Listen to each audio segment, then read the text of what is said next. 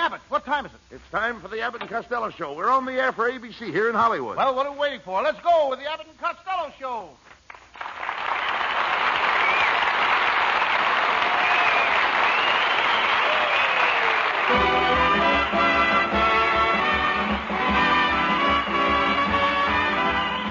Yes, it's the Abbott and Costello Show, produced and transcribed in Hollywood for your listening and laughing pleasure. Chuckles with a carload and music by Matty Malnick. So hold on to your chairs, folks, for here they are, Bud Abbott and Lou Costello.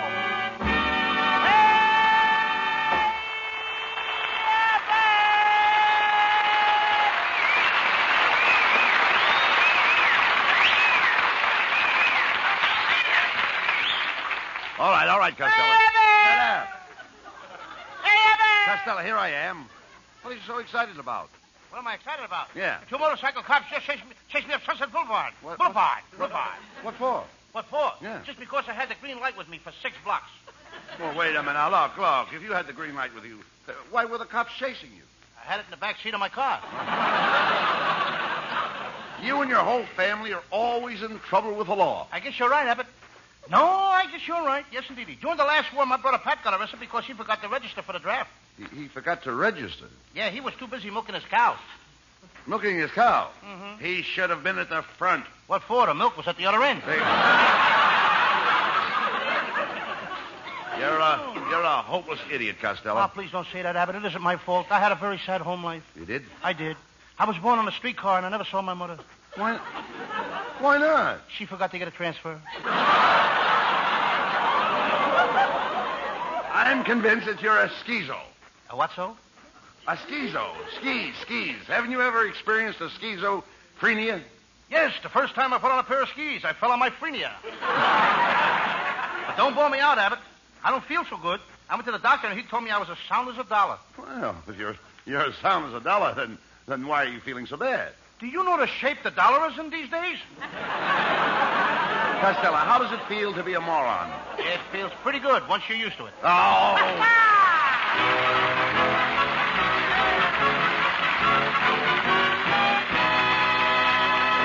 Well, there's a sample of the high-grade nonsense you'll be hearing for the next half hour.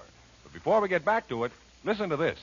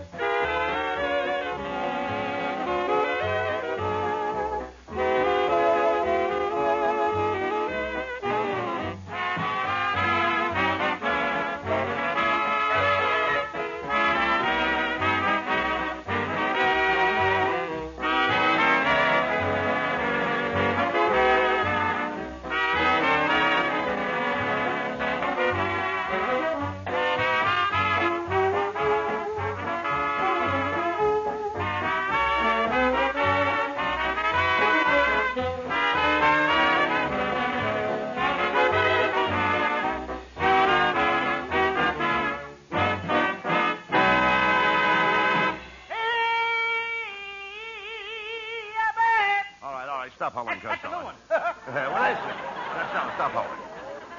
Where'd you get that black eye? Oh, I met Marilyn Williams at the country club, and she asked me if I'd like to play around with her. Yes? How did I know she was talking about golf? You look terrible, Costello. I do? Yes. Well, I had a bad day, Abbott. When I left Maryland, I ran into a tough guy with a gun. He said, "Give me your money or I'll blow your brains out." What did you do? I told him to blow my brains out. Why? In this town, you can get along without brains, but you gotta have money.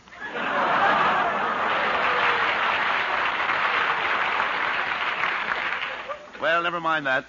There was a phone call for you. Some girl from the Burbank Theater. Must be Reenie the Pooh. Reenie the Pooh, the bubble dancer. What a girl. She makes $1,000 a week. Oh, that's ridiculous. How can a bubble dancer make $1,000 a week? Big girl. Small bubble.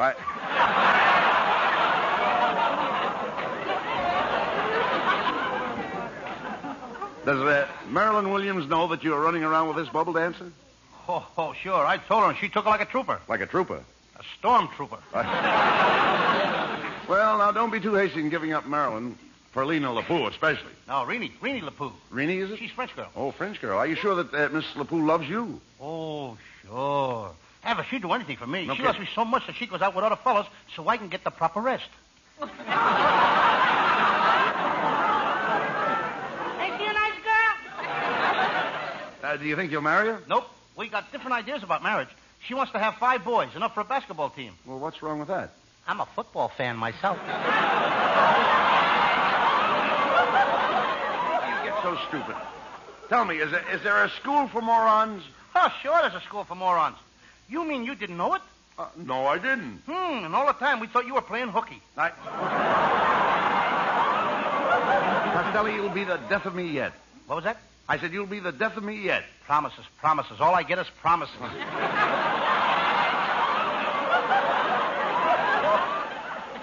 Hey, you guys. You see a crazy man around here? What does he look like? He's a skinny guy, 3 feet 2 inches tall and weighs 520 pounds. Just a minute. How can he be skinny and weigh 520 pounds? I told you he was crazy.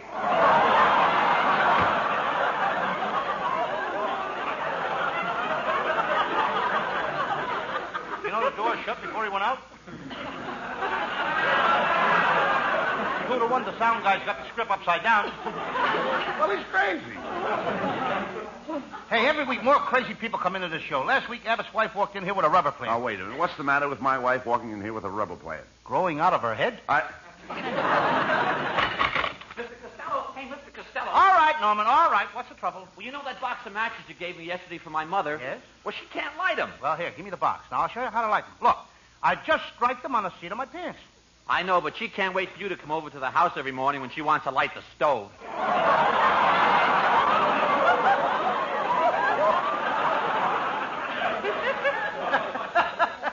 Norman? I got something for you, and I want you to keep it under your hat. What is it? A new head. Costello, look, why don't you stop picking on Norman? Oh, why don't he get out of here and get himself a job? Norman, when I was your age, I was working in a store for $3 a week, and in 5 years, I owned the place. Yeah, but you can't do that nowadays, Uncle Louie. And why not? Now they've got cash registers. That was Abbott's nephew, folks. And at the end of the season, we're going to send him to the Harvard Medical School in a bottle. Oh, now look, Costello. Norman is a brilliant student of history. Right now, he's studying about the Egyptian pyramids. What's that? Well, they're great big things made out of concrete that took thousands of men to build them. Hundreds of years to finish them, and by the time they were finished, they cost millions and millions of dollars. In Egypt, they call them pyramids. We got the same thing right here in California.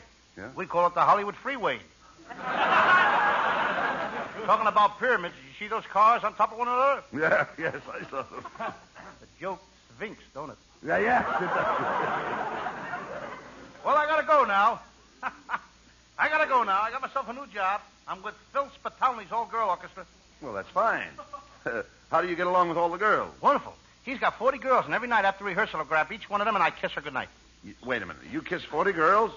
Aren't you overdoing it, Lou? Yeah, but if you saw these girls, you'd be overdoing it, too.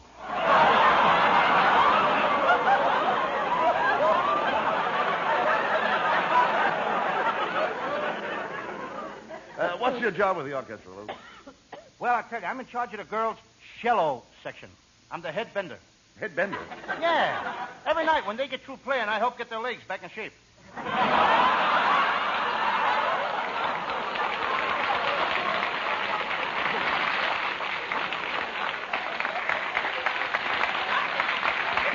Well, isn't that dangerous work, Lou? Well, I'm used to dangerous work, Abbott. In the summertime, I'm a high wire walker in the circus. Do you use a net? No, my hair is just naturally curly.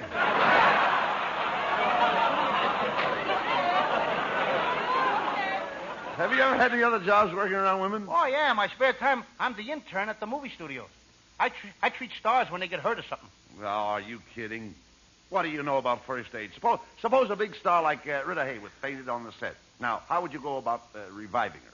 Well, I put my arms around her, and I hold her close, and then I smother her with kisses. Well, what good would that do her? I don't know about her, but it sure would do wonders for me.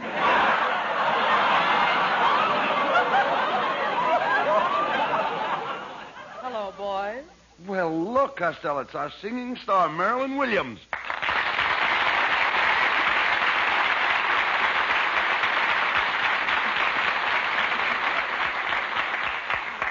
Marilyn, I want you to know that we're very happy that you came over here from England to sing for our show. I think you're wonderful, Marilyn. Why, thank you, Mr. Abbott. In England, I was considered just another canary. A what? A canary. How do you like that? Over here, we got nothing but those little yellow ones. My, what is that I smell? It's a new perfume I'm wearing. It's called Roy Rogers No. 5.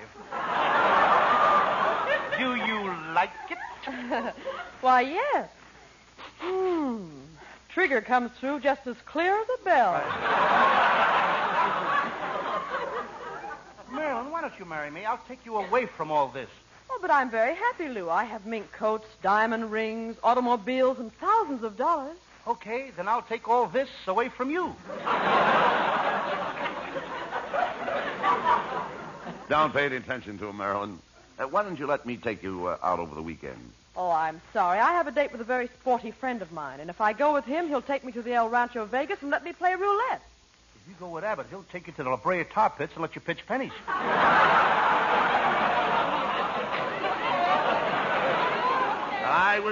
I wouldn't blame Marilyn if she left this program and went back to England.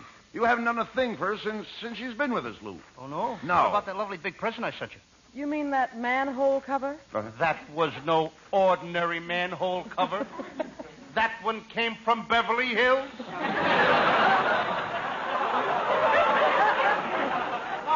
Marilyn, why don't you forget about Costello? I'm the man for you. You and I would get along together like ham and eggs. That's Abbott, folks. Always putting himself first. Well, Bud, I like both you and Lou, but I wish you'd both stop fighting over me. Marilyn's right, Costello. You fight over her like a dog fighting over a bone. Brother, when there's that much meat on a bone, I'll fight over it every time. Take it easy. Oh, let's forget about me, boys. How are you making out on your new picture? Wait till you see me in that picture, Marilyn. I play the part of a reckless gambler. I'm a big plunger. You're a what? A big plunger. Oh, that's fine. If our sink ever gets stopped up, I'll give you a call.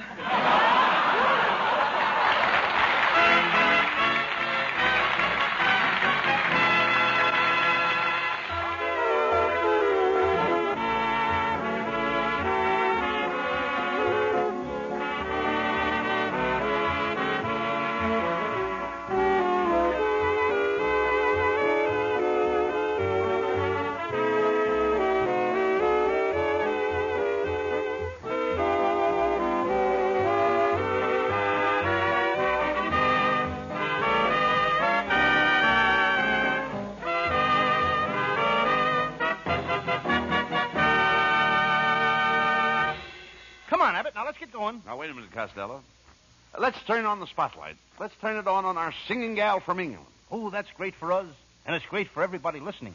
Here she is, folks, Marilyn Williams with Matty Malnick's music. From the new Broadway musical, Where's Charlie? Here's a song I like. My darling, I've wanted to call you my darling for many and many a day. My darling, I fluttered and fled like a starling. My courage just melted away. Now all at once you kiss me, and there's not a thing I'm sane enough to say, except my darling, get used to that name, my darling, it's here to stay. My darling, I've wanted to call you my darling for many and many a day.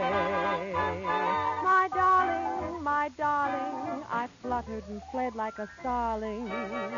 My courage just melted away. Now all at once you kiss me, and there's not a thing I'm sane enough to say, except my darling, get used to that name, my darling.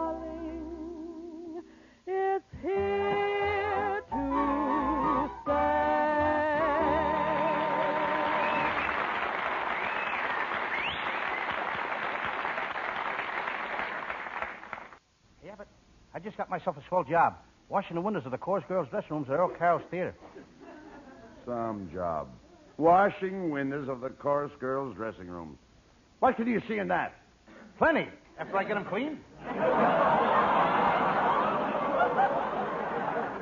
My Uncle Mike got me the job. He's a pretty big man in this town. Your Uncle Mike is a nobody. Is that so? Well, last night, my Uncle Mike was invited to a big Hollywood sneak preview. But your Uncle Mike is not in pictures. Why was he invited to a big sneak preview? He's one of the biggest sneaks in town. And he's also just like you, always broke. He is not. My Uncle Mike has a great reputation. He can walk into any bank in Hollywood. All he has to say is 4 words, and they give him all the money he wants. What are the 4 words? This is a stick-up.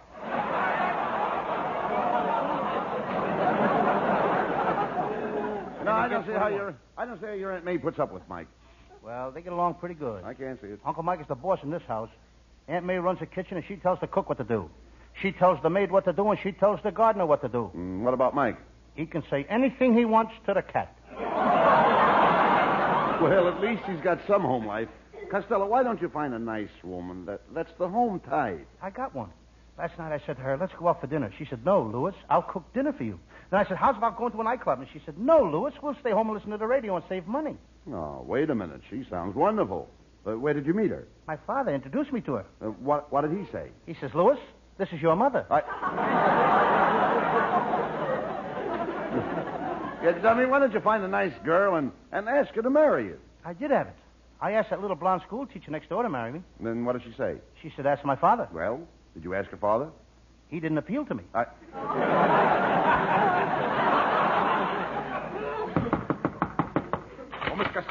Mr. Costello, I got a note for you here. This time he beat the door in.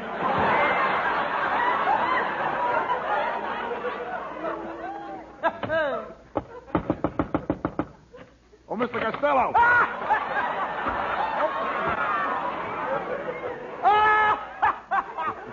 Let him walk through the door.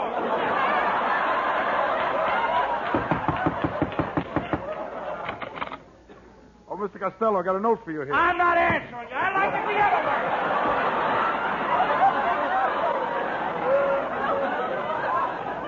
Wait, you say you've got a note for Costello? Well, I take it, Lou. Who's it from, Lou? It's a fair note from one of my listeners. It says, Dear Mr. Costello, your portrayal of Sam Shovel, private detective on the radio, is my favorite program. It's so funny that last week while listening to you, I simply died laughing. I'm coming to the studio tonight. I hope he gets in this time. He made it! Mr. Costello, there's someone here to see you. Who is it? A corpse with a smile on his face.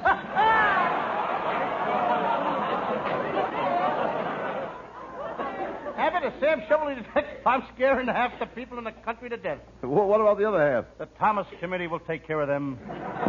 Well, never mind that. What is your Sam Shovel story for tonight? It's one of my most famous cases. I call it the case of the boy named Tony, whose mother kept him locked in a closet, or Tony's Home Permanent.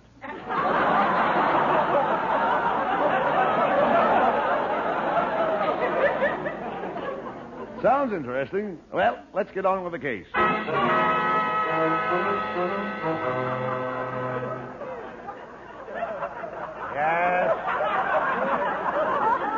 Yes, I'm Sam Shovel, private detective. I'm sitting in my little office with my legs crossed. The hard way. Behind my back. I'm sitting here typing a report on a famous criminal.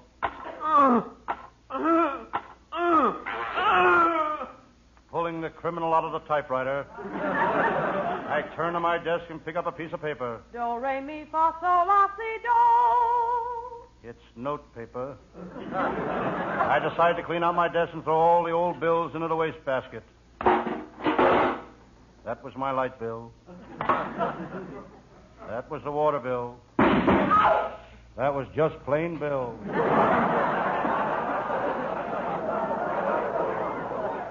I glanced down at the desk. There lies a folder of one of my early cases. The case of the murderess with the long golden hair. I made a lot of money out of that case. She was a beauty. I was dying to meet her. I spoke to her in Kansas City, but she gave me the brush. I tried to talk to her in Cleveland, but she gave me the brush. In Washington, she gave me the brush. In Buffalo, she gave me the brush. I never got acquainted with her, but I made a fortune selling her brushes. It's about time for my pal, Lieutenant Abbott of the Homicide Squad, to show up. Every day he drops into my office to chew the fat. I wish Abbott would stop chewing the fat. My arm is full of teeth marks. The door closed. Hello, Sam. Sam Shovel. That's Lieutenant Abbott. He's a brilliant man. He hasn't spoken for 3 pages. Now he comes on with a line bristling with humor saying, "Hello, Sam Shovel." Sam. And you're in. Why do you stay cooped up here all day? Why don't you hire a typist to do your office work? I had a typist, Lieutenant, but I had to let her go. She could only type with 1 finger. Why? She had only 1 finger. She came from a very poor family. She had 9 thumbs. A typist with 9 thumbs? Every time she hit that space bar, the typewriter jumped off the desk.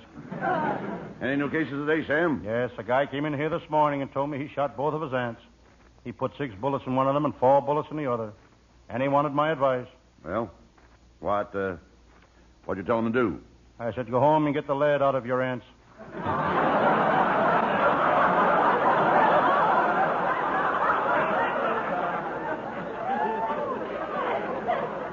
Sam, I've got a case for you. The chief wants you to shadow Striptease Susie, the burlesque queen, and see if you can get something on her. What? Clothes. Do you know Striptease Annie? Or Susie? Or wait a minute, Susie. Do you know Striptease Susie, Sam? Doesn't matter who it is. I'll get it. I saw her on the stage once. She came out to do her fan dance. A mouse ran out in front of her, and Susie dropped her fans. What happened? The mouse fainted.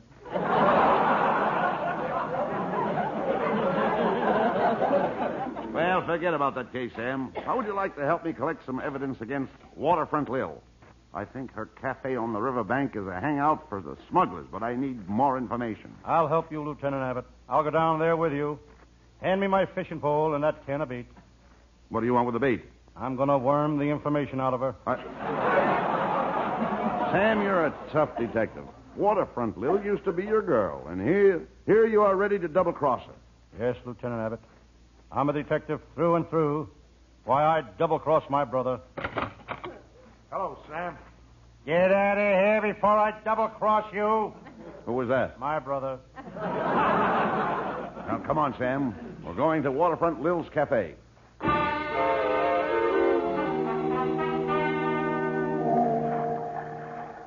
There we were in the toughest part of town. The hangout for tramps, cutthroats, and vagrants. Suddenly, the exciting odor of taboo perfume fills the waterfront air. I wonder where it's coming from. It's me. I'm covered with taboo perfume. Who are you? Oh, just a fragrant vagrant.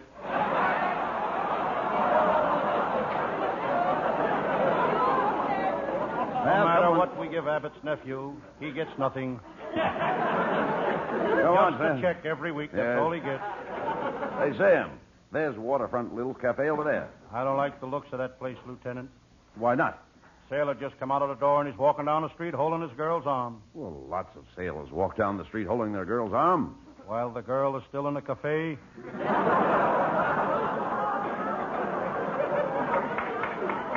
We walked toward the cafe. Lieutenant Abbott was looking left and right. He has shifty eyes. He shifted him in a second. Together we entered the saloon through the doors. They were swinging doors. They were really swinging tonight. The place was full of tough mugs. A guy 8 feet tall walked toward us. He was a longshoreman. He was a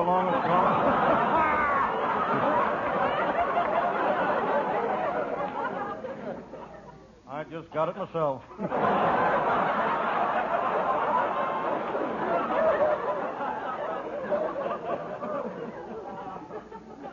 We should read the script once in a while, Abbott. He was the longest shoreman I ever saw.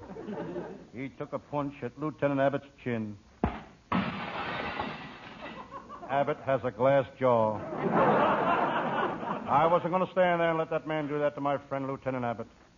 This man was 8 feet tall, so I hit him with a left, I hit him with a right, I hit him with another left, another right. I knocked him down. Then I took his crutches away and broke his pencils.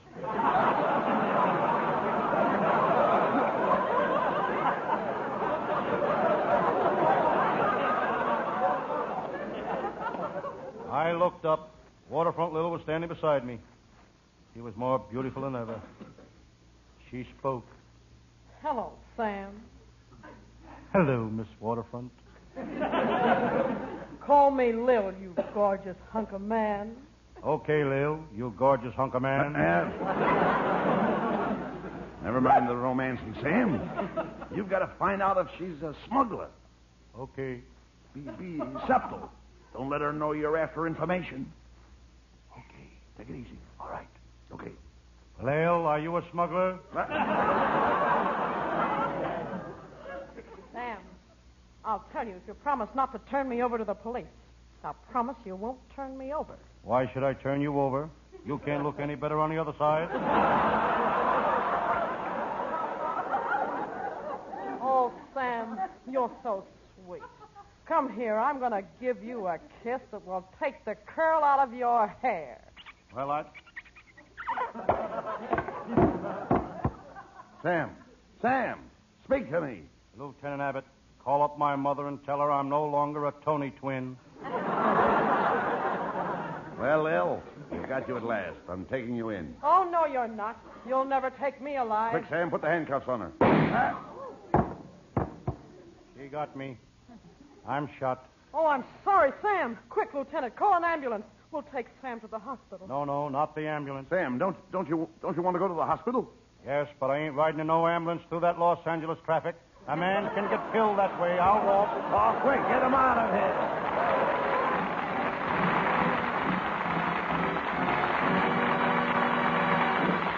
Don't go away, folks. Our mad men aren't through with you yet. Right now, they want you to hear this.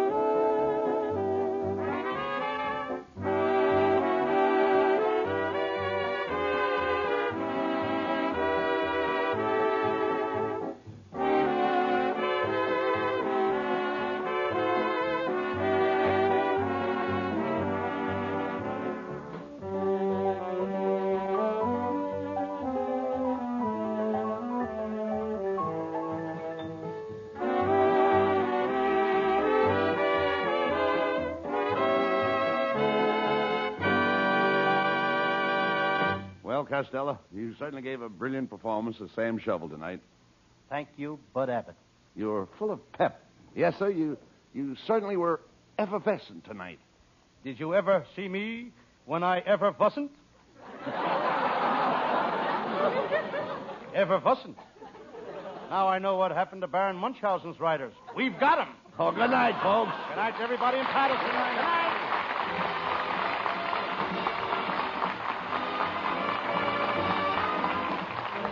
Listen each Thursday night at this time for another great Abbott and Costello show, produced and transcribed in Hollywood by Charles Vanda, and featuring Marilyn Williams and Matty Malnick and his orchestra.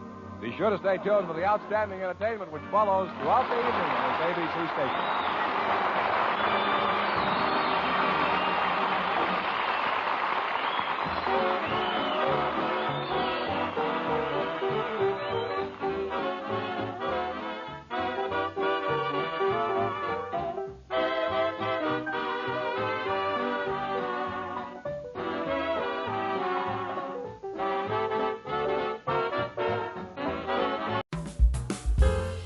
Thank you for tuning into Golden Age Radio. Don't turn that dial. We have more excellent entertainment coming up next. Your feedback is important to us. Let us know what you think. We aim to provide the best possible entertainment for you. If you need access training or support, send an email to db@g3pl.net or call 615-420-2040. That's 615-420-2040. 2040. Hey, Abbott, what time is it? It's time for the Abbott and Costello Show. We're on the air for ABC here in Hollywood. Well, what are we waiting for? Let's go with the Abbott and Costello Show.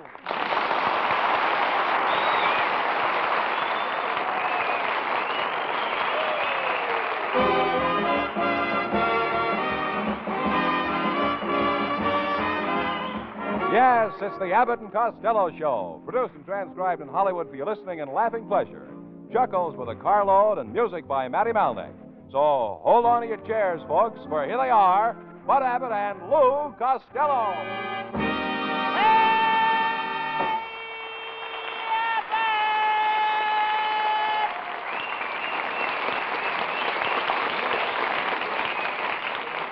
Well, it's about time you got here. Where were you? Well, I was over at my Uncle Mike's house, Abbott, and is he busy? He's got to eat biscuits for breakfast, lunch, and dinner. What's the idea? The biscuit company is running a slogan contest, and Aunt May has to send in 1,000 box tops. What does Uncle Mike think of the idea? He told Aunt May to mail in the biscuits. He'd rather eat the box tops. How did Aunt May ever meet Uncle Mike anyhow, Lou? The first time they met, it was at the country club, and they spent the first date in the country. And the next time they met was at a swimming club, and then they went swimming. And after that, they got married, and they went to another club that influenced their lives. What club was that? The store club. Well, they're quite a couple. Oh, yes. Uncle Mike says he has only been 2 times in his life that he didn't understand Aunt May. When was that? Before they were married and after. Oh, you should get married, Costello, and quit running around. Every night you wind up with a different girl. You're right, Abbott, and I'm tired of winding up. I want to start pitching. How are you going to... Go ahead. We give you time. How are you getting along with your new girl, Lou? Oh, how am I getting along with my new girl? She's got me eating out of her hand. She has? Next week, she's going to buy me a dish. But I don't think I want to marry her anyway, Abbott. She wears very expensive clothes. Oh, now, wait a minute. How do you know her clothes are expensive? Every time I go over to her house, there's a guy in the closet guarding them. Oh, get him out of here. Get him out.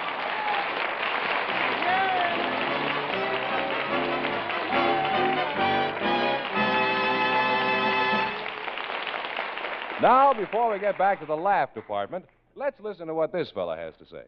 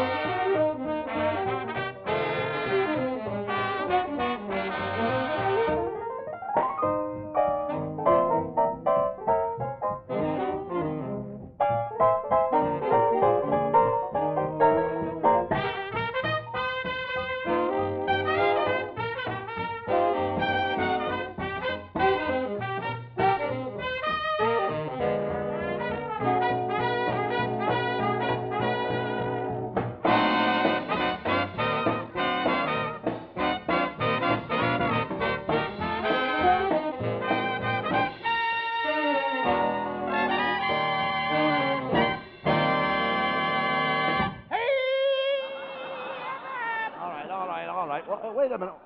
What are you doing with that rubber doll? Huh? What are you doing with that rubber doll? It's a present for my sister's baby, Tony.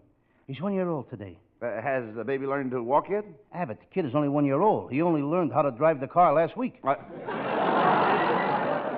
What's the baby's name? It's my sister's 5th baby, and she named it Ming Toy Lotus Blossom. Ming Toy Lotus Blossom? Why did she name the child that? She read in a big book that every 5th child born is a Chinese.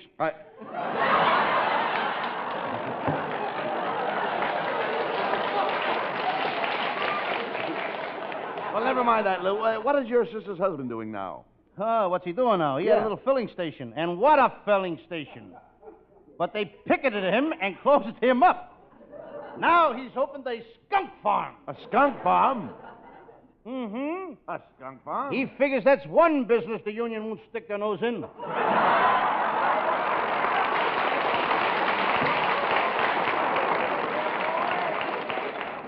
You know, I haven't seen your brother-in-law in a long time. How is he, Lou? You wouldn't know him, Abbott. The sands of time have changed his face. Well, he's only a young guy. How could the sands of time change his face, Costello? My sister belted him in a puss with an hourglass. Where are your sister and husband living now? Now has granulated eyelids. Yeah. Lou, where are your sister and husband living now? I'll let you know in a second here. In the middle of the page. A minute. They're living in Pasadena, and boy, is that a ritzy town. Oh, no. It's not so ritzy. Yeah, but Pasadena's so high class that they stop all the tourists at the city limit and make them rent mink coats before they can drive through town. No, I don't believe it. I know. Stop. I don't believe that. I don't believe that. Huh? I don't believe it. You don't believe it? No, I don't. My brother Pat used to drive a truck for the city of Pasadena. He told me that all the garbage he picked up was gift wrapped. Oh.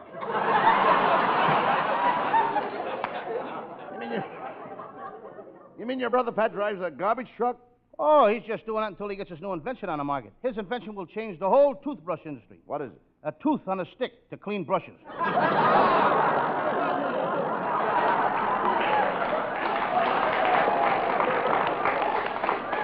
Costello, let's face it. Your brother is nothing but a bum. Abbott, that's why I can't sleep at night. Thinking what a bum my brother Pat is. Well, if you can't sleep, why didn't you count sheep? I did. Once I counted to 10,000 sheep. I was just ready to fall asleep when along came a black sheep, and I got to thinking what a bum my brother Pat is, and I couldn't sleep the rest of the night.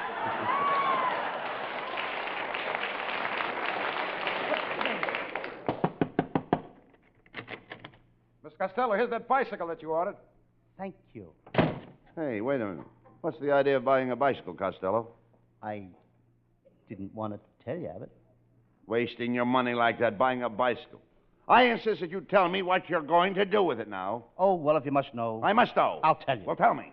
Last night I dreamed I was chasing Rita Hayworth, and I couldn't catch her. Tonight, I'm taking a bicycle to bed with me. And if that don't get her, tomorrow night, a motor goes on it.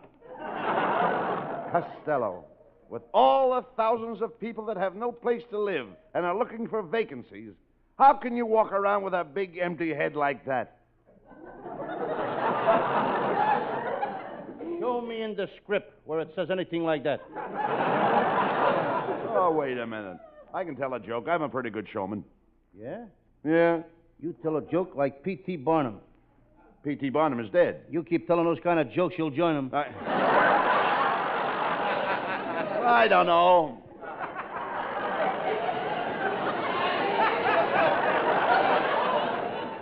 I don't know about that, Lou. My wife always laughs at my jokes. Did you ever notice those little crow's feet around her eyes? Those are from laughing at my jokes. If those are crow's feet around your wife's eyes, the crows that made them must have been wearing baseball shoes. How can you say that? My wife, Betty, has a beautiful face. She's got an automobile face. Well, what's an automobile face? As soon as she gets the jack, she ought to have it lifted.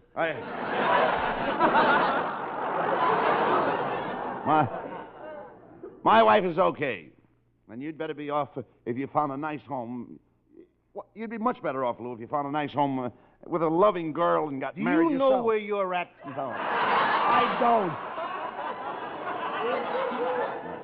But my wife is okay. You'd be better off if you found a nice home, loving girl. I'm lost myself now. I found it. I found mine.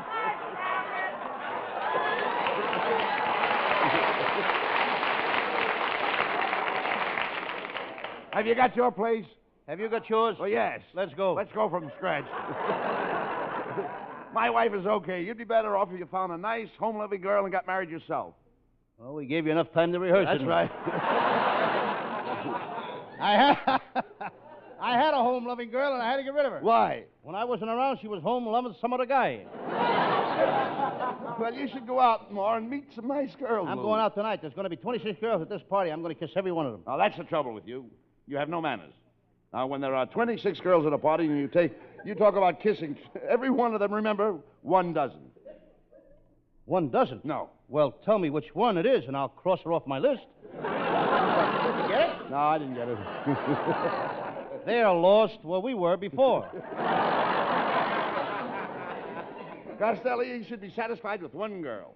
Don't you know one girl that you like better than the rest? Oh, Abbott, I saw one today that I could really go for. Well, why don't you propose to her? Propose to her? Yeah. How dare you say that to me? Well, your father proposed to your mother. Yes, she was my mother, but this girl is a total stranger.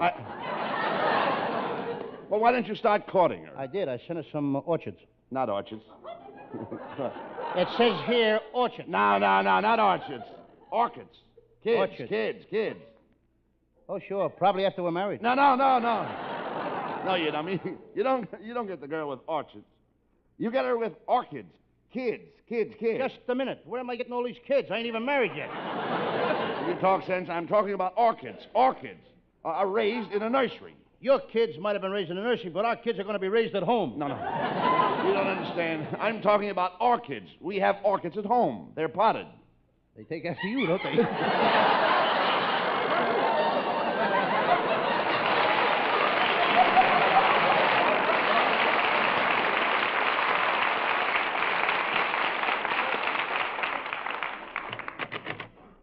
Well, hello, boy. Hey, look, Where did this come from, kid?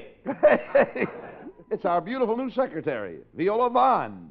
Boy, I'm glad you showed up early, Viola. Tonight I'm going to sing a song just for you. Why, Costello, I didn't know you sang. Oh, I got a high voice. I can hit a high U above T. Hi, you. Fine, thanks. How you? Pay no attention to him, Viola. Pay no attention to him. Why don't you and I have a bite of supper after the show, huh? Well, Just a minute, Viola. I hired you. Don't you think you should go out with me, kid? Please, Mr. Costello, I'll decide who I want to go out with. Well, that suits me. Make your own choice. I won't try to help you in any shape or form. With your shape and form, nothing will help you. Oh, that was awfully clever, Abbott. Oh, yeah. You know, Viola, Abbott is practicing up for television. Well, why would Mr. Abbott want to be on television? It's the only way he can get in every bar in town at once. Well, Abbott, I think we both struck out. Now, you tell one, Viola.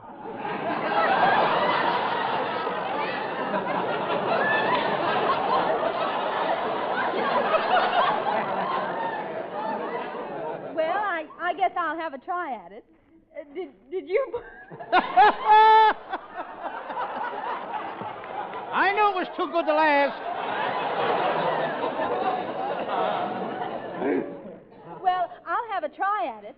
Did you boys know that my uncle is in the hospital? No, Viola. Tell us what happened. My uncle was watching two men hoisting a piano into the fifth-floor window of a hotel. He was standing underneath them yelling, "Heave-ho! Heave-ho!" But wait a minute now. How did he get into the hospital? They thought he said, "Leave go." Let's give this kid $6 silver and a box of Snickers. Quiet, cousin. I think Viola has a terrific sense of humor. Oh, why, thank you, Bud. I have another funny story. I went to the racetrack yesterday and bet on a horse that was 100 to 1. 100 to 1. That's terrific odds. Did the horse win? No. He was leading the field by 10 lengths when suddenly he jumped the rail and ran to the grandstand. What for? When he saw those terrific odds, he ran to the $2 window and put a bet on himself. Ladies and gentlemen, you have just listened to a joke by three unemployed people.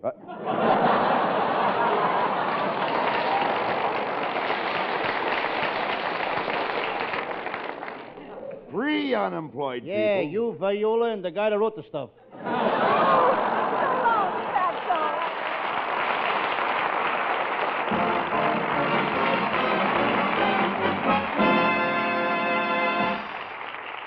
And that's the halfway mark in tonight's laugh race. Time for an intermission to concentrate on this.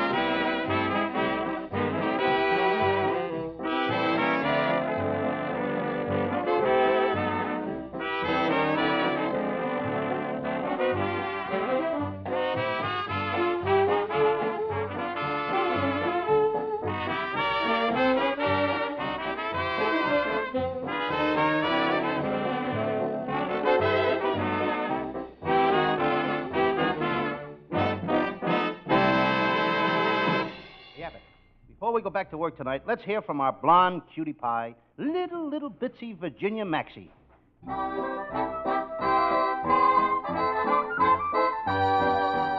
East is east and west is west, and the wrong one I have chose. Let's go where I'll keep on wearing those frills and flowers and buttons and bows, rings and things and buttons and bows. Don't bury me in this prairie, take me where the cement grows.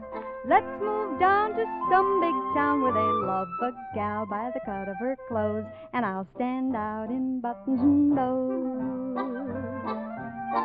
I love you in buckskin, or skirts that I've homespun, but I love you longer, stronger, where your friends don't tote a gun. My bones denounce the buckboard bounce, and the cactus hurts my toes.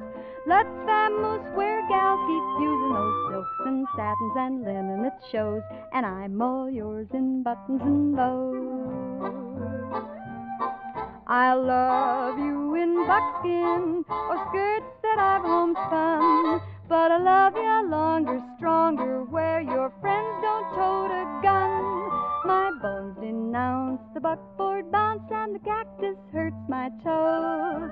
Let's vamoose where gals keep using those silks and satins and linen that shows, and I'm all yours in buttons and bows. Give me Eastern trimming where women are women in high silk hose and peekaboo clothes, French perfume that rocks the room, and I'm all yours in buttons and bows.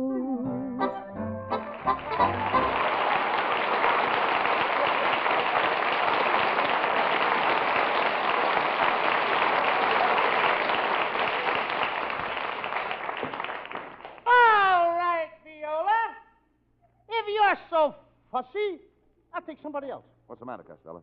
Well, I want to take Viola Vaughn to the football game Saturday. So I got seats on the 50-yard line. But she says that ain't good enough for her. Well, she won't sit on the 50-yard line. No, she wants to sit in the stands. Lou, I didn't know you were interested in football. Abbott, football is my... Oh, that's my meat. I've known you a long time, Costello, and you never went to any football games. Since when has football become your meat? Since the last time I went to the butcher shop and saw the price of steak.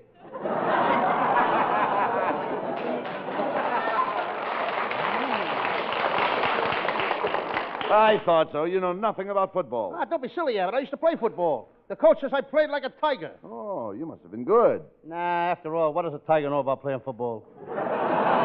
What position did you play on the team? Left tickle. Huh? Left tickle. You mean... Left tickle. All right, you mean left tackle. I mean left tickle. I used to tickle a guy who was carrying a ball and make him drop it. Did you ever play any important teams? Once our team played Notre Dame. What a rough team. I wound up with a busted nose, 2 cracked ribs, and a twisted ankle. Oh, that's not so tough. It could happen to any player. While sitting on the bench?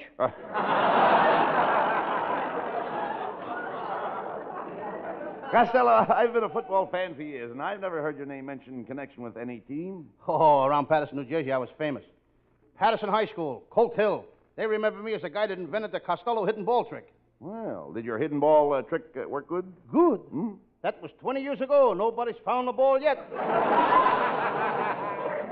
Well, you don't look like no football player to me. Football players have to be rugged and powerful and strong. Abbott, when I played football at Colt Hill in Patterson, New Jersey, I was powerful. All those kids were rugged. Very rugged. I can't say rugged. You just said it. You just said it. We didn't have no showers. By the end of the season, everybody said we were the strongest team in New Jersey. With the wind at our backs, nobody could beat us.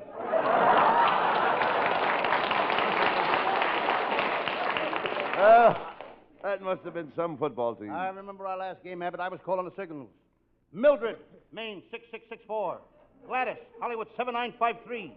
Betty, Walnut 3841. Wait a minute. Well, yeah, but what was the idea of using girls' phone numbers as signals? Strategy. While the other team was writing them down, we scored 46 points.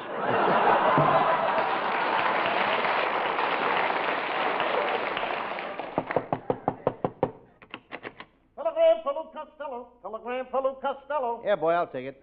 Hey, Abbott. What? It's one of my Sam Shovel detective fans. Boy, am I getting popular, Sam Shovel the detective. Well, read it. All right. It says, Dear Lou Costello, I never miss your program. I really enjoy your portrayal of Sam Shovel, private detective. Your acting was so thrilling, my hair stood on end. I'm coming over to see you tonight. Mr. Costello, there's someone here to see you. Show the man in. It's no man, just a few hairs standing on end. Well, Costello, Sam Shovel, you're really killing the people. What case have you chosen for your Sam Shovel story tonight? Well, it's a case I worked on in the Sahara Desert. I call it The Two Dirty Bedouins, or It's Time to Change the Sheiks. Well, that's an old case, Costello. Haven't you got one more up to date? Well, my latest case. I call it the case of the telephone operator who died dancing, or sorry, wrong rumba. All right, let's go on with the case.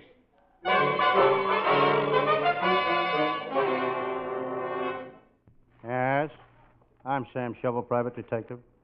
It's been a slow day with the detective business. I'm sitting here in my little office listening to my favorite radio program. Calling Dr. Brand, surgery. Calling Dr. Brand, surgery. Calling Joyce Jordan, girl intern. They never can find those two. There's more going on in that hospital than just operations.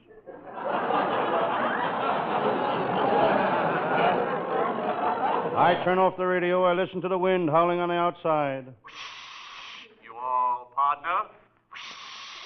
You all partner? It's a southwestern wind. I decide to check up on some of my latest cases. Here's the one of the baby that was gypped. When I found him, he was wearing half a diaper. Somebody had shortchanged him.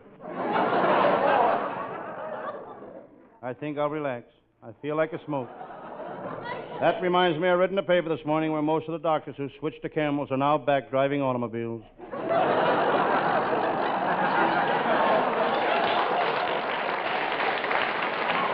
I gaze out the window in the office across the street. I see Mamie, the stenographer. What a girl. I took her to dinner last night. She eats like a bird. She always orders worms. It's about time for my pal, Lieutenant Abbott of the Homicide Squad, to show up. Last week, when the Red Cross asked for blood donors, Lieutenant Abbott was the first to volunteer. He gave his blood the hard way. The hard way. He cut his throat. Every time I think of Lieutenant Abbott, I think of his bow-legged wife. Brother, is she bow-legged? When Mrs. Abbott sits around the house, she really sits around the house.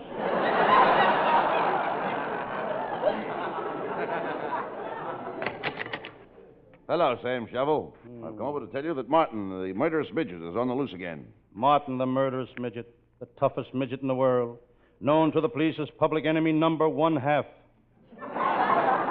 Yes, Sam. And if I catch up with Martin the midget, it's goodbye to his racket. Lieutenant Abbott ain't kidding. He's a great racket buster. He's busted 15 rackets already this year, and if he don't stop busting them at the Beverly Hills Tennis Club, they won't let him play there anymore. Sam, I got troubles of my own.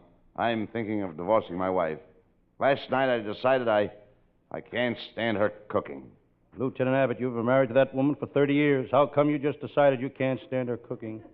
Until last night. We always ate out. However, let's forget my problems. I will. Let's forget it and parley and forget your jokes, too. Sam, how's the detective business going? Any new cases? Yes, I'm on the trail of a woman criminal. Show off Susie. If I catch her, she'll go to the chair. I can't stand that dame. She's always showing off. Last week she started bragging again. She wanted to show everybody that her husband has brains. You can't arrest a woman for showing that her husband had brains. By shooting the top of his head off? Forget about show off Susie, Sam. You're in for some real trouble. Dora the Dip escaped from prison this morning. Dora the Dip, the most beautiful woman criminal I ever met. What a temper she had. The first time I saw her, she was beating her second husband over the head. She kept beating her second husband over the head. What was she beating him with? Her first husband. Dora the Dip, she was mad about me. It was on account that she threw her second husband over. All I had to say was, Dora, I want to see you tonight. No matter what man she was with, she'd throw him over. On account of that, they put her in jail. Oh, wait a minute. You can't put a woman in jail for throwing men over? Over the Pasadena Bridge? Sam, I heard that Dora was arrested while working as a clerk in a department store. she was jailed for taking money out of the cash register. That's a lie, Lieutenant. She never took any money out of the cash register. I'm glad to hear that. She never Sam. put any money in the cash register. Aha! There you are, Sam Shovel. That was Dora the Dip, and she looked more beautiful than ever. Sam, Yes? I'm gonna kill you. I don't doubt it. She's only bluffing, Sam. You sent me to prison. You took me away from my family. Yeah. My 5 children by my first husband. Yeah. My 7 children by my second husband. She's still bluffing you, Sam. She may be bluffing, but it sounds to me like she's got a full house. Sam, on account of you, I spent 10 years in prison. 10 years locked up with 1,000 women. Do you know what it means to be alone for 10 years with 1,000 women? No, but I'd give anything to find out.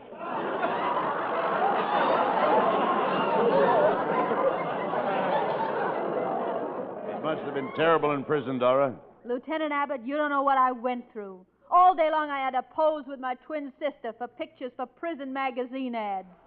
What did the ad say? Which twin has the crime wave? But now I'm free, Sam Shovel, and I'm going to make you suffer as I've suffered.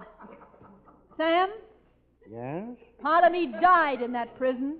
Don't worry, Dora. With what you got left, you can do plenty of living. Dora, you haven't changed a bit. I thought prison would straighten you out.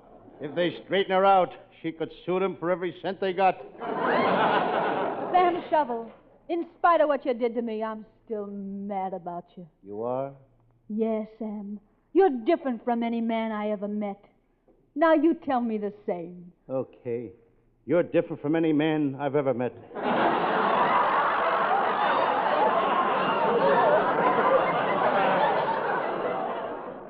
Sam, you sent me to prison and made a monkey out of me. Now I'm going to get even. I'm going to give you a kiss that'll make a monkey out of you. Come here.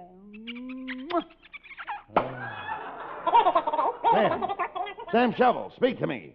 Where are you, Sam? Up on a chandelier. Don't stand there. Toss me a banana and a bag of peanuts.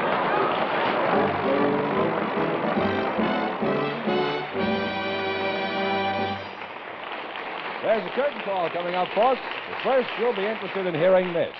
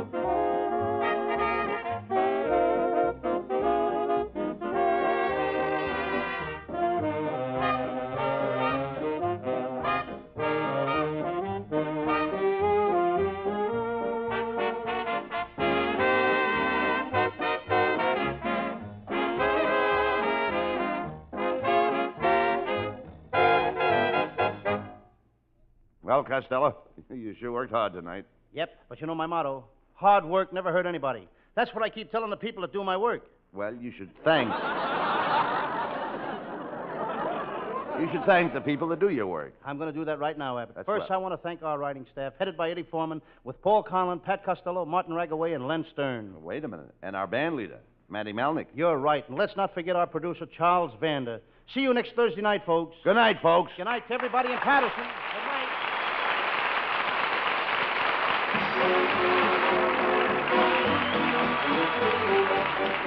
Listen each Thursday night at this time for another great Abbott and Costello show, produced and transcribed in Hollywood.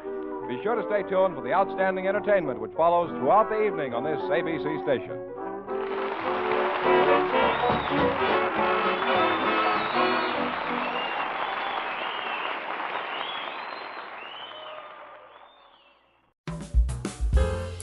Thank you for tuning into Golden Age Radio. Don't turn that dial. We have more excellent entertainment coming up next. Your feedback is important to us. Let us know what you think. We aim to provide the best possible entertainment for you. If you need access training or support, send an email to db@g3pl.net or call 615-420-2040. That's 615-420-2040. Hey, Abbott, what time is it? It's time for the Abbott and Costello Show. We're on the air for ABC here in Hollywood. Well, what are we waiting for? Let's go with the Abbott and Costello Show.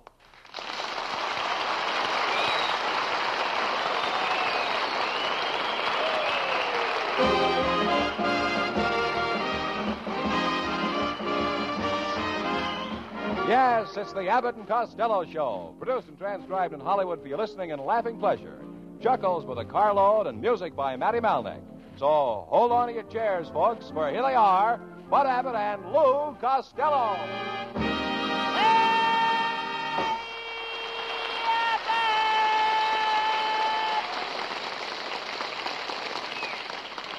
All right, Costello, here I am. What are you so excited about? Oh, I just finished playing my first game of football with the California girls team. You play football with girls? Yeah. On a girls' team? I'll bet that's exciting. Oh, well, the playing ain't so exciting, but oh, those huddles. I never heard of girls playing football.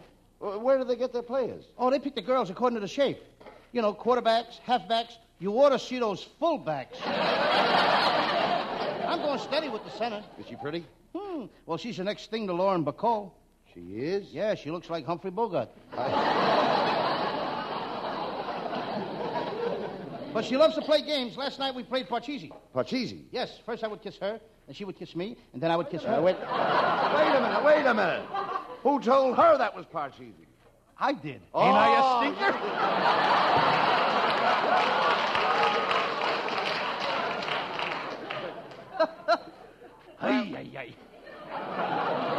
Well, instead of sitting home and playing silly games, why don't you take her to the movies? Oh, I tried to. You I did? bought 14 tickets, but we couldn't get in. Why not? Every time I bought a ticket from the cashier, some guy in a uniform at the door would tear him up.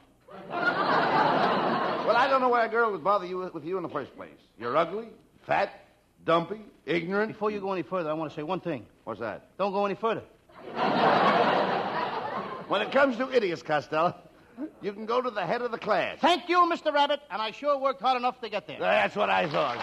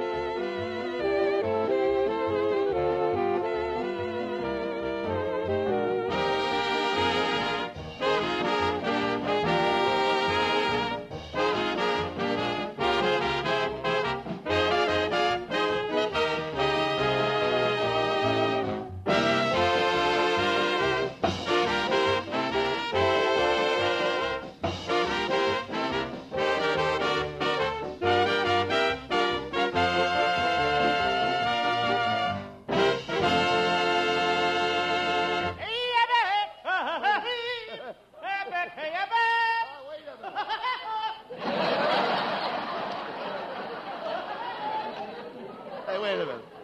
Where have you been all week? Lou. I don't know what I'm doing tonight. I know. But where have you been all week? Monday, my girlfriend gave me a fancy pink silk union suit, all trimmed with lace. I wore it Tuesday and got hit by a car. They took me to the hospital. I'll never wear that union suit again. Why not? It took me 3 days and took myself out of the maternity ward.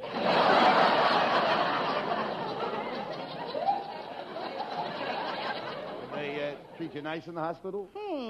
Nice. They sure did. Every day for dessert, I had a California sundae. It's 2 scoops of tutti frutti ice cream with pineapple, strawberry, apricots, prunes, pecans, choose nuts, whipped cream, and 6 maraschino cherries. And they serve it all in the hospitals now. Well, wait a minute. Why would any hospital want to serve concoctions like that? Can you think of a better place to get sick? Well, anyway, you had a good rest, Lou. Oh, no, I didn't. I didn't sleep a wink in that hospital.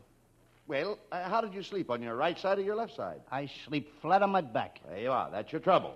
People who sleep on their back all the time get their back out of shape and all crooked. You must sleep on your face.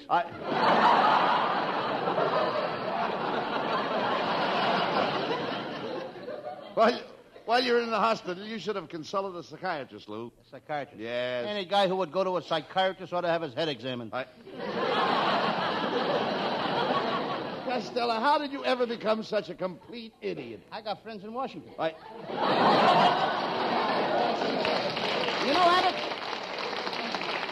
You know, Abbott, they loved me in that hospital. One of the doctors introduced me to a beautiful nurse, and she invited me to a party. Well, now, that's very nice of her. I thought so. And now that you're out of the hospital, you should reciprocate. Definitely, because Certainly. after all... Huh? Could I have that again? Sure. I said reciprocate. Don't you always reciprocate after you've been invited to a party? That all depends on what they serve. No, Costello. Reciprocate means to return a favor. For instance, if a friend of mine got me a date with a beautiful blonde, I reciprocate. If he gets me a date with a gorgeous redhead, I reciprocate. Now, when somebody gets you a date with a beautiful girl, what do? I do the same thing you do, only I don't lie about it.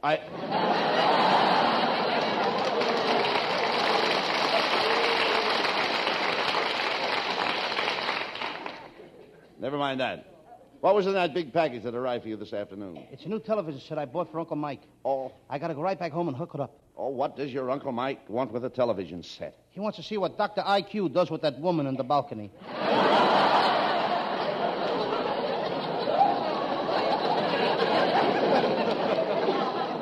Your Uncle Mike. All he does is listen to the radio. And now with a television set, he'll never get out of the house. Oh, Uncle Mike does all right. He enters all the radio contests. Last week he was in a contest for a beer company. He had to send in 25 beer bottle caps and a slogan. Well, did he write a good slogan? After 25 bottles of beer, he couldn't even see the paper. Well, anyway, radio is a wonderful thing, Costello. Just think, it fills the air with voices and personalities of all the gorgeous Hollywood stars. What are you doing? Filling my lungs with Rita Hayworth.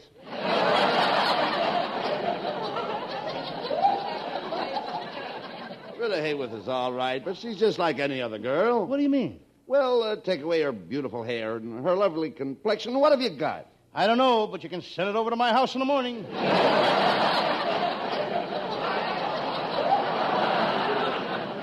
You certainly love the California girls, don't you? Yeah. When I was back home in Patterson, New Jersey, I said to my mother, I said, Mom, take me out west where men are men and the women are... Women are what? That's all. Take me out west where women are. What makes you think the women in Hollywood go for you? Well, I'm a pretty regular guy and a pretty popular guy, Abbott. The day we moved to Los Angeles, I won a citywide contest. A citywide contest? What for? For being the whitest guy in the city. And they gave me a beautiful chicken as a prize, a Rhode Island purple. She lays 30 eggs a day. Now, wait a minute. Now, let's straighten this out. You mean a Rhode Island red? Abbott, when a chicken lays 30 eggs a day, she's purple.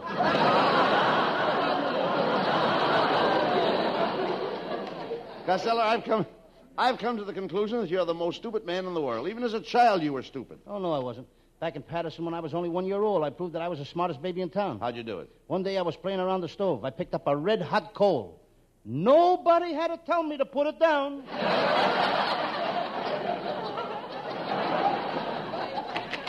Hey, Uncle Louie, pitch a couple to me, will you? That's Abbott's nephew, folks. Norman, what are you doing dressed up in a baseball uniform? The baseball season is over. Oh, let him alone, Costello. Norman likes baseball. Yeah, I'm nuts about baseball. I play baseball all the time. I live baseball. I eat baseball. And when I go to sleep at night, I even dream of baseball. Don't you ever dream about girls? What, and this my turn at bat?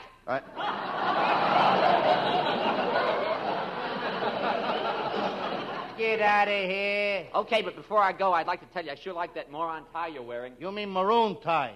A moron is an idiot. Yeah, and only an idiot would wear that tie. Now get out! I don't like that guy, Abbott. Why? All day long dreams about baseball. He ain't got no romance in his soul. Oh, so what? You don't know anything about romance either. You should have been with me last night in a cozy living room, sitting on a love seat, all the lights out, and it was pitch dark. Wait a minute. Did you have a girl with you? What for? I'm not afraid of the dark. Well, hello, boy. Hey, look, Costello. It's our lovely new secretary, Viola Vaughn.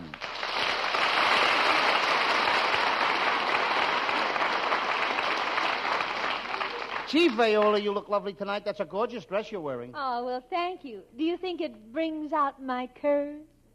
Does it? Yes. It curves here and it curves there, and some of it don't even stay on the road. No, talk sense, Costello. Viola, how do you like California compared to New York? Well, it's wonderful, but the time confuses me. You know, California is the only state that still has daylight saving time. You know, that daylight saving time is kind of silly to me, too. You really don't save anything with daylight saving time. You don't? No. It's just like sitting down. What you lose in the front, you gain in the back. Nah, never mind him, Viola. What do you hear from that uncle of yours in London? Oh, I received a postcard from my uncle this morning. He's having a fine time. He spent the weekend boating on the English Channel. Boating? My cousin Vincent swam across the English Channel underwater. Oh, underwater? Why, that's preposterous. Any man who did that would drown. The funeral is Wednesday.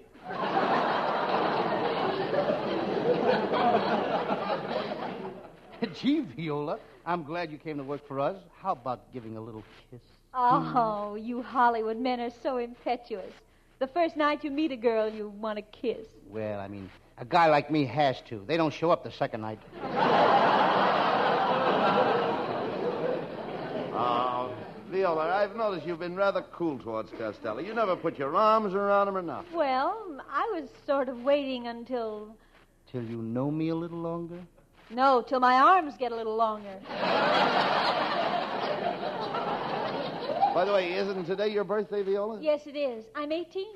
Think of it. You're sweet 18, and I'm sweet 24. Well, what about me? Abbott, you're a sour 65. Never mind that. You're a cheapskate, Costello. It's Viola's birthday, and you didn't get her a present. Oh, that's all right, Costello. Even if you don't express your felicitations on my natal day with a tangible token of remembrance, I want you to know that I understand. Good. Now that you understand it, explain it to me. Viola, Costello's very forgetful about birthdays. Last week was my wife's birthday, and he didn't send her a present either. No, I didn't get your wife a present, but don't forget I wrote her a poem. You wrote Abbott's wife a poem? Yes. How does it go? To Miss Betty Abbott. Your clothes are really awfully cheap. And speaking of your sweater, give back the wool to those poor sheep. On them it looks much better.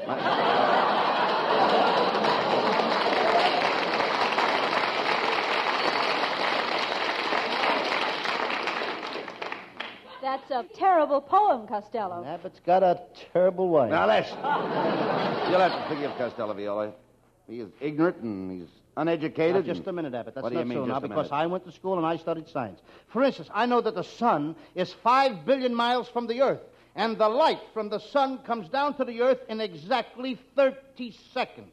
Isn't that wonderful, Costello? What's wonderful about it? It's downhill all the way. Oh, that's all.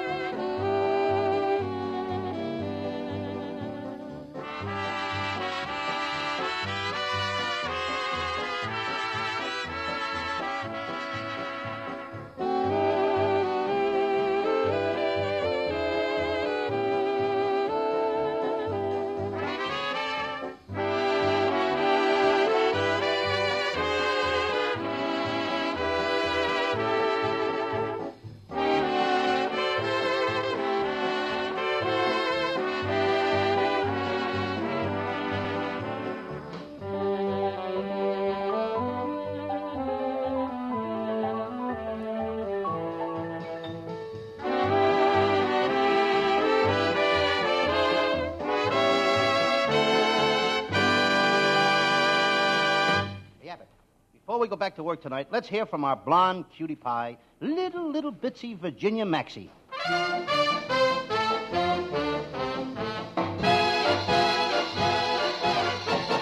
Once Quanta le gusta, le gusta, le gusta, le gusta, le gusta, le gusta, le gusta. Quanta le gusta, le gusta, le gusta, le gusta, le gusta, le gusta. We gotta get going, where we going, what are we gonna do? We're on our way to somewhere, the three of us and you. What do we see there? Who will be there? What'll be the big surprise? There may be caballeros with dark and flashing eyes. We're on our way. We're on our way. Pack up your pack. Pack up your pack. And if we stay, we won't come back. We won't come How back. can we go? We haven't got a dime, but we're going, and we're gonna have a happy time. Now someone said they just came back from somewhere. A friend of mine that I don't even know. He said there's lots of fun if we can get there. If that's the case, that's the place we want to go. We gotta get going, where we going, what are we gonna do? We're on our way to somewhere, the three of us and you.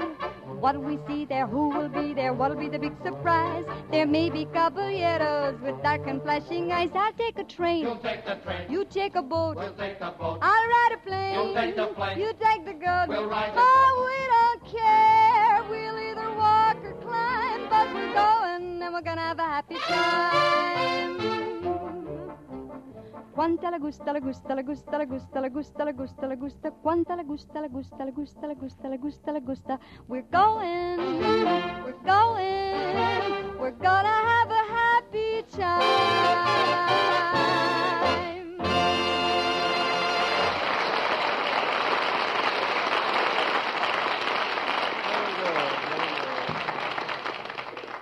All right, Costello, come out here.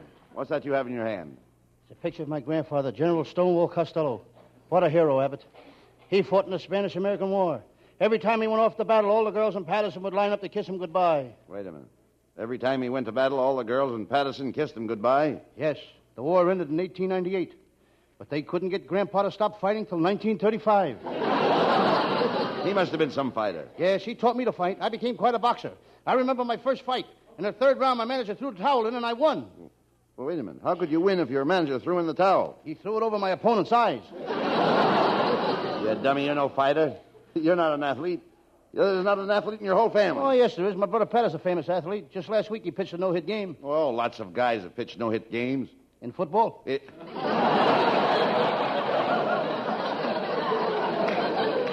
Costello, you and your brother Pat are the dopiest guys in the world. Yes, there ain't nobody a dopier than him and me. Well, no, that's incorrect. You should say there's nobody dopier than he and I. Okay, there's nobody a dopier than him and you. Well, never mind that. How's Pat getting along with his new girl? Oh, well, for a while he had it pretty tough. Every time Pat went over to see her brother would throw him out of the house. Last week, her brother went away to college, and things are different. What do you mean? Now her father throws him out of the house.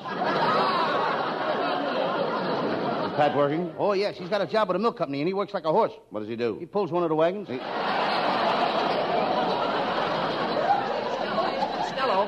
What do you want, Norman? Are you going to do another one of them Sam Shovel misery programs tonight? Look, Norman, look at the script. That's mystery. I listen to the show, brother. It's misery.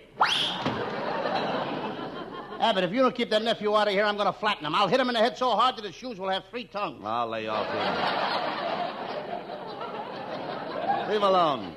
Maybe he doesn't like your Sam Shovel program. Well, everyone else does. Now, here's a letter I got from one of my fans this morning. Listen to this. Dear Lou Costello, I listened to your Sam Shovel detective program last week. You were so funny, I laughed my head off. I'm coming to the studio to see you tonight. Miss Costello, there's a man out here to see you. What does he look like? How can I tell? His head is off.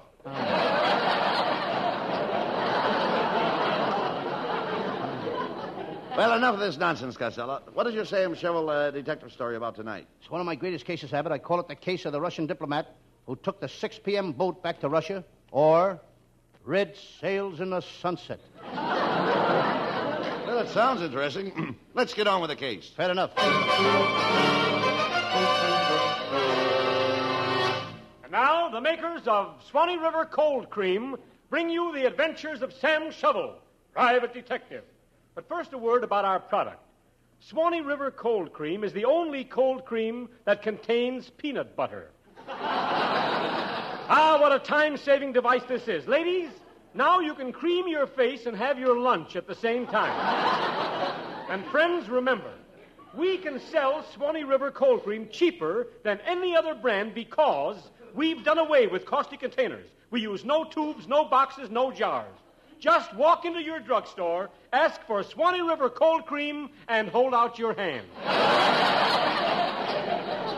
And now for the further adventures of Sam Shovel, Private Detective.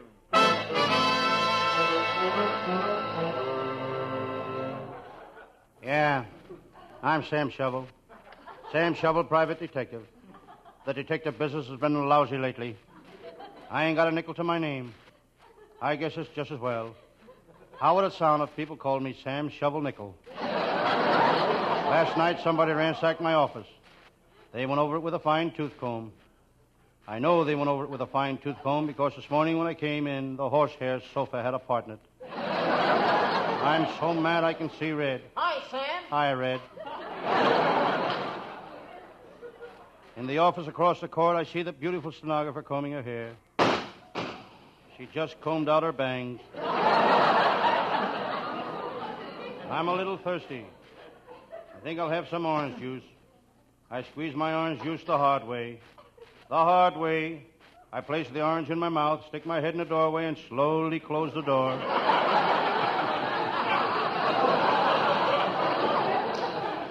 On my way to the office, I found a woman's handbag. I wonder what's in it. I decide to empty the contents on my desk.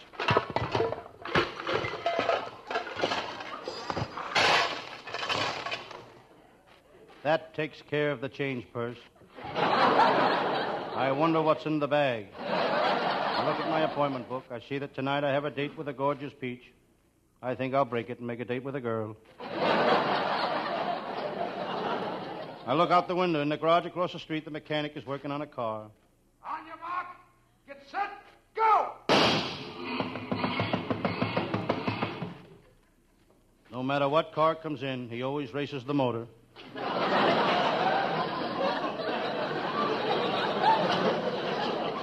Coming up the street, I see my pal, Lieutenant Abbott of the Homicide Squad.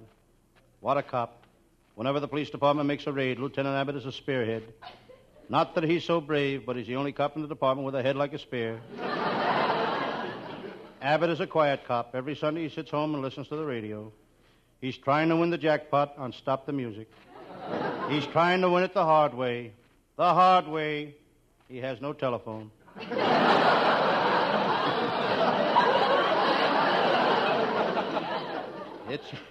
It's a chilly day, and I've got a fire going in the kitchenette of my little office. There's a kettle boiling on the stove. Hello, Sam Shovel. What's that smell coming from your kitchenette? It's my washing. I thought it smelled too good to be your cooking. I'm mighty tired, Sam. So are your jokes. I'm really tired. I just been out on a wild goose chase. What were you chasing? A wild goose. Lieutenant Abbott used to be a comedian. Tried to make a living. He tried to make a living with his monkey shines. He had to give it up. There's no money in shining monkeys. Lieutenant Abbott, I've got bad news for you. Your cook was picked up this morning for passing a bad check. Whose check was it? Yours. That's not funny, Sam Shovel. You weren't a friend of mine, I'd punch you in the nose. I knew Lieutenant Abbott was only bluffing. He couldn't punch his way out of a paper bag. But that don't worry him. After all, how often do you get stuck in a paper bag? Oh, wait a minute. Cut the small-town talk, Sam. Lefty Lumphead is in town, and he's gunning for you. I know that, Lieutenant. I've already notified the police. They've thrown a net over the city. I'll call headquarters and see how they're making out. Hello, Chief. Yes? This is Sam Shovel. Have you got that net out for Lefty Lumphead? Yes. How's the net working? Did you catch Lefty yet? No, the net's working fine. Already we've caught 3 butterflies. Sam, this is really serious. Lefty Lumphead is a killer. He's out to get you. He may be on his way here now, and I know you're afraid of him. Me? Afraid of Lefty Lumphead? Pish, tush. I'd like to see the day I'd be afraid of him. Hello, Sam. This is the day.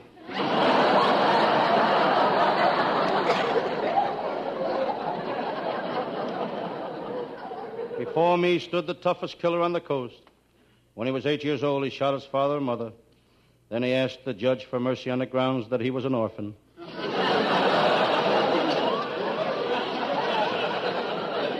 What a tough mug. He's got cauliflower ears.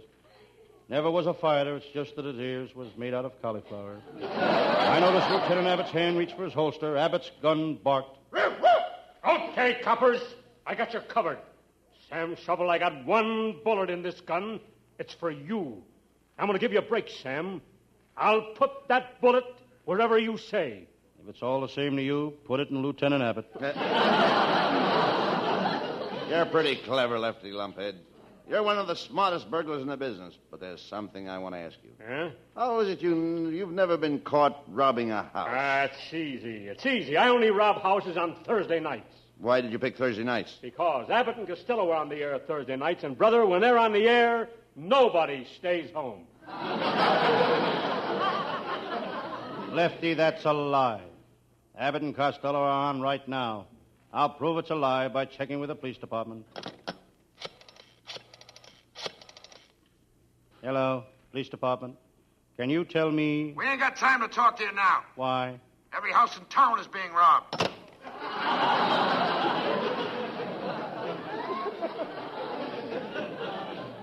I had taken all I could stand from that killer.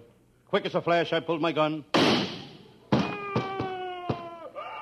Sam, Lefty is seriously wounded. Your bullet went through his shoulder. Call the hospital. What have you done? What have you done? Sam Shovel, you shot my boyfriend. Lefty's girl, the most gorgeous moll in the underworld. She's beautiful. Look, he's bleeding. Call the hospital. He's the only boyfriend I've got, and he's liable to die. Call the hospital.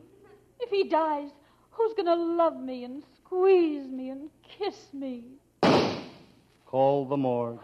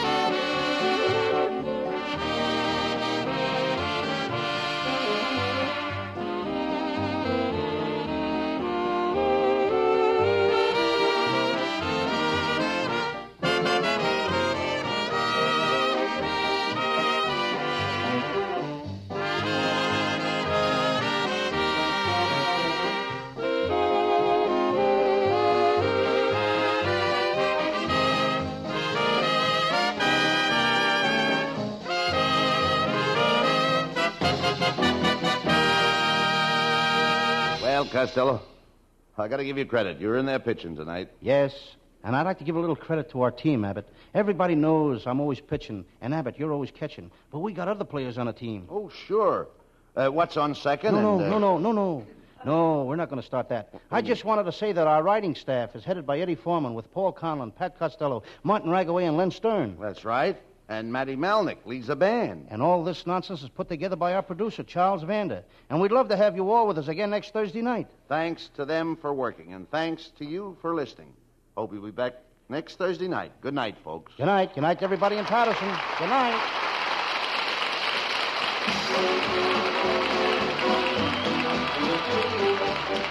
Listen each Thursday night at this time for another great Abbott and Costello show, produced and transcribed in Hollywood. Be sure to stay tuned for the outstanding entertainment which follows throughout the evening on this ABC station.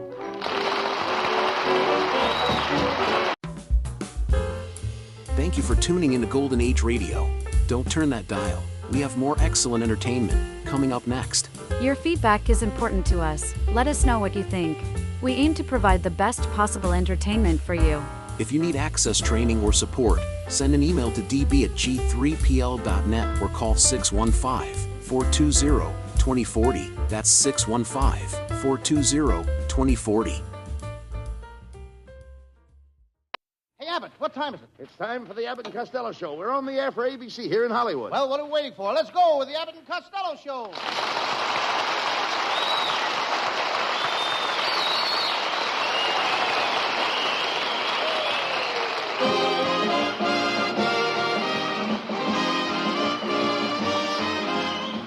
Yes, it's the Abbott and Costello Show, produced and transcribed in Hollywood for your listening and laughing pleasure.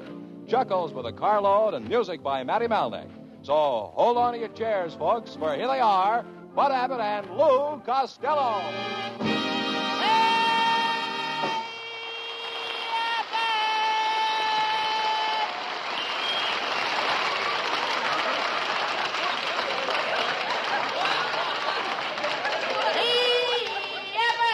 All right, quiet down. Get your money quicker! All right, quiet down.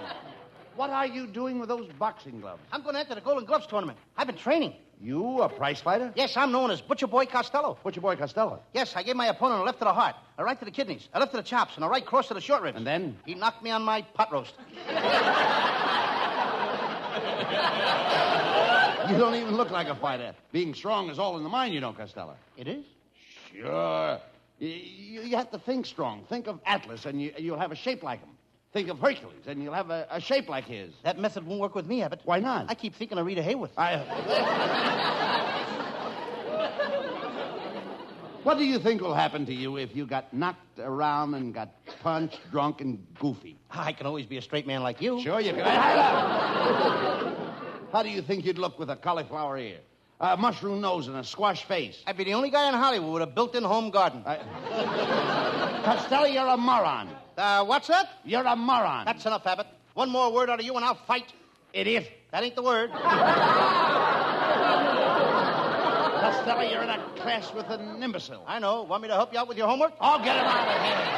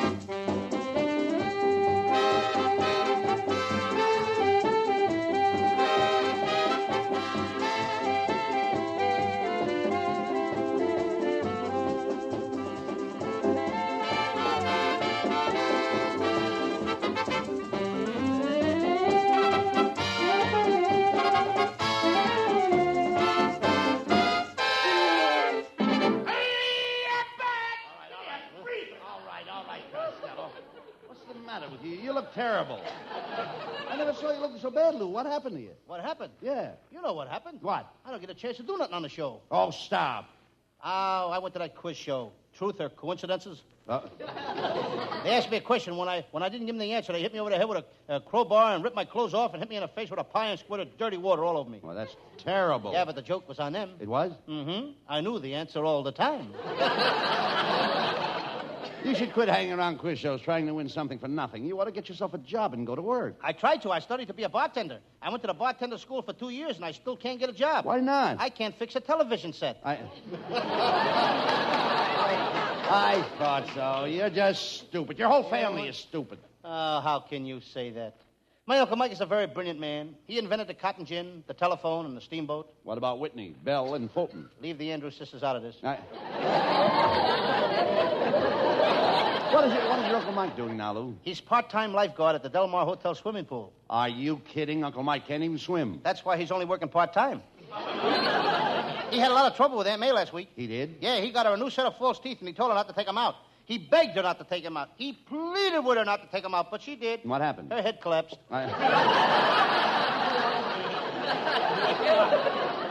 Well, your Aunt May is quite a woman, Lou. She raised quite a family. Oh, yes. 3 years ago at the Patterson Fair, she won first prize for having the most little boys in one family. She had 15 little boys. What was first prize? A little boy. Never mind that. Whatever happened to your Aunt May's younger sister? Oh, she graduated from high school this year, and she's so excited she's going to Harvard. Harvard? Harvard is a boys' school. Yeah, that's why she's so excited. She's going to Harvard. That's ridiculous. None of your family ever went to college. Is that so? I'm taking a night course right now at UCLA. Well, no, I'm glad to hear In other words, that's UCLA. UCLA. Well, disregard UCLA. I'm glad to hear it, Lou. How are you making out? Not so good. Monday night, the teacher asked each pupil to bring something that would show what they want to be when they get out of school. Well, now, it sounds interesting. Yeah, one guy wanted to be a policeman, so he brought a button off a policeman's uniform. One girl wanted to be a nurse, so she brought a button off a nurse's uniform. Another guy wanted to be a fireman, so he brought a button off a fireman's uniform. And what did you bring? Nothing. Why not? I wanted to be married. How are you going to get a button off of that?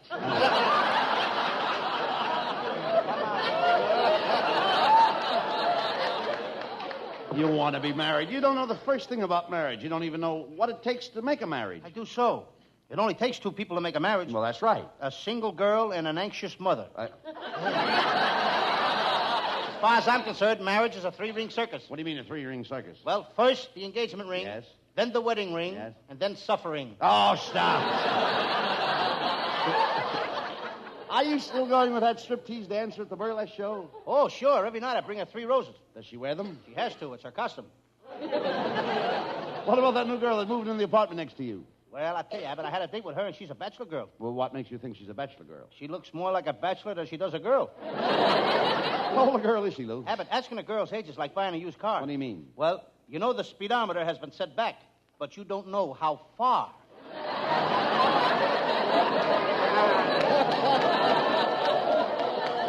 Where did you take her on the date? Well, we went to a soda fountain and had one of those fancy dishes. You know, ice cream and bananas. Split? No, I paid the whole check. Well, she doesn't sound like the kind of girl for you, Costello. Tell me, do you still date that cute little blonde from Pomona? Oh, sure. I had a date to go horseback riding with her last night. You did? Yes, we rode along through the moonlight. It was beautiful. Her horse was nuzzling my horse. My horse was nuzzling her horse. Ah, it must have been fun. It was for the horses. My girl didn't show up.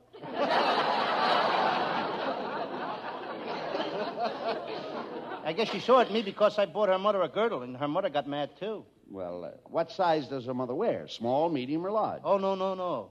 Women's girdles don't come in those sizes, Abbott. They don't? Oh, no. What sizes do they come in? Large, larger, and here comes the showboat.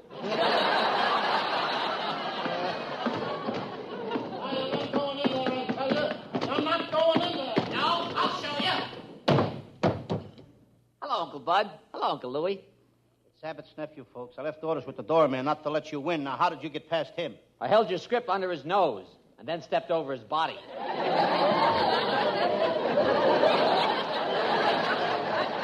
There must be a way to keep this guy out of here. Now, I've got it. I'll hypnotize him. Come over here, Norman. Oh, now, wait a minute, Costello. What are you going to do to him?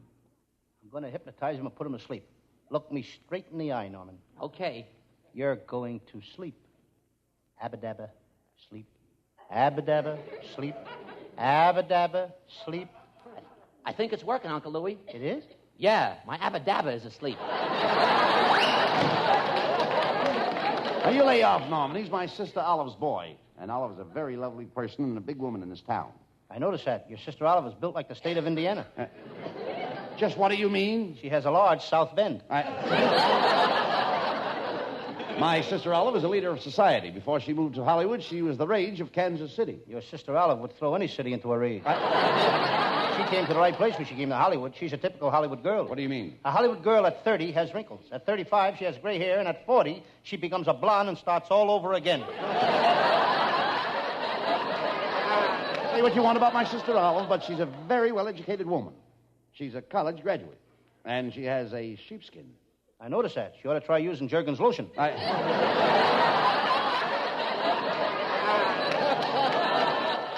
You know, you have no business ridiculing my family. Now, last week you were picking on my wife. My wife comes from one of the finest families in California. She's a Tracy. Any relation to Dick Tracy? Certainly not. Certainly not. Dick Tracy's a character in a comic book. Your wife is no oil painting.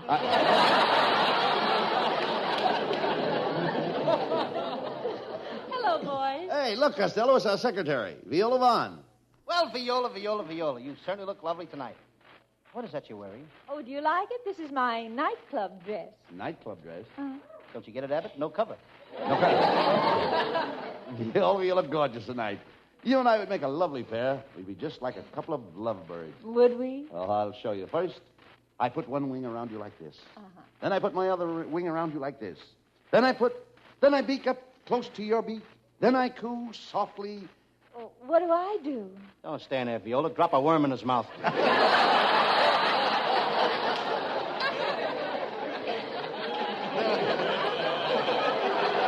it out. I'm serious about her. And you're not. Why, Viola, I'd bring you the moon on a silver platter. Oh, that's wonderful, Abbott. How about you, Costello? Would you bring me the moon on a silver platter? What do I look like, a waiter? The moon on a silver platter is a poetic expression like they use in songs. Oh, you know I wrote a song about the moon? A very beautiful thing, too. Oh, what's the name of it? I call it Carolina Moon, What Are You Doing Over Glendale? Stop, Costello. You know nothing about writing songs. Oh, I not only write songs, I sing them. Why, when I was in kindergarten, every morning I would get up in front of the class and sing Rockabye Baby all the way through. Well, that was marvelous. Yeah, there was nothing to it. I was 21 years old at the time. You know any other songs, Costello? Oh, every night I lay in bed and I sing an Irish lullaby. Did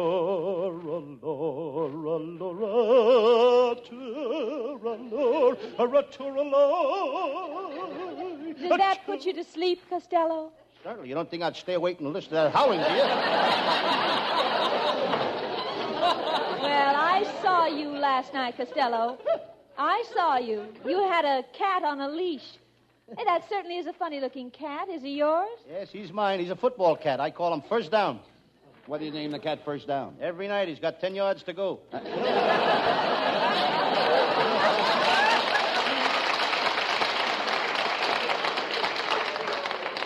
Well, instead of being out walking a cat on a leash, a boy your age ought to be out with a girl. Well, I like cats better. They're smarter than girls anyway. What makes you say that cats are smarter than girls? Well, Abbott, no matter how a girl tries, she can't wash her face with her tongue.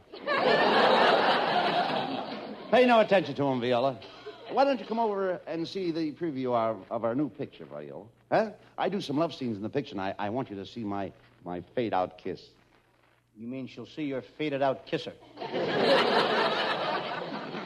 Anyway, Viola has got a date with me. Well, I don't think I'm going to keep it, Costello. Why not? Well, last Sunday he took me riding, and he insisted I wear a riding habit. Naturally. Monday he took me hiking, and he insisted I wear a hiking suit. Naturally. Tuesday he took me to dinner, and he insisted I wear a dinner gown. Well, why are you breaking the date tonight? Tonight he wants to take me to a birthday party.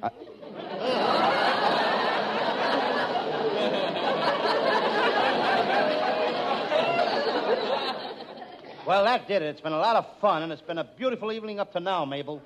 Mabel? My name is Viola. Well, whatever your name is, it's certainly been fun. Get him out of here!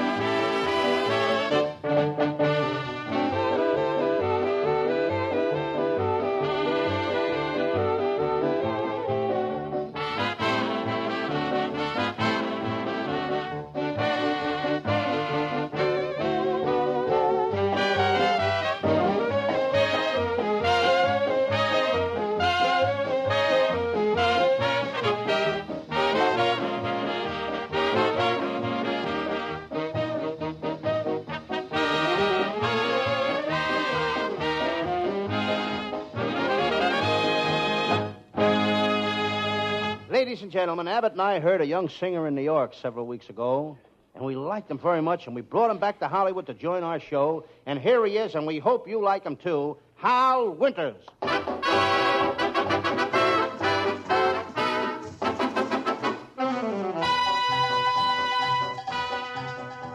El cumba, cumba, cumba, cumbanchero. A bongo, bongo, bongo, bongo cero.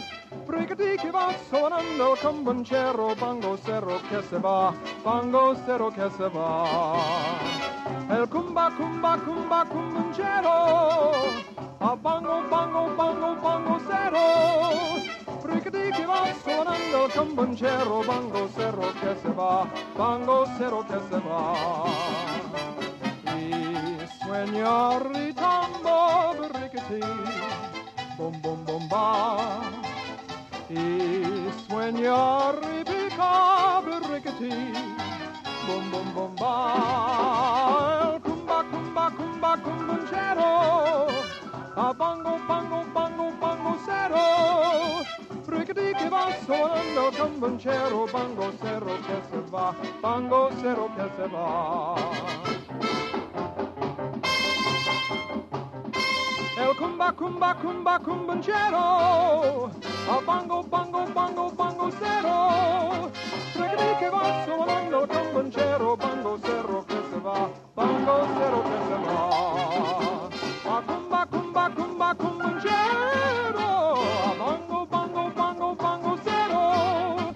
Riccati che va suonando il camboncero, bango cerro che se va, bango cerro che se va. I sueños ritambo, riccati, bom bom bom ba. I sueños ripica, riccati, bom bom bom ba. El cumba cumba cumba cumboncero, a cumba cumba cumba cumboncero.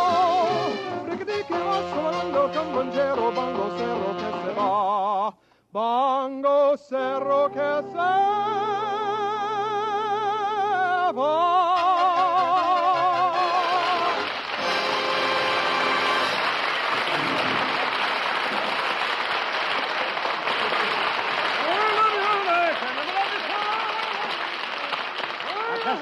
Costello, something's got to be done about the parking conditions around this studio. Tonight I couldn't see a parking space in front of the studio, in back of the studio, or even across the street from the studio. Could be worse. What do you mean? Abbott, suppose you had a car. Yeah.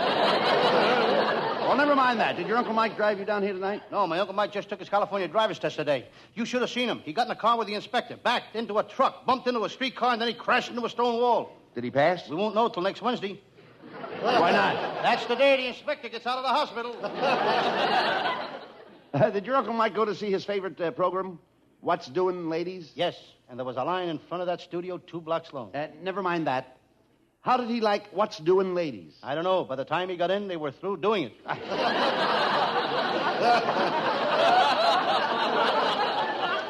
I don't know. You know, your Uncle Mike is an ignoramus. He ought to get himself an education. Yes, he's got one, Abbott. Why, 10 years ago, Uncle Mike was a garbage collector without an education. Then he went to night school, and he graduated.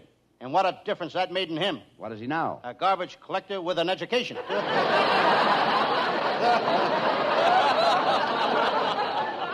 Well, never mind him, Costello. What is your Sam Shovel detective story for tonight? It's a fascinating case, Abbott. I call it the case of the curbstone murder, or Gertie, get out of the gutter. And let the water go by. Sounds intriguing.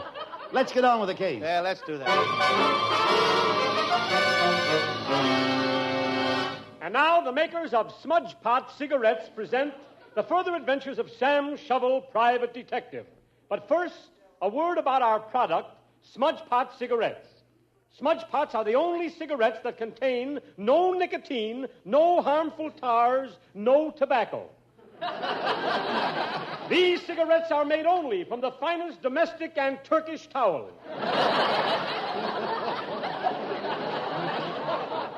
And remember our slogan, Smudge Pots are the only cigarettes that contain alum. Our slogan is, pucker while you puff. Now go to your cigar store tonight. They will give you a package of Smudge Pots for nothing. The package has no sharp edges. Take them home and throw them in your dresser. What a cigarette, so free, so easy on the drawers. And now to the adventures of Sam Shovel, Private Detective.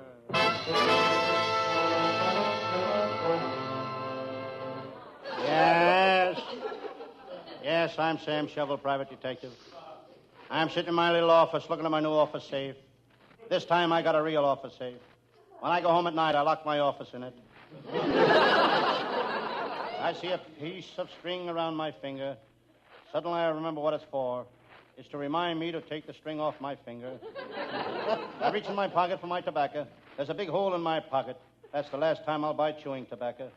It always chews a hole in my pocket. This detective racket is plenty tough. You've got to work in all kinds of weather. Just listen to that wind howling outside. I'll give you that if you'll give me this. I'll give you this if you give me that. It's a trade wind.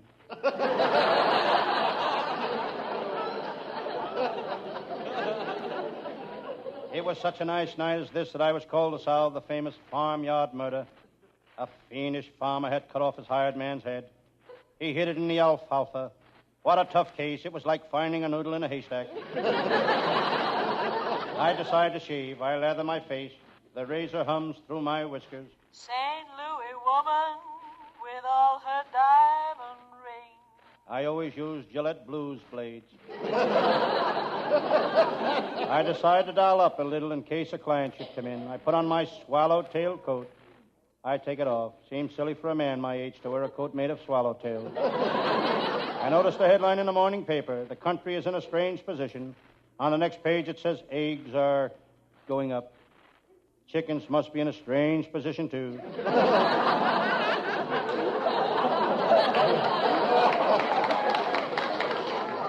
Suddenly the phone rings. Hello? Yes, this is Sam Shovel, the detective. Somebody that wants me to handle a case.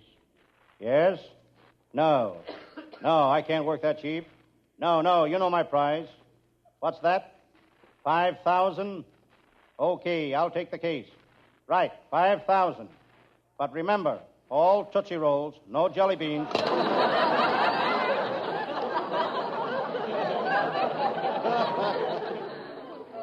I thought of my friend, Lieutenant Abbott of the Homicide Squad. I might get him to help me on this case. Some people think Lieutenant Abbott has a screw loose in his head, but I know different. I tightened that screw in his head only yesterday. One thing I will say for Lieutenant Abbott, he knows his onions. He can walk in any vegetable store and say, that's an onion. But he's a real cop. Abbott don't know the meaning of the word intimidation. And that's only one of a million words he don't know the meaning of. Hello, Sam Shovel. It's my pal, Lieutenant Abbott of the Homicide Squad. Sam, I'd like to leave my new cowhide briefcase in your office. That's a pretty briefcase, Lieutenant. Yeah, it's genuine cowhide. Open it. Moo. The cow is still hiding in it. There's a picture of your wife in it, too.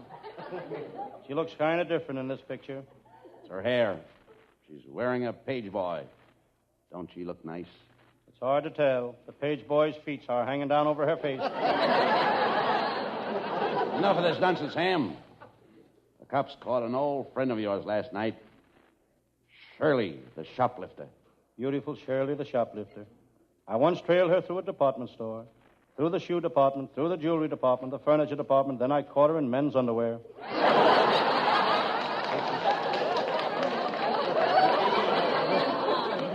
This is serious, Sam. Shirley is in the prison hospital. She's unconscious. She keeps moaning, Perry. Perry! Perry! You must be in the state of Como. Sam, if you want to see Shirley alive, we better get over to the hospital at once. Let's go.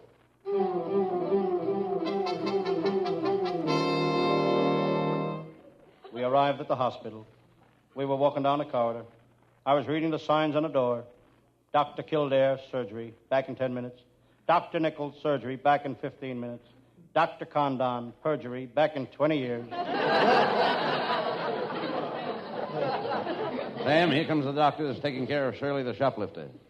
He looks like a phony to me. I heard that, young man. I'll have you know that I've operated on over 300 patients, and I never lost a single one of them. You didn't? No, I know where each one of them is buried.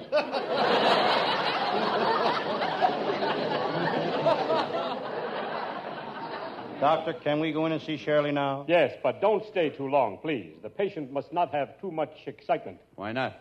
How do I know? All the radio doctors say that. My goodness. Aren't you Sam Shovel, the detective? That's me. Man, from the looks of you, you need medical attention. Shovel, if you'll come here tomorrow between 2 and 4 or between 6 and 8, remember, between 2 and 4 or 6 and 8, I'll examine your head. Why can't I come between 4 and 6? That's when they're examining my head. Come on, Sam Shovel. Here's Shirley's room.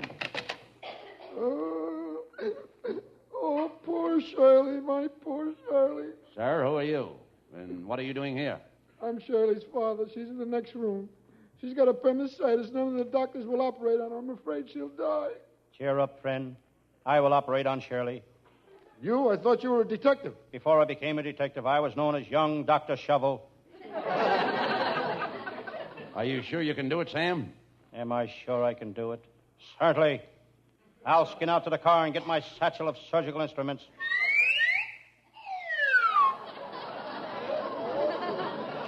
Thank goodness he's got his satchel. She's right in there, Sam. Here I go. Has anybody got a hammer? Here's a hammer. Thanks. Anybody got a chisel? Here's a chisel. Anybody got a blowtorch? Wait a minute, Sam. Sam, hammer, chisel, blowtorch. What are you doing to Shirley? What, Shirley? First, I got to open my satchel.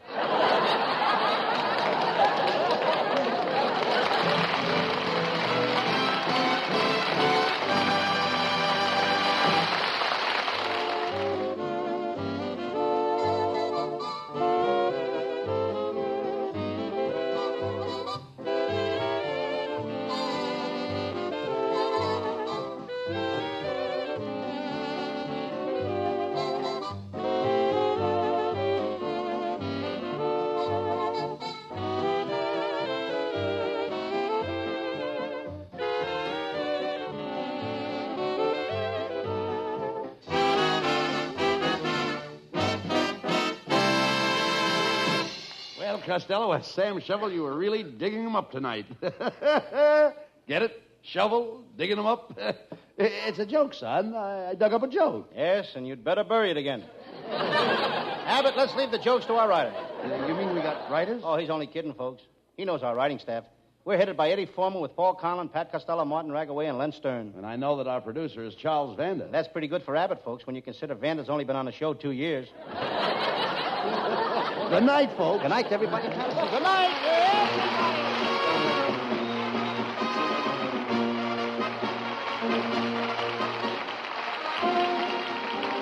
Listen each Thursday night at this time for another great Abbott and Costello show, produced and transcribed in Hollywood. Be sure to stay tuned for the outstanding entertainment which follows throughout the evening on this ABC station.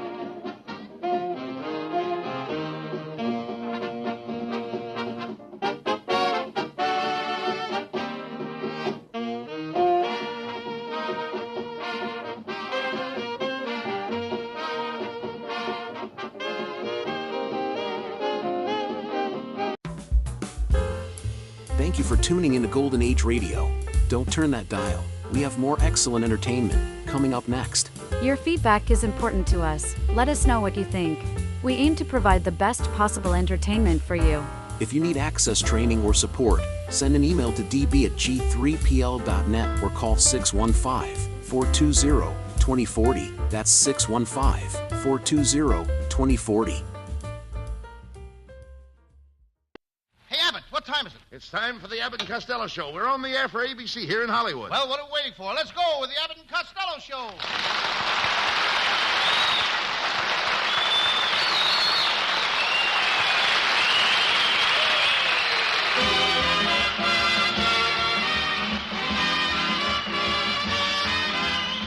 Yes, it's the Abbott and Costello Show, produced and transcribed in Hollywood for your listening and laughing pleasure. Chuckles with a carload and music by Matty Malnick. So hold on to your chairs, folks, for here they are, Bud Abbott and Lou Costello.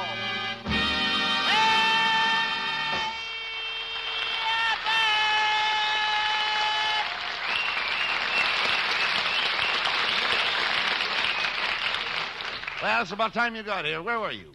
Well, Abbott, I met all the crown heads of Hollywood today. Costello, there are no crown heads in Hollywood. Abbott, you never walked through a picket line, have you?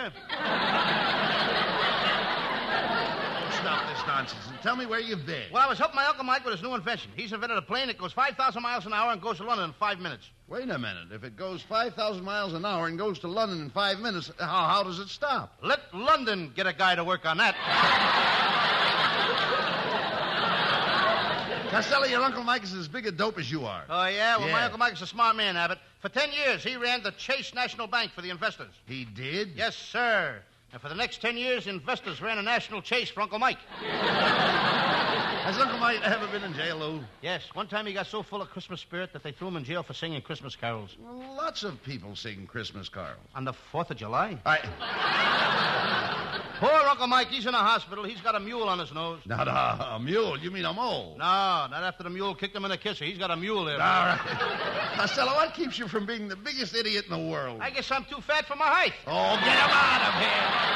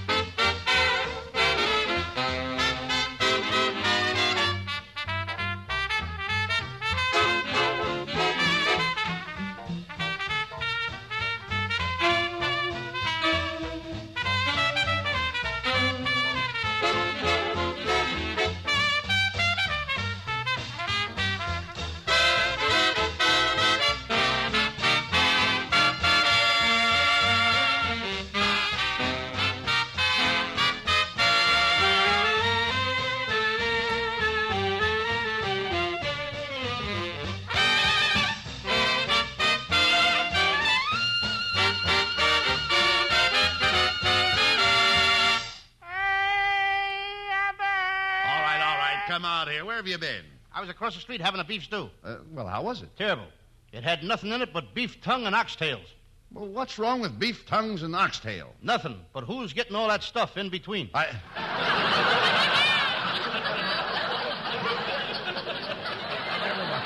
Look, hey, Lou, why don't you come over to my house for dinner? We always have a crowd. My wife's dinners are talk of the town, and they're always informal. What do you mean informal? Well, we don't dress for our dinners. No wonder they're the talk of the town. Well, one thing, there's always plenty of meat at our house. Last time I was there, your wife gave me rabbit stew, and the next day when I came over, your cat was missing. Just a minute. Are you trying to insinuate that my wife served you cat meat? All I know is every time I met a dog on the street, my back arches.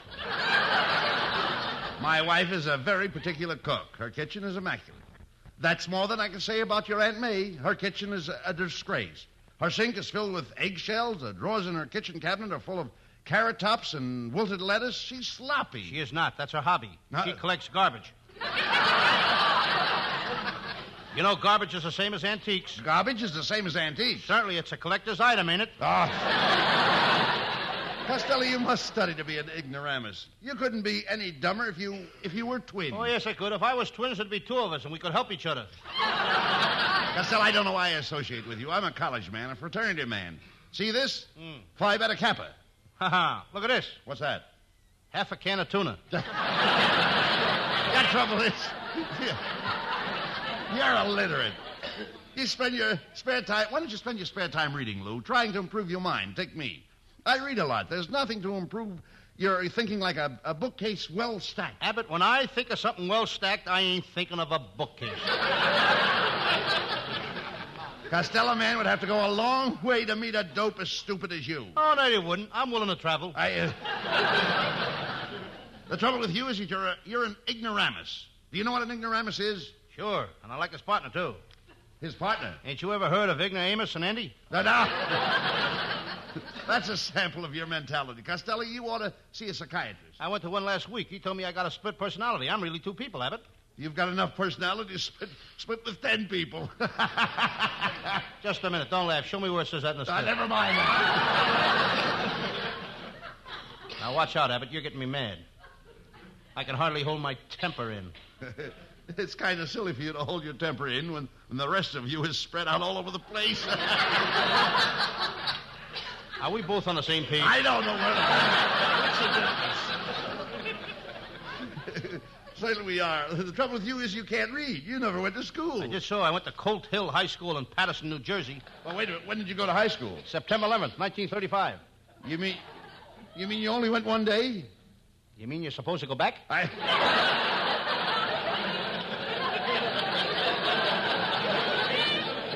No wonder you're so stupid. I can't help it, Abbott. I led a very sad life. When I was a kid, my father used to beat me over the head with a baseball bat. My mother used to beat me over the head with a baseball bat. My brother Pat used to hit me over the head with a baseball bat. My Uncle Mike used to hit me over the head with a baseball bat. My Uncle Jimmy Kelly used to hit me over the head with a baseball bat. Wait a minute, my Uncle Tom Zismus used to hit me over the head with a baseball bat. My goodness. Everybody hit me over the head with a baseball bat. That's terrible. That was a terrible family. Yeah, but what a baseball team we had. You must have been a pretty tough kid to stand all that abuse. I was a pretty tough kid, Abbott. I belonged to the toughest gang in Patterson. We were so tough that when we walked down Main Street and Market Street, even the sewers backed up.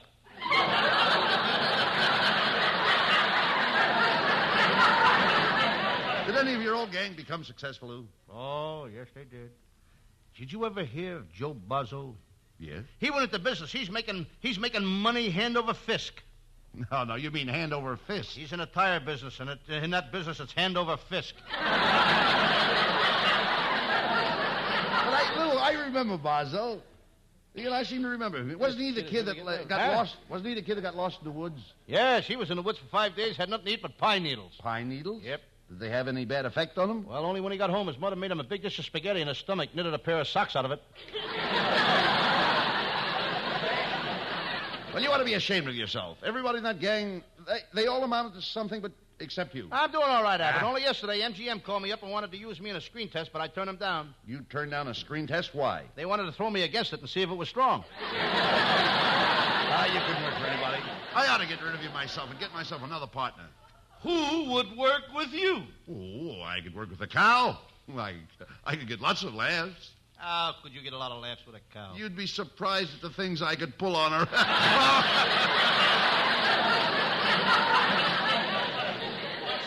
Hello, boys. Hey, look, Costello, it's our secretary, Viola Vaughn. Oh, I feel so good tonight. Just a minute, Viola. I object the way you come in here every week and hug and kiss me. I don't hug and kiss you. I know. That's what I object to. Viola, you look lovely tonight. That's a beautiful dress you have on. Do you like it? It's made of jersey. Looks a little tight around Patterson. It's supposed to be tight. It's a half and half dress. It's half cocktail and half dinner gown. Which half are you wearing? Never mind it. Have you heard from your folks since you've been out here? Oh, yes. I got a card this morning. They're driving out, and last night they stopped at a little place outside New Orleans called Howe's Bayou. How's Bayou? Fine. How's Bayou? This keeps up, I'm going to turn my ice machine business. What'd you say? If this keeps up, I'm going to turn my ice machine business over to my brother Pat. Well, pay no attention to him, Viola. He's just jealous. I am not. Well, Mr. Abbott is right, Costello. I can see right through you. Well, it was a little warm today to wear a slip.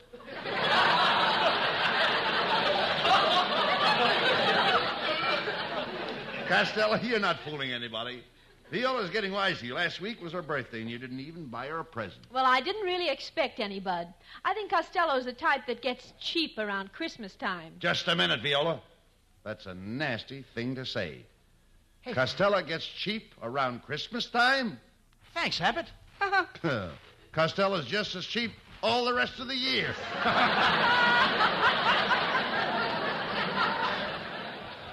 If the Plasters Union is listening, have Bud Abbott's overalls ready in the morning. Abbott will be back on the job. Cut it out, Costello. You're just jealous because Viola and I are more popular than you are. You're popular? Certainly. Haven't you noticed every week when I come to the broadcast, there's a mob outside that grabs me and asks me for my autograph? Sure, but Abbott, I'm asking you. Do you think it's worth it?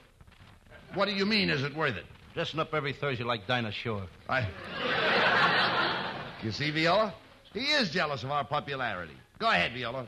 Tell him how popular you are. Well, I don't like to brag, Costello, but I was over at RKO yesterday and walked on a set, and Cary Grant kissed me 3 times. So what? I was over at MGM yesterday. I bent over to tie my shoe, and Lassie licked my face.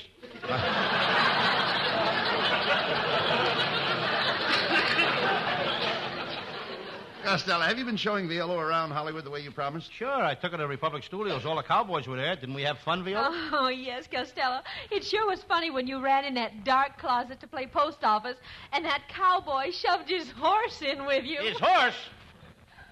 This is terrible. I'll see you later. Where are you going? Oh, where am I going? I gotta go over to that corral and get back my fraternity pin.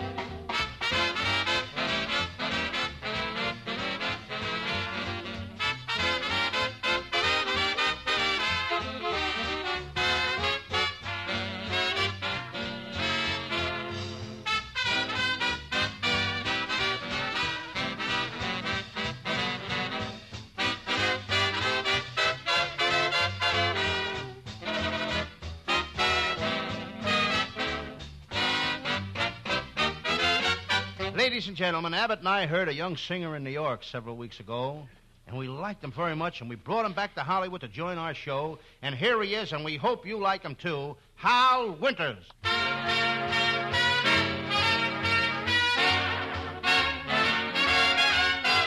I'd love to get you on a slow boat to China, all to myself alone.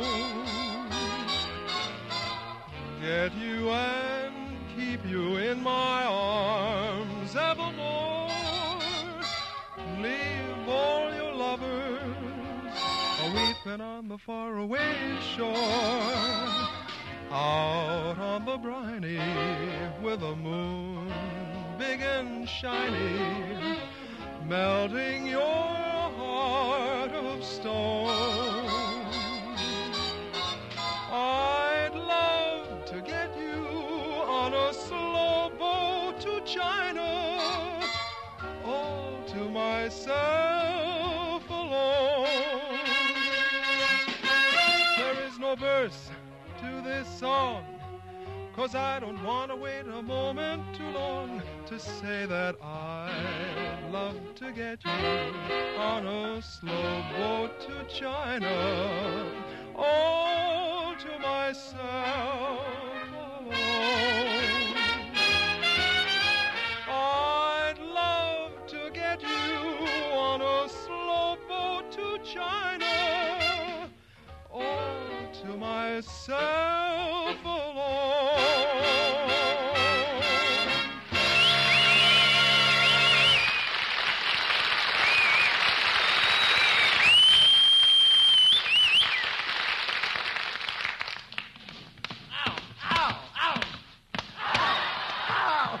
Now get out of here and stay out of here. What's the matter, Abbott? Who hit you? The sound man. I like to fool around with the sound effects. Every time I go over there and touch the stuff, he hits me. Is that so? Yeah. Huh. You can't do that to my partner. Come on. We're going over there and we'll tell him. Now, there's the sound effects department, Abbott. Go ahead. Come on. Fool around with anything you like. Thanks, pal. Blow the whistles. Do anything. Oh, boy, this is fun. Make a train. Yeah.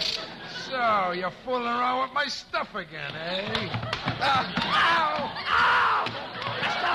Costello, what the fuck are you doing to me? Ain't you going to say something? I certainly am. What? Abbott, if you don't stop fooling with this guy's stuff, he's going to knock your brains out.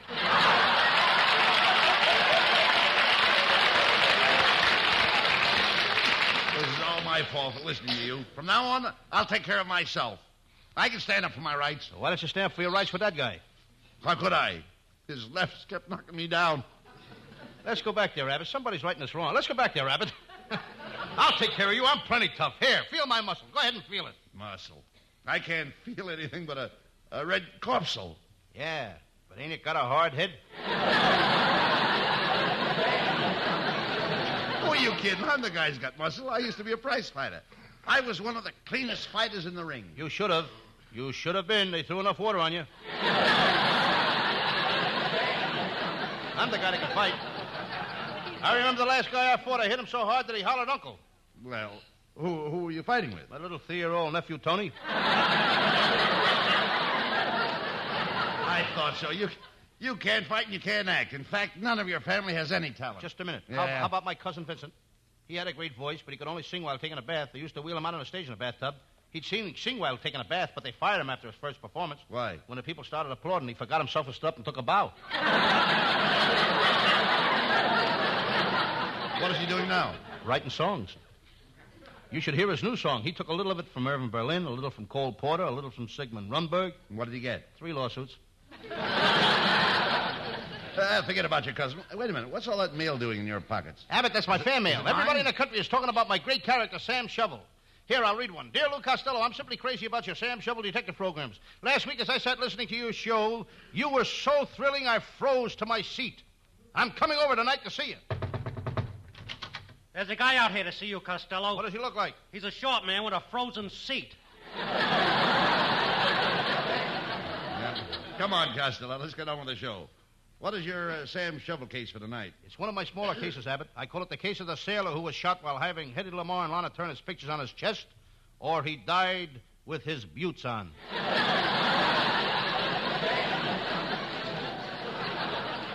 Sounds interesting. Let's do it. Okay. And now the makers of Crummies, the breakfast food that dares to be different, presents The Adventures of Sam Shovel, Private Detective. But first, a word about our product, Crummies. Crummies is the only breakfast food that comes ready to serve. We put in the sugar, strawberries, milk, and cream right into the package. Look for it on your grocer's shelf in the large, soggy box. And Crummies is fine for the youngsters. You can safely feed Crummies to a 2-year-old. Some of the well-known 2-year-olds that eat Crummies are Citation, Entrust, and Bazooka. Crummies is the only breakfast food that is shot from cannon. So remember, when opening the package, stand back.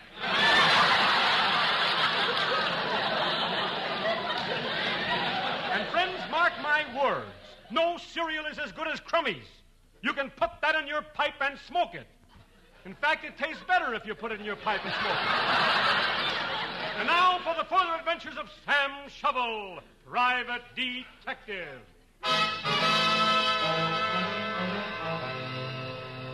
Yes, I'm Sam Shovel. Sam Shovel, Private Detective. I don't feel so good today. Last night, my fraternity invited me to a football dinner. That's the last time I'll eat football for dinner. I'm kind of tired, too. I traveled all night. I rode the chief in from Albuquerque. Next time, I'm going to take a train. Riding piggyback on an Indian is murder.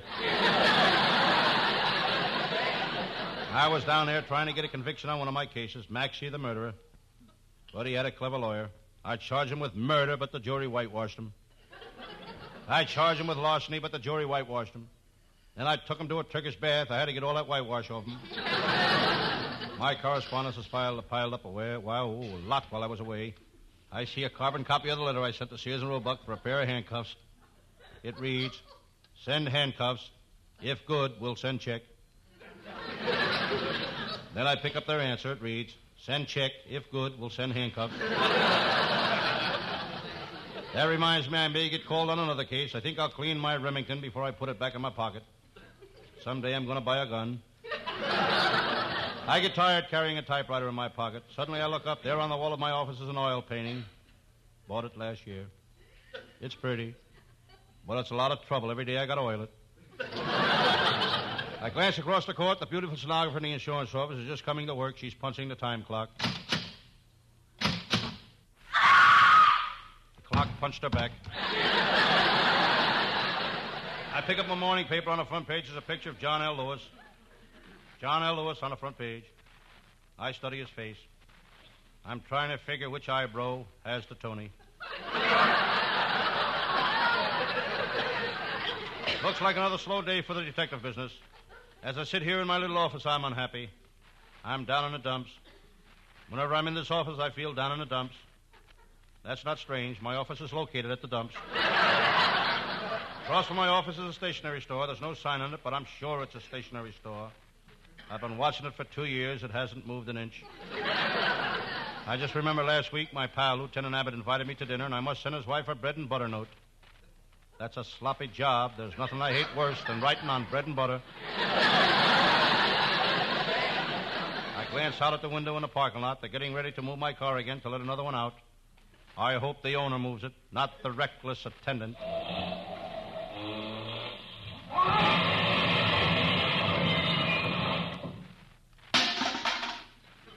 Thank goodness the owner moved it. I noticed my pal, Lieutenant Abbott, in the homicide squad coming this way. He's a regular bloodhound.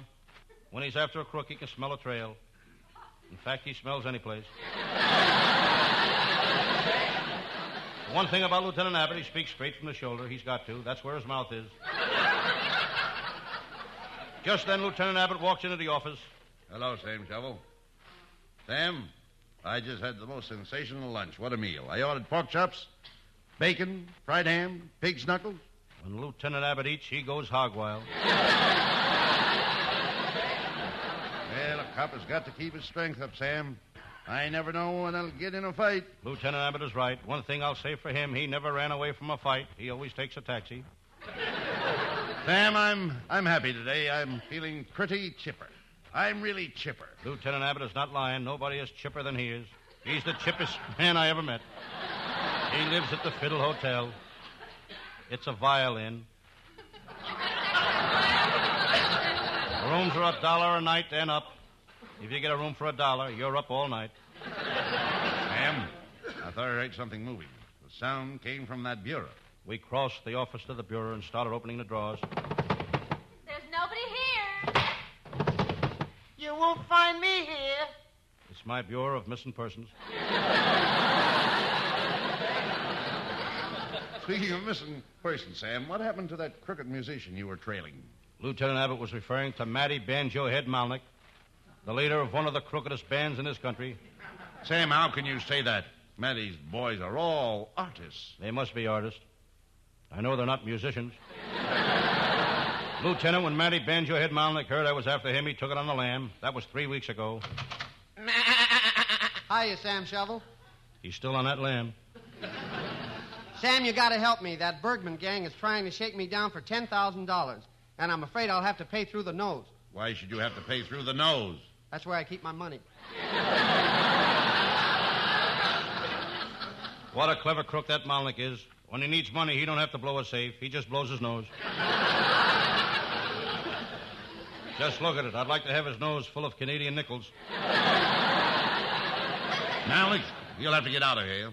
Sam and I are talking business. I'll go, but first I want to give Sam this batch of cookies I baked for him. Here, Sam, they're your favorite kind, policeman cookies. Policeman cookies? Sure, ain't you never heard of cop cakes? So long, copper. Everybody's got good writers but me. I'm going to have to start paying next week. That Malnick is a very clever boy. He ought to go over to the Eagle Laundry and put his head in with the flat work. Well, never mind him, Sam. Hey, look who's coming across the street. It's Two-Gun Gertie. Two-Gun Gertie, the gorgeous gun moll. Once I asked her to marry me, but she refused. She's too class conscious. Gertie is class conscious? I ain't got no class, and she's conscious of it. Just as I finished making this clever remark, the door burst open, and Gertie entered my office. Sam Shovel, my darling. Oh, Sam, you gotta help me. What's up, Gert? The cops are after me. They think I'm hiding something. They think I've got it on me. You may have it on you, but you sure ain't hiding anything.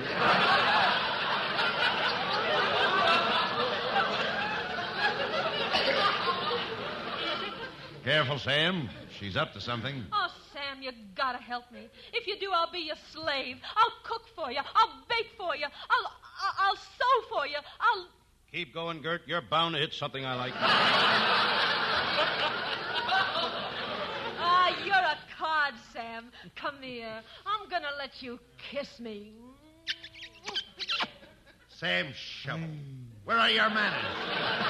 Where are your manners? How dare you kiss this gun moll right before me? Wait your turn, Lieutenant. I'll kiss you next. Sam, why don't we start going steady again? We could be so happy. Look out the window, Sam. See those two lovebirds in that tree? Yes. Why can't we be like them and do what they're doing? Okay, but I don't think the branches will hold us.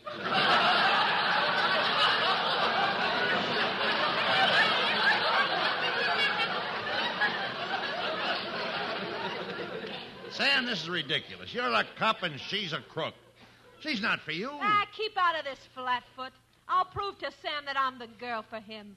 I'll give him a kiss that'll bust the buttons off his vest. That I'd like to see. Come here, Sam.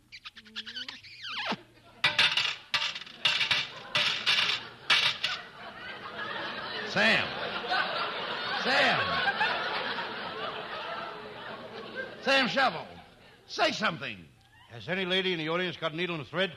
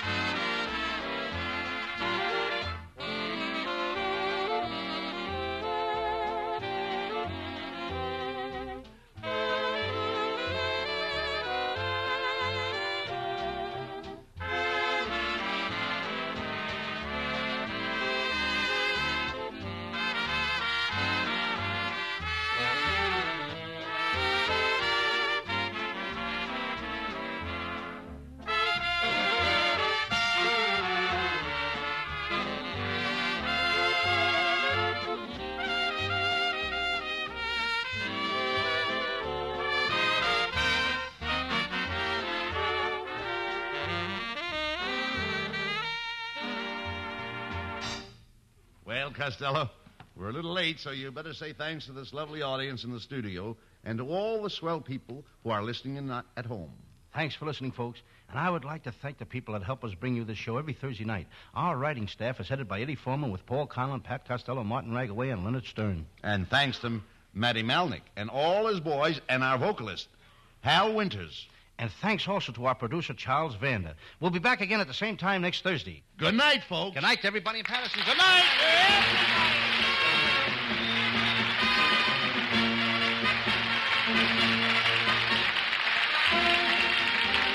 Listen each Thursday night at this time for another great Abbott and Costello show, produced and transcribed in Hollywood. Be sure to stay tuned for the outstanding entertainment which follows throughout the evening on this ABC station.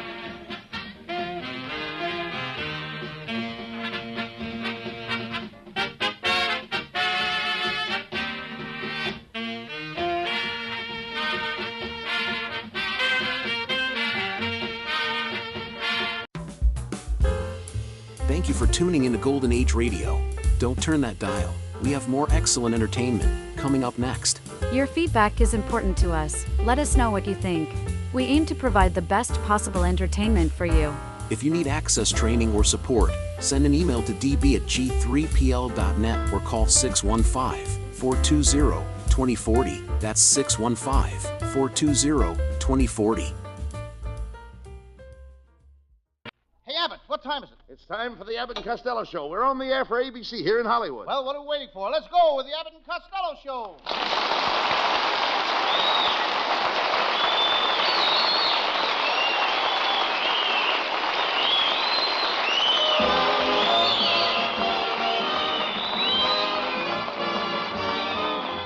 Yes, it's the Abbott and Costello Show, produced and transcribed in Hollywood for your listening and laughing pleasure with chuckles with a carload and music by Matty Malnick. So hold on to your chairs, folks, for here they are, Bud Abbott and Lou Costello.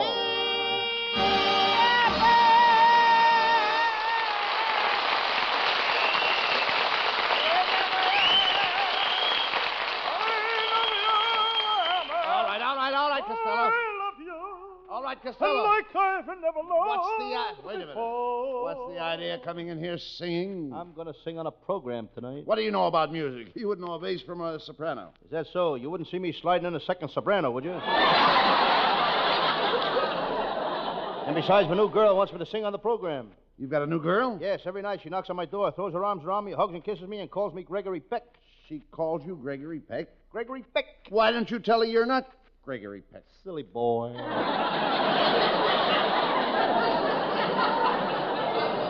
What does this girl do, Lou? She's a striptease dancer at the burlesque show. I wait for her every night outside the stage door. Does she meet you? No, but she waves to me from the patrol wagon as it goes by.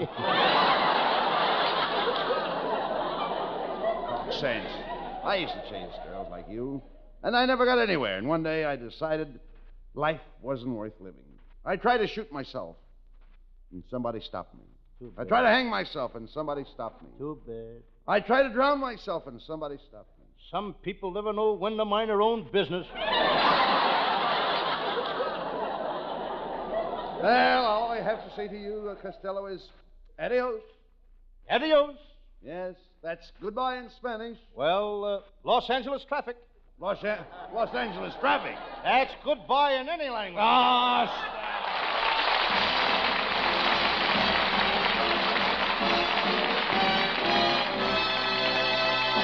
Hey, wait a minute, boys. Here's a serious-looking fella trying to get a word in edgewise. Let's see what he has to say.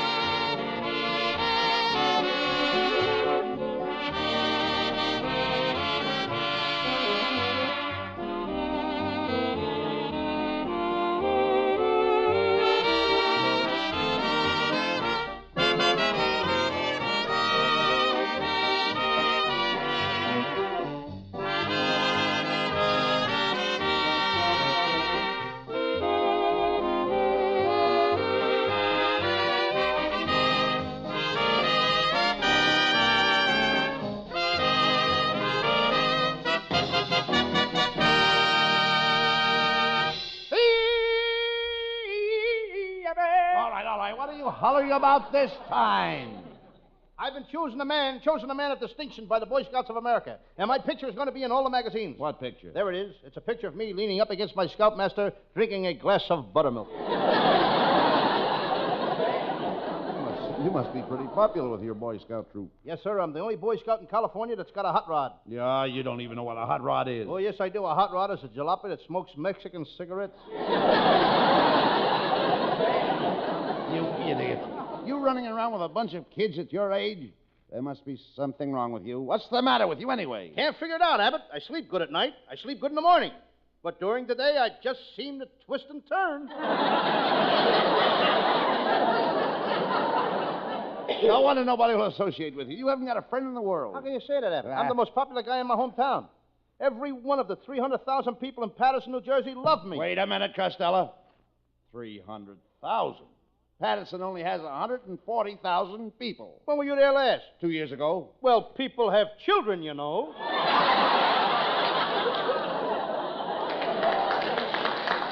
You please talk sense. What's that roll of paper you've got in your pocket? That's my Christmas shopping list, and you're right on the top. Oh, say, that's wonderful.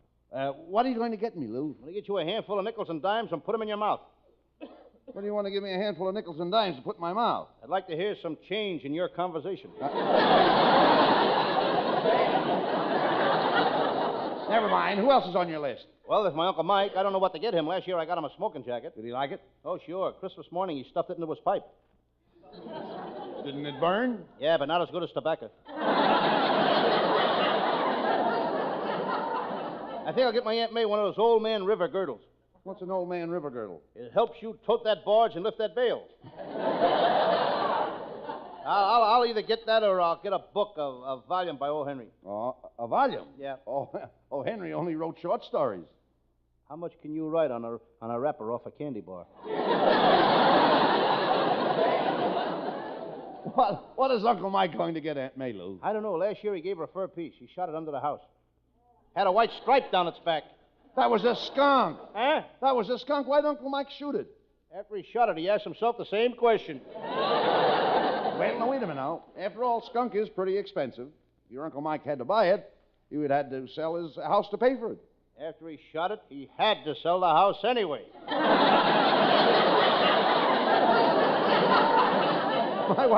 My wife wants a mink coat for Christmas, but mink skins cost $40 apiece. Why don't you just buy her one skin and a sock stretcher? Costello, that's ridiculous. My wife is one of the most beautiful women in Hollywood. Every time I look at her, she reminds me of Jane Russell. Me too. Really? Mm-hmm. What makes her remind you of Jane Russell? She's got legs like Bob Waterfield. When my wife puts on an evening gown, she looks like she was poured in it. You're right, Abbott. She looks like she was poured in it and forgot to say when. Is that so? My wife was a picture star a few years ago, you know. Her last picture was the Great Forest Fire. She was the siren. I saw that picture. She nearly fell off the truck 3 times. Costello, my wife is one of the most popular girls in this town. Why, I only won her on account of my great romantic ability. You've got romantic ability? Certainly. When I put my arms around a girl and kiss her, her eyes close and she faints dead away. Yeah, but I used to be able to do the same thing, only lately garlic doesn't agree with me.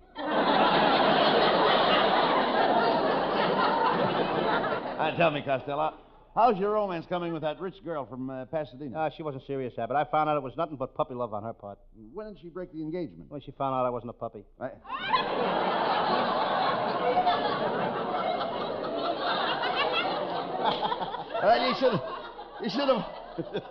You should have hung on to her, Costello. Her family were very wealthy.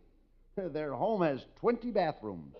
Their home has 20 bathrooms? That's right. No wonder they call them the filthy rich. You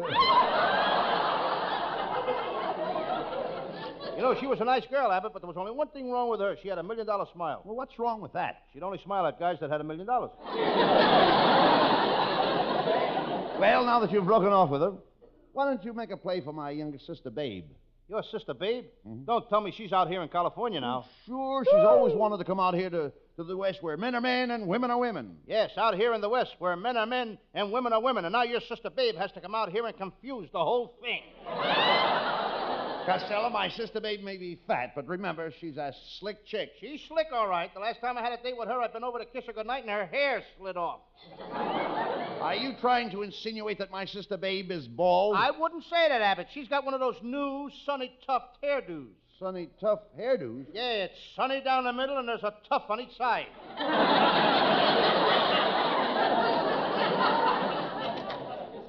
Costello. Now it's Abbott's nephew, folks. Now what do you want, Norman? Well, I'm on the committee for the Rose Bowl parade, and we want you to ride on one of those big rose-covered floats on New Year's Day. Oh, that's wonderful. Yeah, but I've got to tell you something. There's one restriction. You can't tell any of the jokes you tell on the radio while you're riding on the float. And why not? We want the people to smell the roses. That did it. I can't stand this any longer. Every week the same thing. Oh, now wait a minute, and Costello. And he gets money for it, too. What are you going to do?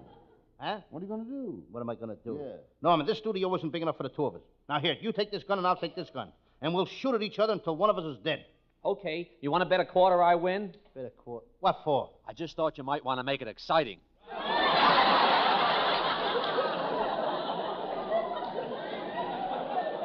Look, why don't you go over to the Raleigh cigarette program and have your head moisturized? Wait a minute. Now, get out of here. Hey, Abbott, why don't you get that guy a job and keep him out of here? He just comes in here for laughs. He's got a job. He's a salesman. Are you kidding? That guy couldn't sell anything. Right now, he's working in the drugstore, and they're having a 1-cent sale. What's he selling? Pennies. Pennies?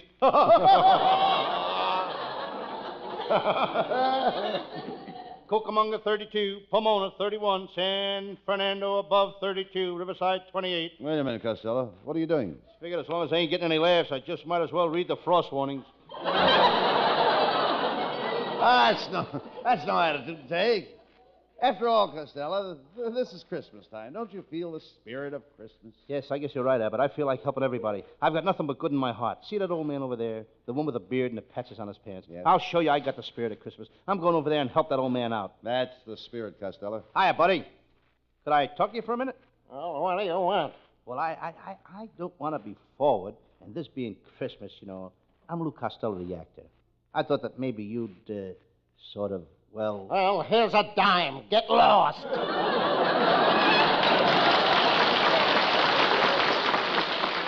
Santa Paula, 32. Ventura, 29. Santa Ana, 30. Hello, boys. Hey, look, Costello, it's our secretary, Viola Vaughn. Hey. I called you last night, Viola, and you weren't home. No, I was over at Costello's house practicing love scenes with him. You were practicing love scenes with Costello? Uh-huh. He's so short he doesn't even come up to your shoulders. How can he make love to you? Well, I stand him on a box, put my arms around him tight, kick the box out from under him, and I've got him trapped. Ojai, 29. Tipton above 32. La Hala, 31. Well, I'll leave you two. Cheerio, so long, Pip Pip and Hetty Lamar. Pip Pip and Hetty Lamar? Yeah, that's 3 pips. Hey, where are you going, Costello? I gotta go home now and take care of my brother Pat. You know, he's in that awkward age, you know. Awkward age? Yeah, he's too young to leave home alone and too old to trust but babysitters.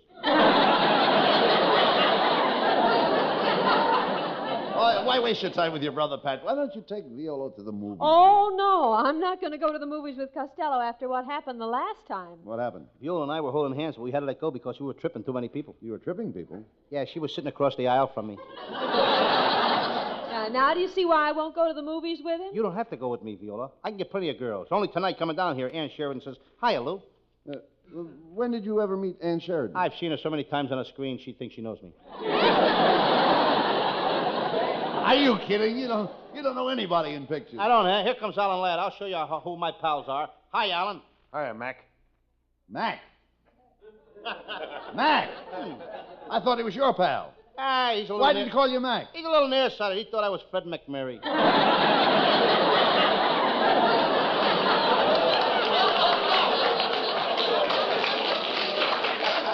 Well, so long, Costello. And remember, if you want to, you can come over to my house tonight.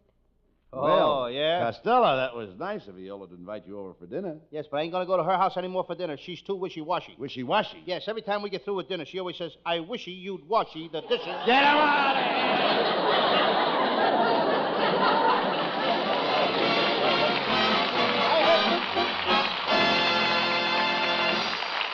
Yeah, I hate to break it up, men, but it's time to change the subject for just about 60 seconds.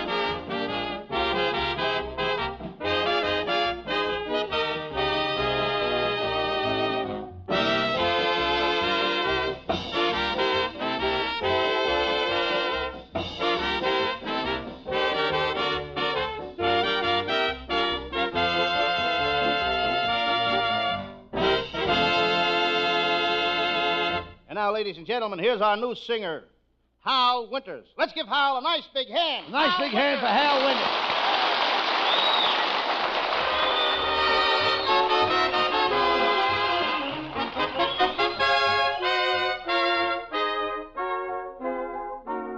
Day in, day out, the same old hoodoo follows me about. The same old pounding in my heart whenever I think of you. And darling, I think of you day in and day out. Day out, day in. I I needn't tell you how my day begins. When I awaken with a tingle. One possibility in view, that possibility of maybe seeing you. Come rain, come shine, I meet you, and to me the day is fine. Then I speak your name, and that pounding becomes the ocean's roar, 1,000 drums. Can't you see it's love? Can there be any doubt when there it is, day in, day out? Then I speak your name, and that pounding becomes the ocean's roar, 1,000 drums. Can't you see it's love? Can there be any doubt when there it is, day in, day out?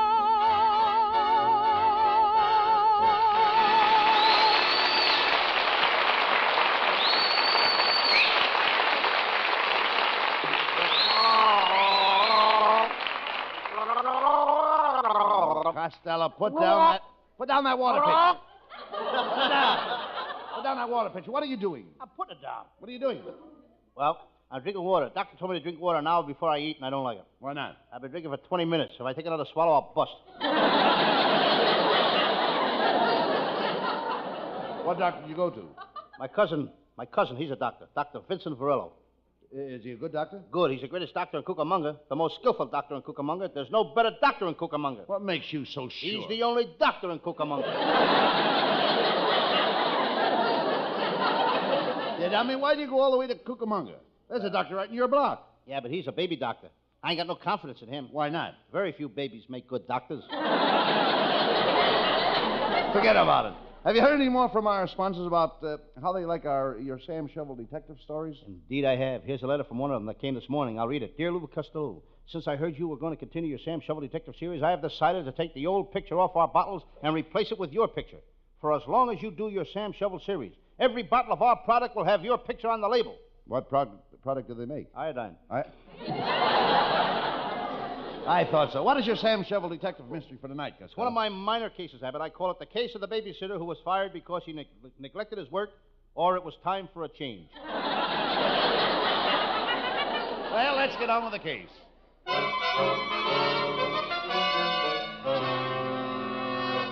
And now, the makers of Pismo Cocoa, the cocoa that won't keep you awake unless you drink it, present your favorite radio mystery, Sam Shovel, Private Detective. But first, a word about our product. Friends, when you drink cocoa before you go to bed, do you toss and turn? Try a cup of Pismo Cocoa tonight. No more tossing, no more turning. You'll just lie there, dead. Pismo Cocoa comes in the regular style for those who make it in a pot. It also comes vacuum packed for those who make it in a vacuum cleaner. Drink Pismo Cocoa and know when you drink Pismo Cocoa what a good cup tastes like. Say, compared to the cocoa, the cup will taste wonderful. And now let's listen to what people all over the country are saying about Pismo Cocoa. That's cocoa. That's cocoa. That's cocoa. That's cocoa.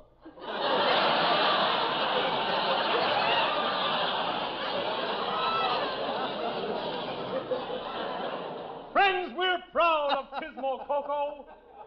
Remember this, during the war, Pismo Cocoa was chosen by our armies as the cocoa they served overseas. They served it to the Japs. And now Pismo Cocoa brings you the further adventures of Sam Shovel, Private Detective.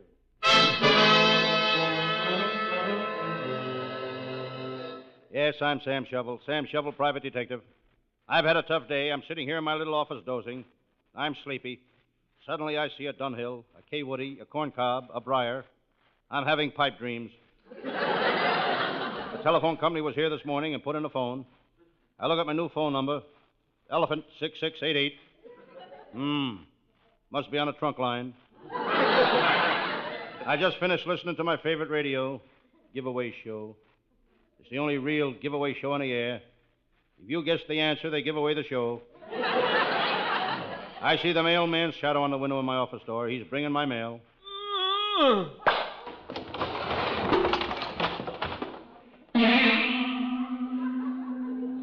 He delivers the mail the hard way. The hard way. He crawls through the mail slot and drags the mail in after him. I notice my new map has arrived in the mail. It's got the boundaries of all the states marked on it. I study the map. There's the Ohio state line. There's the Indiana line. There's... Yo! That must be the Mason-Dixon line. I love the South. I'll never forget how I trailed Shotgun Jake through the South. He thought he was a smart guy, but I fixed his wagon. I grabbed him in Atlanta and fixed his wagon. In Chattanooga, I fixed his wagon. In Birmingham, I fixed his wagon. I made a lot of money on that case. He gave me $5 every time I fixed his wagon. Here's a letter from a crook in Switzerland. He's imprisoned at the Yodel Yodel. That's Swiss for Sing Sing. I decided to read the rest of my mail. Here's a letter I don't understand. Dear Sam Shovel, we're sick of you butting into our business. If the Varela gang don't kill you, we'll kill you. Signed, the Murray gang. P.S. If you're already dead, please disregard this note. That sounds like a threatening letter. I better make sure I'm armed. I opened the drawer of my desk to check on my gun. It's a Colt. Here's a postcard from my bookmaker. He wants me to send him $1 for a football pool. I don't think I'll do it. It's a waste of time building a pool for a football.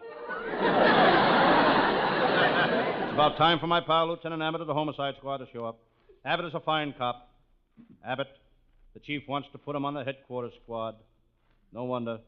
Abbott is the only cop in the force that's got a head the size of a quarter. I've hung out with Lieutenant Abbott so much we've become known as sidekicks.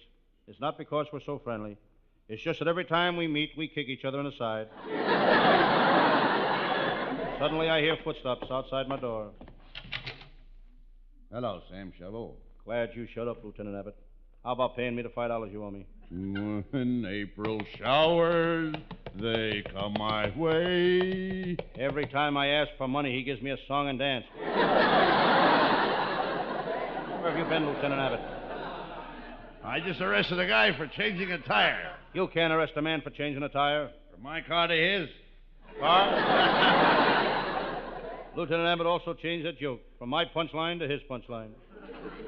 Sam, this office is filthy. Why don't you get some cleaning equipment and clean up the dirt? I've got plenty of cleaning equipment. I got vacuum cleaners, mops, brooms, and scrubbing brushes. Why don't you use them? Can't find them. They're under the dirt. You're a disgrace to the detective business. What an office. It's ankle deep in dirt. Why don't you open a window?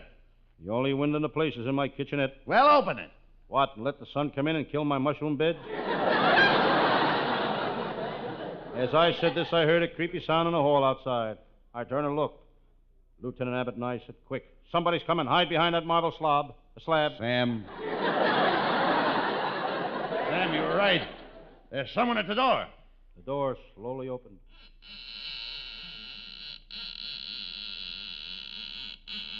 Get it open while I'm still young enough to read the next line.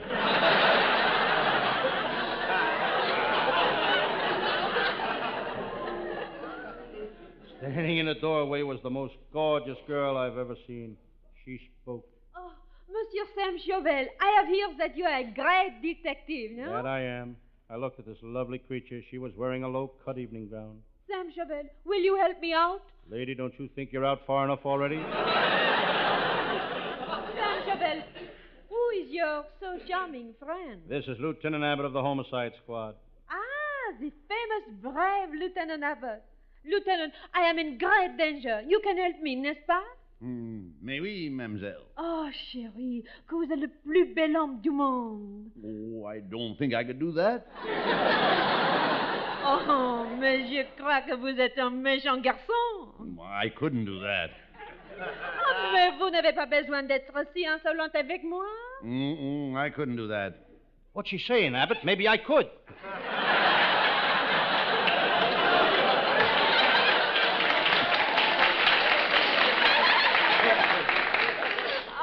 Sam Chauvel, you are so brave. The terrible Count Boris is after me. Tell me, what would you do if you were in my shoes? I'd probably fall flat on my puss. Countess, you shouldn't drag Sam Shovel into this case. Here we go again. Count Boris is a vicious man. He might kill Sam. Besides, you have no money to pay the fee. Oh, it is true I have no money, but Sam, I can pay you with kisses. Kisses are not legal tender. They may not be legal, but I'll bet they're tender. Sam, you are so wonderful. I'm going to give you a kiss that will melt your heart.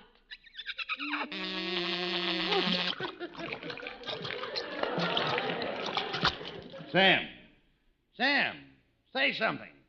Does anybody want to buy 10 cents worth of liquid hot? Oh, Sam, it is Count Boris. He's looking for me. He is always seeking me. For 5 years I've been hiding from him. Quick, Sam, where can I hide? Here, hide under the desk. Where is she? I know she's here. I've been looking for her for 5 years. Aha!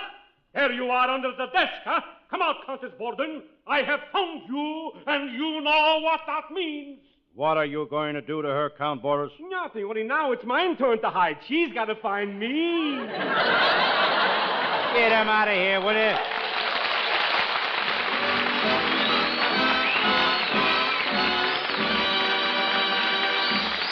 Abbott and Costello will have the last word as usual. But before they do, we'd like you to ponder this.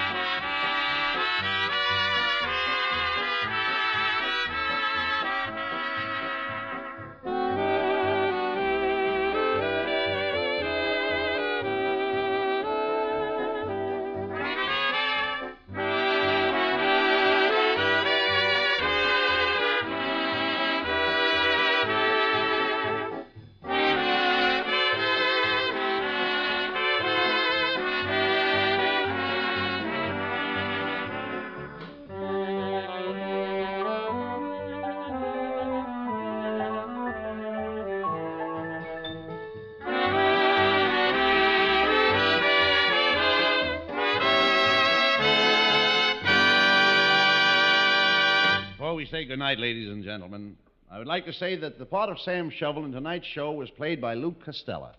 And I, Bud Abbott, do not necessarily agree with anything he says. Thank you, Abbott. And I want to say that the part of Lieutenant Abbott of the Homicide Squad is played by Bud Abbott. And if there is any resemblance between Abbott and any living person, there would be better off dead. Thank you. And now let's give a bow to our orchestra leader, Matty Malnick, and to our singer, Hal Winters. And I'd like to give credit to our writing staff, which is headed by Lee Foreman with Paul Conlon, Pat Costello, Martin Ragaway, and Leonard Stern. And let's not forget our capable producer, Charles Vander. And let's not forget to say good night. Good night, folks. Good night to everybody in Patterson. Good night.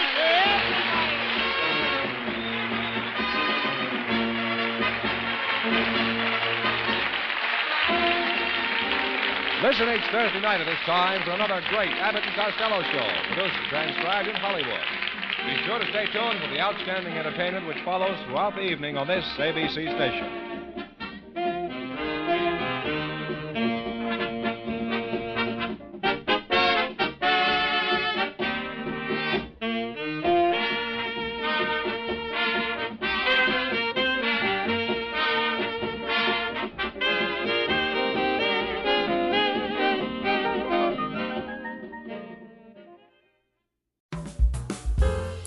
Thank you for tuning into Golden Age Radio. Don't turn that dial.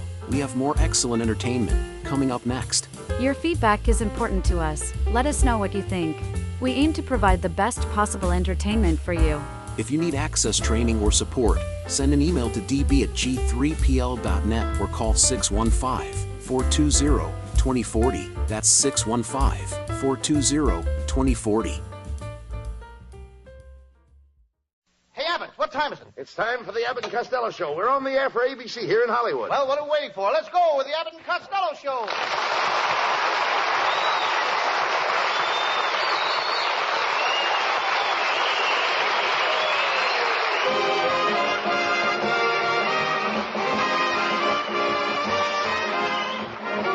It's the Abbott and Costello Show, produced and transcribed in Hollywood for your listening and laughing pleasure. Chuckles with a carload and music by Matty Malnick. So hold on to your chairs, folks, for here they are, Bud Abbott and Lou Costello.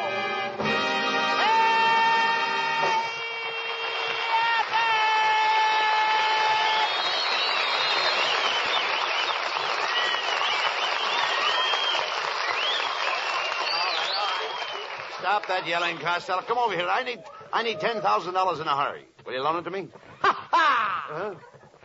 Haven't got that much, huh? Well, how about 8,000? How about 5,000? 1,000? Costello, when are you going to stop that laughing? When you get down to about $3.25. I should have known better. If you stopped chasing girls, you'd have money. I don't chase women, Abbott. I'm repulsive to women. Repulsive to women? Who told you that? Women. What? Haven't you ever had a real girl, Lou? Oh, yes, I have. Once, Abbott. Her name was Mabel Kumquat. Dear old Mabel Kumquat. Sweet kid. Not bad. Met her at a delicatessen factory in Patterson. I was a salami sniper. A salami sniper? Snipper. All right, so what is... Well, a salami snipper? That's an endless chain of salami would go by me every 20 inches. I would go snip, snip. Go on. One day I looked up and there stood Mabel. I stood there looking at her for 15 minutes. And what happened? Abbott, did you ever see a salami 2 miles long? And that was the start of your romance, eh? Oh, yes. One night I took her up to Bung Mountain. Wait a minute. There's no Bung Mountain in Patterson. Abbott, when I take a girl up a mountain to a mountain, it's Bung.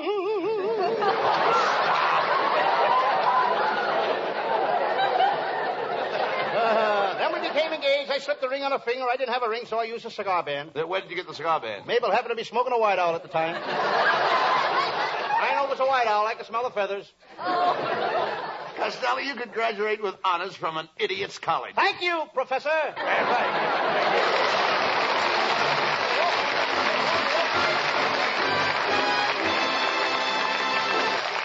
Hey, wait a minute, boys. Here's a serious-looking fella trying to get a word in edgewise. Let's see what he has to say.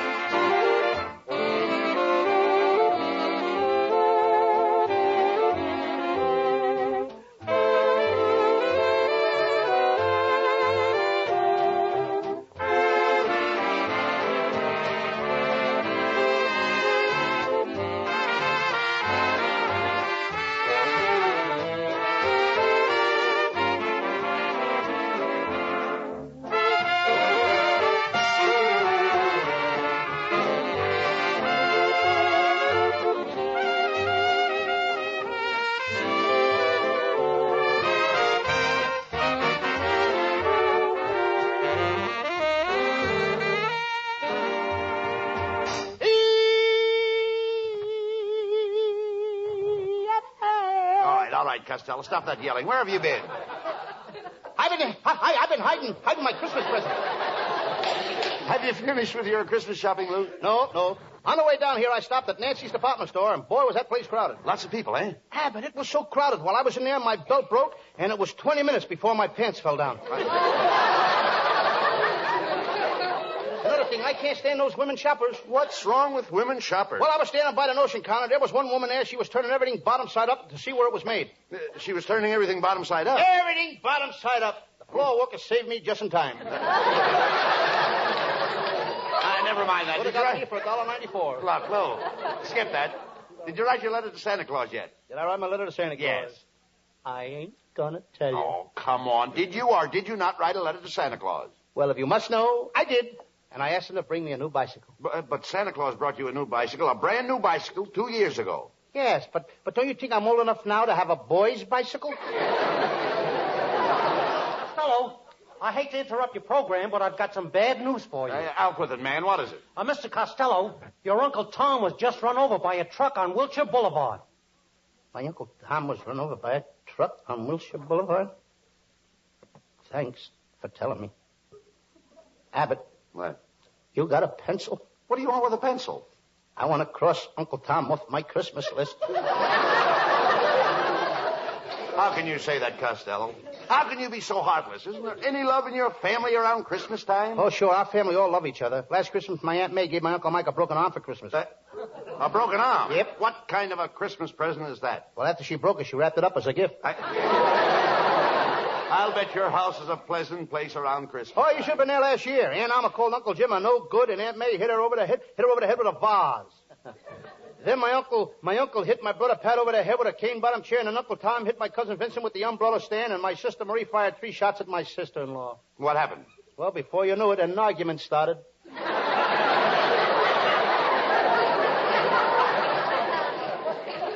Well, I want to tell you something, Abbott, and speaking of arguments, what are you going to get your wife for Christmas? Well, I gave her some money. She wanted to buy herself a new corset. Lovely. Yes, but she can't seem to find one that will fill her budget. She's so fat, nothing would fit her budget. Costello, my wife is just pleasantly plump. She's not fat. That reminds me, Abbott. My sister would like to borrow one of your wife's stockings to hang over the fireplace on Christmas Eve. What does she want with one of my wife's stockings? She's expecting a grand piano. Are you trying to insinuate that my wife Betty is fat? Well... Did you ever see her in a bathing suit? Yes, I have. Repulsive, isn't it? Wait a minute. Who put that in this script? I told you, Abbott, you should have bought those writers presents.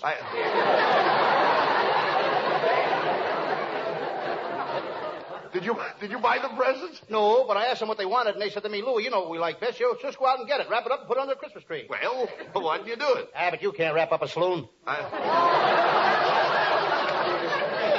Well, if you didn't get the writers anything, you should have at least bought their wives something. I did, Abbott. I gave each one of them a corsage. No, not corsage. Corsage. That's corsage.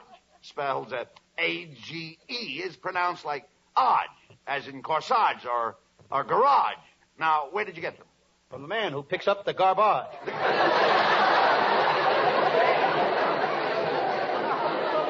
Well, I gotta go now, Abbott. I gotta do some shopping for Louis B. Mayer. He wants me to get a box of cigars. He's gonna give them to Margaret O'Brien for Christmas. Now, wait a minute. Why would you want to give Margaret O'Brien a box of cigars for Christmas? He wants to stunt her growth.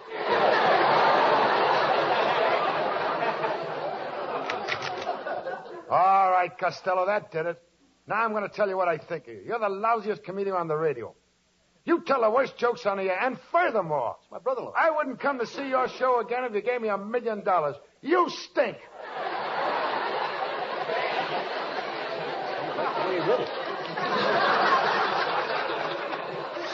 Sounded good, Lou. This guy means it. Tough guy, huh? Do you want to step outside and say that? Certainly I'll step outside and say it. Why? Well, there's a lot of people out there in front that couldn't get in the studio. Maybe they'd like to hear it, too. That's what I thought. You're a yellow rat. A yellow rat, that did it. I'm not taking that sitting down. Oh, you're not, eh? No.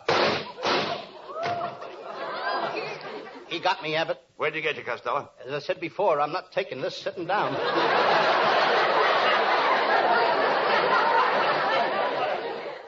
Hello, boys. Hey, look, Costello, it's our secretary, Viola Vaughn.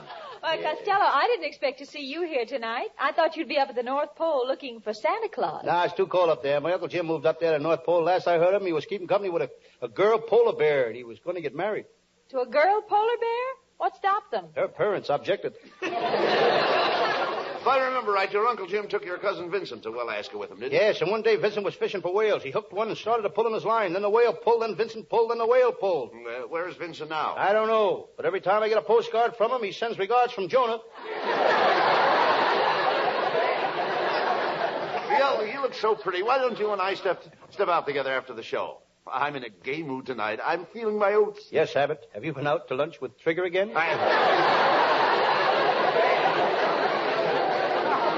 There's no reason why Viola shouldn't go out with me. I'm a regular ladies' man. Why, women throw themselves at my feet. I don't blame him. Anything to get away from that face.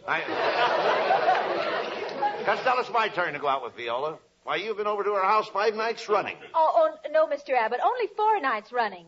Last night my father didn't chase him.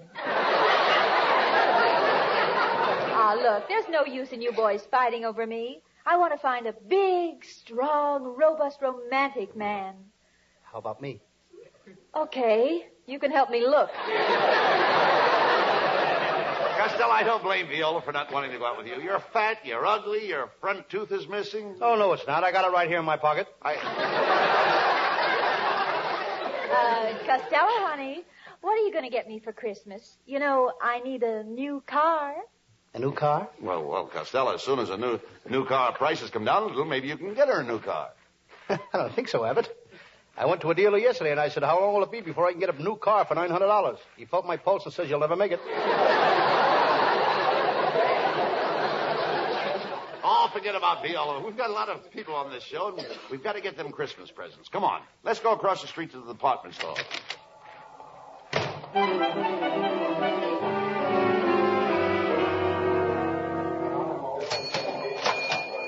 Gee, this store is crowded. Look over there. It's our band leader, Matty Malnick. Hiya, fellas. I'm looking to buy some records. Costello, do you know where the music department is? No, I don't.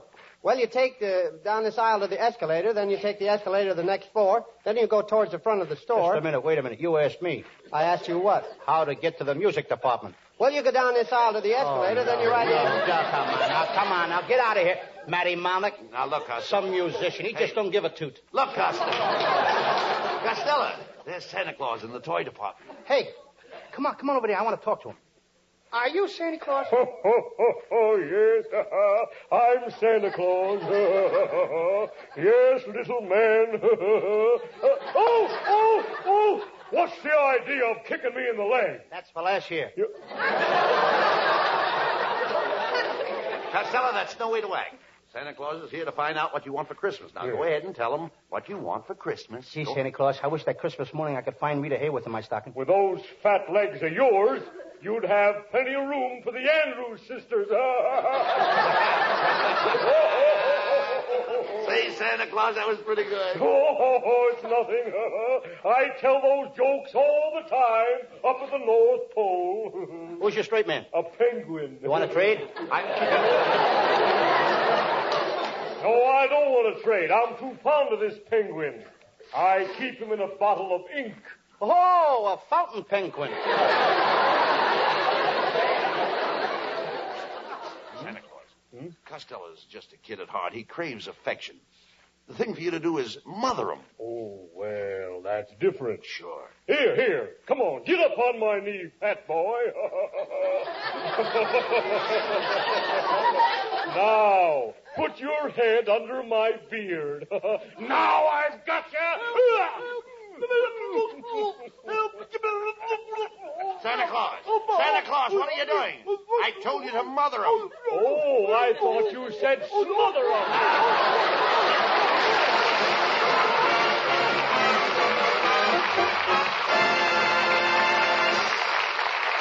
Break it up, men, but it's time to change the subject for just about 60 seconds.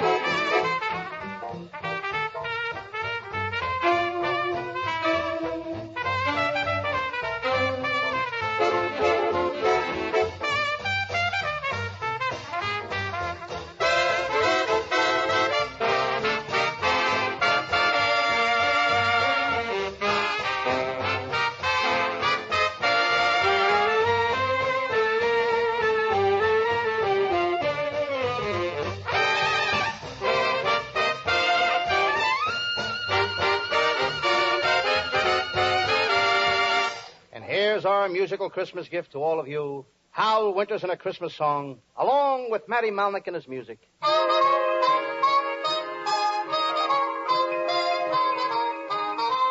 Oh, the weather outside is frightful, but the fire is so delightful. And since we've no place to go, let it snow, let it snow, let it snow. It doesn't show signs of stopping, and I brought some corn for popping. The lights are turned way down low. Let it snow, let it snow, let it snow. When we finally kiss goodnight, how I'll hate going out in the storm. But if you'll really hold me tight, all the way home I'll be warm. The fire is slowly dying, and my dear, we're still goodbying. But as long as you love me so, let it snow, let it snow, let it snow. When we finally kiss goodnight, how I'll hate going out in the storm.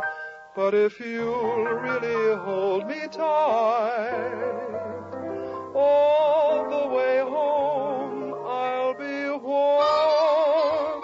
The fire is slowly dying, and my dear, we're still goodbying. But as long as you love me so, let it snow, let it snow, let it snow.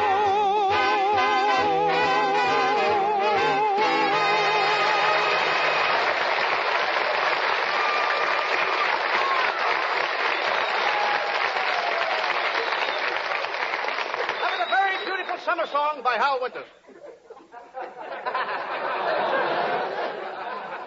Hey, Abbott. Hi. My brother Pat just told me some wonderful news. Tomorrow he starts playing with the girls in Phil Spitali's orchestra. What instrument will he play? No instrument. He's just going to play with the girls. I thought your brother was a musician. No, he's a singer. He sings just like Nelson Eddy. Does he sing shortening bread? Well, he could, but the places he sings in are so small and narrow, he can't sing shortening bread. He's got to sing right crisp. Never mind that. What are you doing with that newspaper? I wanted to show it to you, Abbott. My Sam Shovel Detective series is becoming so popular, the newspapers have taken it off the radio page and put it on the front page. Look. Wait a minute. I don't see it on the front page. There it is, there it is. Under crimes committed in Los Angeles today. And besides that, I'm getting more fan mail than ever. Listen to this one. Dear Lou Costello, if your Sam Shovel Detective series is not the funniest program on the air, then I'm not the next president of the United States. Who's it from? Tom Dewey. Well, never mind that. What is your Sam Shovel Detective mystery for tonight? It's one of my latest cases, Abbott. I call it the case of Clarence, the dress designer who gave himself up to the police, or I'm all yours in buttons and bows. And now to the further adventures of Sam Shovel, private detective.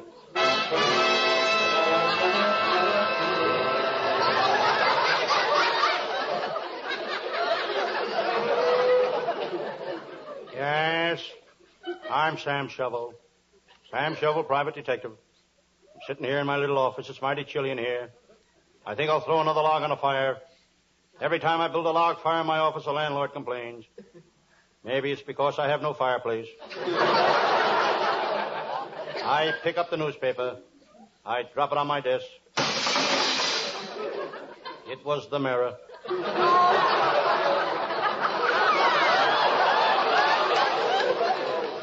I read the one ads. Woman who washes Mondays and Tuesdays wants place to hang out on Wednesdays. Here's another one.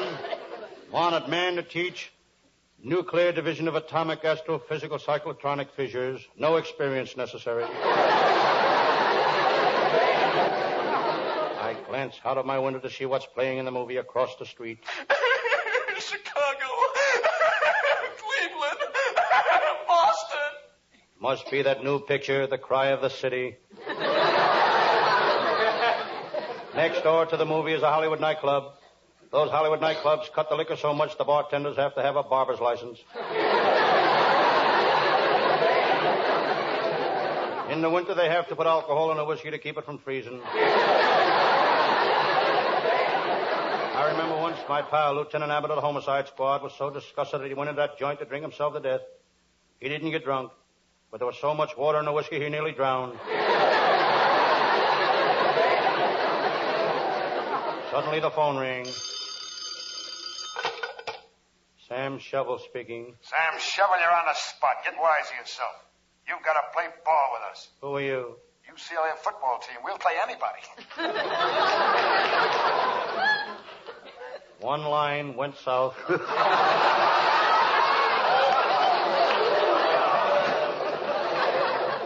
look out the window again. Crowds, nothing but crowds. Everybody doing the last-minute Christmas shopping. The crowds give me an idea. I'm going to write to my congressman and have him change Christmas to April. The stores aren't so crowded then. In the crowd, I see my pal, Lieutenant Abbott. Abbott is the cheapest guy in the world, all year round. But when Christmas comes, he'd give you the shirt off his back. I know. Last year for Christmas, he gave me a dirty shirt. Lieutenant Abbott is a great detective. He worked on the Morelli case, and in 2 days he had it sewed up. Then he got the Murray case, and it only took him 3 days to sew that up. Then came the famous Lewis case. He sewed it up in 24 hours. He never carried a gun. Just a sewing machine and 3 extra bobbins.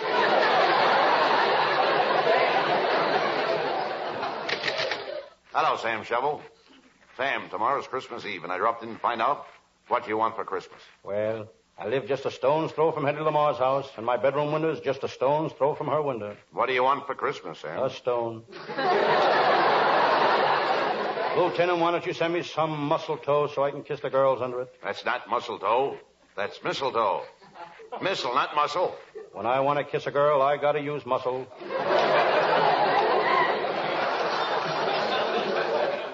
Sam, I want you to help me on a job. I've been assigned to guard a department store during the Christmas rush. I guarded the Broadway Hollywood store last Christmas. I put a man on the 5th Street door, a man on the Broadway door, a man on the 6th Street door. How did you make out? They didn't lose a single door. But all the windows were stolen. Come on, Sam. We're going down to the store right now.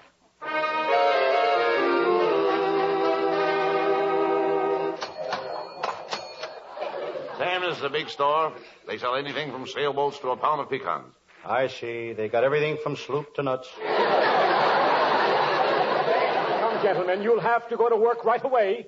The shoplifters are stealing everything in aisle 9. Where is aisle 9? Well, this is aisle 7, that's aisle 8, and that... How do you like that? They stole aisle 9. I think I like this job. Say, who is that gorgeous girl behind the crowded counter? Oh, that's Miss Fairchild. She works in ladies' slippers. She's beautiful. What else does she do? She just works in ladies' slippers, that's all. Hey, wait a minute. Look, that kid. He just stole a pair of roller skates. I'll get him. You let go of me! Let me go, you copper! Let me go! I'll teach you to steal. I'm going to lock you up. Lieutenant, I'll take charge of this case. You keep your eye on the store. Come with me, son. Please don't take me to jail. Please don't take me to jail. I didn't have the heart to take that kid to jail. He didn't look like a bad kid. He was poorly dressed. His face was dirty, but I could still see some of his freckles. His name was Johnny. I took him to my little office and sat him down in a chair. I could see he was scared, plenty scared. Gee, Mr. Shovel, I don't want to go to jail. And I don't want you to go to jail, son. That's why I brought you here. Those were plenty expensive roller skates you took off the counter in that store, Johnny. Oh, gee, they were only $1.98. I'm not talking about the cost in money, Johnny. It's the cost in shame and disgrace. Not only to you, but to your mom and your dad. Gee, I never thought about that. Mom and Dad. That's the trouble with doing a wrong thing, Johnny. Most time it hurts others more than the guy that does it. Gee, you're a funny guy. You're supposed to be a detective, a cop. Me and the kids in my neighborhood, we ain't got no use for coppers. But gee, I kind of like you. You don't talk like no cop. You're more like a friend. Johnny, cops aren't bad guys. Every cop on the force wants to be the friends with every kid on his beat. When a kid is in trouble, if he'd run to a cop instead of away from him, he'd find out that cops are pretty regular fellows. You see, Johnny, you're a kid and I'm a cop. But lucky for us, we're both living in a wonderful country. A country that's interested in the welfare of its children. Our police know that no kid wants to be bad. It's just bad environment. Neglect on the part of parents. Lack of love and understanding. That makes a kid go wrong. Yeah? And are you sure that all cops is my friends? All cops, Johnny. Aha! There you are. Even him? Even him. I don't know what this is all about, Sam. I gotta get this kid to the lockup. This is Christmas Eve, and I gotta... You gotta get a little of the Christmas spirit, Lieutenant.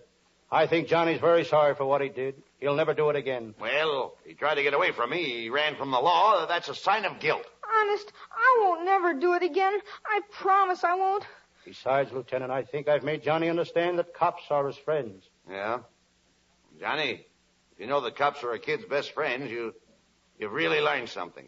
Yeah, well, there's only one thing that puzzles me. What is it, Johnny? Well, Lieutenant Abbott's a cop, ain't he? Yes? Well, how could a guy with a face like that be any kind of a cop? Oh, Johnny. Johnny, it's Christmas Eve. Listen.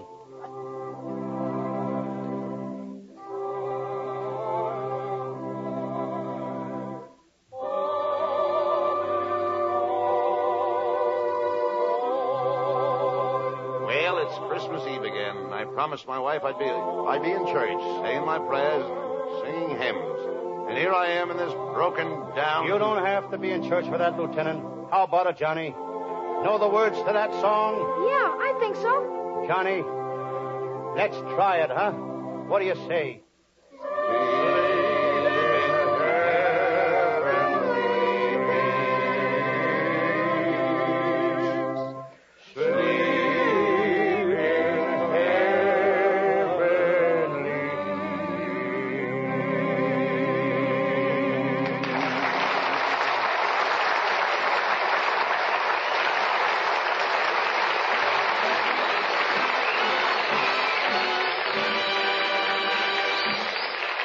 Costello will have the last word as usual. But before they do, we'd like you to ponder this.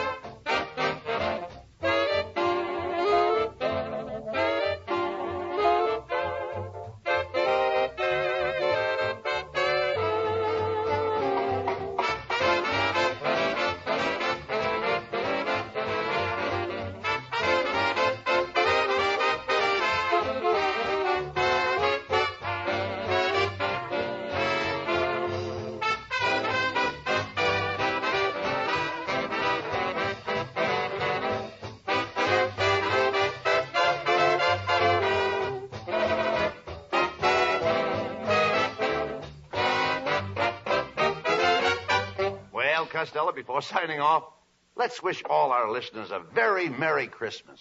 Merry Christmas, everybody. And I'd also like to say Merry Christmas to our fine crew that helped us put the show together. Our writing staff, which is headed by Eddie Fulmer, with Paul Conlon, Pat Costello, Martin Ragaway, and Leonard Stern. Now, don't forget the swell boys of the band and our leader, Matty Melnick, and our vocalist, Hal Winters. And a Merry Christmas to our producer, Charles Vander. Good night, folks. Good night, everybody, and Merry Christmas to everybody in Patterson, New Jersey, and all over the world.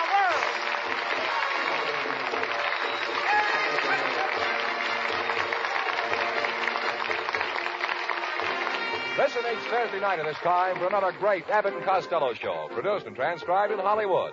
And be sure to stay tuned for the outstanding entertainment which follows throughout the evening on this ABC station.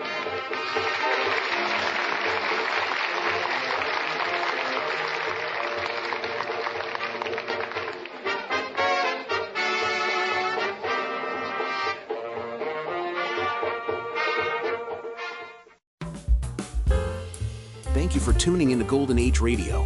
Don't turn that dial. We have more excellent entertainment coming up next. Your feedback is important to us. Let us know what you think. We aim to provide the best possible entertainment for you. If you need access training or support, send an email to db@g3pl.net or call 615-420-2040. That's 615-420-2040. Hey, Abbott, what time is it? It's time for the Abbott and Costello show. We're on the air for ABC here in Hollywood. Well, what are we waiting for? Let's go with the Abbott and Costello show.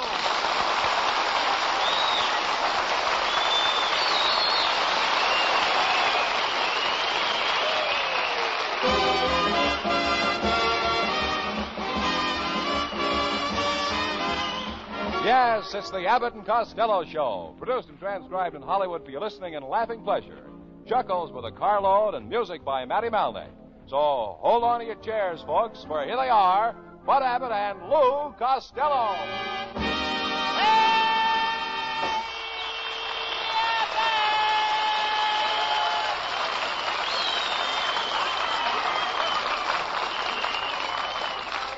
All right, stop that racket.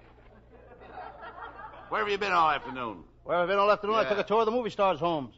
I passed Gregory Peck's house and said, gee, I'd like to have his Cadillac. Then I passed Clark Gable's house and I said, gee, I'd like to have his yacht.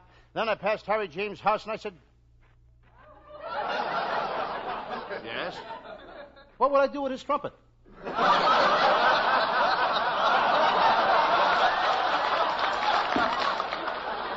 know, I shouldn't be kidding, Abbott. I mean, after all, I got a threatening letter today. Somebody wants to kill me. That's why I got this. How many people listen to you every week, Costello? Well, let me see. Altogether, about 12 million.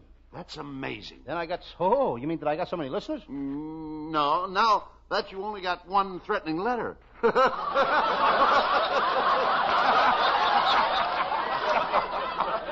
Show me where it says that in the script. Show me where it says that in the script. Well, never mind. What are you going to do about the letter? Oh, that's your line. Excuse me. Never mind. What are you going to do about the letter? That's where I heard it. Yeah, that's right. Well, what are you going to do about the letter, Lou? Well, the person that sent me that letter, he may be in the audience tonight. I'm going to search everybody out there. I'm going to start with that blonde in the front row. No, don't be silly, Costello. A beautiful girl like that wouldn't be carrying a gun. You look for what you like, and I'll look for what I like.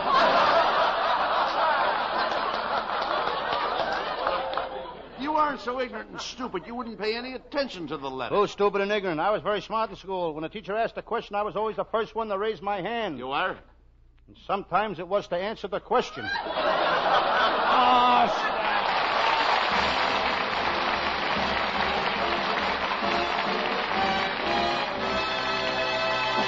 Hey, wait a minute, boys. Here's a serious-looking fella trying to get a word in edgewise. Let's see what he has to say.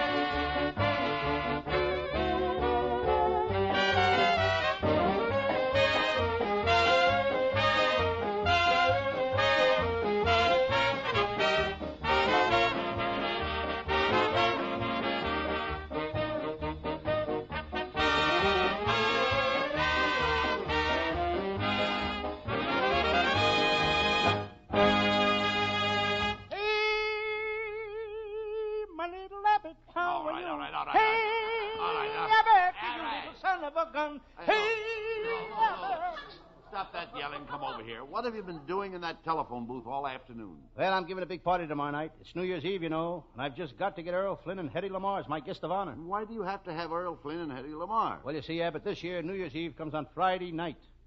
Friday night. And I can't serve any meat, so I thought it would be kind of nice to have Flynn and Hetty. Well,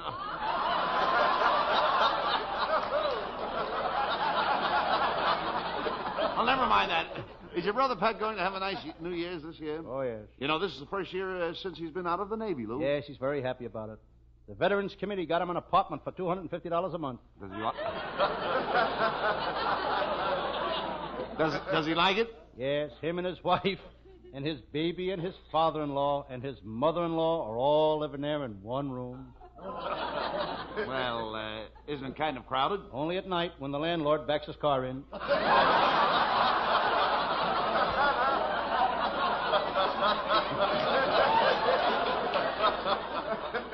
You mean that Pat is living in a garage and paying $250 a month? That's ridiculous. I'll bet I could rent that same garage for $50 a month. Yeah, but you ain't a veteran. You can say that again. Why should I say that again? It didn't get a laugh the first time. Costello, I don't know why I even talked to you. Why don't you pack up your things and go where all other morons go? That's silly, Abbott. What would I do in Washington?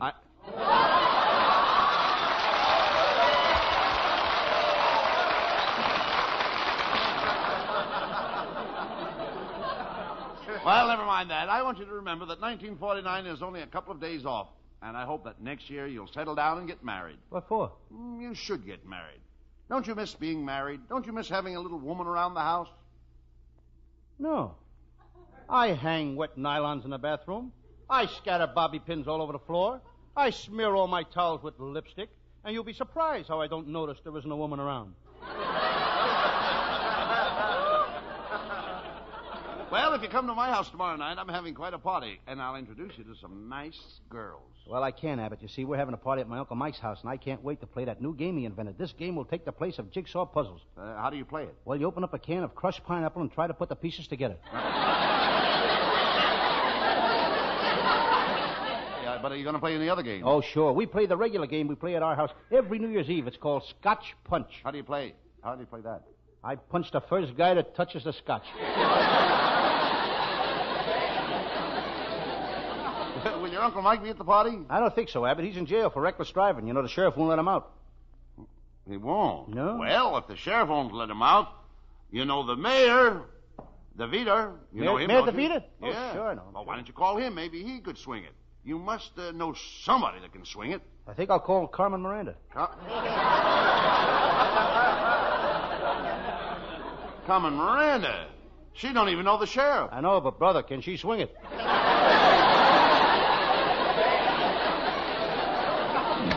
Oh, Mr. Costello, you've got to help me. What's the matter, young man? Well, my wife wants to send me to a sanitarium. Why? Because I like French fried potatoes. What's wrong with that, young man? I love French fried potatoes myself. You do, Mr. Costello? Certainly. Then you must come over to my house. I've got trunks and trunks just full of French fried potatoes.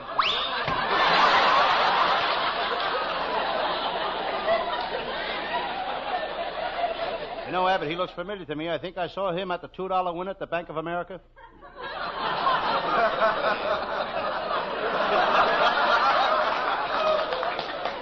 Wait a minute. I've heard of a paying window, a receiving window, and a loan window, but since when have they got a $2 window at the Bank of America? Ever since the president went out to Santa Anita, so the business are doing with theirs. You ought to go out to the racetrack, Abbott. It runs like a machine. A machine? Yeah, vacuum cleaner. The only place in the world where the windows clean the people. I hope you'll pardon the intrusion, boys, but you remember me. I was candidate for representative from your district. Oh, politician Harry Brown. Yes, gentlemen, yes. The same Harry Brown that promised to clean up the city, close up all the pool halls, bring back prohibition, and finish the Hollywood freeway. Mr. Brown, what are you doing now? Nothing. I was elected.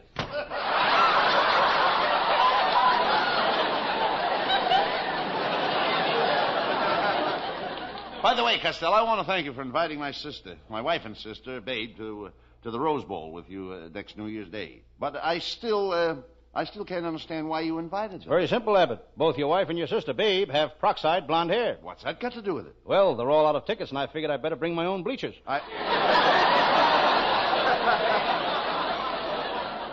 good evening, boys. Well, look, Costello, it's our secretary, Viola Vaughn. Well, Viola Vaughn, you give me the wrong place, kid. Costello, you ought to be ashamed of yourself. Viola has only been in California a short time, and you should try to make her feel at home. Say something nice to her. All right, Viola, old girl, it's been frightfully nice seeing you again. Frightfully nice. Oh, thank you, and it's been frightful seeing you again.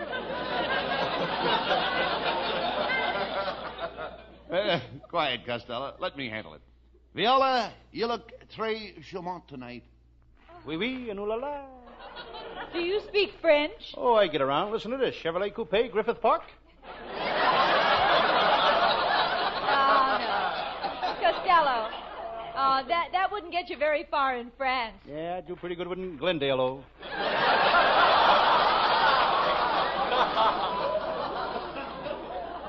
Pay no attention to him, Viola. How would you like to come over to my house New Year's Eve for a little late supper? Is it going to be a buffet? Is it going to be what? Buffet. Abbott, don't be a dope. You know what buffet is? That's French for let's go to the table and slug it all among ourselves.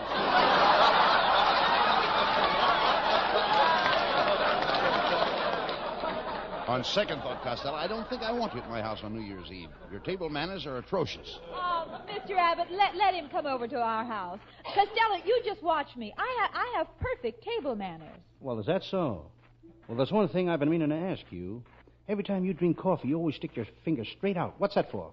That's where you hang the wet donuts.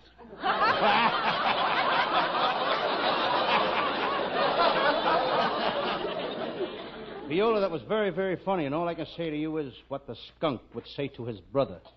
What did the skunk?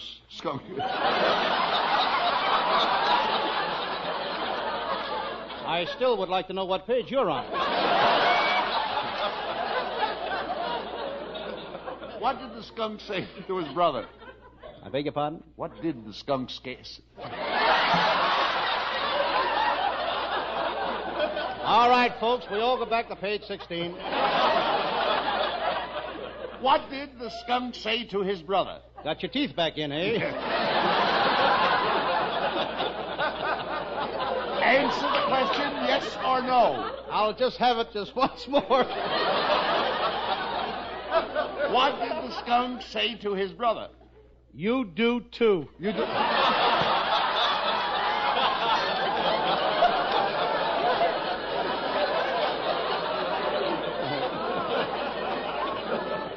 Oh, now, please, don't get mad, Costello. Well, get mad. I'm happy. Continue.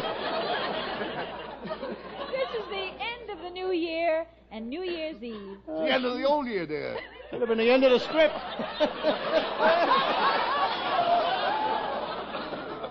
What did you say, honey? This is the end of the old year and New Year's Eve.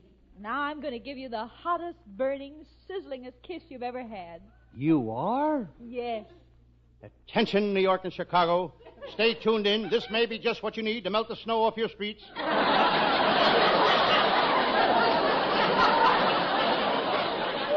Costello, I've come to the conclusion that you are the most unintelligent, ignorant, stupid nincompoop in the state of California. Well, a fella's got to make good at something. I still like that skunk-a-hunka line of yours. Viola, we're starting a new year in a few days, and I'd like you to stay with us as our secretary. You like the job, don't you? Well, Mr. Abbott, I don't really know. You see, I was a secretary for an insurance man, then I worked in a bank. But my mother is a little skeptical about my working for Hollywood actors. Viola, has your mother been telling you that old stuff about how actors are all wolves? That they do nothing but chase girls and go to parties, and that they're all up all night whooping and hollering, and that no self-respecting girl should associate with them? Well, yes, she has. Well, do you want to know something? What? She's so right.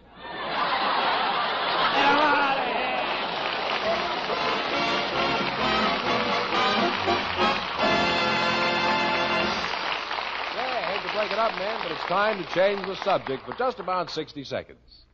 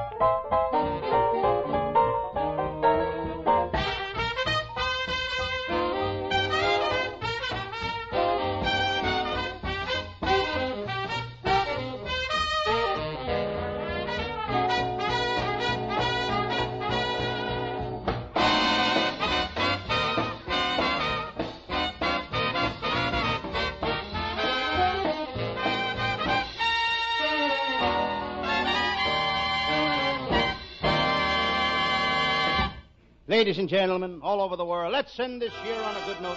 Here's Howell Winters singing with Matty Malnick's orchestra a very beautiful ballad entitled Dancing in the Dark. till the tune ends. We're dancing in the dark, and it soon ends. We're waltzing in the wonder of why we're here. Time hurries by, we're here and gone, looking for the light of a new love to brighten up the night. I have you, love, and we can face the music together, dancing in the dark.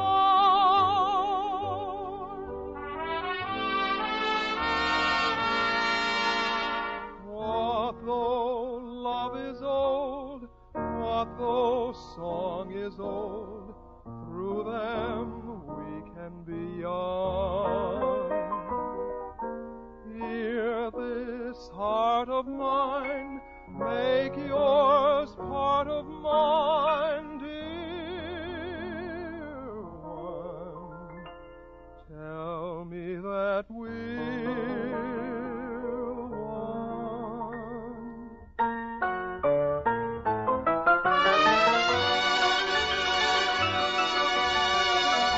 Till the tune ends, we're dancing in the dark. I have you, love, and we can face the music together, dancing in the dark.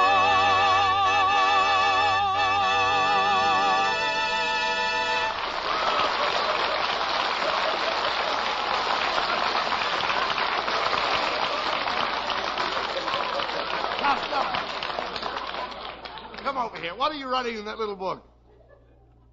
I beg your pardon? What are you writing in that little book? What are you perspiring for? I'm asking you, Costello, here. What are you writing in that little book? I got 4 New Year's resolutions written in here, Abbott. For 1949, here's what I'm going to do. Resolution number 1, I resolve to improve my handwriting. Now, that's good. What is number 2? How do you like that? I can't read it.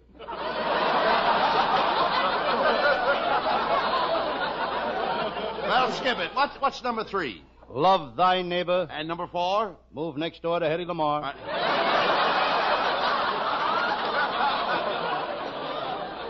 Why don't you make up a sensible list of resolutions? Well, I'm only kidding, but I got a sensible list. Listen to this. Number 1, give up going to nightclubs. Number 2, give up going with girls. Number 3, give up resolutions number 1 and number 2. Talk sense, please. I like the one about love thy neighbor. Yeah. But where are you going to spend New Year's Eve, Lou? Well, I could go to Ava Gardner's party. There's only one thing that's stopping me. What's that? She didn't invite me. That shows you how popular you are with the girls. Personally, I don't care about girls. You don't, huh? Just so I'm popular with my Sam Shovel detective fans. The listeners love me, Abbott. Just listen to this note I got today. Dear Lou Costello, a Sam Shovel private detective, you are wonderful. You kill me. If you ain't the funniest guy on the radio, I'm a monkey's uncle. I'm coming to the studio tonight. Mr. Costello, there's someone here to see you. Show the man in. It's no man, just a monkey with his uncle.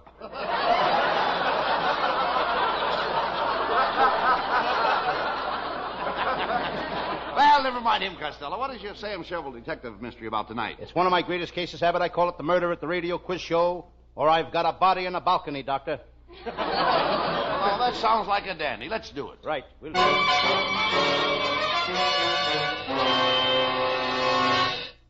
Yes, I'm Sam Shovel. Sam Shovel, private detective. I'll take any kind of a case. If you need a detective to shadow somebody, call me. If you need evidence for a divorce, call me. If you need a detective with courage and fortitude, call me. If your life is threatened by a mob of desperate armed criminals and you need somebody to shoot it out with them, there's plenty of other detectives you can call. As I sit here at my desk, I decide to read. I pick up my newspaper.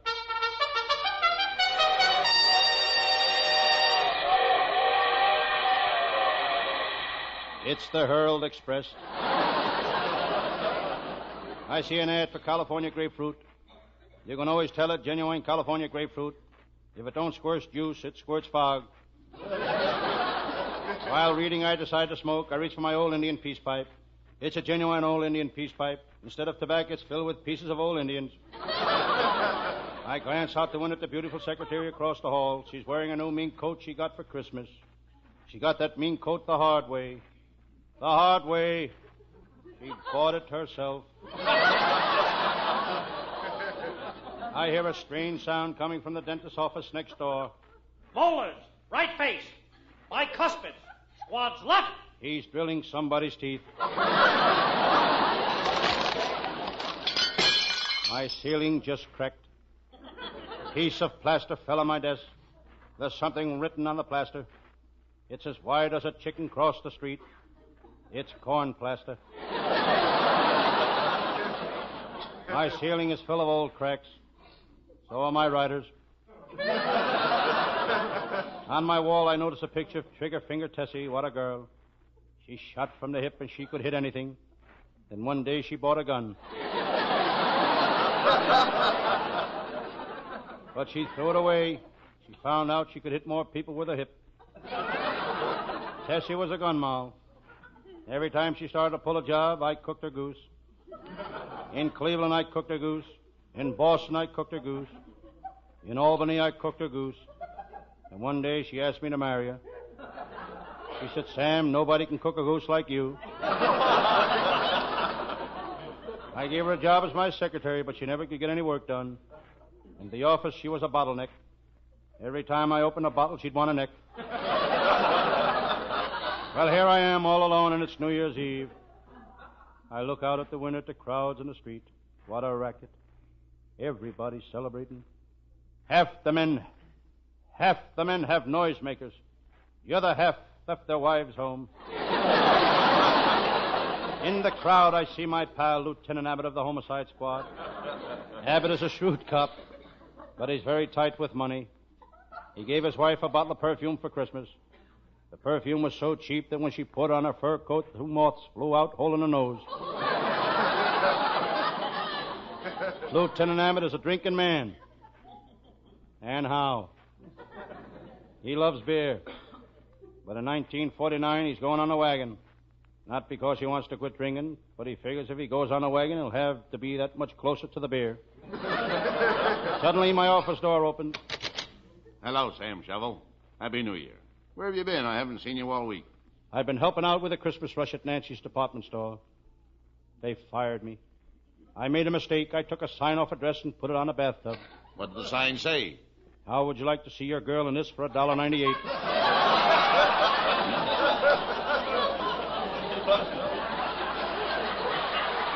Never mind that, Sam.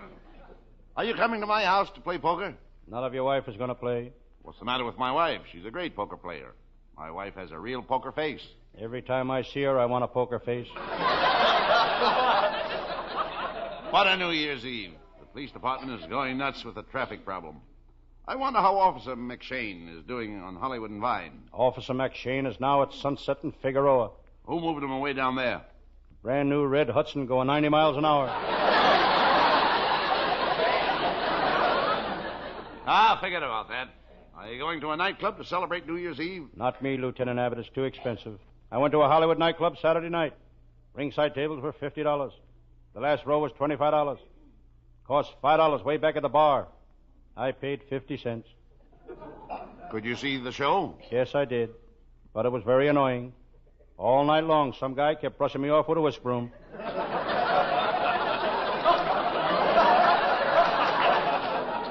Look, why didn't you come to my house tonight, Sam? It'll be a swell party. Bring that cute little redhead you met yesterday. I had her out last night. We went to Griffith Park and sat on a bench. Every time I kissed her, she pulled her hair out of her head. Well, bring it to the party. Lieutenant, how would it look for me to walk into your house with a bald-headed girl? I know who I'll bring. Gertie. Gertie, she's a swell at a party. She's a scream. Does she play piano? No. Does she sing? No. What does she do? She screams.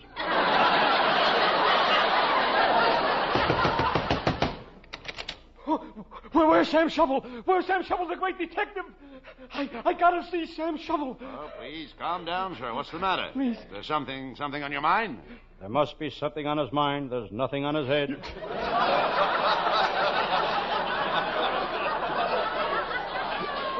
Stop joking, Sam Shovel. You gotta help me, please. There's something the matter with my wife.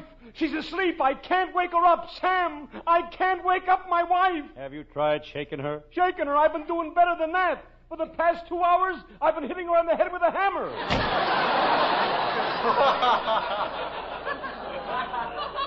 Sam, it's New Year's Eve. Forget you're a detective.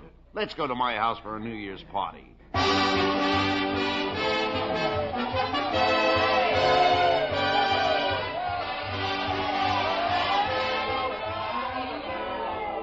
Well, Sam, how are you enjoying the party? Fine. Attention, everybody. We're going to play games. Now, everybody's got to get up and do something to entertain. Hey, let Sam Shovel get up first. Hey, Sam Shovel, come on. Friends. Come on, Sam. Friends and countrymen and other stuff that goes with it. I'll do the best I can to entertain you. But remember, I'm just a private detective. I'm not an entertainer. You can say that again. Who's that, Lieutenant? The president of ABC. I had to invite him. As I said before, friends, I'll do my best to entertain you. How would you like to see some of my famous magic tricks? Okay, Sam. Okay, now, Lieutenant Abbott, may I borrow your handkerchief? Thank you. Now, Mr. President of ABC, may I borrow your watch? Okay, here. But be careful with it. My wife gave it to me for Christmas. Good. Now watch me carefully. First, I wrap the watch in the handkerchief. I tie 4 knots in the handkerchief. Now I place it on the floor and jump up and down on it like this.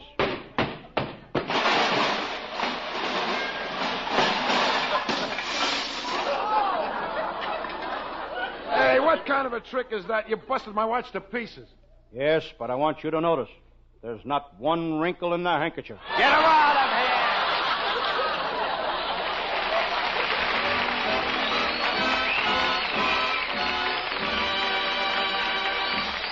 Abbott and Costello will have the last word as usual. But before they do, we'd like you to ponder this.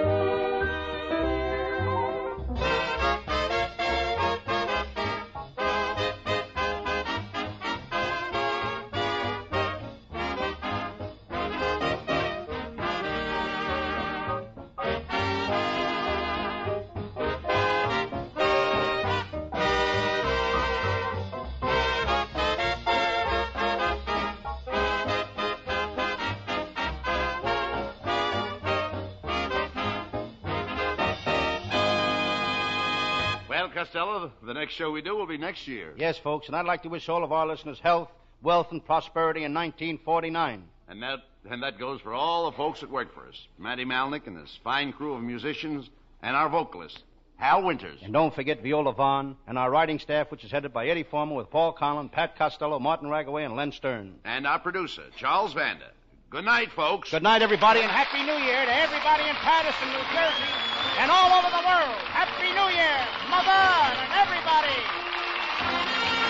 Listen each Thursday night at this time for another great Abbott and Costello show, produced and transcribed in Hollywood. Be sure to stay tuned for the outstanding entertainment which follows throughout the evening on this ABC station.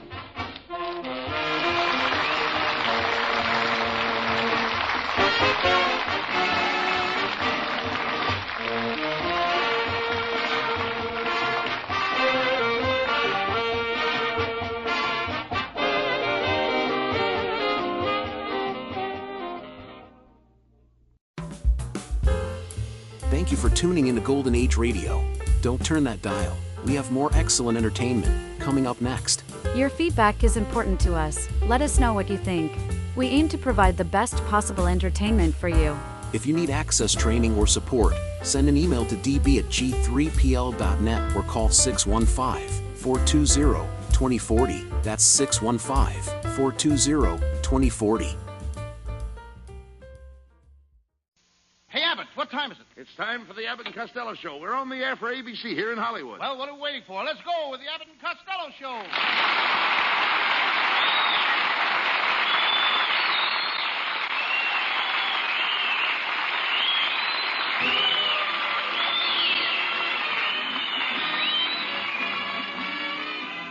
Yes, it's the Abbott and Costello Show, produced and transcribed in Hollywood for your listening and laughing pleasure with chuckles with a carload and music by Matty Malnick. So hold on to your chairs, folks, for here they are, Bud Abbott and Lou Costello.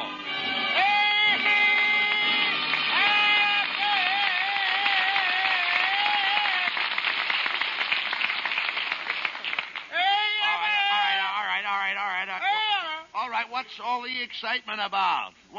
What happened, Lou? Well, Uncle Mike discovered gold on his ranch. Well, good for Uncle Mike. Yeah, he's sending to Europe for some Englishmen with shovels. He's sending for Englishmen with shovels. What for? He figures England will want to borrow the gold sooner or later, and they might just as well come over here and help dig it up.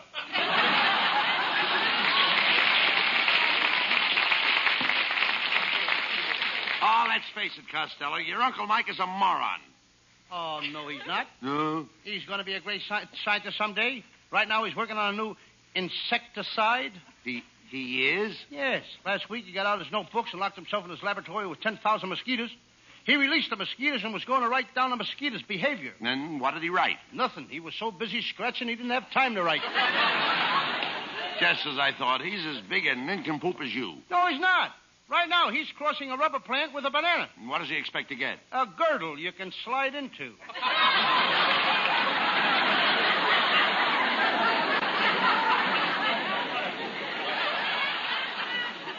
You know, your whole family are jerks. Look, by the way, what was that silly-looking thing on the radiator of your car this afternoon? Well, you see, I can't afford a radiator cap, so I trained my little dog to sit on the radiator. Your dog sits on the radiator? Mm-hmm. Does he bark much? Only when it boils over. Well,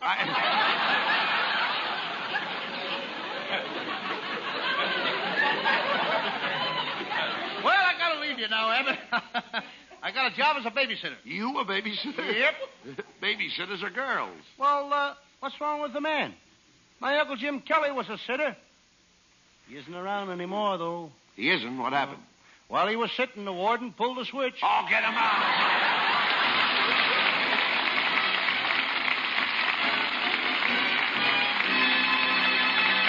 And there'll be much more of that terrific Abbott and Costello humor in a few seconds.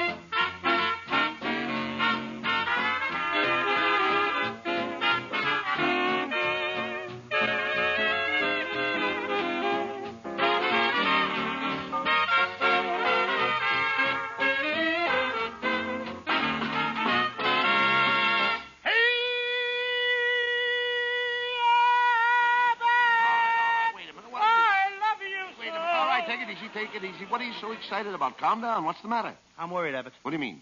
My Aunt May is in terrible shape. Well, what's the matter with her? She's got hallucinations. She thinks she's a taxicab. She thinks she's a taxicab? Yeah. Why doesn't Uncle Mike call a doctor? Why should he? She gets him to work faster than the Sunset Bus. How long has Uncle Mike and Aunt May been married, Lou? Well, it's just 20 years since they went on a honeymoon. Aunt May went to Niagara Falls, and Uncle Mike went to Miami. Wait a minute. You mean they weren't together on their honeymoon? No, Uncle Mike said that a honeymoon is the happiest time of your life, and why let marriage spoil it? Well, it's wonderful to think that your Aunt May and your Uncle Mike have been married for 20 years. Yeah. But really, Abbott, what's wonderful about it? Uncle Mike thought she loved him, but for the whole 20 years she hated him. Hated him like poison. And now they have 17 children. Wait a minute. If she hated him, why did they have 17 children? Well, it was her idea. She was just trying to lose them in a crowd.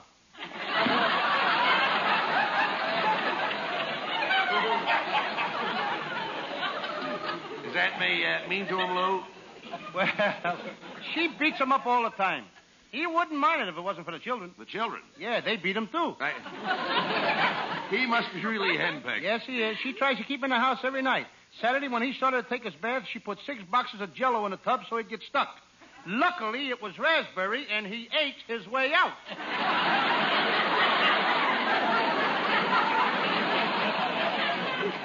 Well, they don't have a very happy home life, do they, Lou? No. Saturday night, Uncle Mike played pinochle all afternoon, and when he came home at 6 o'clock, there was no dinner on the table. Well, where was your Aunt May? Down at the bowling alley. She's down there 7 days a week. Well, that's a shame. Yep, Uncle Mike should have never got her that job setting pins. Well, look, wasn't your Uncle Mike married once before? Yeah, but his first wife passed away. Well, now that's too bad. Uncle Mike had such a tough time collecting the insurance that sometimes he almost wishes she hasn't died. What did your Uncle Mike do before he got married, Lou? Well, he was quite a Romeo, Abbott. For 2 years, he carried a torch for a girl in Pennsylvania. He carried a torch for a girl in Pennsylvania? She was a coal miner, and it gets pretty dark in those tunnels. Didn't he ever work for a living? Sure, he had a job in a canned soup factory. He was in the chicken soup division. He was a dragger. Now, wait a minute. What are the duties of a dragger in a canned soup factory? Very simple. When a 1,000-gallon tank of hot water was ready, he'd drag a chicken through it. Well, it's no wonder your Aunt May fights with Uncle Mike. Yeah. You should have seen Aunt May Sunday night, Abbott. She was so mad at Mike that she said she was going to pack her suitcases and leave him forever. Now he's really worried. He is? Yep. She ain't even started to pack her suitcases yet. What a couple they are. Mike isn't a bad-looking guy, but I can't see what he ever saw in your Aunt May. She was very popular in Patterson when she was a young girl. She was? Yes, the Patterson Electric and Power Company voted her Miss Alternating Current of 1915. Costello, that's about the year you were born back in Patterson, isn't it? Yes. I'm Patterson's favorite son. What do you mean? Just last week, the people of Patterson erected a statue in the very spot where I was born. The spot where you were born? Where was that? Right in the middle of the Greyhound bus depot. You were born right in the middle of the Greyhound bus depot? It was raining and my mother couldn't get a taxi. Costello, you talk like an nincompoop. Tell me, does your whole family suffer from stupidity? Indeed not. They enjoy every minute of it.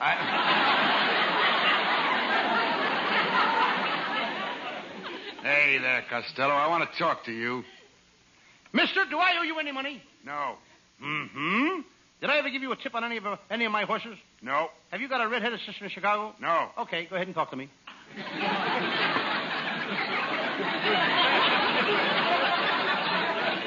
Do you give away prizes on this program?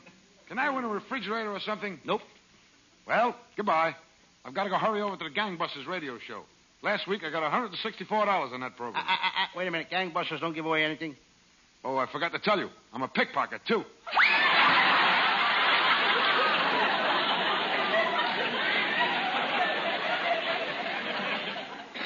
Now I know where I saw that guy, Abbott. It was the 30th anniversary party. Yours. Remember you had a swimming pool filled up with bourbon? Yeah, the whole swimming pool was filled with bourbon. What fun. Yes, I never saw so many people going down for the third time with smiles on their faces.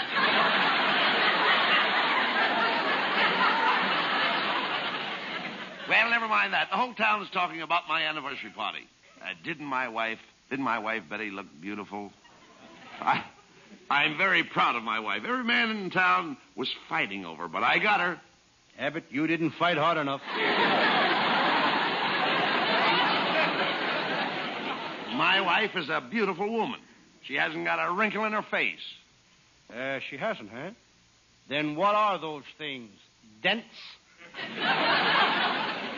Costello, you know nothing about women. I don't even know why I even discussed the subject of women with you. Well, it's not my fault, Abbott. I led a very sheltered life. Then I met a lovely little redhead, and I learned about women from her. You did? I'll never forget our first date. We sat on the riverbank in the moonlight. She moved closer to me, then I moved closer to her. Then the moon went behind a cloud. Then it happened. What? She let me tighten the string on her ukulele. Didn't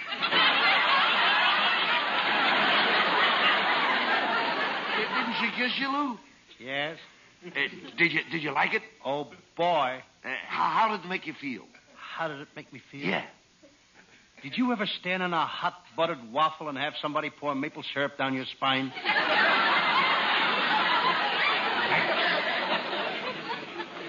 How did you get along with her, Lou? Oh, good. The second time we had a date, I took her sightseeing on a bus.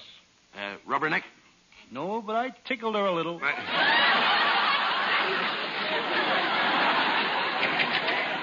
Hello, boys. Hey, look, Costello, it's our secretary, Viola Vaughn. Well, Viola Vaughn. That's my line, Lou. Take it. Well, Viola Vaughn. I understand you bought a new car. How do you like driving in California? Well, it would be. That's it yours. would be. Go ahead.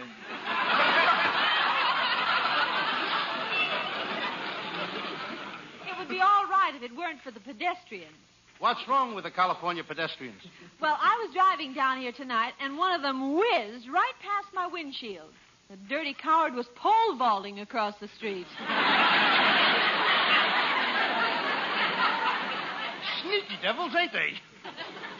Viola, why don't you take me for a ride down the beach tonight? I should say not. Ah, Costello, Viola's only kidding. She really likes you, but you've got to do something to show that you like her. That's right, Costello. Do something brave. Do something brave? Uh-huh. I know what I'll do. I'll join the army and help fight the British. But we're not fighting the British. That's all the better. That way nobody can get hurt. Costello, you know, you've been acting kind of queer lately. Hey, wait a minute. Come to think of it, you're right, Viola. Yesterday afternoon, I saw him sitting up in a tree in Griffith Park. Costello, what were you doing up in that tree? Signing autographs? Signing autographs? Yes, the robins thought I was Woody Woodpecker.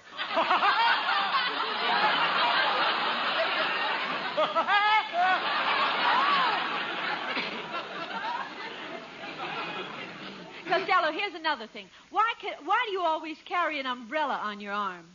Why don't you get a girl on your arm? You know, a girl is much nicer than an umbrella. Oh, I don't know, kiddo. When you're through with a girl, can you fold her up and hang her in a closet?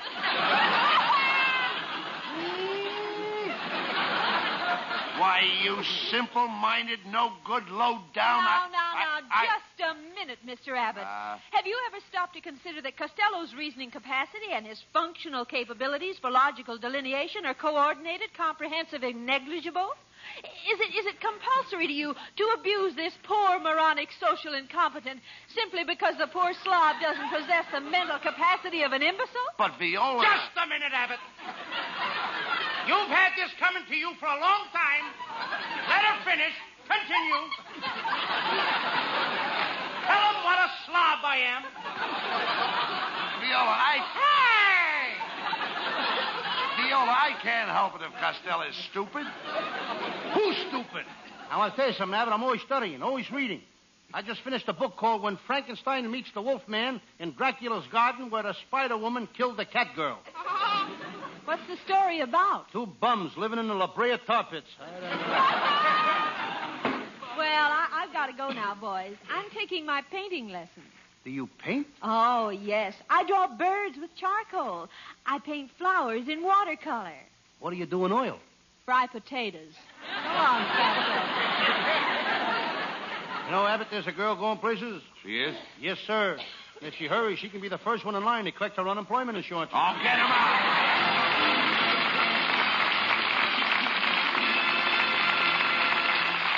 Now, while we take the 60-second intermission, we'd like you to consider this.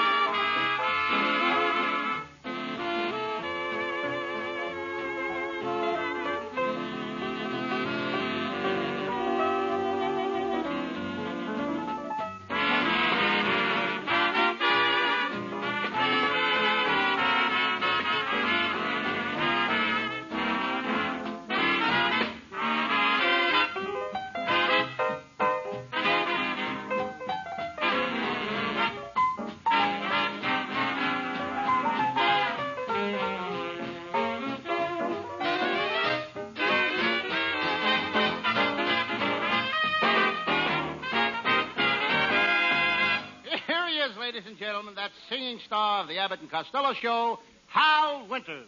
I'd like to sing a song that belongs to the month of January as much as White Christmas belongs to December.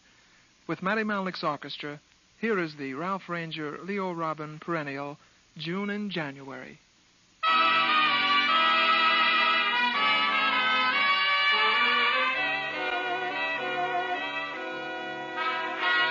It's June in January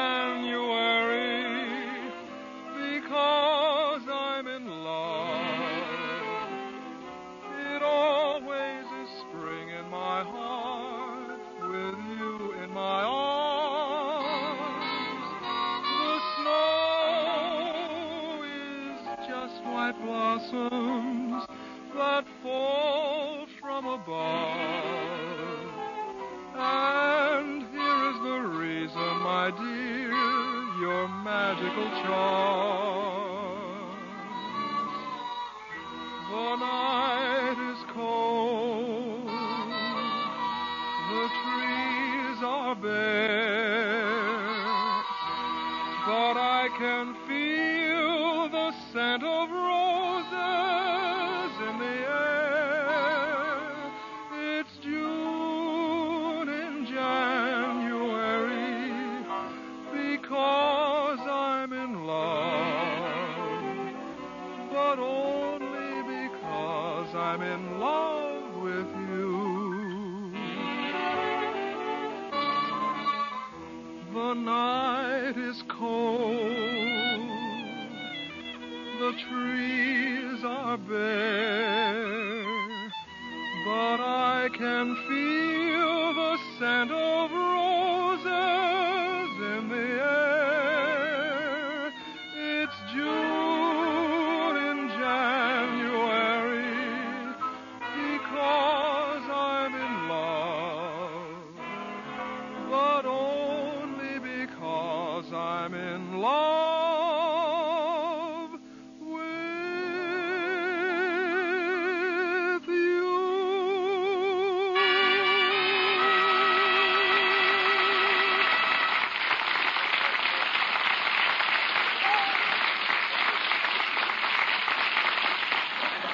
Hey, Abbott. I just made an important discovery. I think I can safely announce that Governor Dewey will run for president in 1952. Oh, what makes you think that? He just started taking piano lessons. You know, Costello, ever since you started playing the part of Sam Shovel, private detective, you've got your nose in everybody's business. You've been as busy as an ant. Ants are busy? Certainly. Then why are they always going to picnics?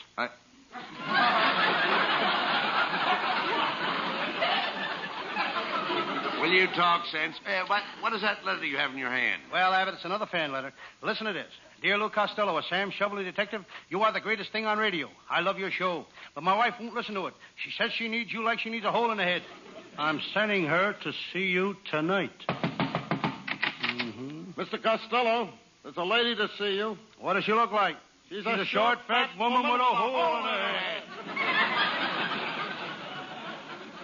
Oh, never mind.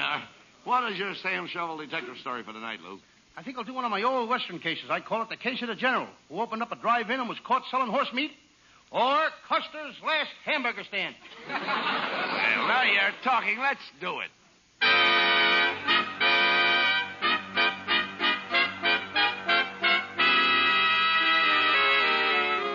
I'm Sam Shovel, private detective. I remember my first case. Three-eyed Maxie the murderer. He had three eyes. He was the only man in the world with 20/20/20 vision. And there was my second case.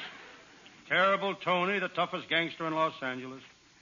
He was a bronze giant with muscles of steel and an iron fist. I had to shoot him. May he rust in peace.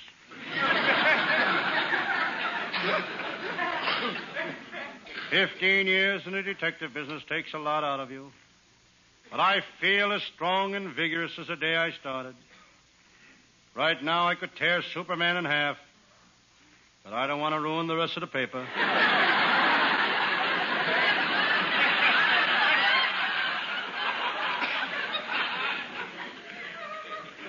I feel kind of thirsty. I go to the sink. This Los Angeles water is getting harder every day. I glance out of my window.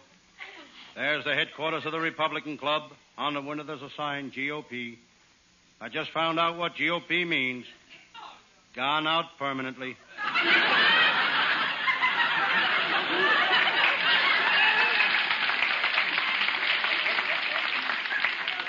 I look down at my desk. There's my new wristwatch. My new wristwatch. It's a shock-proof, non-magnetic, waterproof watch. The directions say don't take this watch out of the box. Fresh air ruins it. I think I'll give it to my secretary. What a secretary. She got the job the hard way. The hard way.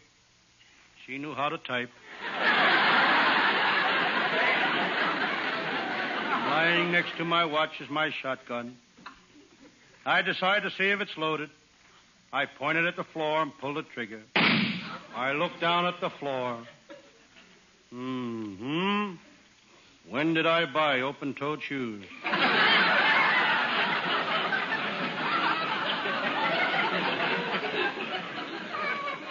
I reach in my coat pocket. Here's a wallet I found last night. I hope I can find the owner. A check. I check to see what's in the wallet. Here's a card. If found, return to Mr. Nichols. Delmar Hotel. Here's a driver's license issued to Mr. Nichols, Delmar Hotel. Here's a birth certificate with the name Nichols. Here's the pink slip for a new Hudson sedan issued to Mr. Nichols, Delmar Hotel. Well, here's $600 in cash. Looks like I'll have to keep the money. Serves that guy right. He should carry some identification.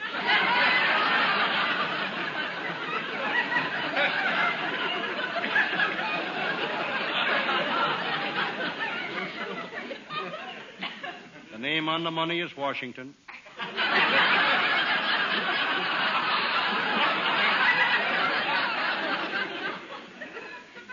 Now, let me see. Oh, yes. It's about time for my pal, Lieutenant Abbott of the Homicide Squad, to show up. Abbott had a pretty tough week chasing crooks. Monday night he was held up on Main Street. Tuesday night he was held up on Broadway. Wednesday night he was held up on Sunset Boulevard. If Abbott would stay out of those saloons, he wouldn't need anybody to hold him up.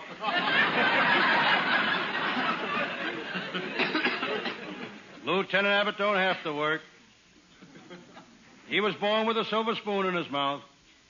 This was okay until he found out that all the other kids had tongues.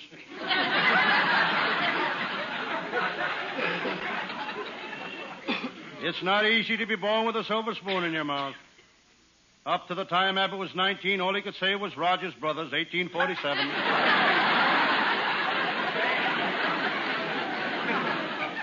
Before he became a detective, Abbott was a motorcycle cop. He was the only cop on the force that had traffic eyes. Real traffic eyes. They'd always look both ways before crossing each other. No matter what case Lieutenant Abbott goes out on, he's never stuck. Hello, Sam Shovel, private detective speaking. Hello, Sam. This is Lieutenant Abbott. Sam, what time do the vaults open in the Fourth National Bank? At 9 o'clock tomorrow morning. Not till 9 o'clock tomorrow morning? That's right, Lieutenant Abbott. You can't get in those vaults till 9 o'clock tomorrow morning. Who wants to get in? I'm trying to get out.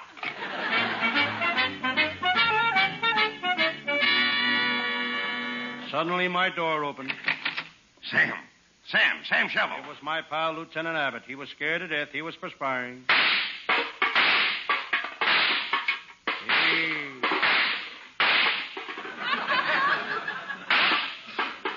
He was sweating bullets.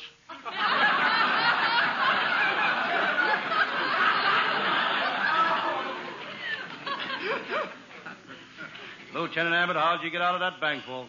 Sam, I'll tell it to you all in a nutshell. Can't you tell it to me here? I don't think we'd both fit in a nutshell. Sam, I've been working on a series of bank burglaries. Monday night, the Kelly gang held up the First National Bank. Tuesday, they held up the Second National Bank. Wednesday, they held up the Third National Bank. So tonight, I was waiting for them at the Fourth National Bank. And you caught them? Nah. Tonight they held up the First National Bank again. But enough about myself. Enough about my trouble, Sam. Sam, you don't look good. What's the matter? I didn't get any sleep last night, Lieutenant. A burglar climbed into my bedroom window and made me get out of bed. I stood there shivering in my long underwear. Why didn't you holler for help? He had a gun, and I was afraid to open my trap.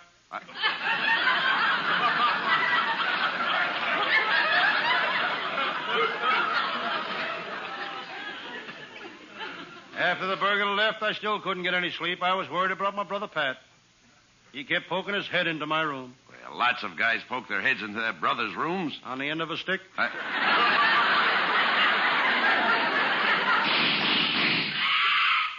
Sam, did you hear those shots? They came from the office next door. Who runs that office next door? An organization called the American Society of Patriotic Americans for the Preservation of Freedom in the United States of all and for all patriotic Americans. What do? They're foreign spies.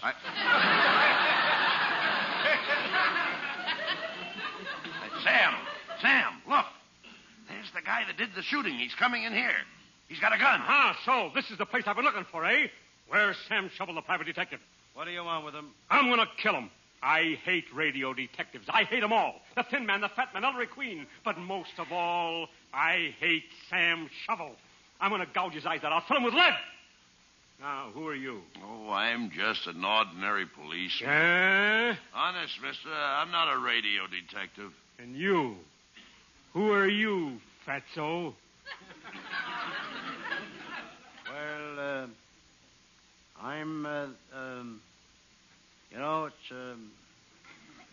I'm, don't stand there, Rabbit. Hand me my cookbook.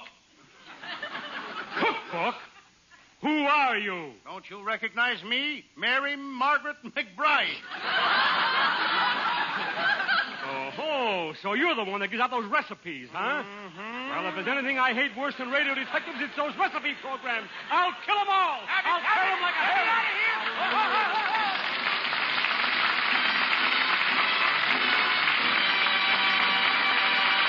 Bud and Lou will wind up tonight's hijinks in just a moment, folks, after a little advice from this fellow.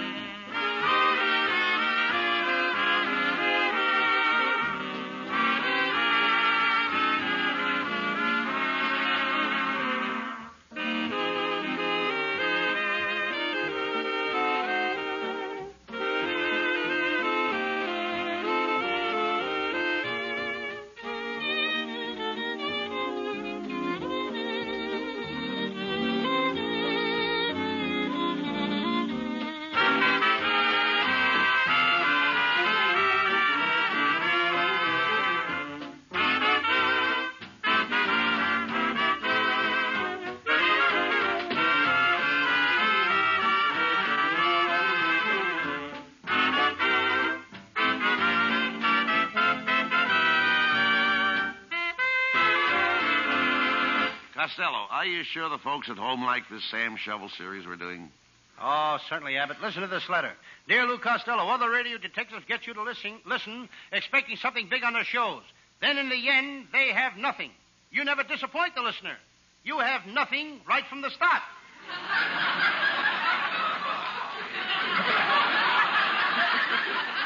Well, now, that's quite a compliment to our writers. Oh, sure. And I'm glad they heard that fan letter, folks, because our writing staff is headed by Eddie Foreman with Paul Collin, Pat Costello, Martin Ragaway, and Leonard Stern. And our producer is Charles Vander. See you all next Thursday. Good night, folks. Good night, everybody. Good night, everybody. Good night, everybody. All over the world.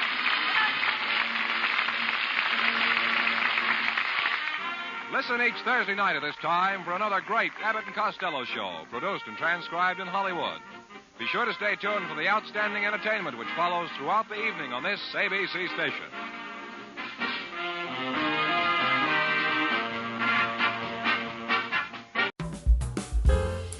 Thank you for tuning into Golden Age Radio.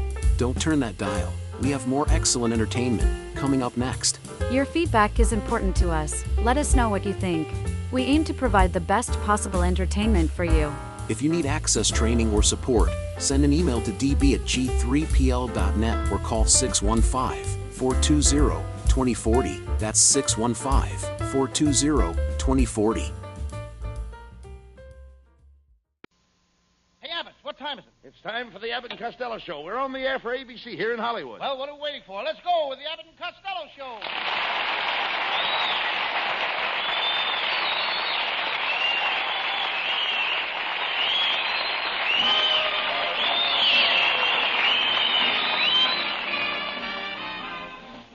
Yes, it's the Abbott and Costello Show, produced and transcribed in Hollywood for your listening and laughing pleasure, with chuckles with a carload and music by Matty Malnick.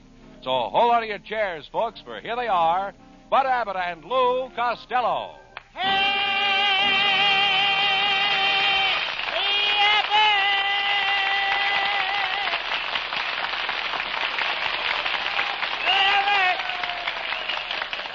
All right. Cut out that yelling. What's all the excitement?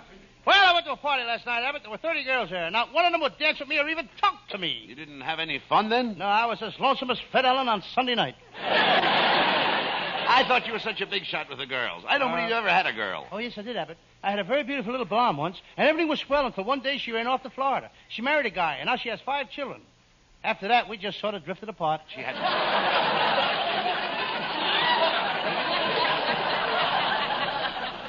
Why don't you speak to my wife, Lou? She knows lots of nice girls. No. Your wife don't like me, Abbott. Well, if you hang around with her more, you'll find you'll eventually get under her skin. Well, I guess one more lump won't hurt her.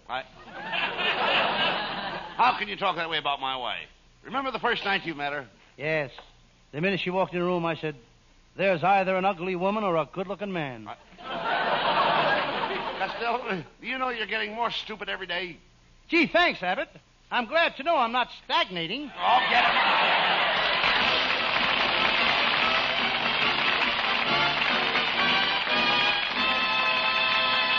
Before the boys get any further involved in nonsense, here's a thought that makes good sense.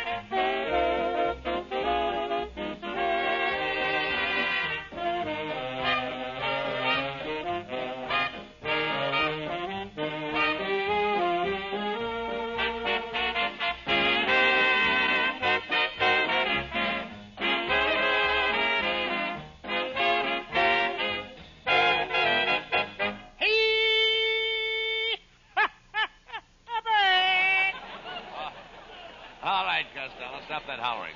What's that thing you've got under your arm? That's my new Harry Truman rifle. A Harry Truman rifle? Yes, a .48 repeater.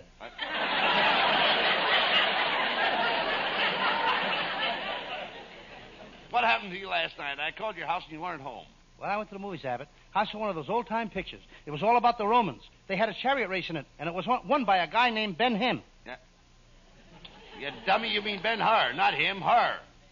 They were all dressed up in them bed sheets. You couldn't tell the hymns from the herd. Well, if you'd gone to school, Lou, you'd known the story of Ben-Hur. Did you go to school, Abbott? Oh, certainly. I started in nursery school, then I went to kindergarten. So what? I started in nursery school. I went to kindergarten. And I went from kindergarten to grammar school. So what? I went to kindergarten to grammar school. I went from grammar school to high school. Do you think there'll be a shortage of meatballs this summer? Costello, you've got the brain of a monkey. I'll bet you I have not. Yeah? What do you want to bet? 15 bananas. Trying to insinuate that I'm ignorant? Abbott, you're nothing but a Hollywood character. Oh, what's a Hollywood character? A jerk with a personality. I'll ignore that remark because of your ignorance. Who's ignorant? When I went to school, I specialized in history. I can name off all the most important dates in history. All right, go ahead. Name some important dates. Oh, I will. There's 1492, 1776, 1812, 1917, Rita Hayworth. Now, wait a minute. Rita Hayworth is not an important date. Ali Khan seems to think so. Costello, why don't you listen to me? Take my advice once in a while. I'm your friend. I realize that you're an idiot, and I want to assist you, Lou. What good can you do me? You're just an assistant to an idiot. Well, just look at you. You're dumpy, squatty. Now, hold it, Abbott. What do you mean? Hold it. What do you I'll mean? go for so much, and that's all. Now, it's not my fault that I didn't grow tall like the other boys. When I was a little boy over in Scotland, I used to play the bagpipes, but it gave me pneumonia. Wait a minute. Now, look. Wait a minute. How could playing the bagpipes give you pneumonia? There was a leak in the bag, and the air kept blowing up my kilts.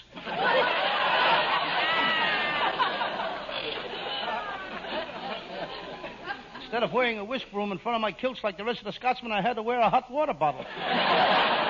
Well, you must have had a very poor childhood, Costello. I did, Abbott. We were very poor. My mother had to work, and she had to take in washing. She had to scrub office floors. She worked as a blacksmith. She drove an oil truck. And one time for 3 years, she worked in the daytime as a waitress and worked at night in a coal mine. Well, what did your father do? He kept the books. Well, I guess you had a pretty tough time when you were a kid. Yes, I'll never forget the day my mother made my first pair of long pants. It had 12 buttons down the back and 4 pockets in the front. What did she make them out of? My father's old vest.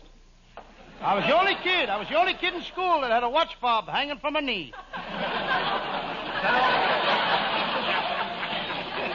Were you very popular with the other kids in school, Lou? Oh, I was a pitcher on a baseball team. What a pitcher I was. I had a drop ball, a slow ball, a curve ball. Did you have a screwball? That was before I met you, Abbott. You dummy, you ought to be back in school right now. For your information, Abbott, I'm keeping steady company with a red-headed school teacher. What does she teach? She has a high school class of men all over 40 years old. 40-year-old man? Why don't they go to college? When she gets through teaching them, there's nothing else to learn. Running around with a school teacher. Why don't you find a nice girl and get married? I'm going to, Abbott, as soon as I get some money. Money. Costello, don't worry about money. Do you realize what money is? Money is the root of all evil. Money's an invention of the devil. Money is filthy lucre. Money causes misery. Money. That's what I think of money. May the Bank of America have mercy on your soul.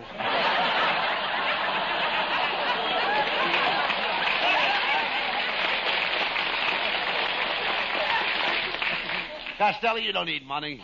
What you need is the love of a good woman. Find another girl like my wife, Betty. You mean there's another girl like your wife, Betty? Costello, I love my wife.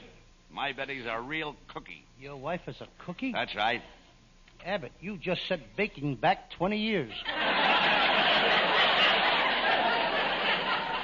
You'd be lucky to get a girl like my wife. My Betty is always straight from the shoulder. Who wants a girl that's straight from the shoulder? I like the girl that curves.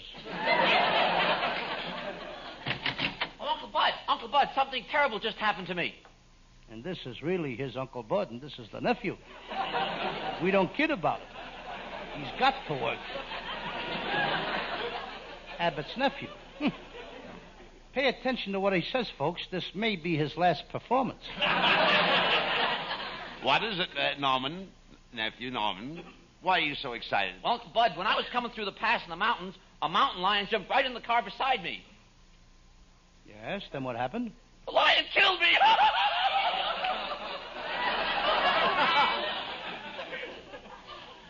Wait a minute, Norman. You're not dead. Stop crying. You're working on the Abbott and Costello show. You're still living. You call this living?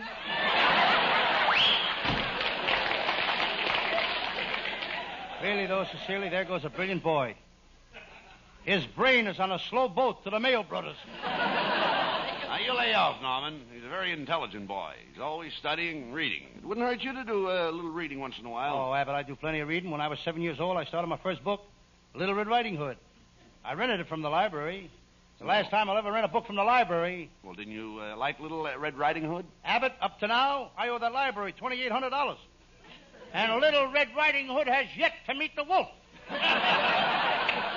Little Red Riding Hood. Why don't you read some of the newer books? I just bought Gypsy Rose Lee's new book. It's a story of her life.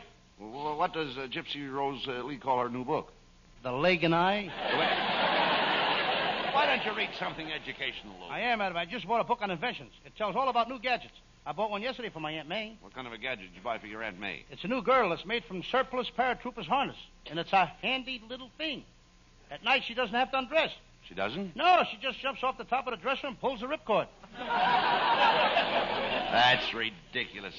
But, hey, I understand you're working on some kind of a silly invention yourself. And my invention is all finished, too, Abbott. It's a new kind of perfume. And all the girls in Hollywood are going to go crazy about it. All the girls in Hollywood are going crazy about your perfume? Why? It smells like money. Gave a bottle of it to my Aunt May. Boy, did it make her popular. Your Aunt May was never popular. Is that so? Back in Patterson, New Jersey, she was so popular, every guy in town used to drink champagne out of her slipper. And what did it get her? She's got the only big toe in the world that belongs to Alcoholics Anonymous.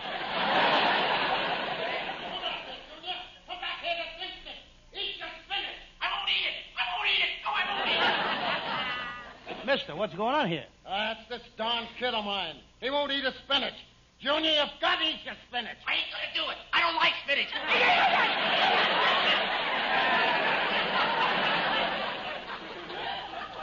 Well, you eat your spinach or Saturday, I'll make you go to see Abbott and Costello's picture, Mexican Hayride. No, you can't do that to me. I'll eat my spinach. You're my father. You can't do that to me.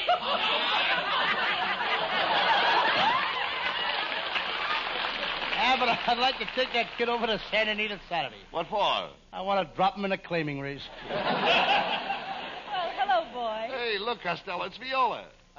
Viola, you look very lovely tonight. Viola, I understand that you and Costello had a date last night. Where'd you go? Well, Costello had a terrible time making up his mind where to take me. Well, you see, I was trying to make up my mind between Ciro's and the Macombo. But we finally went. Where? To a hamburger stand between Ciro's and the Macombo. Well, don't you worry, Viola. After we're married, things will be different. We'll have lots of little ones, and they'll all look like me. Oh, gee, I'd always planned on having children. I'd plan on having a few laughs here. Are you sure you're reading the same script? Lou, you shouldn't be jealous of me. I don't want to be a comedian. I don't want to make people laugh. Okay, then you read my lines. Costello, you can't be funny without me. You need me. Why, where would Edgar Bergen be without Charlie McCarthy?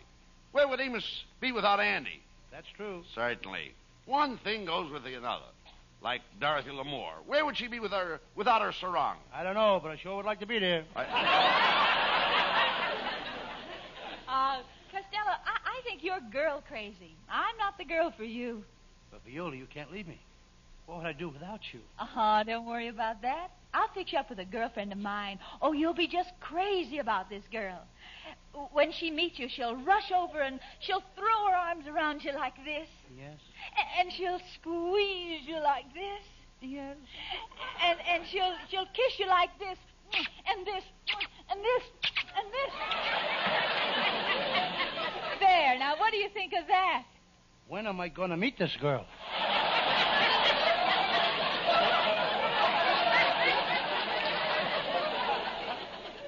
Viola, why don't you take pity on Costello and marry him? Then you'll be known as Mrs. Louis G. Costello. G? Oh, what does the G stand for, Costello? Don't you tell her, Abbott. Come on now. What does it stand for? George? No, I don't want to tell you. Oh, come on, Costello. What does the G stand for? Oh, do I have to tell you? Yes. Stands for Gloria. Gloria? Yes, my mother always wanted a girl, and my father didn't have the heart to tell her. Viola, why don't you forget Costello and come to the movies tonight and see our latest picture, Mexican Hayride? Oh, thanks, Bud, but I saw the picture already. Oh, you did? Tell me. How did you like my acting? Well, it was... I'd say... Well, let me put it this way. Sure. You know how Van Johnson has that dramatic touch? Oh, yes. And how Clark Gable has that forceful personality? Yes. And how Gregory Peck gives that little artistic extra something. Yeah. But what about me? Costello, can you drive a taxi cab? Oh, now get this girl out of here, will you? Come on.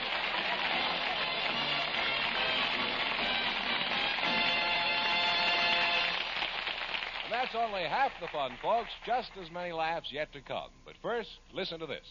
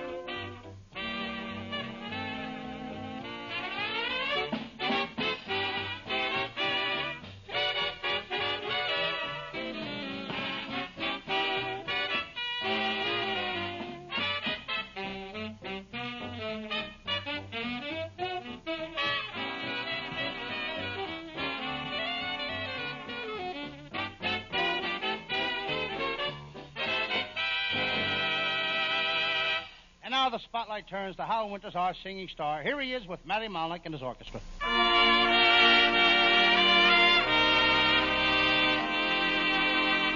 I caught you, sir, having a look at her as she went strolling by.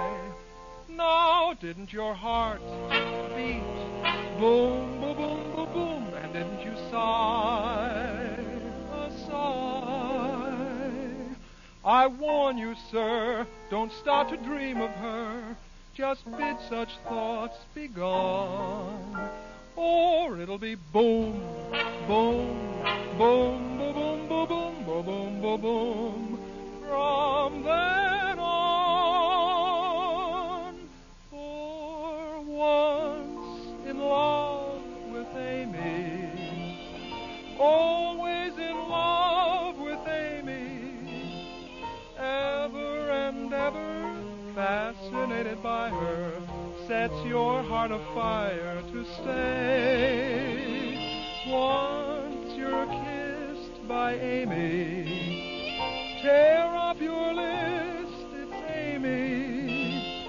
Ply her with bonbons, poetry and flowers, moon a million hours away. You might be quite the fickle-hearted rover, so carefree and bold, who loves a girl and later thinks it over and just quits cold. But once in love with Amy, always in love with Amy, ever and ever sweetly you romance her. Trouble is, the answer will be that Amy'd rather stay in love with me.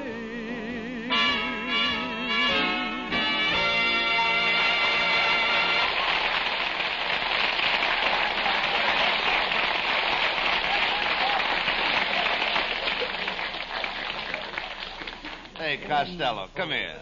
How did you get your clothes so dirty? Just look at your coat. It's torn and your shirt is ripped and... That ain't my fault, Abbott. What? I was out on one of my Sam Shovel detective cases last night. I investigated a case of a robbery at the fraternity house in UCLA. But I miscalculated. Got into one of the girls' dormitories. How did you manage to do that? By careful miscalculation. Costello, instead of running around nights on those silly Sam Shovel cases, you should stay home. Oh, I do stay home a lot, Abbott. Every night last week I stayed home. I cleaned the house. I got a terrible servant problem. I find it very difficult to hold a maid. Now, what makes it so difficult for you to hold a maid? My mother keeps walking in the room. Never mind that. I understand you took your brother Pat to the movies last night. Oh, yes. But I ain't taking Pat to the movies no more. He acts very strange. The minute we got into the movie, Pat put his hat under the seat. Well, what's strange about that? What's the men put their hat under the seat? While their head is still in it. Oh, talk sense. Hey, wait a minute. Come here. What is that big manuscript you're carrying under your arm? Well, I didn't want to tell you, but it's a book that I wrote. A book you wrote? It's the first chapter. The hero is threatened by a mad doctor who tries to remove his head. In the second chapter, he meets a demented butcher who tries to put him in a meat grinder. Then it ends where 3 maniacs tie him to a tree and a squadron of wild woodpeckers peck holes in him. But nobody wants to publish it. Why not? I guess people are sick of them mushy love stories. What is your Sam Shovel detective story about tonight? Well, tonight I do one of my most famous cases. I call it the case of the photographer who was stuck up in a dark room, or he was caught with his prints down. Well, sounds terrible, but let's do it.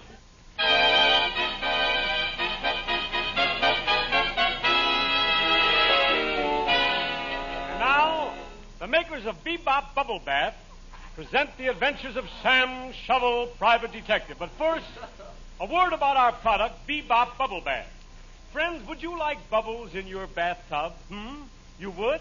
Well, why not call up Bubbles and see if she needs a bath? Ladies, try Bebop Bubble Bath. We don't ask you to buy the large size, mind you. Just try a trial size package. It contains a 7-year supply. You'll find that if you use Bebop Bubble Bath every day for 7 years, you'll have skin just like a baby. A baby alligator. Listen to what people all over the country are saying about Bebop Bubble Bath. In Kansas. Give me Bebop Bubble Bath. In New Jersey. Give me Bebop Bubble Bath. In Oregon. Give me Bebop Bubble Bath. In Virginia. Give me liberty or give me death. That Patrick Henry never gives up. And now the makers of Bebop Bubble Bath bring you your favorite thriller mystery. Here he is, Sam Shovel, Private Detective.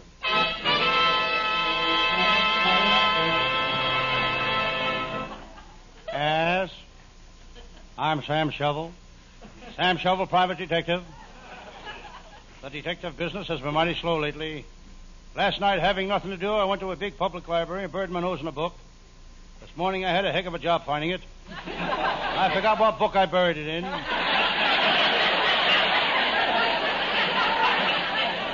Here comes my secretary now. Did you call me Mr. Shovel? Don't be silly. Why should I call you Mr. Shovel?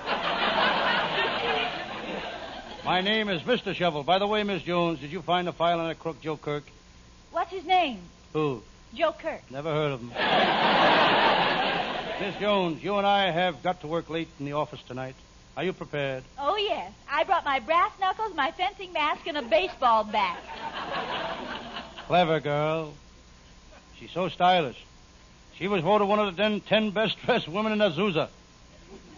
That's not so remarkable when you consider there's only 9 other women in Azusa.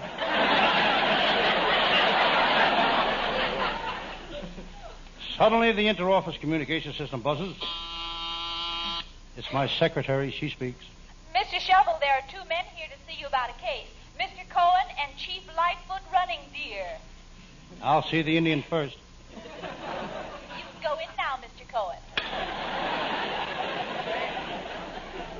The cops have certainly got their hands full these days.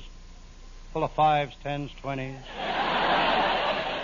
I think of my pal, Lieutenant Abbott of the Homicide Squad. Abbott has been on the police force for 20 years. He knows which side his bread is buttered on. He can take any piece of bread and say, this side is buttered. Sam, I'm on the trail of Zeke, the hillbilly moonshiner, burglar. Lieutenant Abbott, I'll be glad to help you. What do you want? Well, you've seen Zeke. Give me a thumbnail description of him. Well, he uses liquid polish, and his cuticle is pushed way back. Sam, I want you to go with me to the Ozarks.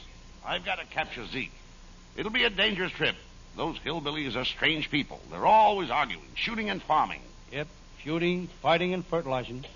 Come on, Sam, we're heading for the hill.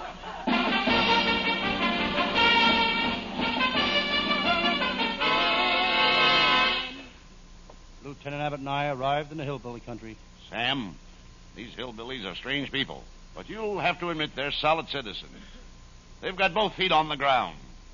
They've got to have both feet on the ground. They don't wear shoes. I read in the papers where a 75-year-old hillbilly wanted to marry a girl 9 years old. Did he marry her? Nope, his parents objected. They didn't want him marrying a girl who'd been divorced 3 times. Wait a minute, Sam. Here comes a bunch of hillbillies. Let's ask them if they know where Zeke is. Howdy, strangers. I'm Jim Hartfield. These here are my sons. I'm Sam Shovel, the detective, and this is Lieutenant Abbott. Boys, say hello to the strangers. Lem? Clem? Bert? Sir? Bert went to military school.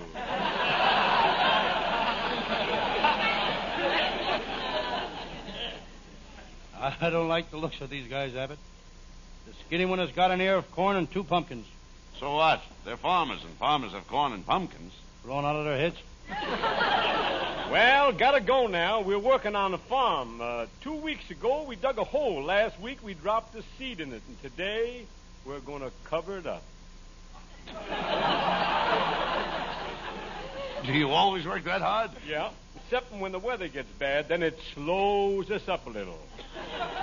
So long. Boy, is that guy lazy. If he was a chicken, eggs and television sets would be the same price. Never mind him, Sam. We've got to find Zeke, the moonshiner. Hey, look over there behind those bushes. There's Zeke's. There's Zeke.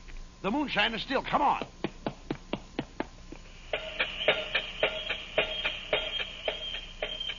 Hey, look. There's Zeke. He's making corn liquor. He's jumping up and down on the corn, crushing it. Hold on there, Zeke. We've got you covered. You're under arrest. Stop mashing that corn with your feet. What are you doing? I'm making some 90 proof corn liquor. And tomorrow I'm going to make some that's 100 proof. How do you do that? For that, I take off my shoes. Zeke, how do you make that corn liquor? Well, first I mash up the corn. Then I dump in a gallon of turpentine. Then a gallon of Clorox. And 2 quarts of juniper juice. Don't you put no alcohol in it? Why? Ruin the taste? Zeke, we're taking you to jail. Sam, grab some of that moonshine for evidence. And you better taste it to make sure we got the right stuff. Lieutenant Abbott, you know I never touch the stuff. So you're a brave detective, eh? Sam Shovel, eh? Go ahead, you coward. Taste it. That stuff will grow hair on your chest. He's only kidding, Sam. Go ahead and taste it. Okay.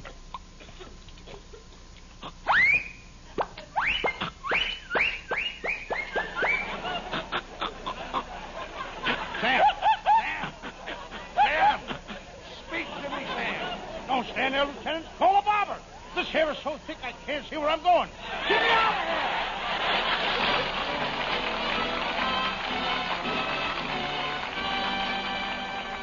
Now, before Abbott and Costello have their final fling, we bring you one more thought on this subject.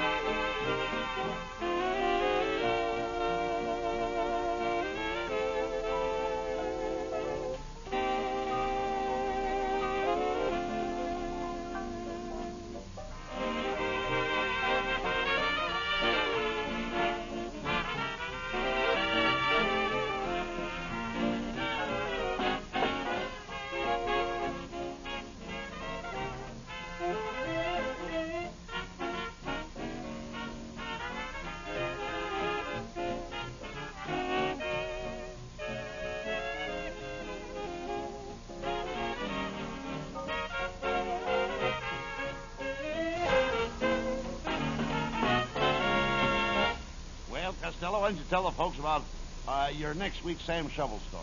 Folks, my next Sam Shovel story takes place in a chewing gum factory. I call it the case of the beautiful blonde who fell into a vat of soft gum, or there's good chews tonight. Yes, and our writers are working on the case right now.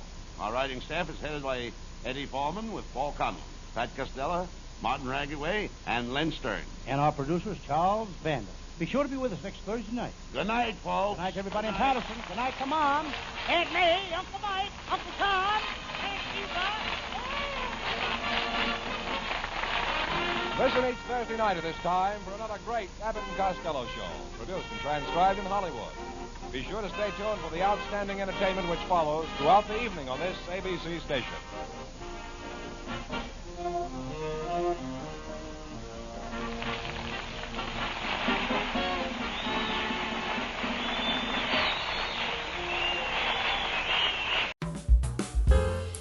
Thank you for tuning in to Golden Age Radio. Don't turn that dial. We have more excellent entertainment coming up next. Your feedback is important to us. Let us know what you think. We aim to provide the best possible entertainment for you. If you need access training or support, send an email to db@g3pl.net or call 615-420-2040. That's 615-420-2040. Hey, Abbott, what time is it? It's time for the Abbott and Costello show. We're on the air for ABC here in Hollywood. Well, what are we waiting for? Let's go with the Abbott and Costello show.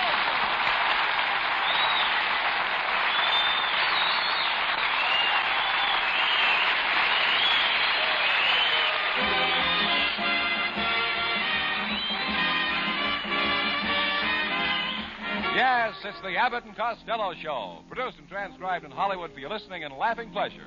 Chuckles with a carload and music by Matty Malnick.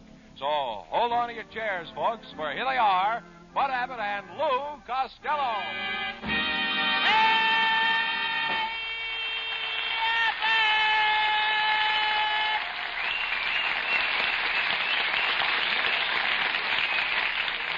Well, it's about time you got here. Where were you? Well, I went to the YWCA girls' play softball.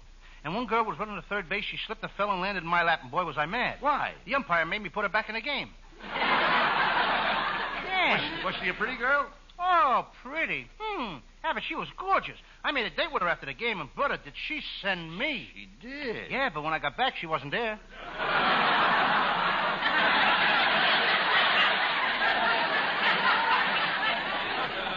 Costello, why do you keep annoying every girl that you meet? Who do you think you are, Casanova? Who do I think of who? Who do you think you are? Casanova? Casanova? Huh. I may not be Casanova, but people say that I'm as good-looking as Van Johnson. Who says that? How do I know? Do you think I go around eavesdropping? Well, if she's such a pretty girl, why didn't you propose to her and marry her? I can't marry her. I don't know anything about her. What difference does that make? In Africa, a man doesn't even know his wife until after he marries her. What do you mean in Africa? You dope. You don't even know what marriage is. Yes, I do. Marriage is a friendship that got out of control.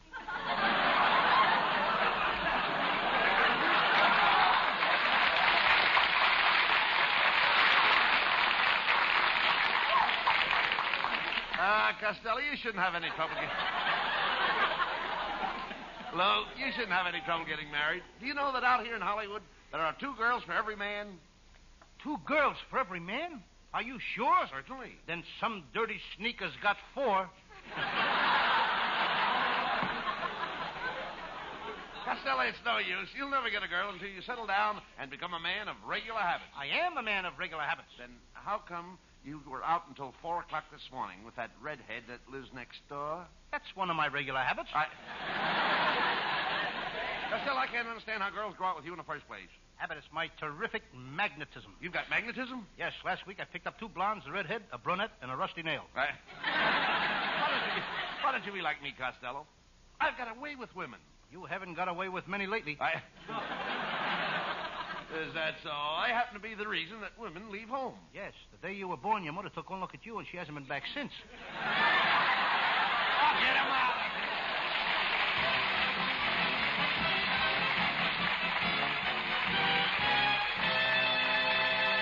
Ah, yes, the boys are on the beam tonight. And they'll be back on it in just about 1 minute. But first, let's hear this.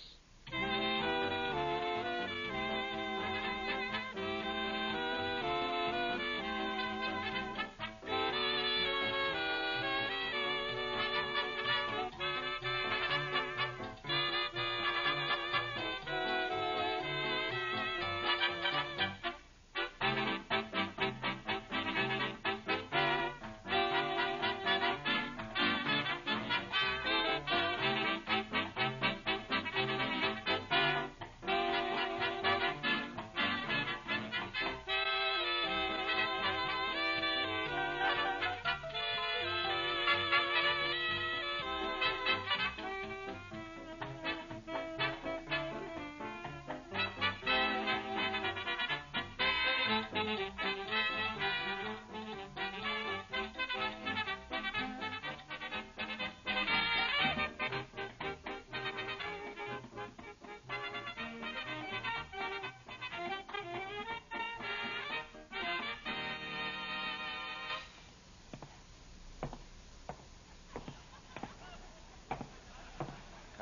will you stop that walking up and down? What's the matter with you? What are you worried about? Last night, my Uncle Mike was robbed while he was asleep. Oh, now, wait a minute. How could your Uncle Mike be robbed? He's got all his money sewed up in his long underwear. Oh, yes. Well, it was a hot night, and he left the back door of the bank open. Don't tell him, lady. All right. That's no reason why you should worry. No? No. Well, when I get on the next page, I'll find out why not. All right, well, find out. Oh, no, huh? Well, I got plenty of reasons. Saturday night, they arrested my Uncle Jim Kelly. He broke into a grocery store and he stole $390. Well, why did he do it? The poor guy was hungry. Well, if he was hungry, why didn't he steal all his money, Lou? Why didn't he steal some groceries or something? He's a proud man, Abbott. He likes to pay for everything he gets. And besides, he needs the money to buy a new car. Oh, wait a minute. He'd be better off without a car. Costello, it's very dangerous driving in California. You're telling me? In Los Angeles, you have to drive for 5 people. The one in front of you, the one in back of you, and the ones on each side of you. Oh, wait a minute. That's only 4 cars. Where's the 5th? She'll pull out in front of you any minute.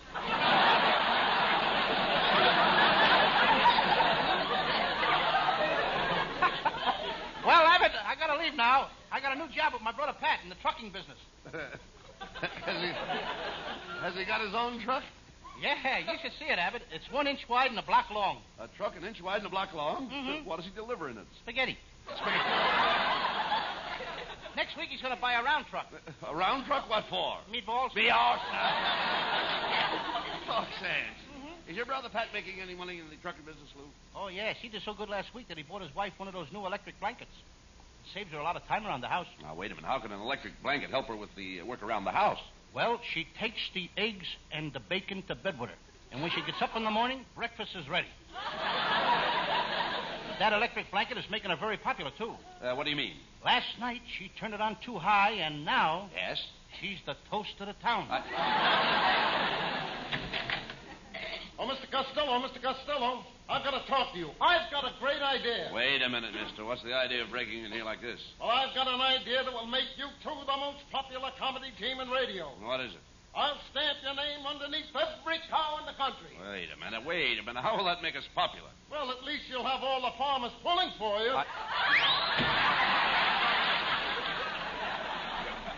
Hello, boys. Well, it's Susan Miller. Susan, I'm certainly glad you showed up tonight because I'm going to sing a duel with you. Costello. You mean a duet. A duel is where somebody gets hurt. You never sang with me, did you? Now, when did you become a singer, Costello? Well, I don't like to brag, but would you believe that I taught Bing Crosby how to sing? No, I wouldn't. You're right, but once in a while I catch a sucker. Costello, you don't know the first thing about music. Well, I'll have you know what I studied music. Nah. I went to a singing school. I used to study until I was blue in the face, and then the teacher presented me with a medal. For being the best singer in the class? No, for having the bluest face.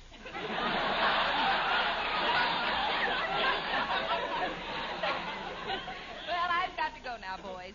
I'm going swimming down at the beach. I bought one of those new French bathing suits. It comes equipped with a shoehorn and a hacksaw. Why did they give you a shoehorn and a hacksaw with a bathing suit? Well, the shoehorn gets me into the bathing suit. And after I wear it, I'll need the hacksaw to get me out of jail. So long, Costello. You know, there goes a nice kid, Abbott. The only thing is she's money mad. Money mad? Yeah, she's mad because I ain't got no money. So what? Remember, Costello, money isn't everything. You know, you can't take it with you. It's nice to have it here so you can say goodbye to it. You know, my family's always had money. In fact, my Uncle Rudolph was one of the first gold miners in California. One day when he was in the mine digging for gold, he was killed by a falling spade. A falling spade killed my Uncle Tom. Was he a gold miner? No, he was killed by the ace of spades that fell out of his sleeve in a poker game. Well, Costello, you'll never have to worry about money as long as I got it. We're pals. Share and share alike. Well, feel the same way about you, Abbott. That's swell. You mean you'd share everything you have with me? If you had 2 cars, you'd give me one? Sure. If you had 2 houses, you'd give one of them to me? I certainly would. And if you had 2 department stores, you'd give me one? Yes, sir. We're pals. Share and share alike. Swell. If you had $2, would you give me one? No. Why? Because I've got $2.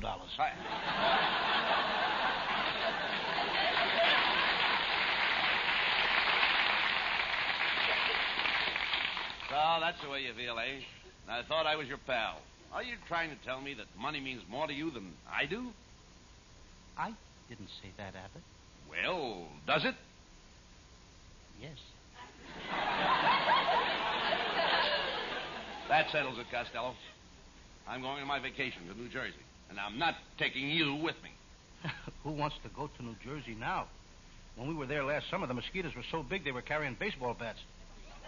I woke up in the middle of the night, and 2 of them were sitting on my stomach holding a conversation. Oh, now, don't be silly. Mosquitoes can't talk. Don't tell me. These 2 were certainly chewing the fat.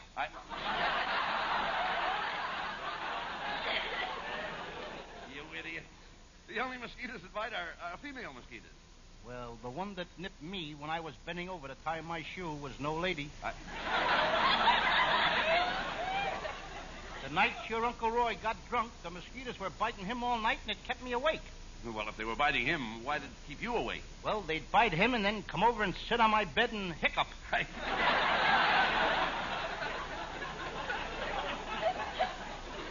Well, Costello, on second thought, I don't think I'll go to New Jersey either. I need a complete rest where nobody will bother me, where the name Bud Abbott means nothing.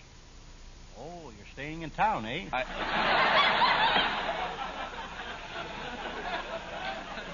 Never mind that. Where are you going? Well, I think I'll go to Honolulu. Last time I was there, I met a beautiful native girl. She was gorgeous, and what a figure. All day, she'd walk around carrying a big basket on her head. Then at night, she'd sneak off, and she'd meet me. Ah, brother, she taught me plenty. She did? Yes. You should see me carry a basket on my head. Never mind that. Have you been getting plenty of rest? No. And I've been having a lot of trouble going to sleep. Last night, I didn't fall asleep till 11 o'clock. What time did you go to bed? 5 minutes to 11. Costello, you need to...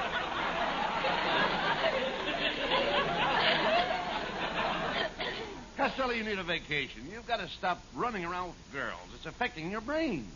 I think you're right, Abbott. I know it. Last night I had a date to pick up a girl at Hollywood and Vine. I drove down to Hollywood and Vine. Then I went to dinner, and all during dinner I felt as if I'd forgotten something. Then to a movie, and all through the movie I felt as though I'd forgotten something. Then I drove to Griffith Park, and I started to neck, and I still felt as if I'd forgotten something. Then I went home, and I remembered what I forgot. What was it? I forgot to pick up the girl.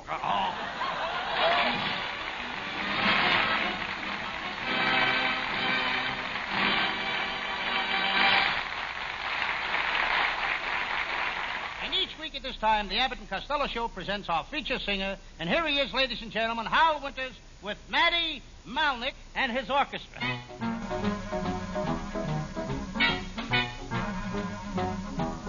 Brush those tears from your eyes and try to realize that the ache in my heart is for you.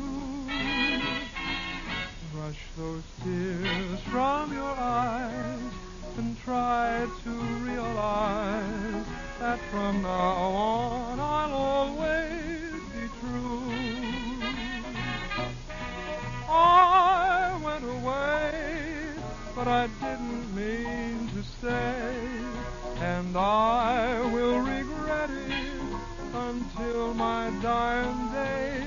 Brush those tears from your eyes and try to realize that the ache in my heart is for you. I went away, but I didn't mean to stay, and I will regret it until my dying day. Brush those tears from your eyes and try to realize that the ache in my heart is for you.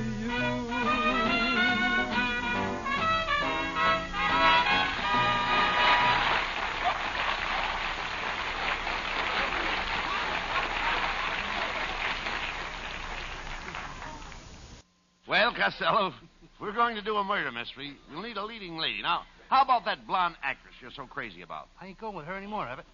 We had an argument about mustaches. She likes them and I don't. You mean she wanted you to grow a mustache? No, I wanted her to shave hers off.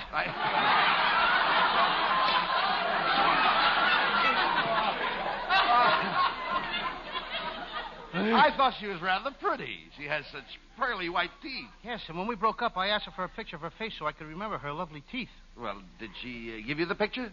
She didn't have a picture, so she gave me the teeth. Well, we've got to have a leading lady. Now, wait a minute. How about that little brunette actress? No, I'm mad at her, too. We had a date at Hollywood and Vine last week, and she stood me up. Did you tell her off? I'll say I did. I says, how dare you stand me up at Hollywood and Vine? And she said she was sorry, and now we have an understanding. You have? Mm-hmm. Now she's going to stand me up at Sunset and Vine. Costello, I think this idea for doing detective stories is going to be a flop. You know nothing about detectives. Well, my whole family were detectives, Abbott. My Uncle Tom was smart as a whip, but they threw him off the force. Why? They found out there weren't very many smart whips. I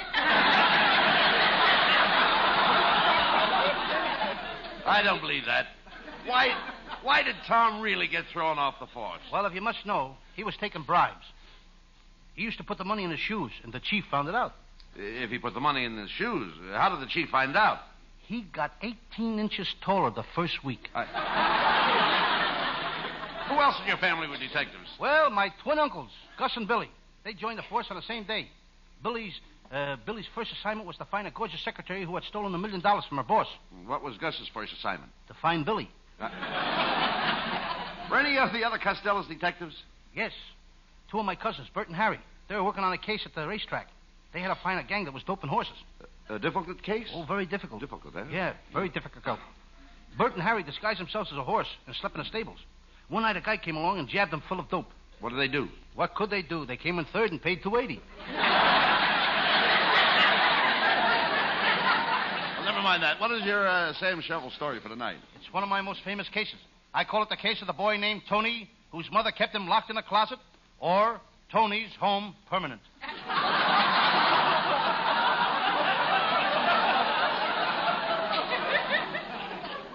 Sounds interesting. Well, let's get on with the case. And now, we present the adventures of Sam Shovel, Master Detective. Brought to you by Army Surplus Sales. And here is today's radio special. Something no housewife should be without. Yes, today you can buy Fort Dix. So, rush over to Army Surplus Sales and buy Fort Dix. Bring it home and surprise the little woman. And remember, when you buy, insist on the genuine Fort Dix. Do not accept Marchfield.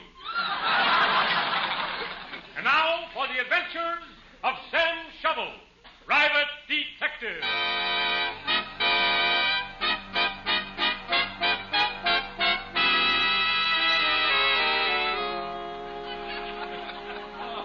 Yes? I'm Sam Shovel, private detective. I'm sitting in my little office down by the waterfront all by myself, playing gin rummy the hard way. The hard way. Without cards. I've been playing for 2 hours, and I owe myself $900. And I'm worried. I know I'm not good for it.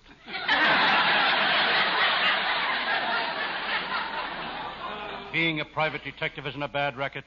I remember the first day I opened this detective office. I threw a party. What a party. I bought a carton of beer, and as I was carrying it up the stairs, I tripped. All the bottles were broken. Beer was leaking all over me. Everybody cheered and congratulated me. I had broken my first case.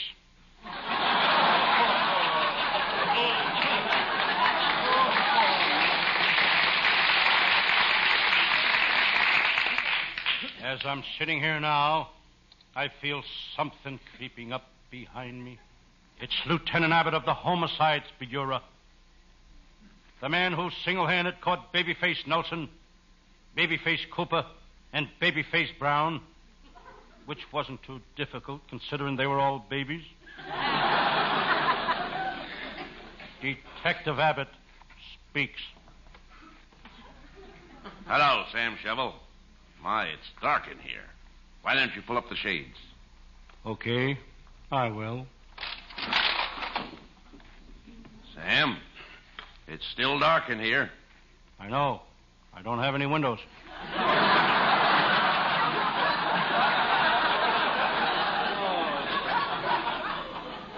Just look at your office. An old herring barrel for a chair, a soapbox for a desk, a rug made out of old newspapers. Yes, you may not believe this.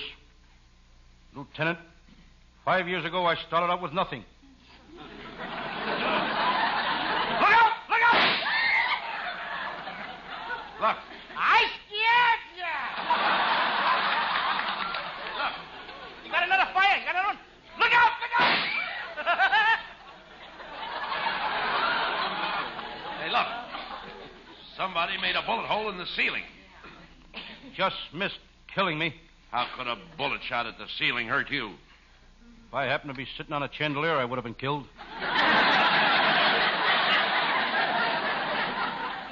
Shovel, what made you go into this dangerous business? The prizes. There's prizes in the detective business? Sure. If I'm lucky, I may get to be Ellery Queen for a day. Look out! They're awake.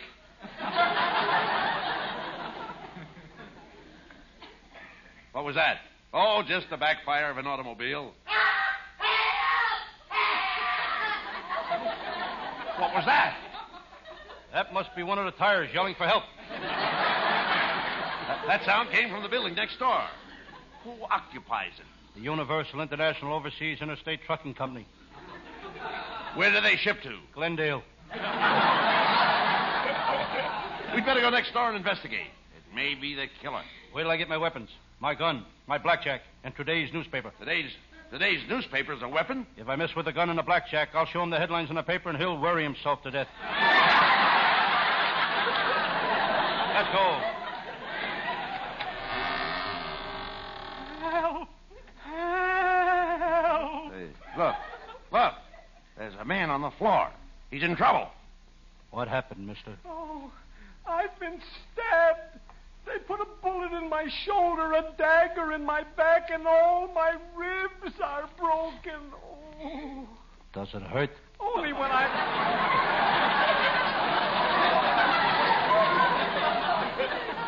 Does it hurt, mister? Only when I laugh. Come, man. Tell us who stabbed you. It was.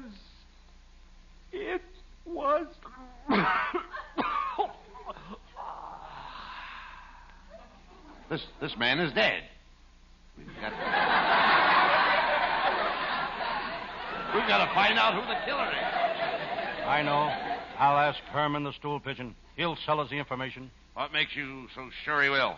For money, Herman would sell his own grandmother. How do you know? I bought her 3 times already.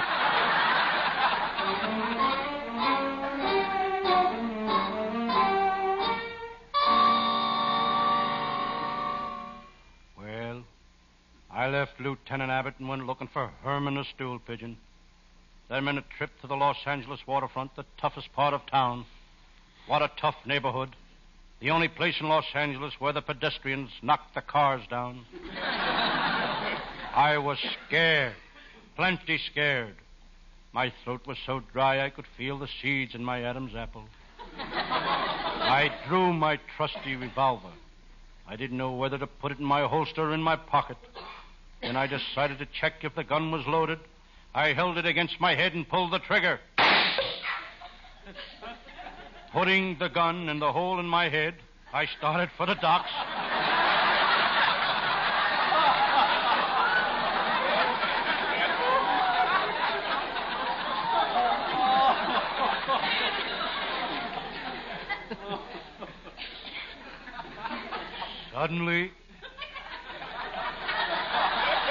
Suddenly, I heard a voice. What are you like that for? Sam. What? It's me, Detective Abbott. It's dark. I can't see you. I'm here on the wharf.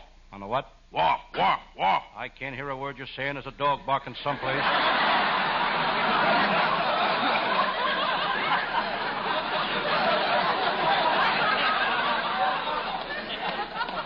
I looked up.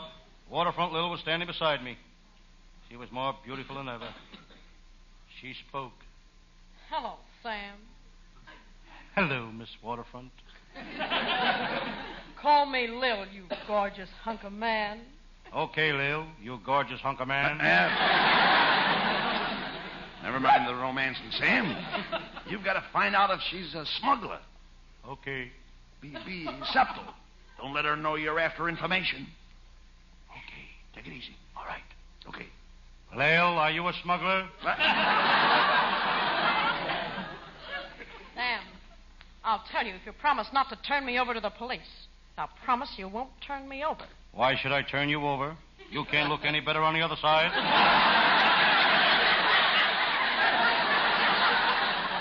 Well, Lil, I got you at last. I'm taking you in. Oh, no, you're not. You'll never take me alive. Quick, Sam, put the handcuffs on her.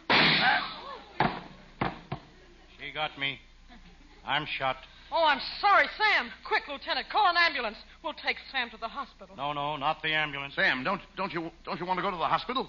Yes, but I ain't riding in no ambulance through that Los Angeles traffic. A man can get killed that way. I'll walk. Quick, get him out of here.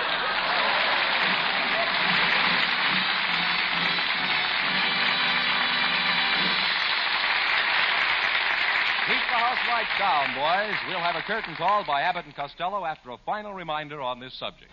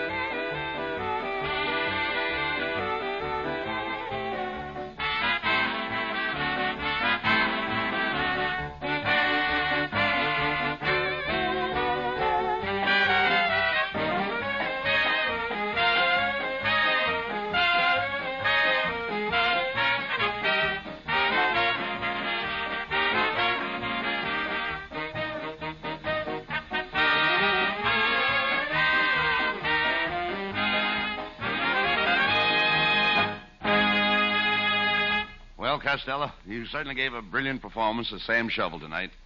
Thank you, Bud Abbott. You're full of pep. Yes, sir, you certainly were effervescent tonight. Did you ever see me when I ever fussn't? Ever fussn't? Now I know what happened to Baron Munchausen's riders. We've got 'em. Writing staff is headed by Eddie Foreman, with Paul Conlon, Pat Costello. And our producer is Charles Vander. Good night, folks. Good night, everybody. Good night, Good night.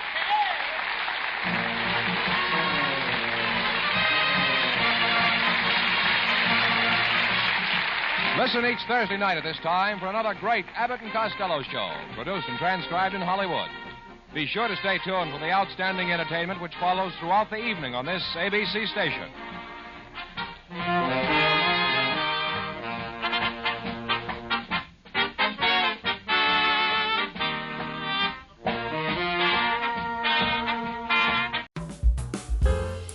Thank you for tuning into Golden Age Radio.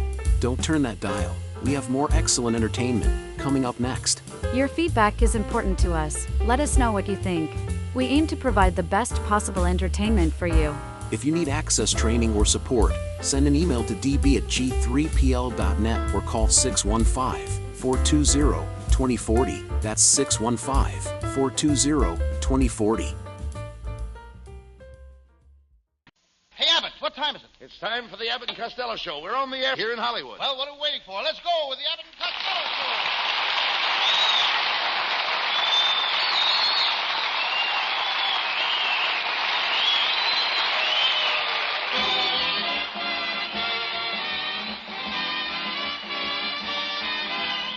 Yes, Yes, it's the Abbott and Costello Show, produced and transcribed in Hollywood for your listening and laughing pleasure. Chuckles with a carload and music by Matty Malnick. So hold on to your chairs, folks, for here they are, Bud Abbott and Lou Costello.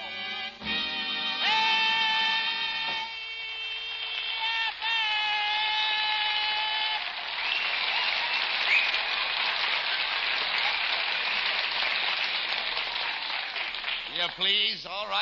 Stop that racket. Where have you been? Stop the racket. Where have I been? Yeah. Uncle Mike just bought a new house. I went out to see it. How far is it from here? 15 minutes by automobile and 5 minutes if you walk. Wait a minute. How can it be faster if you walk? When you're walking, you pass a skunk farm. Must be a lovely place. The way it's laid out. If you want to go into the kitchen, you go through the dining room, through the maid's room. If you want to go to the master bedroom, you go through the living room, through the maid's room. And if you want to go to the patio, you go through the den, then through the maid's room. Oh, wait a minute. Why do you keep going through the maid's room? Silly boy. Will you please talk, Sands? Tell me more about Uncle Mike's place. Oh, I will. Well, he ran out of water out of the swimming pool, and he filled it with peroxide. He filled the pool with peroxide? Yeah. What for? He's nuts about blondes.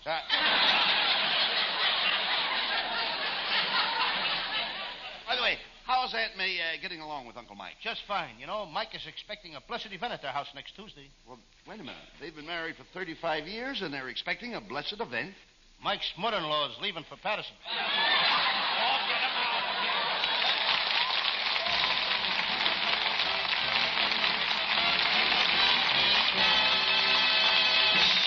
Well, there's a sample of the high-grade nonsense you'll be hearing for the next half hour. But before we get back to it, listen to this.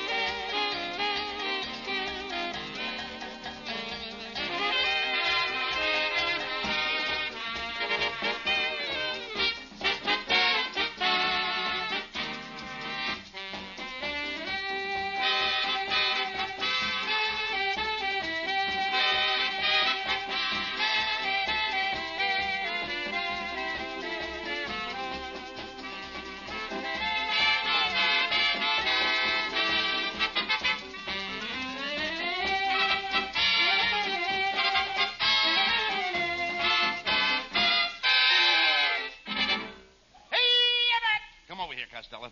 Just look at you. You've got big circles under your eyes, and you look terrible, Lou. I can't help it, Abbott. I've been up all night working on my invention. I just finished my latest invention. It's a cellophane mattress for old maids. Oh, now, wait a minute.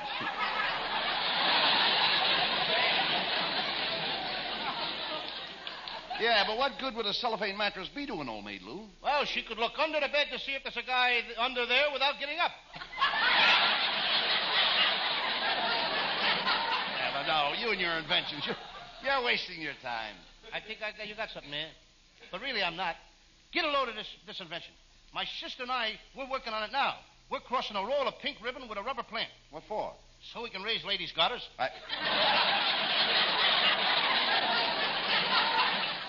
When I look at you, Costello, I wonder how you ever became such an enormous idiot. Well, it's easy. I could teach you in no time. You dope your entire family is stupid. None of them knows anything. Now, wait a minute. Just a minute. Now, how can you say that? How can you say that? My Aunt May is considered an expert authority on insects. An authority on insects? Did she study insects in college? She didn't have to go to college. She studied at home. Now, wait a minute. How could she study insects at home? Her first 3 husbands were barflies.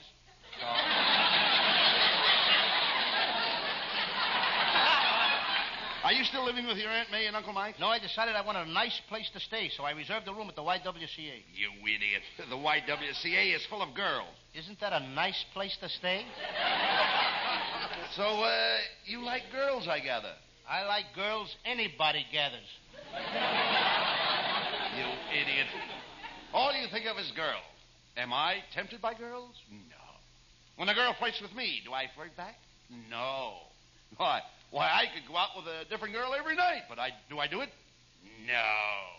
Look, Abbott, all the little kiddies are asleep now. Let's tell them the right answers. Help! Help! Please, somebody help me! Somebody's got to help me! Who was that? I don't know, but he came in twice.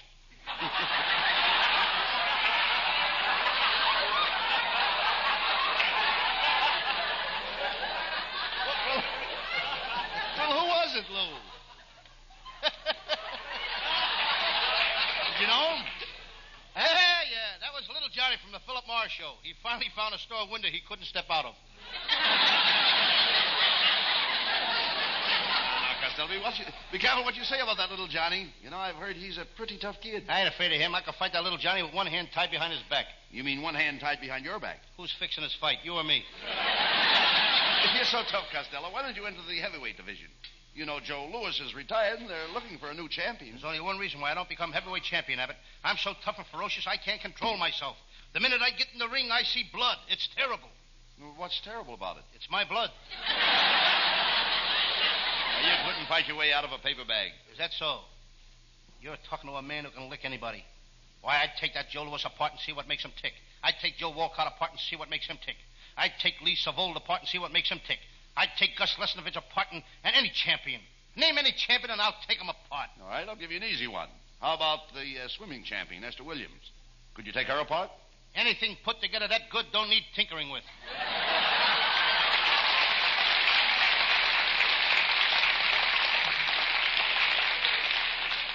Costello, you're Yes? a moronic, silly nincompoop. Thank you, Abbott. And remember, I'm not one of those phony jerks. I'm the real thing. Costello, you're hopeless. No wonder you have no friends. Why, even Susan Miller won't talk to you anymore.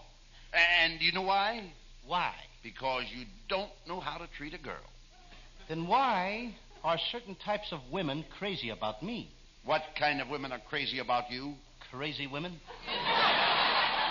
All right, Costello, let's see what you know about women. Let's say we're in the Palladium Dance Hall. Now, I'm a girl. Now, you walk up to me and you ask me for a dance. What's your name? Oh, what's the difference? What difference does that You don't make? expect me to dance with a girl I don't know, do Now, you? listen. All right, my name is Louise. Is that all right? How come you picked Louise? What's the difference? Any girl's name. Louise. Now, go ahead and ask me to dance. Louise, would you like to sit this out? Sit it out. Why don't you ask me to dance? You don't think I'm going to get out there on the floor in front of all those people with an ugly-looking tomato like you? Come in. Well, good evening to you all. Costello, this girl is beautiful. Where are you from, miss? Down south. I come from the tobacco country. Are there any more gorgeous girls like you down in the tobacco country? Why, it's just full of them. No wonder that F.E. Boone can't talk straight. All right, cut that out. Cut that out, eh? My, miss, you're pretty. What's your name? Magnolia Tweety Faddle. My, but that's a pretty dress you have on. Oh, thank you all. I try to be neat. My mother's a good housekeeper. She taught me to keep everything tidy and in the right place. Hand me my dust cap, Abbott. This is the kind of housekeeping I like. Costello, it's very sweet of Miss Tweedlefaddle to drop in here to see us. And I think it would be a sweet gesture on your part, Costello, if you'd show her the sights of Hollywood while she's in town. Oh, Mr. Costello, if you only would, then I could go home and tell all the girls I was out with a big, smart celebrity. If you do that for me, I'll give you anything you want. Anything? Anything. Now, what do you want? Could I have a pool cue with my own initials on it? You idiot. A kiss would be ample reward for a beautiful girl like that, Lou. Yes. Come here, Mr. Costello, and I'll give you a real southern kiss.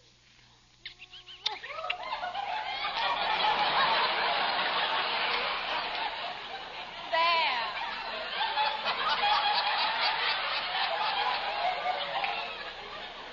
That's the way we kiss down south.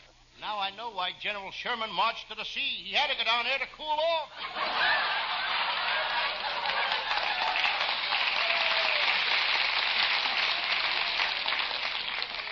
You know, I just can't understand you northern men. Why, in Kentucky, the men are so impetuous, they carry a girl away.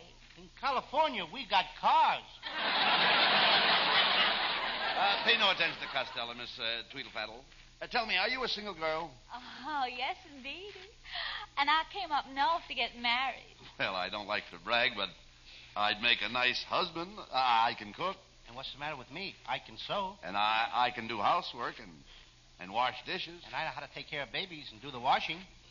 Well, congratulations. I hope you two will be very happy together. Goodbye, you all.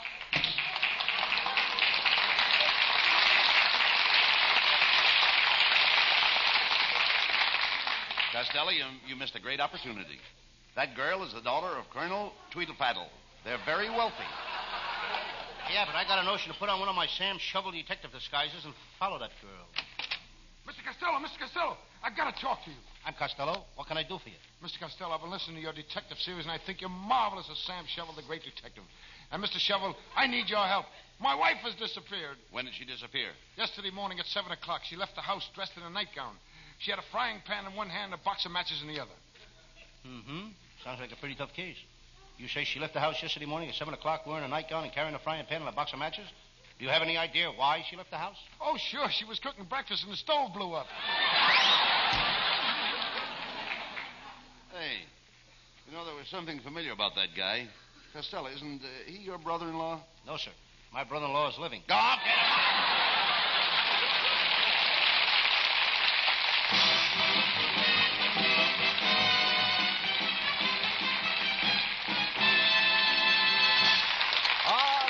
get him!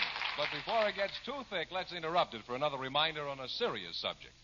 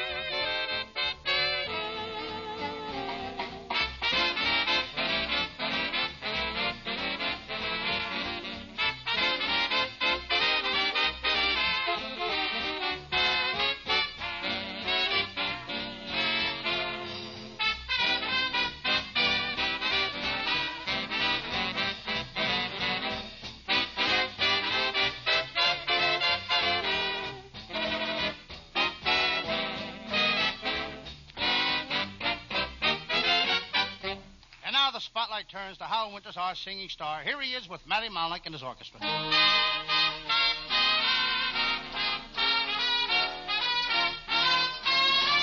Somebody's lying when she says, I don't care.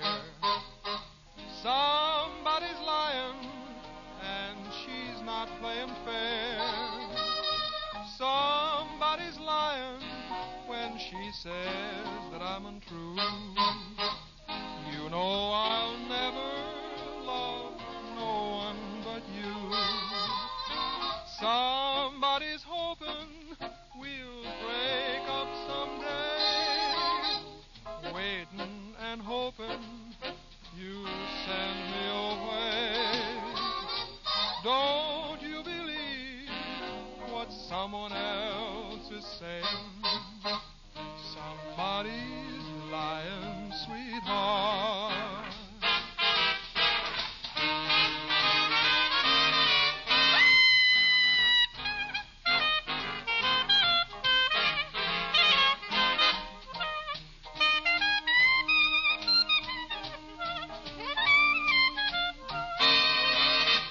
Somebody's lying when she says I'm untrue. You know I'll never love no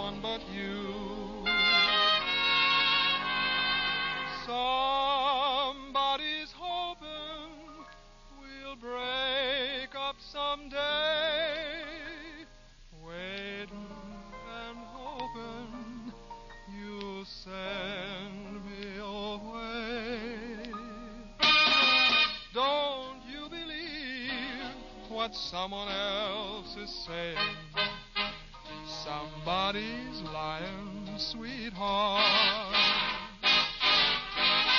Somebody's lying, sweetheart. Somebody's lying, sweetheart.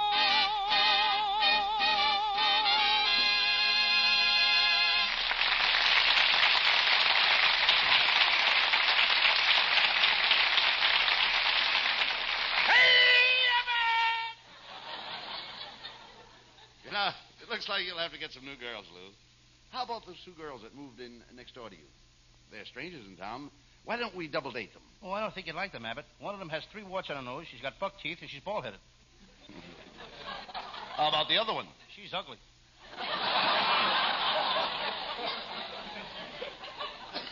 Costello, you've got about as much chance of getting a girl as Laurel and Hardy. They married? Married? They're not married to each other. They're partners, just like Sears and Roebuck. Sears and Roebuck, ain't they married either? Of course not. Ain't that a shame, with all that nice furniture they got, too? Where were you last night? Well, I had a date with our secretary, Viola Vaughn. She took me to the Palladium, and she wouldn't dance with me. Then she took me out to the house of Murphy for dinner, but she wouldn't eat with me. Well, if she wouldn't dance or eat with you, what did she take you for? $35. Throwing your money around like that. You ought to be ashamed of yourself. Right now, I need $75, and I don't know where to get it. Why, Abbott, you must have 100 friends that would loan you $75. Well, how about you loaning it to me? Abbott, you must have 99 friends that would loan you $75. I ought to know better than to ask a stupid, ignorant dope like you for money. Just a second now. Just a second. Don't call me stupid and ignorant. I'm a college man. For years, I went to Stanford University in the morning and UCLA in the afternoons. You dummy. Stanford is in San Francisco, and UCLA is in Los Angeles. Now, how could you go to both of them at the same day? Being an honor student, I had a long lunch hour.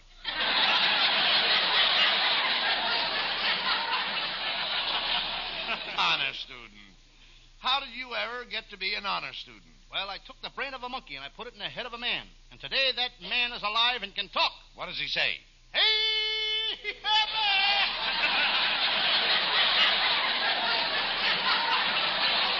I thought so. You've never been in a college. And I doubt if any of your family were ever in college. Is that so? My brother Pat spent 4 years at the medical school at the University of Michigan. What was he studying? Nothing. They were studying him. Costello, you're impossible. And you'd better give up doing that Sam Shovel detective series. The field is overcrowded and everybody on radio wants to become a private eye. You're right, Abbott. I know it. Seems like every Tom and Harry wants to be a dick.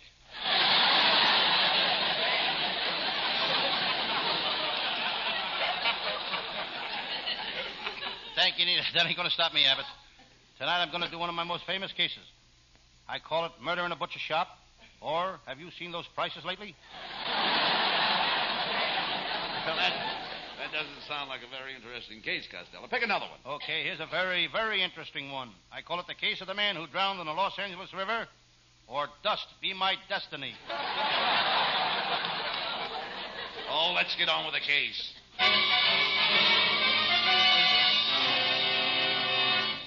And now, the makers of Sludge Motor Oil present The Adventures of Sam Shovel, Private Detective. But first, a word about our product.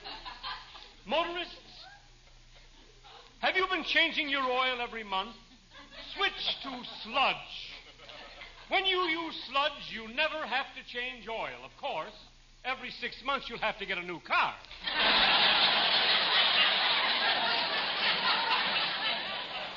Friends, if you want extra mileage, use Naco gasoline. Listen to what one of our satisfied customers has to say. I bought 2 gallons of Naco gasoline in Chicago. When I got into Los Angeles this morning, I still had 2 quarts left. Thank you, sir. Thank you. What kind of a car do you drive? Who's got a car? I got a cigarette lighter.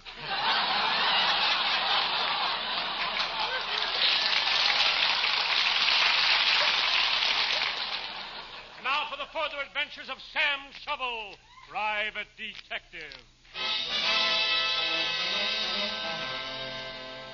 Yes, I'm Sam Shovel, Private Detective. I'm sitting here in my little office writing a report on my latest case. I reach for my pen. pen. I'm alone in the office. I used to have a secretary. I had to let her go. She could never get her typing done. Every time she got to the end of a line, the typewriter bell would ring. She'd go out to lunch.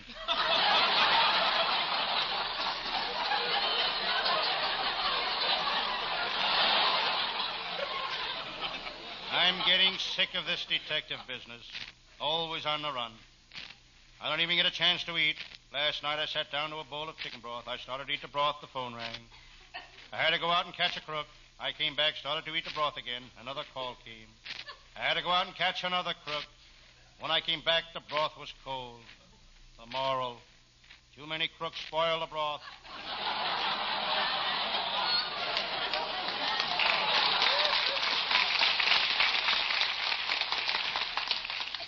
Suddenly I hear a woman scream.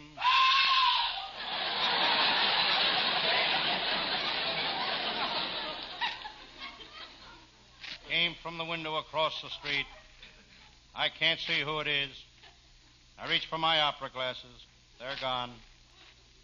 Must have gone to the opera again. I turn to my file. There on top is one of my most famous cases. The case of the Lady Bluebeard. I don't know why they call her the Lady Bluebeard. She never killed anybody. Maybe it was because she had a blue beard.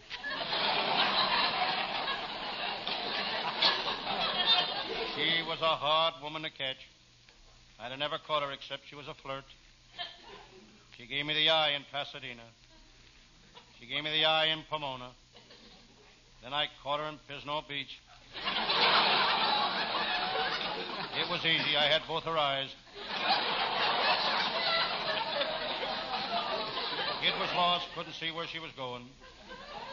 Suddenly, through the window, I see my pal, Lieutenant Abbott of the Homicide Squad, approaching. Abbott's a tough man. He's got a dirty look and underwear to match.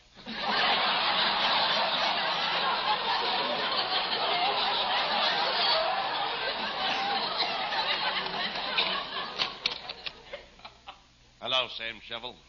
I'm worried. What's wrong, Lieutenant Abbott? Remember when I joined the department, I found it a beat, and the walking made my feet too big? Yes.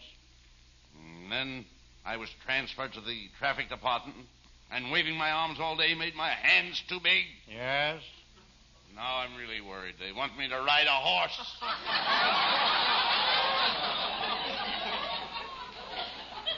I looked at Lieutenant Abbott. What a clever policeman.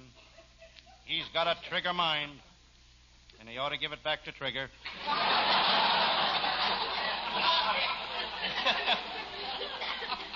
I could tell Lieutenant Abbott had something on his mind. He was nervous. He started fiddling with his nose.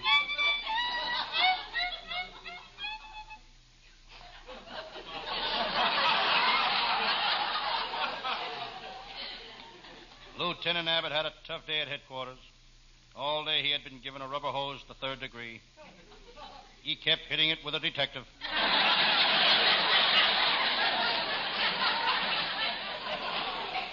Sam, you can help me. You've got friends in the department. You've got plenty of drag. What makes you think I've got drag? Turn around, Sam, and see what you're dragging.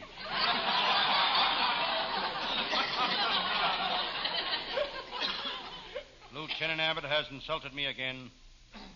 I looked him straight in the eye. He had arrogance, conceit, and meanness written on his face. Seems silly for a man of his age to go around with all those words written on his face.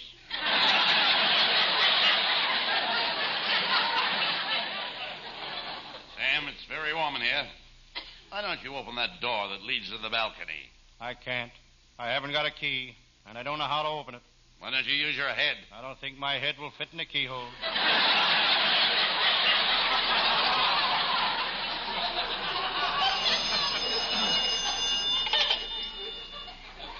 Hello, Sam Shovel, private detective speaking. Is this the great Sam Shovel, the private detective? That's me. Sam, you've got to help me. What's the matter? There are 5 tough bugs with guns and clubs trying to break in here and kill me. Come right over. I can't hear you. There are 5 tough guys with guns and clubs trying to kill me. Come right over. I can't hear you. Sam, I'm not even on the phone and I can hear her. Why don't you go over?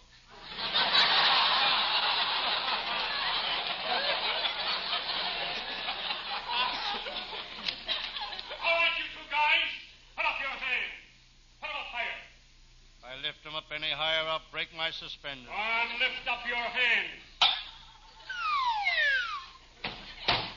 Now lift up your pants. What's the idea of making us put up our hands? Don't ask any questions. Go on. Reach for the ceiling. Okay, we reached the ceiling.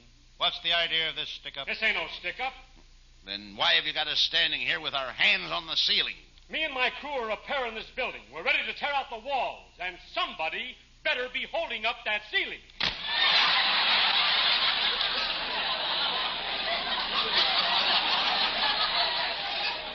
Lieutenant Abbott, this seems kind of silly. You and me standing here, holding up the ceiling. Yes, Sam. It's probably something the writers thought up because they were stuck for a finish.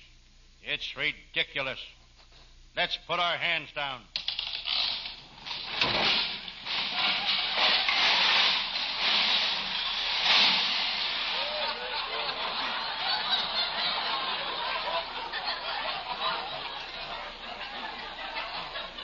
Next time, we better play along with the riders. Them guys can kill you.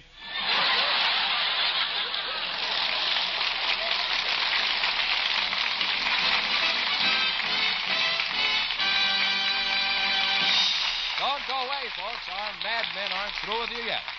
Right now, they want you to hear this.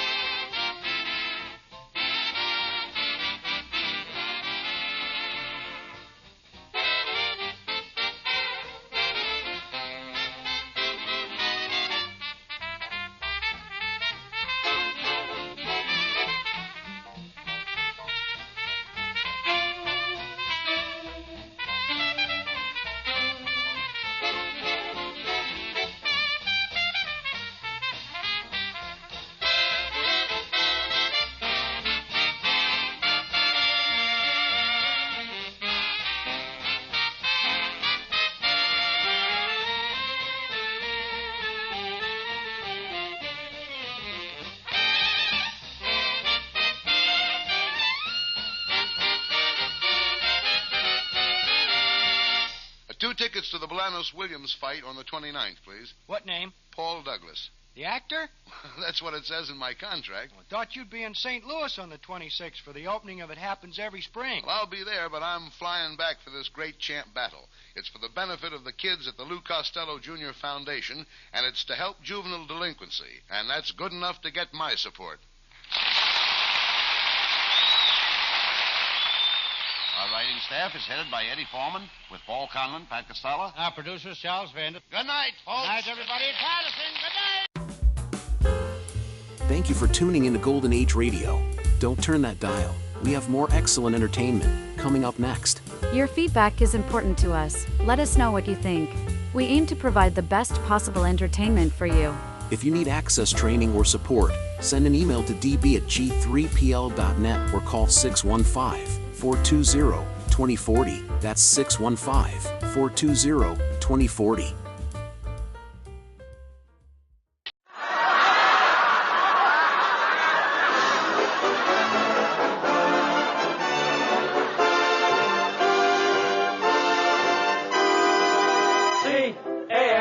C-A-M-E-L-S. That's right, folks. C for comedy, A for Abbott, M for Maxwell, E for Ennis, L for Lou Costello. Put them all together and they spell Camel. Experience is the best teacher. Try a Camel. Let your own experience tell you why more people are smoking Camels than ever before. And draw up a chair for tonight's Camel Show, starring Bud Abbott and Lou Costello.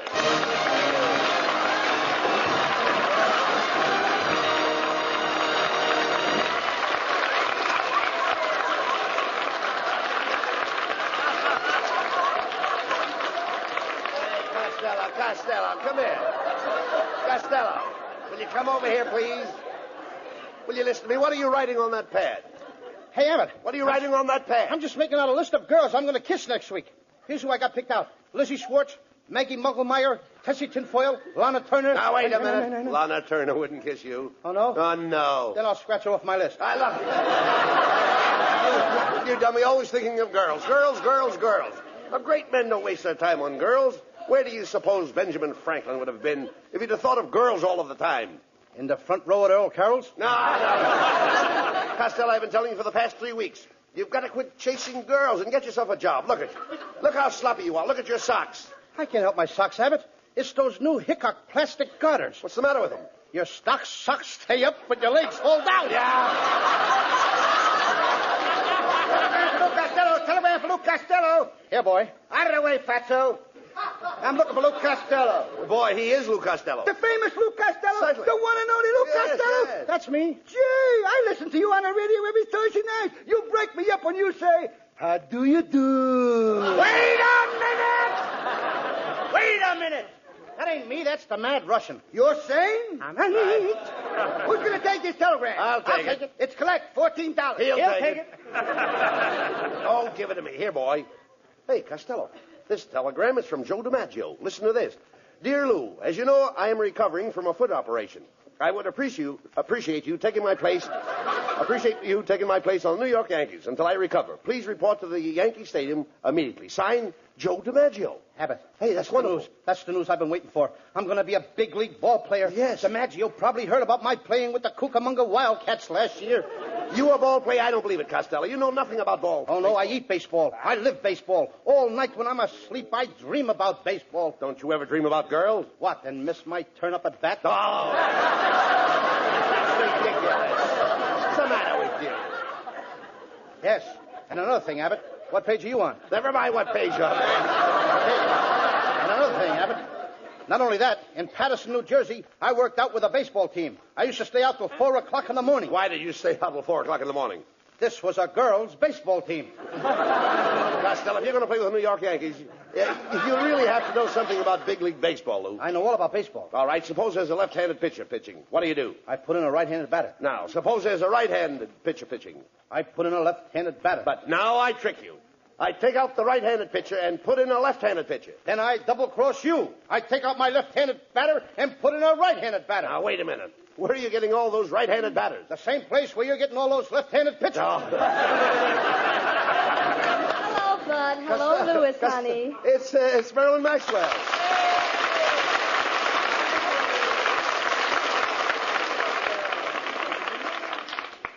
Hello, Marilyn. I've got great news. I'm going to play ball with the New York Yankees. I'm taking you along as a pitcher. Oh, now, Costello, Marilyn Maxwell can't pitch. Oh, no? You should see all the guys she struck out that were trying to get to first base.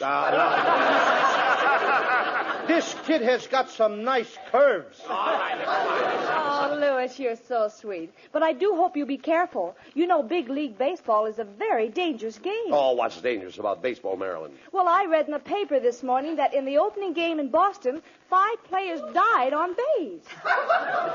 Marilyn, you don't seem to know much about baseball. Let me show you how to play indoor baseball. First, I put my left arm around your waist. Then I snuggle my head on your shoulder like this. Then I press my cheek against your cheek. Oh, wait a minute, Costello. That's not the way to play indoor baseball. How do you like that? Every season, new rules. Well, goodbye and good luck, Louis. I just know you'll become famous with those New York Yankees. Marilyn's right, Thank you, Costello. dear. This is your chance to become famous. Now, you've got a good job as a baseball player, and you might find your proper niche in life. Yes, I might. I mean, after all, if I find my... What will I find? A niche. You'll find your niche. Abbott, when I find an itch, I scratch it. No. What in the world are you talking about? An itch. I once had the 7-year itch. What happened? I scratched real fast and got rid of it in 3.5 years. I'm not talking about that kind of an itch. I mean an itch in life. A niche in life is what everyone is looking for. Anyone who is successful has found a niche. Well, if that's the case, I know an Airedale that is doing very well. Listen to me, Costello. When I say a niche, I don't mean a niche like you have when you have an itch. I mean a niche like you have when you have a notch. Oh, you don't mean an itch like an itch when you have an itch. You mean an itch like you have when you have a notch. Now you've got it. Now I've got it. I don't even know what I'm talking about. Costello, why do you mash everything up like that? You're the most mixed-up man I ever saw. Well, maybe it's because I fell on my mother's mixmaster this morning. She had it set for mashed potatoes. I'm all mother. I know that, you idiot. All I'm trying to tell you is that a niche is a notch. Catch? Natch. All right. Now you know that a niche is a notch. You know that both of them are the same. Yes. Now, I could have a notch and you could have a niche. Yes, niche to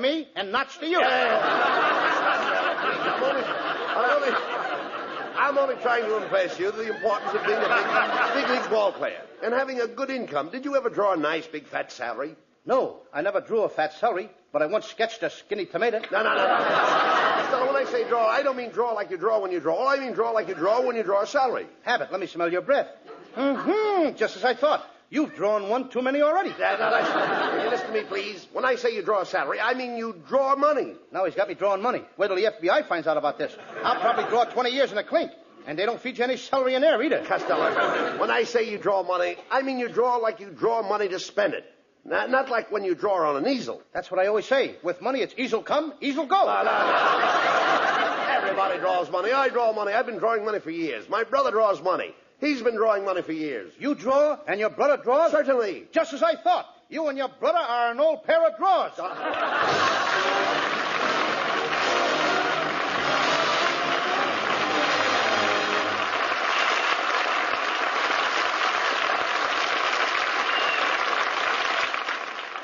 Experience is the best teacher. It happened shortly after the end of the war. 2 cigarettes glow in the dusk on the veranda of a country house as a man and woman are chatting.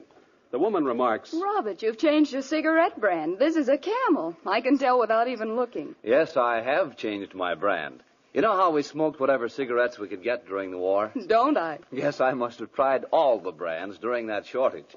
That's when I found I liked Camel's best. And weren't you right? Yes, experience is the best teacher. During the wartime shortage, people smoked whatever cigarettes they could get. It was this experience that taught millions the differences in cigarette quality. As smokers tried cigarette after cigarette on their T-zones, that's T for taste and T for throat, it was Camel's rich, full flavor and cool mildness that stood out from all the others. The result? Today, more people smoke Camels than ever before. Experience is the best teacher. Try a Camel.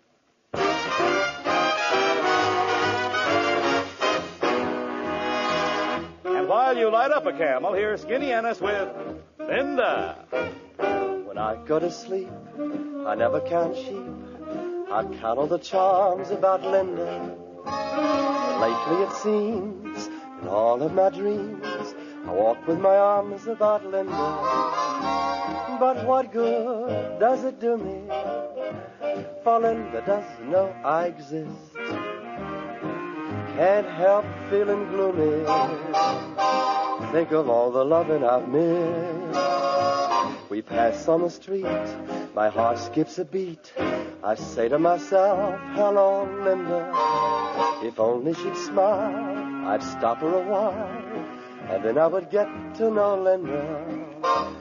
But miracles still happen, and when my lucky star begins to shine, with one lucky break, I'll make Linda mine.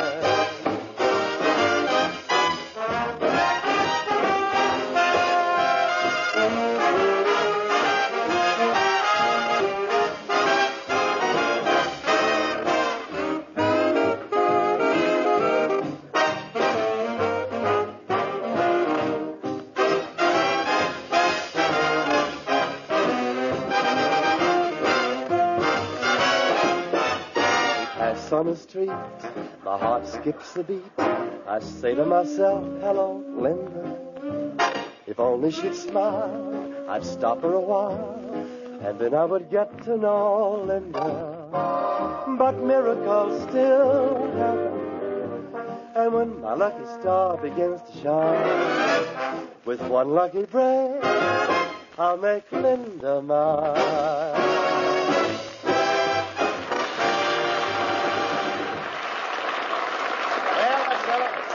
To be a big league ball player, you've got to get yourself in shape. Now, from 8 a.m. to 9 a.m., you lift weights. From 9 to 10, deep knee bends. 10 to 11, skip rope. 11 to 12, run 5 miles. 12 to 1, I'll never make it. Hey, look. You idiot, you'll never be a ball player. Staying up late and going to nightclubs, eating rich food, running around with beautiful girls. Do you know what can happen to you? Yes, I can become manager of the Brooklyn Dodgers.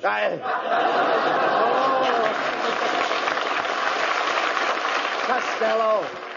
I don't even know why DiMaggio picked you. You don't even know how to swing a bat. I know all about swinging bats. When I was a kid, my father used to hit me with a baseball bat. My brother used to hit me with a baseball bat. My Uncle Artie Stebbins used to hit me with a baseball bat, and my mother used to hit me with a tennis racket. With a tennis racket? Yes, she didn't like baseball. Hiya, fellas. Well, it's Skinny Ennis. Hey, Costello. I heard about you taking Joe DiMaggio's place for the New York Yankees. That's right. You know, I used to pitch for the Hollywood Stars, and boy, I'll never forget my last game. There were 5 men on base. Oh, no, wait a minute, Skinny. Wait. 5 men on base. Now, that's impossible. Did you ever see the Hollywood Stars play? Ennis, I've seen the Hollywood Stars, and I don't remember you. Oh, I've changed a lot since then. I had the biggest buck teeth you ever saw. I was the only man on the team that could slide into second base and spike you from either end. Well, so long, Fatso. So long, Skinny. So long. Hey, you know that Skinny would make an ugly skeleton? All right. Costello, don't waste time with him. Now, you've got to get ready for the opening game. Yes, I think we're going to play the Cleveland Indians. Cleveland Indians, eh? Uh-huh. Feller pitching? Certainly there's a feller pitching. Who do you think they'd use, a girl? Oh, I know they don't use a girl. I said feller pitching. What feller? Feller with the Cleveland Indians. Look, Abbott, there's 9 guys on the Cleveland team. Now, which feller are you talking about? Feller that pitches. There is only one feller with Cleveland. You mean 9 Yankees are going to play against one feller? That's right. You mean there's no fellas in the outfield? No. And there's no fellas in the infield? No, Cleveland only has one feller. Well, this fella must be pretty good if he don't need any other players but himself. Look, all the players will be out there helping him. You just said there was only one feller on the team. That's right. Then where did all them other fellers come from? Ah, you idiot. When I say there's only one feller on the team, I mean there is only one feller that pitches. Well, Abbott, when the manager of the team wants this pitcher, what does he call him? Feller. You mean he just hollers, "Hey, feller!" And this guy knows that they mean him? That's right. His name is Feller, Bob Feller. And when I say there is only one feller on the team that pitches, that's it. And the feller that pitches is Feller. There's only the other fellers on the team, but there's only one feller. Boy, are you mixed up. Oh, you mean the feller that pitches is feller. And there's other fellers on the team, but they're not fellers? Now you grasp it. Yes, I grasp it, but it keeps slipping out of my hand. Forget it. Let's go into this sporting goods store and get your baseball equipment. I want you to look right for the opening game. Now, go ahead and ask that lady there where they keep the baseball uniforms. Pardon me, miss. Well, if it isn't Mr. Abbott. Hello. And Mr. Costello. Hello. You fought, little mon, you. What are you doing in the sporting goods store, miss? Oh, I just stopped in to get a gift for my nephew. I'm buying him a Boz ball. Boz ball? Abbott, you know what a Boz ball is. That's what the poocher throws to the coocher. And the booter tries to boot a home run.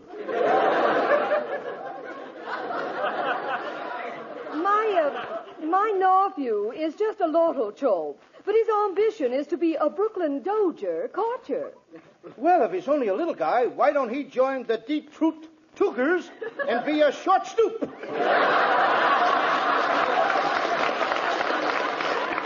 I must be going. As we say in Chinese, Gisha gooey hop dooey, I'm push to you. And a dish of gooey chop suey and a push to you, too.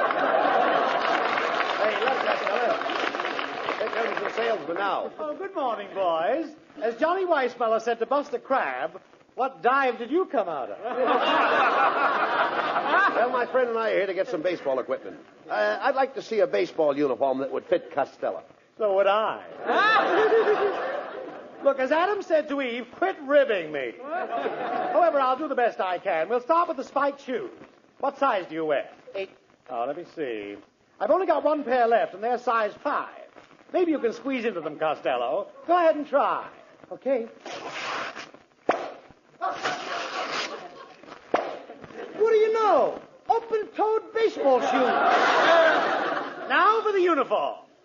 My, you're certainly a pudgy little rascal, aren't you? Mm-hmm. Aren't you overweight? I'm about 120 pounds overweight, but I'm going back to my normal weight. Yes, what's normal? 60 pounds overweight. Costello, you should really go on a diet. Yeah, of course you know what a diet is, don't you? Oh, sure. That's where you can eat all you want of everything you don't like. Young man, if you really want to reduce, why don't you exercise with a couple of dumbbells? Okay, I'm ready whenever you and Abbott are. All right. Cut that out. Oh, we've got to get your baseball equipment. Mister, do you have any bats? Oh, certainly. Here's a fine bat. Autographed by Slaughter of the Cardinals. This bat was made for Slaughter. Ain't you got one that was made for baseball? When he says slaughter, he means Slaughter, the baseball player. Slaughter the baseball player? With that bet, you could slaughter anybody. No, Costello. I'm talking about Slaughter. Everybody knows Slaughter. He knows Slaughter. Well, maybe he knows Slaughter, but I don't know him. Look, you idiot. Everybody knows Slaughter, the baseball player. Slaughter is the man's last name. What's his first name? He knows.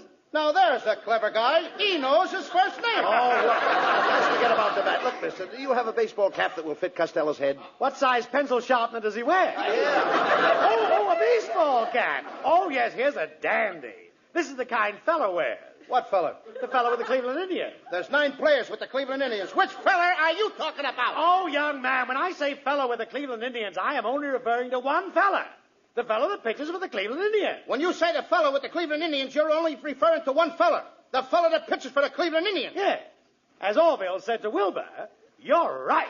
How do you like that? Now they're doing our routines in sporting goods stores. Oh, forget about him, Costello. Hey, wait a minute. I've got an idea. Mrs. Wetwash's late husband used to be a big league ball player. Now, he was a home run king, in other words. Now, maybe she'll give you one of his bats for good luck. Let's go over to her house and ask her. Oh, okay. I'll go right over now, huh? You're right, Abbott. As John Adams said to Henry Wadsworth Longfellow. How do you like that? I forgot what John Adams said to Henry Wadsworth Longfellow.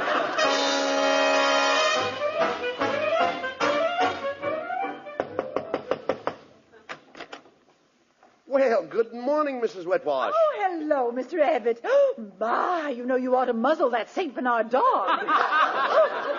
Oh, pardon me, it's Costello. Tell me, Costello, how are things in Gawker, moron? Mrs. Wetwash, I wish you hadn't said that. I was just telling Abbott your face reminds me of a rose. Oh, really? An American Beauty rose? No, a rhinoceros. Hey, shut up, Costello. Mrs. Wetwash, Costello's leaving for New York to join Joe DiMaggio's place. Take Joe's place. Isn't that wonderful? He's going to play with the Yanks. Oh, I can't believe it. Yes. What do those big Yanks want with a little jerk like him? Mrs. Wetwash, that was an insult. I'll have you know that beautiful women find me irresistible. I don't find you irresistible. And I don't find you beautiful. Quiet, Costello. Ask her for those baseball bats her husband left her. Okay. Mrs. Wetwash, I understand when your husband was alive, he had a lot of old bats. That's a lie. He never went out with anybody but me. No, Mrs. Wetwash. Costello means your husband's baseball bats. You see, he thought you might give him one of them. Yes, that's right, Mrs. Wetwash. You see, I need a good bat. Oh, you need a good bat. I'll be glad to help you out. Can I have the bat right now? Right now. Oh, my little head. Presents lovely Marilyn Maxwell for Metro-Goldwyn-Mayer, producers of The Sea of Grass. For Camel fans everywhere and in honor of New Orleans Jazz Week, Marilyn sings for the first time on the air the title song of the picture, New Orleans. Do you know what it means to miss New Orleans and miss it each night and day? I know I'm not wrong. The feeling's getting stronger the longer I stay away. The moss-covered vines, the tall sugar pines, where mockingbirds used to sing. And I'd like to see the lazy Mississippi hurrying into spring. The moonlight on the bayou, a Creole tune that fills the air. I dream about magnolias in June, and soon I'm wishing that I were there. Do you know what it means to miss New Orleans when that's where you left your heart? And there's something more. I miss the one I care for more than I miss New Orleans. More than I miss New Orleans.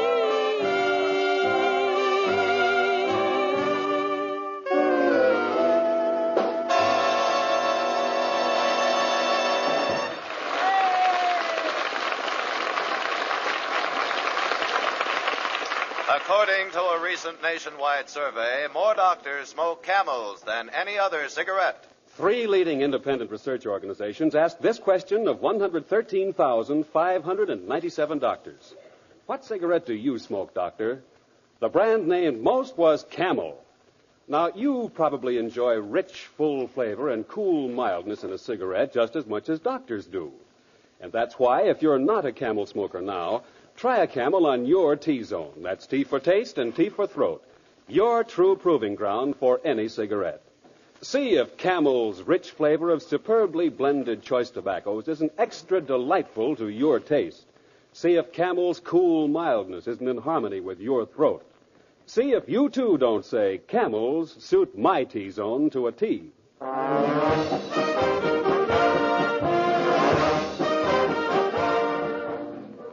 Well, Costello, I'm going to New York with you. You know, Bucky Harris, the Yanks manager, gave me a job as coach for as long as you're on the team. Look, Abbott, if you're the coach, you must know all the players. I certainly do. Well, you know, I never met the guys, so you'll have to tell me their names, and then I'll know who's playing on the team. Oh, I'll tell you their names, but you know, strange it may seem, they give these ball players nowadays very peculiar names. You mean funny names? Strange names, pet names, like Dizzy Dean and His brother Daffy. Daffy Dean. I'm their French cousin. French? Gouffet. Gouffet Dean. Oh, I see. Well, let's see. We have on the bags, we have who's on first, what's on second, I don't know who's on third. That's what I want to find out. I say, who's on first, what's on second, I don't know who's on third. Are you the manager? Yes. You're going to be the coach, too? Yes. And you know the fellow's name? Well, I should. Well, then who's on first? Yes. I mean the fellow's name. Who? The guy on first. Who? The first baseman. Who? The guy playing Who first. is on first? I'm asking you who's on first. That's the man's name. That's whose name? Yes. Well, go ahead and tell me. That's it. That's who? Yes. Look, you got a first baseman? Certainly. Who's playing first? That's right. When you pay off the first baseman every month, who gets the money? Every dollar of it. All I'm trying to find out is the fellow's name on first base. Who? The guy that gets the money. That's it. Who gets the money on He first does, every dollar. Sometimes his wife comes down and collects it. Whose wife? Yes. What's wrong with that? Look, all I want to know is when you sign up the first baseman, how does he sign his name to the Who? contract? The guy. Who? How does he sign his That's name? how he signs it. Who? Yes.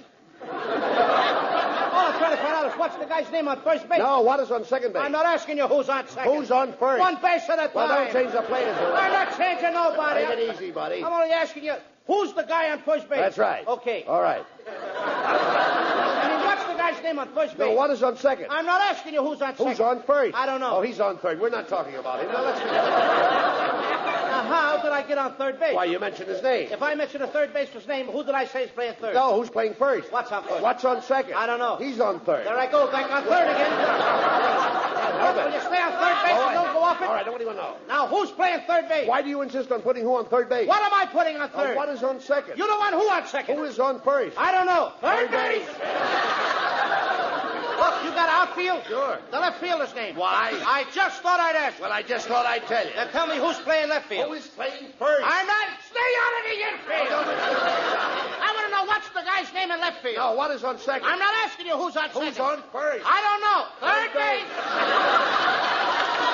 And the left fielder's name? Why? Because. Oh, he's center field. He's center field. Look. You got a pitcher on the team? Sure. The pitcher's name? Tomorrow? You don't want to tell me today? I'm telling you, then man. Go ahead. Tomorrow. What time? What time what? What time tomorrow you're going to tell me who's pitching? Now listen, who is not pitching? I'll break your arm, you say. Who's on first? I want to know what's the pitcher's name. What's on second? I don't know. Third base. Got a catcher? Certainly. The catcher's name. Today. And tomorrow's pitcher. Now you've got it. All we got is a couple of days on the team. You know, I'm a catcher, too. So they tell me. I get behind the plate, do some fancy catching. Tomorrow's pitching on my team, and a heavy hitter gets up. Yes. Now, the heavy hitter bunts the ball. When he bunts the ball, me being a good catcher, I want to throw the guy out of first base, so I pick up the ball and throw it to who? Now, that's the first thing you've said right. I don't even know what I'm talking about. That's all you have to do. Is to throw the ball at first base. Yes. Now, who's got it? Naturally. Look, if I throw the ball at first base, somebody's got to get it. Now, who has it? Naturally. Who? Naturally. Naturally? Naturally. So I pick up the ball and I throw it to Naturally. No, you don't. You throw the ball in the hole. Naturally. That's different. That's what I said. You're not saying that. I throw the ball to Naturally. You throw it to who? Naturally. That's it. That's what I said. Listen, you ask me. I throw the ball to who? Naturally. Now you ask me. You throw the ball to who? Naturally. That's it. Same as you. Don't change it around. Same as you. Now get it over. I throw the ball to who? Whoever it is drops the ball and the guy runs a second. Yes. Who picks up the ball and throws it to what? What throws it to? I don't know. Throws it back to tomorrow. Triple play. Yes. Another guy gets up and it's a long fly ball to because. Why? I don't know. He's on third, and I don't give a darn. What? I said I don't give a darn. Oh, that's our shortstop. I'm an idiot.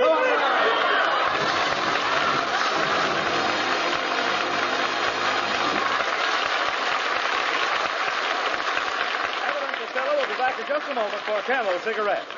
During the war, the makers of Camel cigarettes sent a total of more than 150 million free Camels to our fighting men overseas.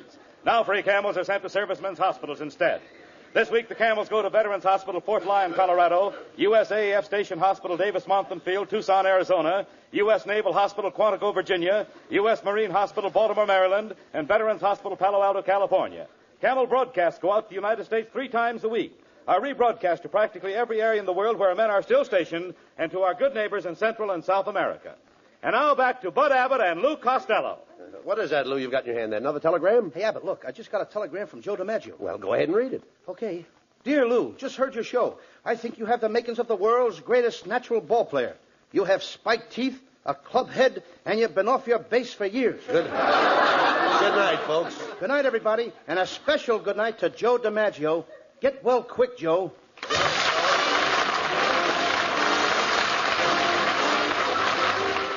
Listen to Abbott and Costello again next Thursday night when Costello is going to build himself a new prefabricated house. You can imagine the trouble he'll get into. I don't know whether it'll be a 1-story house or a 2-story house, but anyway, that's another story.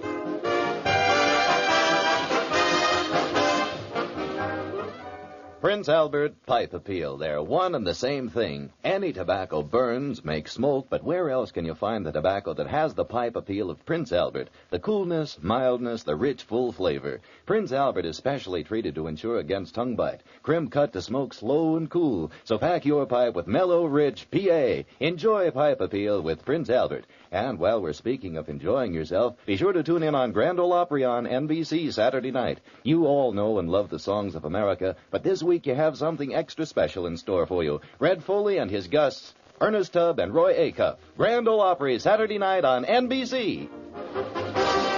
Be sure to tune in next week for another great Abbott and Costello show brought to you by Camel Cigarettes. And remember, experience is the best teacher. Try a Camel. Let your own experience tell you why more people are smoking Camels than ever before. C-A-M-E-L-S.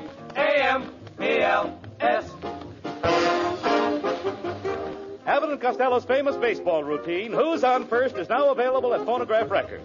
This is Michael Roy in Hollywood wishing you all a pleasant good night for Camel.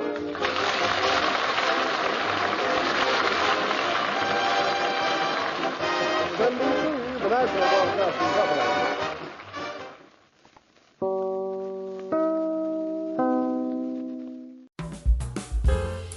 Thank you for tuning in to Golden Age Radio. Don't turn that dial. We have more excellent entertainment coming up next. Your feedback is important to us. Let us know what you think. We aim to provide the best possible entertainment for you. If you need access training or support, send an email to db@g3pl.net or call 615-420-2040. That's 615-420-2040. Hey, Abbott. Yes, Costello? Are you the manager of this baseball team? Yes. Well, now that I'm down here for spring training, I would like to know some of the guys' names on the team, so when I meet them on the street or in the ballpark, I'll be able to say hello to them. Well, naturally, I'll introduce you to the boys and a regular bunch of boys we have. But you know, strange as it may seem, they give these ball players nowadays very peculiar names. Funny names. Yes, nicknames, pet names, you know, like Dizzy Dean. His brother Daffy? Daffy Dean. I'm their cousin. Now, what's your first name? Goofy. That's what I thought. Well, let's see, we have on the bags, we have who's on first, what's on second, I don't know's on third. That's what I want to find out. And I say, who's on first, what's on second, I don't know's on third. Wait a minute. Are you the manager? Yes. You know the guy's name? Well, I should. Who's on first? That's right. I mean, the fellow's name. Who? The guy on first. Who? The fellow on first base. Who is on first? Well, what are you asking me for? I'm not asking you. I'm telling you. Who is on first? Well, go ahead and tell me. That's the man's name. That's whose name? Yes. Have you got a contract with the first baseman? Why, certainly. Who signed the contract? Well, naturally. You wouldn't expect anybody else to sign it. But who? Yes. Look, when you pay off the first baseman every month, who gets the money? Every dollar of it. He does. Oh, absolutely. All I'm trying to find out is what is the guy's name on first base? Oh, now, wait a minute. Let's straighten that out. What is on second base? Who's on second? Who is on first? One base at a time. I know, but don't change the players around. I'm not changing anybody. I only want to know what's the guy's name on first base. But I'm telling you what is on second. I'm not asking. asking you who's on second. Who is on first? That's what I want to find out. I know, but who is who and what is what? Don't change it. Look, that don't mean nothing to me. All I want to know is what's the guy's name on first base. But what is on second base? Who's on second? Who is on first? I don't know. Oh, he's on third. We're not talking about him. How did I get on third base? Why, you mentioned his name. If I mentioned the third baseman's name, who did I say is playing third? No, who is playing first? Never mind first. I want to know what's the guy's name on third base. But what's on second? Who's on second? Who is on first? I don't know. He's on third. There I go, back on third again. Well, I can't change their name. Let you and I stay on third base. Now, what do you want to know? Now, who is playing third base? Why do you insist on putting who on third base?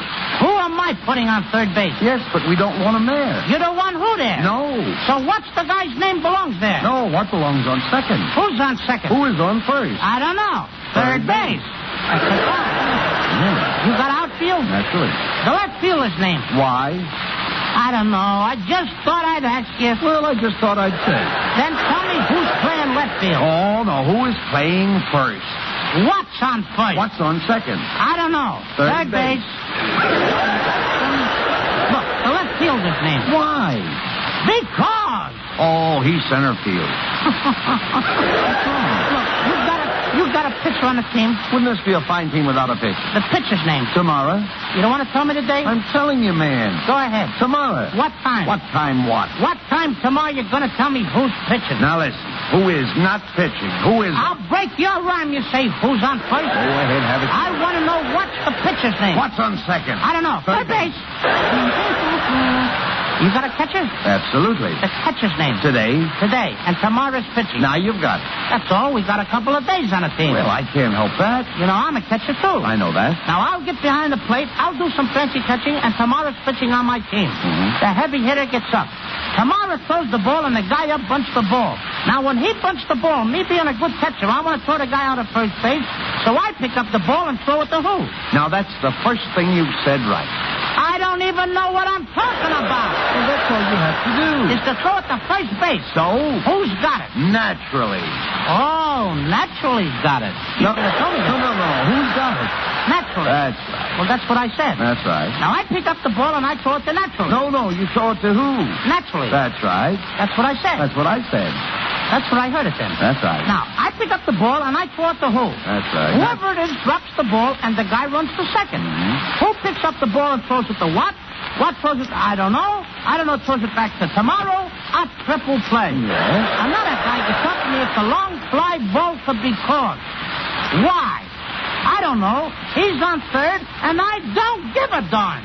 What was that? I said, I don't give a darn. Oh, that's our shortstop. Oh, I'm a bad boy.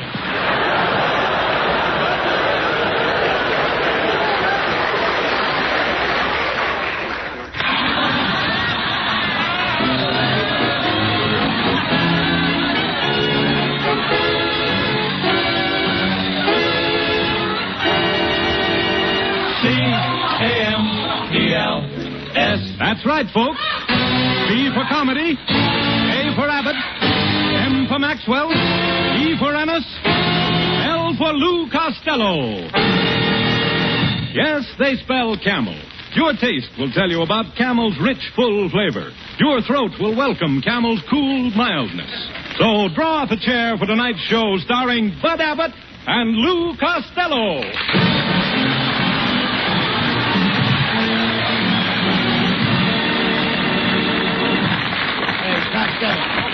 Costello. Will you listen to me, please? Did you go hunting with your Uncle Artie Stebbins last Saturday? What'd you say? I say, did you go hunting with your Uncle Artie Stebbins last Saturday? Yeah, and a terrible thing happened. A great big bear sneaked up behind us, grabbed Uncle Artie's gun out of his hands, and stuck it in his back. What did Uncle Artie do? What could he do? He married the bear's daughter. Never mind that. Did you see any big game? I saw a giraffe, but I didn't shoot him. He had a sore throat. Well, there's nothing worse than a giraffe with a sore throat. Oh, yes, there is. What? A centipede with corns. You dummy. I didn't think you ever went hunting in your life, and I don't believe you did. I'll bet you haven't even got a hunting license. I have, too. Here it is. Wait a minute. This is no hunting license. This is a picture of Hetty Lamar. You hunt what you like, and I'll hunt what I like.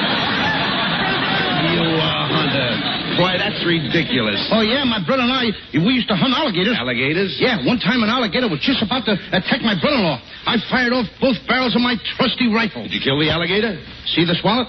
Genuine alligator? No, genuine brother-in-law. Nonsense. Come here, look at this. You see this picture? Now, I trapped all these rabbits last winter. Now, how many would you say there are?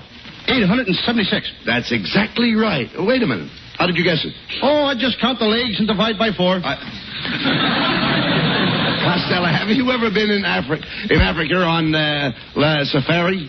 No, but I've been in New York on safari. A safari in New York? Yeah, the Staten Island Safari. And also the Hoboken Safari. Oh, now, come on, that's ridiculous. There's lots of safaris around there. Hey, listen to me, though. You should have been with me on my elephant hump. Oh, there I was, surrounded by elephants. One big bull elephant started towards me. I said to myself, I'm trapped. Abbott, you're trapped. Should I run or stand here and shoot the bull? You've been doing all right up to now. All right. Well, I shot. The elephant fell and broke a tusk. Broke a what? A tusk. Tusk to you two and a couple of poo-poos. Oh, no. A tusk is valuable. We use 50,000 elephants a year just to make billiard balls. My, how do they train those big, clumsy beasts to do such delicate work? I can see you know nothing about elephants. I once hunted elephants in India with an old acquaintance of mine. And an elephant sat on them. Someday I got to go back there. Why? To scrape up an old acquaintance. Yeah, but did you ever shoot a zebra? Yes, I did. Could I have that zebra skin? Oh, what do you want with a zebra skin? My Aunt Minnie is in Alcatraz, and she needs a new fur coat. No, that's silly, Costello. However, I have a stuffed rhinoceros you can have. Of course, you know what a rhinoceros is, don't you? Oh, sure. That's a hippopotamus with a red-eater cap. No. Now, come on out there. I know you're breathing. All right. Costello, this is the last week of the big game hunting season. Now, tomorrow I'm going hunting in the high Sierras, and I'd like you to come along with me. Oh, gee, thanks, Abbott. Say, you've done a lot of hunting. What do they call those little flies that buzz around the animals? Gnats.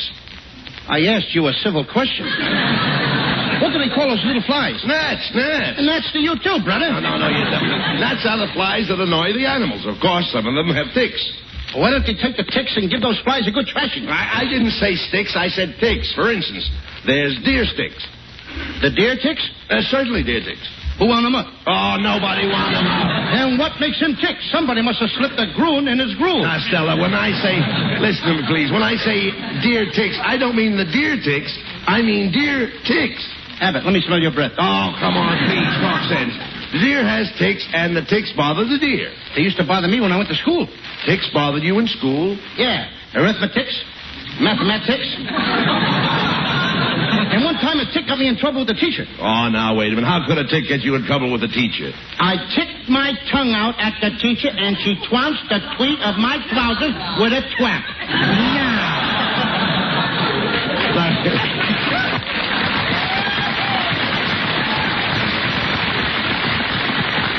Doc Lowe, I'm talking about animal ticks.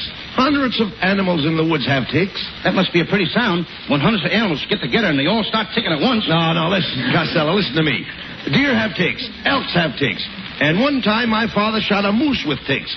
Now, do you know what I'm talking about? Sure, your father's moose ticks. No. Costello, you're getting more stupid every day. I don't know what to do with you. I don't know what to say to you. I've tried to improve your mind, but I just can't seem to get anywhere. Why don't you face it, Abbott? You're a failure.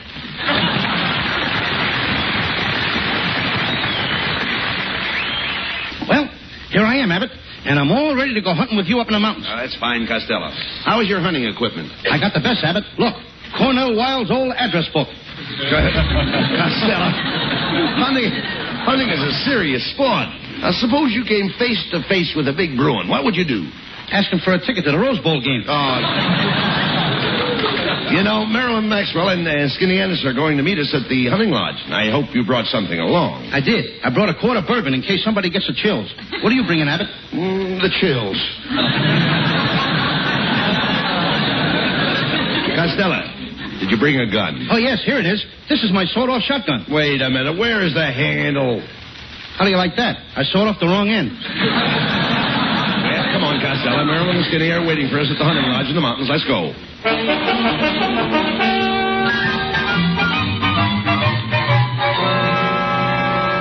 Hiya, you fat, flabby, and flat-headed? No, wait a minute. Don't insult Costello, Skinny. Don't be a pill. Skinny ain't no pill. He's too long and narrow. Well, thank you, Costello. You're a capsule.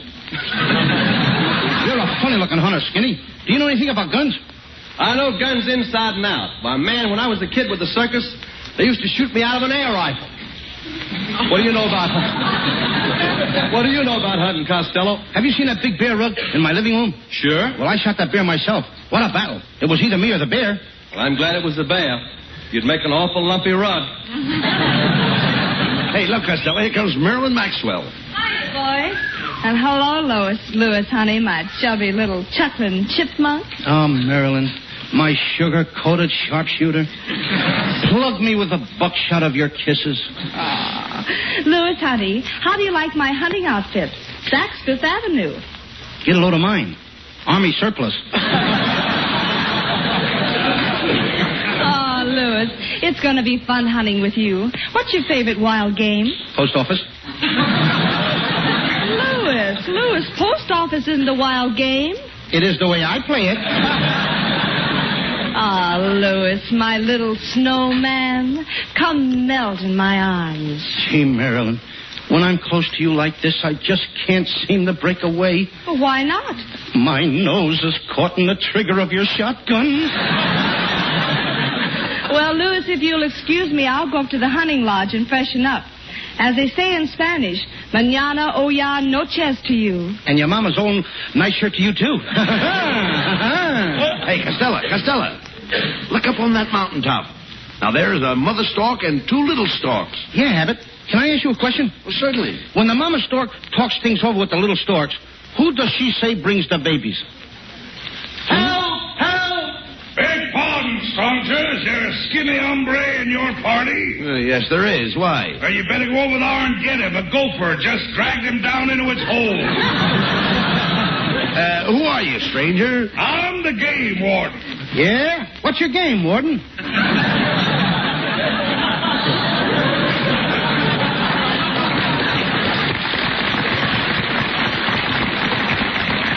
You want to know my game, partner? I'll tell you. It's Parcheesi. But being up here in the wild country so much, I trained 3 little skunks to play bridge with me.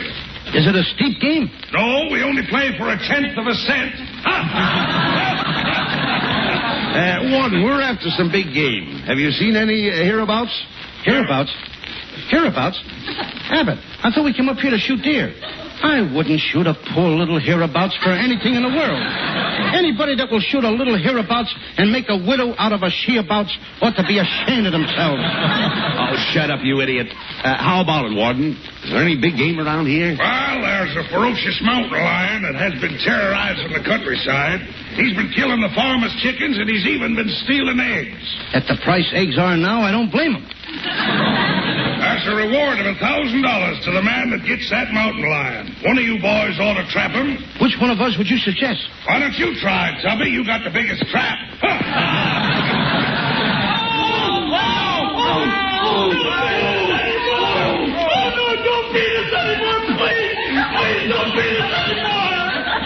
Hey, who are those guys? That's the Nebraska football team.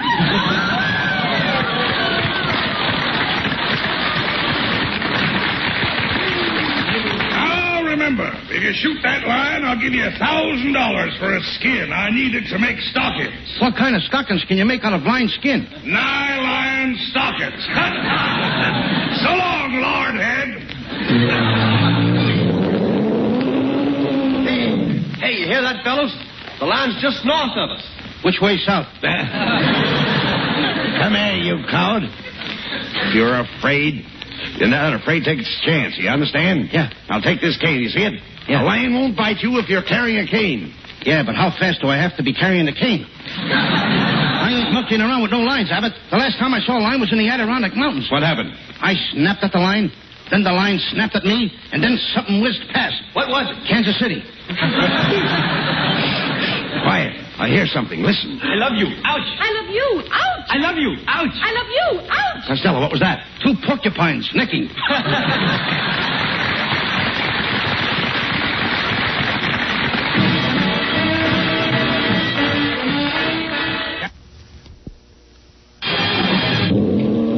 Costello. All right, now take it easy, kid. I'm right in back of you. Don't worry about me. Here's the mouth of the cave. Now, go in there. That's a pal for you. I let you go in and get the lion, don't I? You want me to go in and get the lion? Certainly, I'm your friend. Why don't you go in and get the lion? Oh, what do you mean? You want me to go in? I have a family. Oh, what I got? Never mind what you've got. You go ahead and get that lion. Okay. Hey, what's the matter? You scared? Look at you. Your knees are knocking. I always knock before I enter a cave. Well, take it easy. Buck up, Costello. And remember, make the lion believe you're not afraid of him.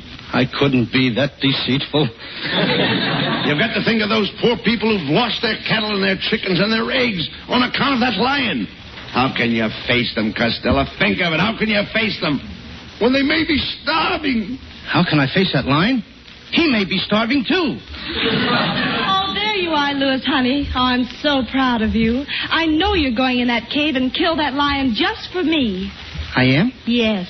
And Louis, honey, I'd do anything for you. Why, I'd climb the highest mountain. I'd swim the deepest river. How do you like that?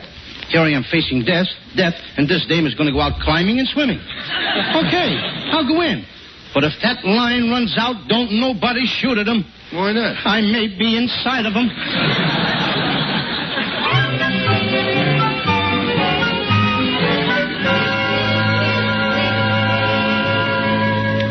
Gee, it's certainly dark in this lion's cave. Why don't you light a match?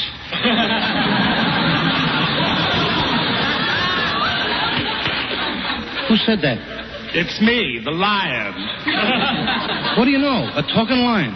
I gotta tell Abbott, Skinny, and Merlin about this. Oh, no, you must never tell anyone. I'm a hermit, and I just hate people. I wear this lion skin to scare them away. I live in this cave all alone. How did you find this cave with all the housing shortage? I subleased it from a bear that went on the road with the skating act. You must get lonesome here all alone. Why don't you get a roommate? I had a roommate and milk. And then the meat shortage came along. You mean that... See this tooth hanging on this watch chain? Yeah? Well, it ain't mine. Look, Mr. Hermit, my girl is outside. I promised her I'd bring out the lion. Give me that lion's skin and I'll take it out there and everybody will think you're dead and nobody will bother you anymore. Here, take the skin. Oh, goody, goody. Now I can be a real hermit. And then I won't be bothered by Lucille Ball, Betty Grable, or Marilyn Maxwell. Gee, do they call you? No, that's what bothers me. Hey, look. Here comes Costello out of the cave. Oh, my hero. Look, he has the lion's skin. Who is the greatest hunter of them all? Bring 'em back alive, Costello. When there is danger, who's the one they call? Bring 'em back alive, Costello. Once I found a baby leopard. With milk I filled his tummy. And then in some Egyptian tomb I helped him find his mummy. He taught Tarzan everything he knows. When in danger, he's not yellow. Who looks dapper in his hunting clothes? No one but my handsome fellow. One day I caught a tiger, I wasn't even trying. And in the movie house I caught a Metro Goldwyn lion. Brave, yes indeedy, a threat to Clyde Beatty, the greatest hunter of them all. Costello. Yeah? You've hunted a lot of big game. Tell me, did you ever hunt bear? I can't, Abbott. The bushes tickle me. Once I saw a mink, though. I saw a mink crying in the woods. I picked him up and I said to him, though you'll be a coatful on a Turner, left, mink, left. Though you'll be a lovely hat for Myrna, left, mink, left. At Ciro's, you'll have the best table. Think of those cold nights with Betty Shapiro. When you're on display at Bullock's Wilshire, giggle, mink, giggle. All your cares will vanish if your tail will wiggle, mink. Oh, wiggle me.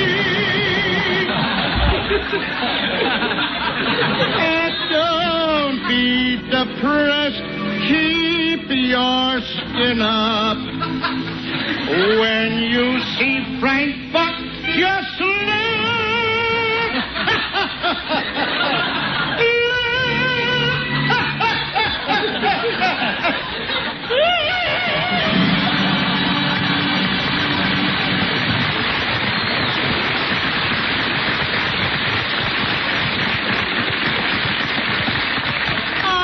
Honey, my brave adventurer, someday you must take me hunting with you. I will, Marilyn, my love.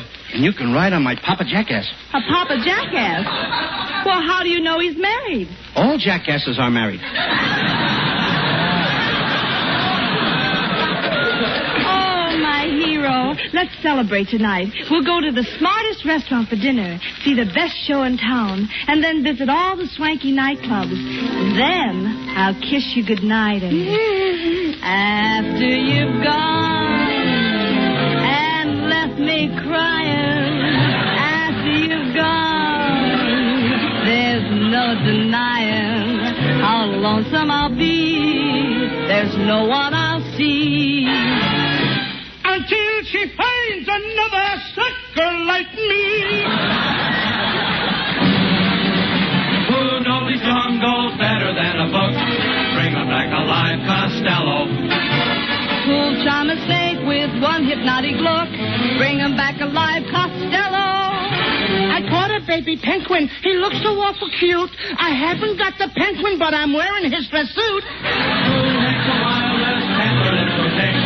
No one else but Lou Costello. He makes the others hang their heads in shame. He's so groovy, he's so mellow. I captured famous animals from every living herd. I even caught a Detroit tiger sliding in a third. Greatest from Dee the petrified bee, the greatest hunter of them all. The greatest hunter of them all.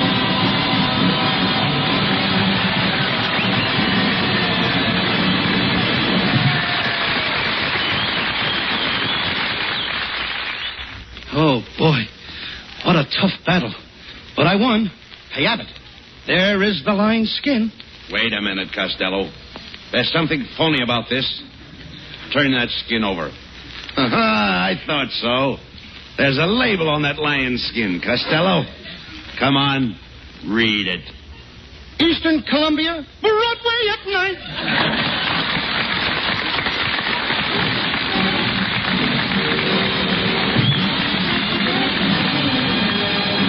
By the way, Costello, the December 10th issue of Look magazine has printed the pictures of your big barbecue party for the kids. Yes. Did you see it, Abbott? I did. I saw your picture, your wife's picture, your kids' pictures, and my picture. But I didn't see my wife Betty's picture. And I know they took Betty's picture. Now, where's my wife's picture? Why wasn't it in there? Well, the fellow that took your wife's picture couldn't develop it. Why not? He was afraid to go into the dark room with it alone. Oh, good night,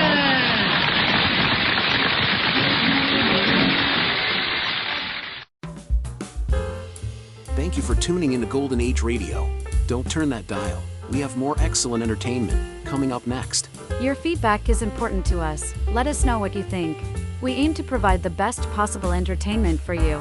If you need access training or support, send an email to db@g3pl.net or call 615-420-2040. That's 615-420-2040.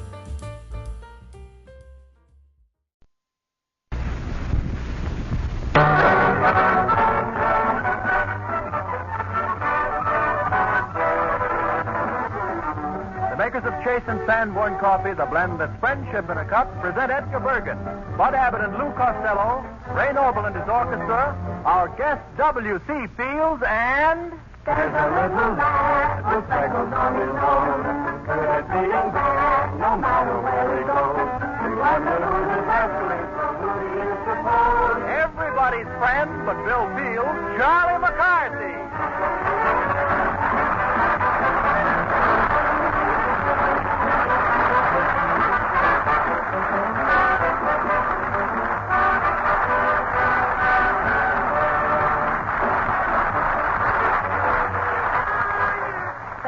Thank you, and welcome from me to you and to everybody. And from good old Chase and Sanborn, too, it comes. That's Friendship in a Cup. And welcome to Mr. W.C. Fields. He's Friendship in a Hiccup.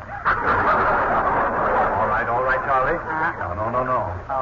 Oh, here's a chair for you, Mr. Bergen. Won't you sit down? Well, now, thank you, Charlie. Thank you. May I pour some coffee for you, Mr. Noble? I brought some down here. Well, thanks, Charles. Yes, I will have just a spot of it. Oh, that's nice. You're welcome to it. Yes. Well, now, what is all this about, Charlie? This doing things for people, being so considerate of others all of a sudden. Well, I just figure, Mr. Bergen, that we're friends. Yes. And what's friends for if you don't help them out? Well, that's quite right. You'd stand up for me and stand behind me if I needed it, wouldn't you, huh? Yes, Charlie, I would, yes. I'll stand behind you if you're right. If I'm right? Yes. Well, but can I stand behind you if I'm wrong? That's what I want to know. I'm sorry, Charlie. Oh, I'm beginning to understand now. All this good behavior wouldn't have anything to do with Mr. Fields coming here today, would it? Well, I thought maybe we'd all stick together and I wouldn't have to apologize. Oh, I see. Yes. I thought as much. Well, don't think for a minute, young man, that you're going to get out of apologizing to Mr. Fields. But I thought... No. Why, the idea of rigging up a skunk trap in Mr. Fields' garden and tripping him up. Yeah? Yes. That's bad. That's very bad, of course it is. Why, that sort of a thing? Well, it's a menace to society. Since when is Fields society? Now, there are no two ways about it, young man. You must apologize. Yes. Well, what'll I say?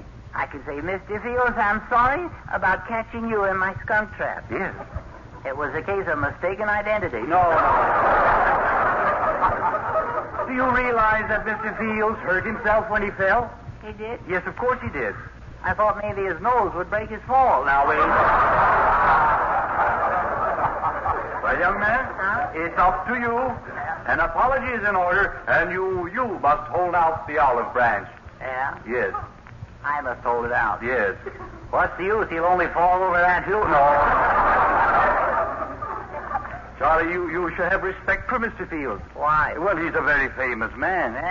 He thinks he's pretty good, I know. Yes. He thinks the whole world revolves around him. And it does, most of the time, too.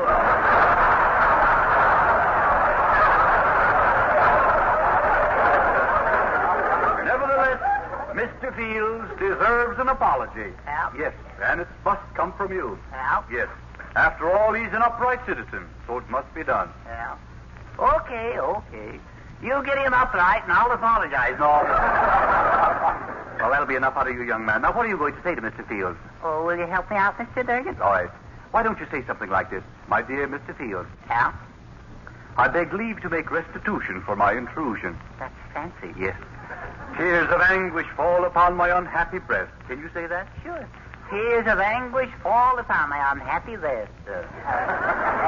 No, breast. Breast. Yes. I smite my lonely bosom in agony of shame. Yeah? Yes. I smite my lonely bosom. Yes. In agony. Of shame. Of shame. Yes. Now take it again. I smite my bosom in shame. The whole thing. I smite. I smat it once. Well, smite it again. Now start from the beginning. Oh, Mr. Fields, in restitution at your institution, on my unhappy vest. Yes. You smutty baboon. No, wait. You smite my baboon. No. You smite. No, let's continue. Oh, shame. Oh, disgrace. Oh, humility. Oh, nuts. I can't go through with it.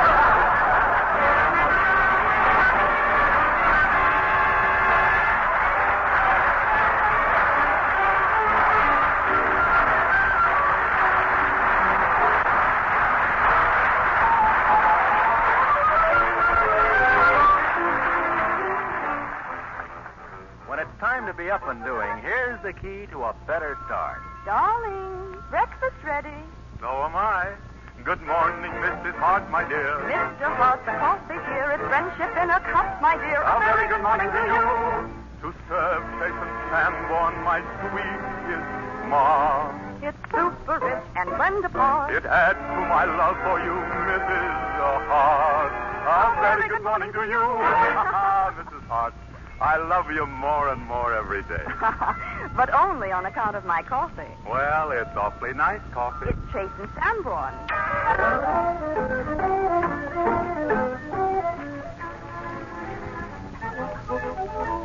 Say, Abbott, what's Costello doing? Putting on the dog? I don't know, Ray. Why do you ask that?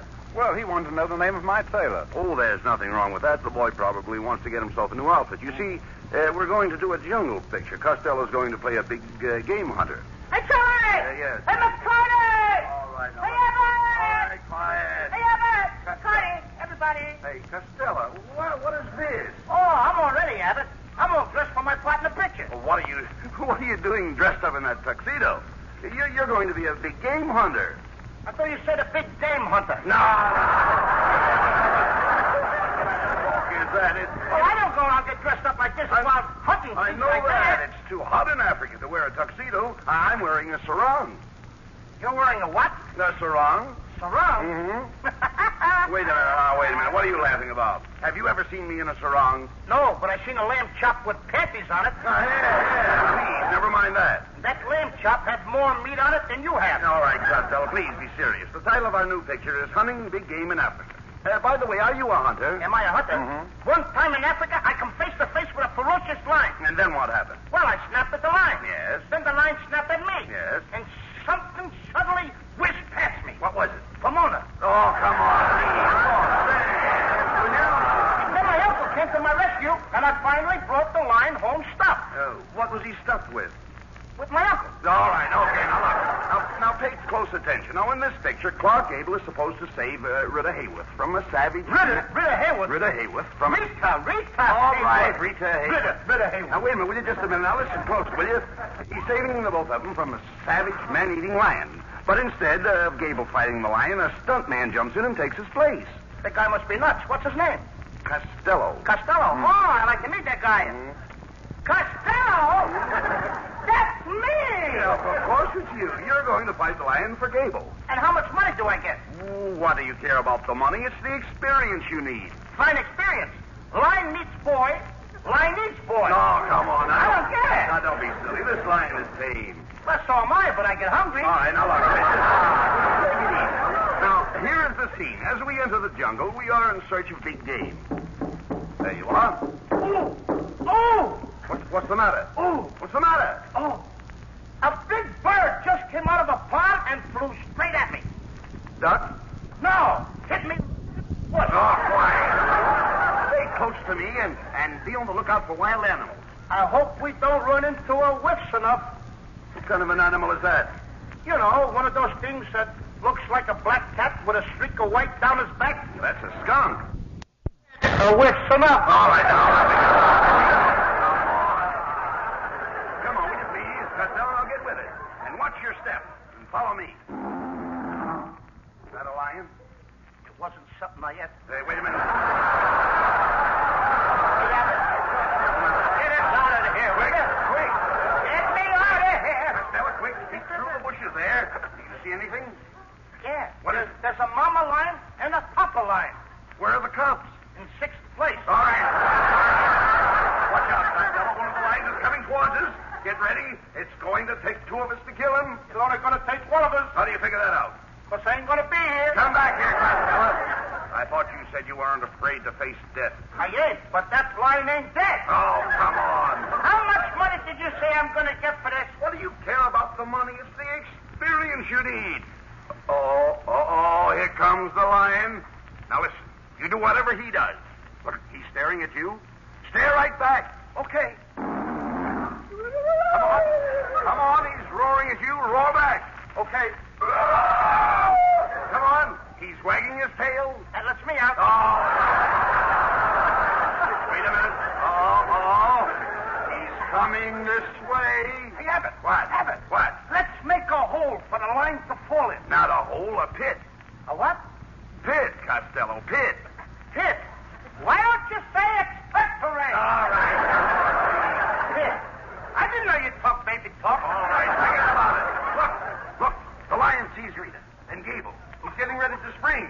Move in closer and he'll get you instead. Go ahead. Not till I find out how much money I'm getting. For the last time, what do you care about the money? It's the experience experience you need. Here comes the lion. Here he comes. Help! Quicksand! Quicksand! I don't see any quicksand. No. I mean quick. Send for help. No. Stand where you are. Now, look, as the lion runs by, you grab him by the mane.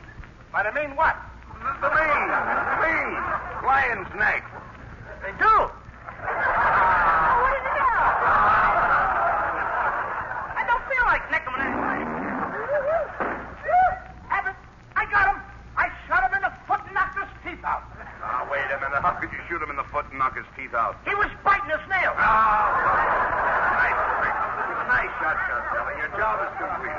Okay. Hey, wait a minute. Look.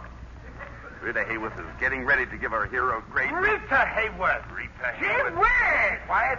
She's getting ready to give our hero a great big kiss. Oh, boy. I can hardly wait. How do I look?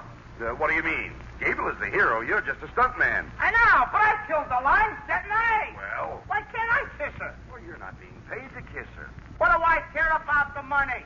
It's the experience I need.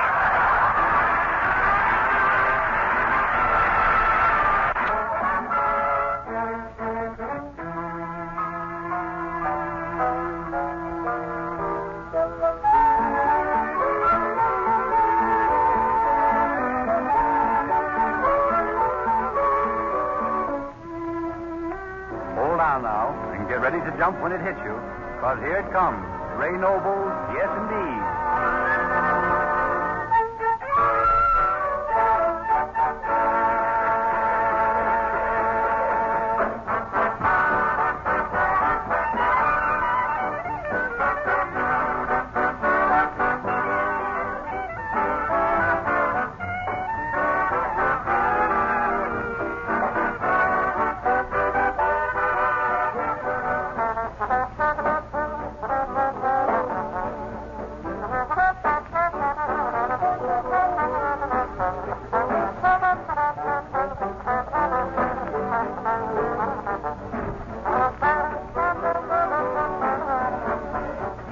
Shout when it hits you. Yes, you'll shout when it hits you. When the Spirit moves you, you'll shout hallelujah. When it hits you, you'll holler, yes indeed. It comes out if it's in you, yes indeed. Yes indeed. Makes you shout that sends you, yes indeed. Yes indeed. Say, Billy, tell them about that spiritual jazz they got down in Birmingham, man. Looky, man, that's the same jazz they got down there in Memphis. Oh, well, man, ain't you done said it? You will shout when it hits you, yes indeed. Make you shout back and send you, yes indeed. When that jazz goes jumping and you'll yell, let me in there, boy, and go. When it hits you, you'll holler, yes indeed. It hit me and I'll holler, yes indeed.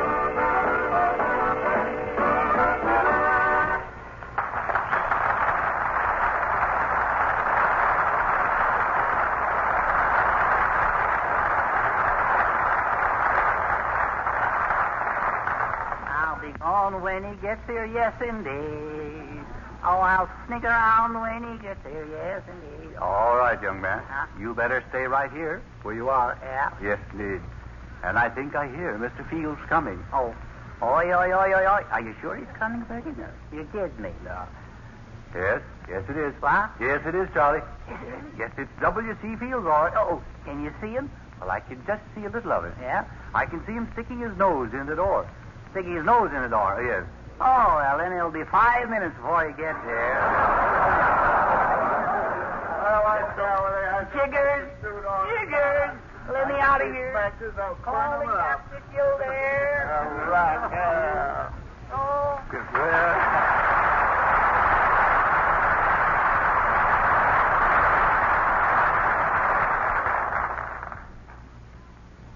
Hello, Edgar. How are you? Oh, hello, Mr. Fields. Hello. Where's a little woodpecker snack bar? Yeah, well, now, Bill, I can explain everything about that incident. Explain why your belligerent little bundling board perpetrated an act of sabotage by stretching a wire across my garden path. Yes, I'd be glad to do that. You see, it was perfectly innocent, Bill. You see, he was setting a skunk trap. That's what he was doing. Oh, a skunk trap. Yes. Oh, that's fine. That covers everything. Yeah. Thanks for the compliment. Oh, well, I didn't mean it that way. That's okay. Nevertheless, the other evening, as I was traversing my garden in search of flora and fauna, Flora is my cook, you know. Oh, I see. Rather likable young lady. Uh-huh. Makes wonderful crepes Yes. and fare. Well, I believe all that, but that's really none of my Well, business. I was walking along when I unexpectedly tripped, and the next thing I knew, I was prostrate on terra firma, which was not unusual in itself, but the circumstance... Yes, I can believe that. But, Bill, let's get back to the skunk trap, remember? Oh, you mean Flora? No.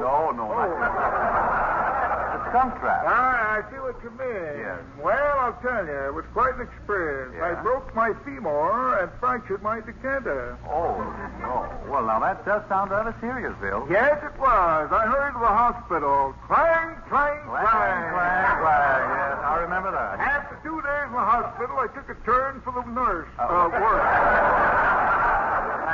Yes, it is. It's the secretary. Yes. And they took some beautiful x-rays of my leg. 6 reels of them. 6 reels, that's fine. A feature, huh? Yeah. What'd they find, Bill, in the... Just I expected. They found my leg was hollow. Is that... Tell me, Bill, were you running a fever, too? No, I had some trouble with my blood pressure. Oh, I see. Rather high? 90 proof. No, yes. But a wonderful place, that hospital. Yeah. Very comfortable bed. Well, that helps. He even had mattresses on the wall.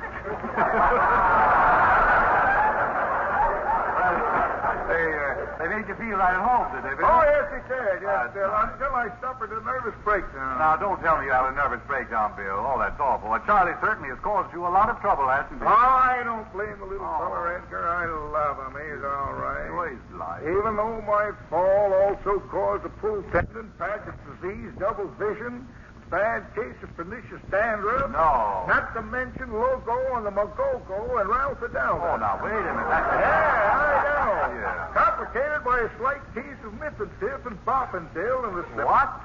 Slip sacroiliac. No, that slip what? Ronin, Slip what was that? Sacroiliac. How do you spell that? SACRO hyphen. Yeah. From there on, you're on your own.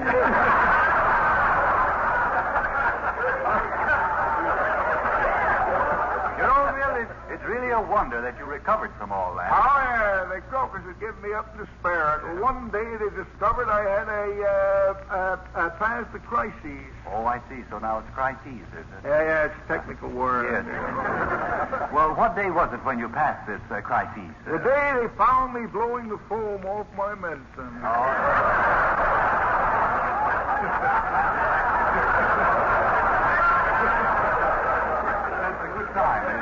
I thought so, yeah. Well, when Charlie learns of this, Bill, he'll be very sorry. I know he'll be sorry. And I just want you to know, Bill, that he's ready and he's willing to apologize. Oh, that's quite all right, Edgar. I As a matter of fact, I'm very fond of the boy. Yeah? Where is the little fire hazard? Yeah. I think I'll call him in, Bill. Just a moment. Oh, Charlie. He's not here. Never mind. Charlie. Back here. I want you to know that Bill is right here. Yeah. Yes, and he knows all about it. Uh-huh. And Charlie wants to talk to you. Yeah? Yeah. Oh. No. Good evening, Mr. Fields. What did he say? I said, good evening, that's all. Let's not jump at conclusions. Charlie, I've been telling Mr. Fields that you want to apologize. Now, isn't that right? Yes, it is. Yes, I do, Mr. Fields. I do. Well, that's just fine, my little chum. There she goes again. That's fantastic. Tell me, my little man, why did you set a trap in my garden? Don't you know there aren't any skunks there? No skunks in your garden, Mr. No. I'm sorry. No wildlife, with one possible exception. My place is occasionally infested with a herd of pink mastodons. Pink mastodons. Oh, elephants. That's right.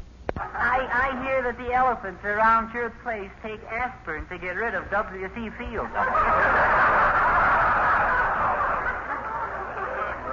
A lovable little nipper. Is it true, Edgar, that Charlie can trace his ancestry back to an old chestnut stump, the abode of a family of polecats? Yeah. Oh, this is like the old days, isn't it, Bill? Yeah, boy. Remember how we used to fight, Mr. Field? Foolish, wasn't it? As far as my little friend. But we're above that sort of thing now. Yes, those were the good old days, aren't they, Bill? Yeah, remember the time I said I'd slice you into a Venetian blind? Yeah. That was a good one. I think I told her, was it? Yeah, sure was. Remember how I topped you by saying that makes me shudder? That was good. I liked it. Who said you topped me? I topped you. Why, the only laugh you ever got was a sneer from a disgruntled termite.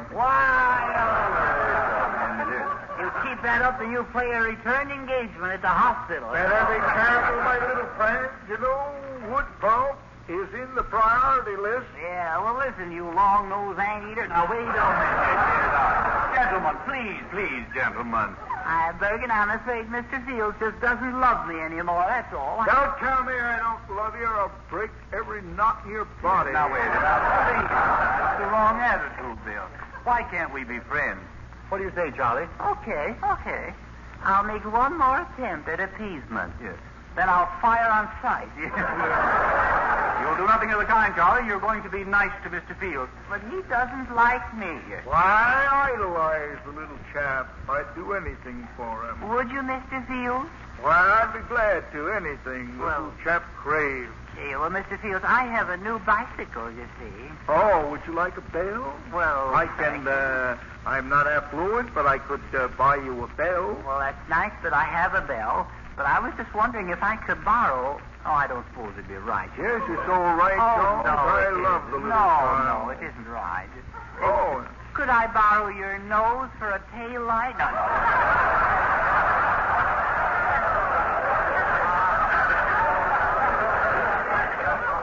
There he goes. So you see, Edgar, it's no use. Well, Bill, it's only the mischief in the boy. That's all it is. That's what makes him say those things. Why, Charlie is his own worst enemy. Not while I am around, he's not.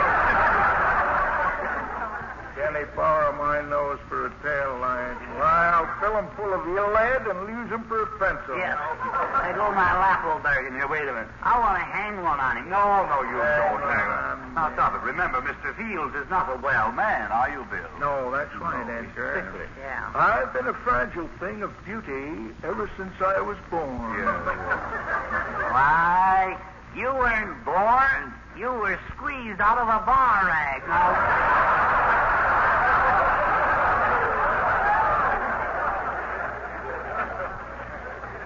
Shut him up. He's full of chipmunk. You are so... Now, gentlemen, please, will you please stop? Oh, my nose, a tail light. Well, I'm sorry about why, if you were sawdust on a barroom floor, I'd walk 10 blocks to a drugstore to get an ice cream soda.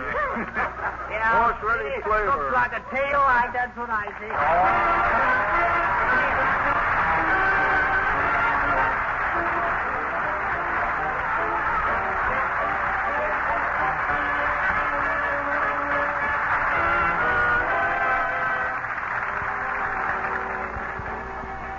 In silver, it's sterling. And slivers is Charles McCarthy.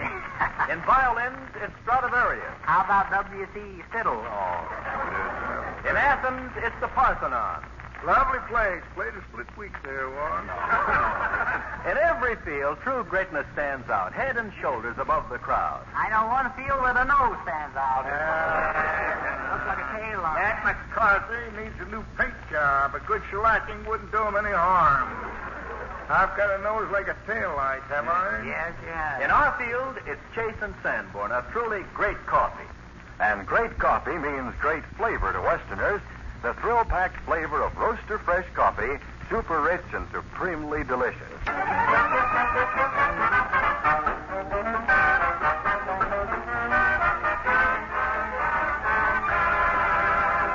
When he hears the news of our next Sunday's death, he will shine his shoes, get his tuxedo pressed. To meet Virginia Wiser, he will want to look his best. Sunday is his name. All the girls say he's a honey. chat while they spend all their money. He spends his time on their lap. When they start for school, the longest way around, wind up in a pool, the other side of town. Whenever you have trouble, call on him to mow them down. Tom is his name.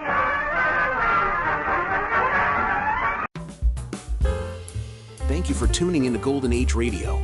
Don't turn that dial. We have more excellent entertainment coming up next. Your feedback is important to us. Let us know what you think. We aim to provide the best possible entertainment for you. If you need access training or support, send an email to db@g3pl.net or call 615-420-2040. That's 615-420-2040.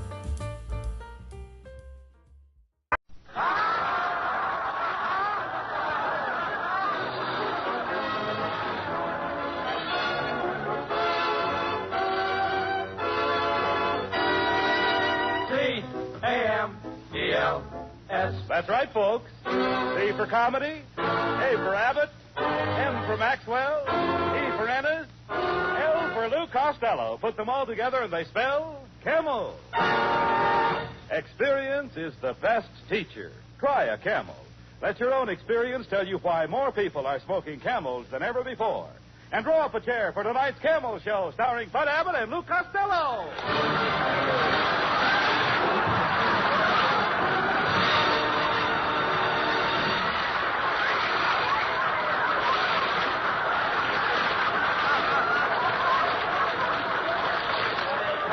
Costello, come here. Costello, will you come over here, please? Will you listen to me? What are you writing on that pad?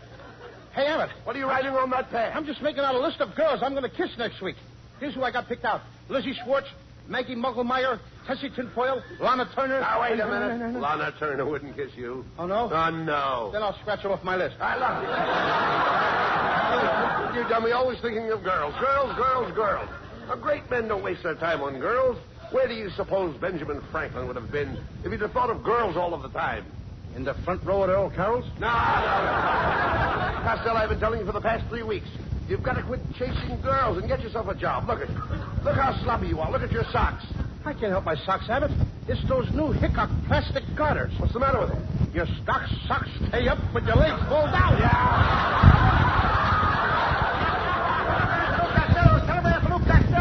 Here, boy. Out of the way, Fatso. I'm looking for Lou Costello. Boy, he is Lou Costello. The famous Lou Costello. The one and only Lou Costello. Yes. That's me. Gee, I listen to you on the radio every Thursday night. You break me up when you say, how do you do? Wait a minute. That ain't me. That's the Mad Russian. You're saying? Who's going to take this telegram? I'll take it. It's collect, $14. He'll take it. Oh, give it to me. Here, boy. Hey, Costello, this telegram is from Joe DiMaggio. Listen to this. Dear Lou, as you know, I am recovering from a foot operation. I would appreciate you taking my place. Appreciate you taking my place on the New York Yankees until I recover. Please report to the Yankee Stadium immediately. Signed, Joe DiMaggio. Abbott. Hey, that's wonderful. News. That's the news I've been waiting for. I'm going to be a big league ball player. Yes. DiMaggio probably heard about my playing with the Cucamonga Wildcats last year. You a ball player? I don't believe it, Costello. You know nothing about ball. Oh, no, I eat baseball. I live baseball. All night when I'm asleep, I dream about baseball. Don't you ever dream about girls? What, and miss my turn up at bat? Oh! What's the matter with you? Yes. And another thing, Abbott. What page are you on? Never mind what page you're on. And another thing, Abbott. Not only that, in Patterson, New Jersey, I worked out with a baseball team. I used to stay out till 4 o'clock in the morning. Why did you stay out till 4 o'clock in the morning? This was a girls' baseball team. Costello, if you're going to play with the New York Yankees, you really have to know something about big league baseball, Lou. I know all about baseball. All right, suppose there's a left-handed pitcher pitching. What do? I put in a right-handed batter. Now, suppose there's a right-handed pitcher pitching. I put in a left-handed batter. But now I trick you. I take out the right-handed pitcher and put in a left-handed pitcher. Then I double-cross you. I take out my left-handed batter and put in a right-handed batter. Now, wait a minute. Where are you getting all those right-handed batters? The same place where you're getting all those left-handed pitchers. Oh. Hello, Bud. Hello, Louis, honey. It's Marilyn Maxwell.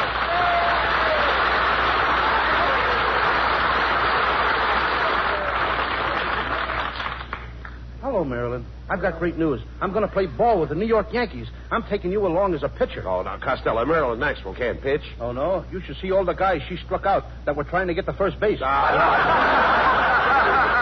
This kid has got some nice curves. Oh, Louis, you're so sweet. But I do hope you be careful. You know big league baseball is a very dangerous game. Oh, what's dangerous about baseball, Marilyn? Well, I read in the paper this morning that in the opening game in Boston, 5 players died on base.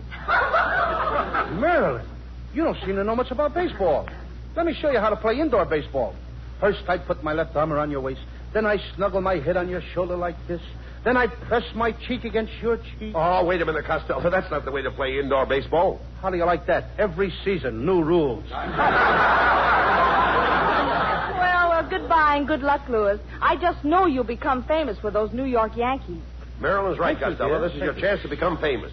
Now, you've got a good job as a baseball player, and you might find your proper niche in life. Yes, I might. I mean, after all, if I find my... What will I find? A niche. You'll find your niche. Abbott, when I find an itch, I scratch it. Now, what in the world are you talking about? An itch. I once had the 7-year itch. What happened? I scratched real fast and got rid of it in 3.5 years. I'm not talking about that kind of an itch. I mean an itch in life. An itch in life is what everyone is looking for. Anyone who is successful has found an itch. Well, if that's the case, I know an Airedale that is doing very well. Listen to me, Costello. When I say an itch, I don't mean an itch like you have when you have an itch. I mean an itch like you have when you have a notch. Oh, you don't mean an itch like an itch when you have an itch. You mean an itch like you have when you have a notch. Now you've got it. Now I've got it. I don't even know what I'm talking about. Costello, why do you mash everything up like that? You're the most mixed-up man I ever saw. Well, maybe it's because I fell on my mother's mix master this morning. She had it set for mashed potatoes. I'm warm, Mother. I know that, you idiot. All I'm trying to tell you is that a niche is a notch. Catch? Notch. Notch. All right. Now you know that a niche is a notch. You know that both of them are the same. Yes. Now, I could have a notch and you could have a niche. Yes, niche to me and notch to you. I'm only trying to impress you the importance of being a big league ball player and having a good income. Did you ever draw a nice, big, fat salary? No, I never drew a fat celery, but I once sketched a skinny tomato. No. So when I say draw, I don't mean draw like you draw when you draw. I mean draw like you draw when you draw a salary. Abbott, let me smell your breath. Mm-hmm, just as I thought. You've drawn one too many already. Now, listen to me, please. When I say you draw a salary, I mean you draw money. Now he's got me drawing money. Wait till the FBI finds out about this. I'll probably draw 20 years in a clink. And they don't feed you any celery in there either. Costello, when I say you draw money, I mean you draw like you draw money to spend it. Not like when you draw on an easel. That's what I always say. With money, it's easel come, easel go. Everybody draws money. I draw money. I've been drawing money for years. My brother draws money. He's been drawing money for years. You draw and your brother draws? Certainly. Just as I thought. You and your brother are an old pair of drawers.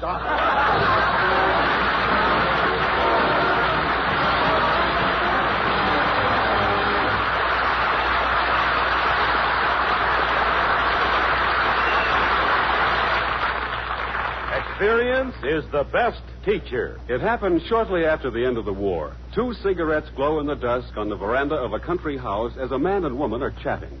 The woman remarks, Robert, you've changed your cigarette brand. This is a Camel. I can tell without even looking. Yes, I have changed my brand. You know how we smoked whatever cigarettes we could get during the war? Don't I? Yes, I must have tried all the brands during that shortage. That's when I found I liked Camels best. And weren't you right? Yes, experience is the best teacher. During the wartime shortage, people smoked whatever cigarettes they could get. It was this experience that taught millions the differences in cigarette quality.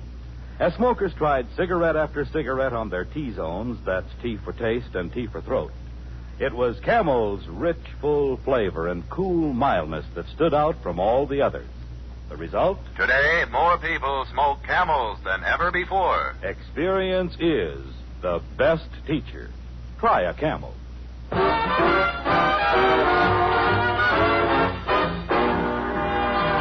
And while you light up a Camel, here's Skinny Ennis with Linda. When I go to sleep, I never count sheep. I count all the charms about Linda. But lately it seems, in all of my dreams, I walk with my arms about Linda. But what good does it do me? For Linda doesn't know I exist.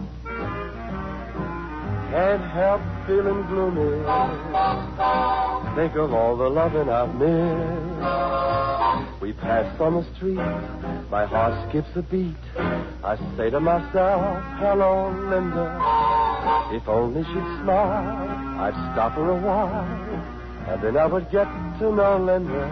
But miracles still happen, and when my lucky star begins to shine, with one lucky break, I'll make Linda mine.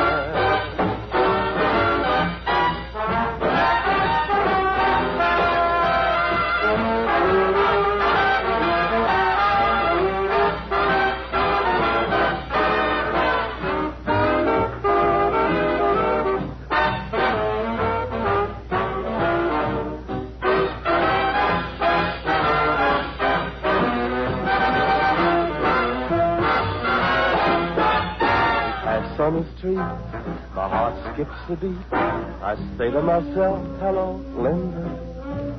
If only she'd smile, I'd stop her a while, and then I would get to know Linda. But miracles still happen, and when my lucky star begins to shine, with one lucky break, I'll make Linda mine.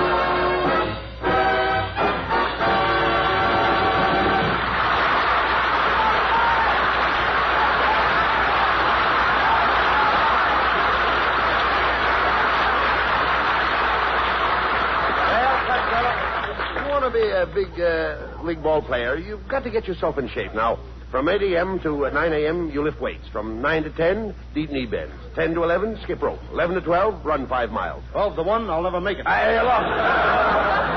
You idiot, you'll never be a ball player. Staying up late and going to nightclubs, eating rich food, running around with beautiful girls. Do you know what can happen to you? Yes, I can become manager of the Brooklyn Dodgers.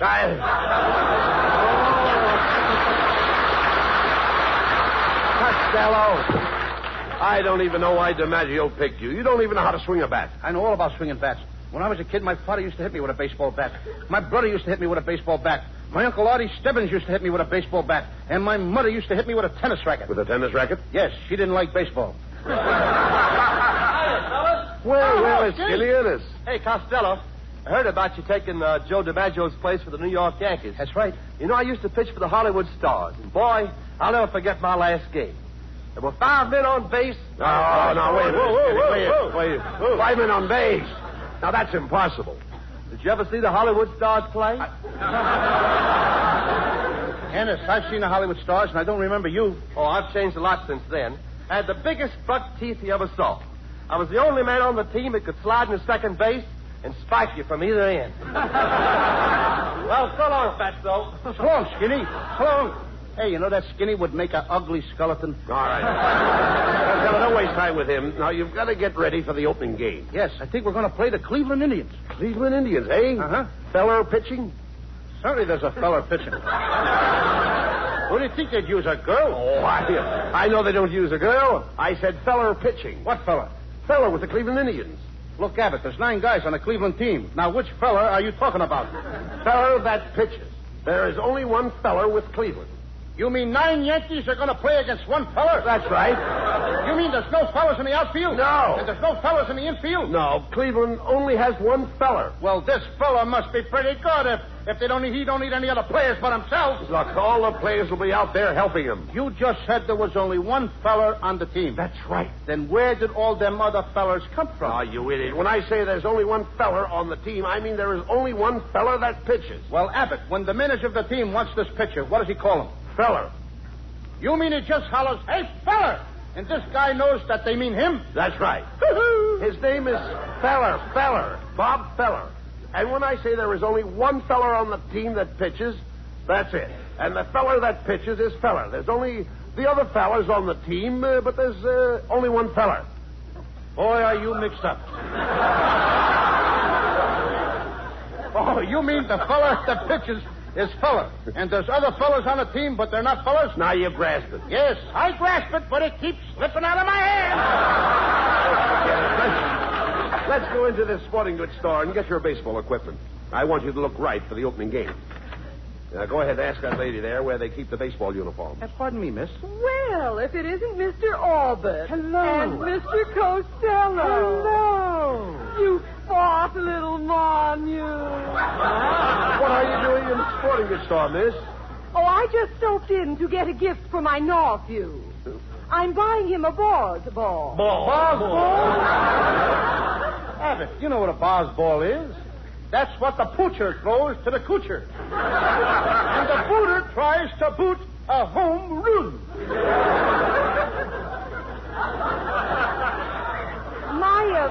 My nephew is just a lotto choke, but his ambition is to be a Brooklyn Doger catcher.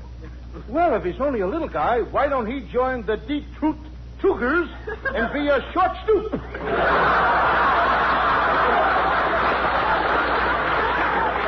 Be going. As we say in Chinese, get your gooey hot suey on to you.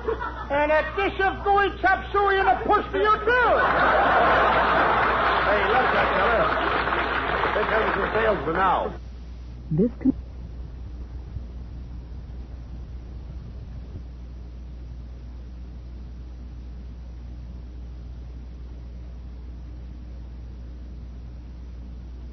Good morning, boys. As Johnny Weissmuller said to Buster Crab, what dive did you come out of? Well, my friend and I are here to get some baseball equipment. I'd like to see a baseball uniform that would fit Costello. So would I. Look, as Adam said to Eve, quit ribbing me. However, I'll do the best I can. We'll start with the spiked shoes. What size do you wear? 8. Oh, let me see. I've only got one pair left, and they're size 5. Maybe you can squeeze into them, Costello. Go ahead and try. Okay.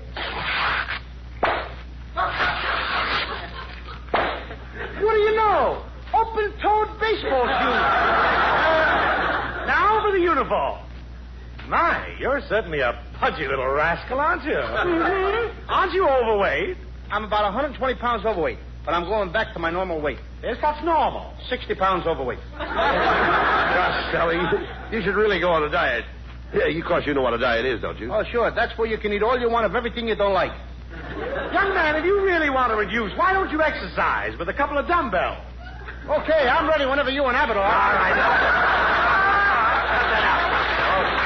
Well, we've got to get your baseball equipment. Mister, do you have any bats? Oh, certainly. Here's a fine bat.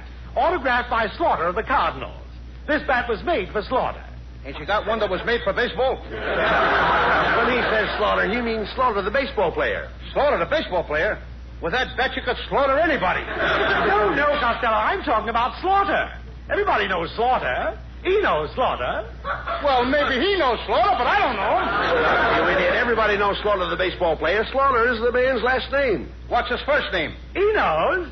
Now, there's a clever guy. He knows his first name. Oh, forget about the bat. Look, mister, do you have a baseball cap that will fit Costello's head? What size pencil sharpener does he wear? Yeah. Oh, a baseball cap. Oh, yes, here's a dandy. This is the kind fella wears. What fella? The fella with the Cleveland Indians. There's 9 players with the Cleveland Indians. Which fella are you talking about? Oh, young man, when I say fella with the Cleveland Indians, I am only referring to one fella. The fellow that pitches with the Cleveland Indians. When you say the fellow with the Cleveland Indians, you're only referring to one fella. The fellow that pitches for the Cleveland Indians. Yes. As Orville said to Wilbur, you're right. How do you like that? Now they're doing our routines in sporting goods stores. Oh, forget about him, Costello. Hey, wait a minute. I've got an idea. Mrs. Wetwash's late husband used to be a big league ball player. Now, he was a home run king, in other words. Now, maybe she'll give you one of his bats for good luck. Let's go over to her house and ask her. Oh, okay. I'll go right over now, huh? You're right, Abbott. As John Adams said to Henry Wadsworth Longfellow. How do you like that? I forgot what John Adams said to Henry Wadsworth Longfellow.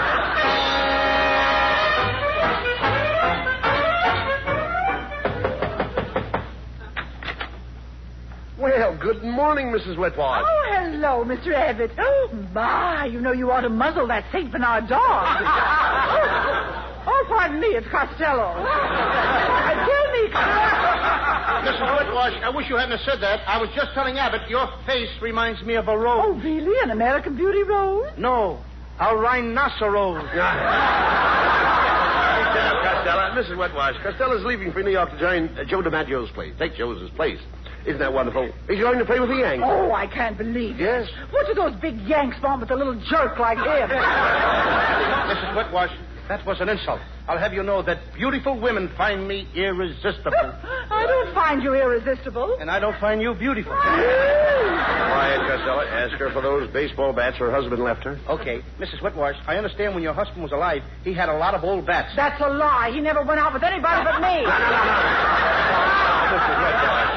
Costello means your husband's baseball bats. You see, he thought you might give him one of them. Yes, that's right, Mrs. Whitwash. You see, I need a good bat. Oh, you need a good bat. I'll be glad to help you out. Can I have the bat right now? Right now.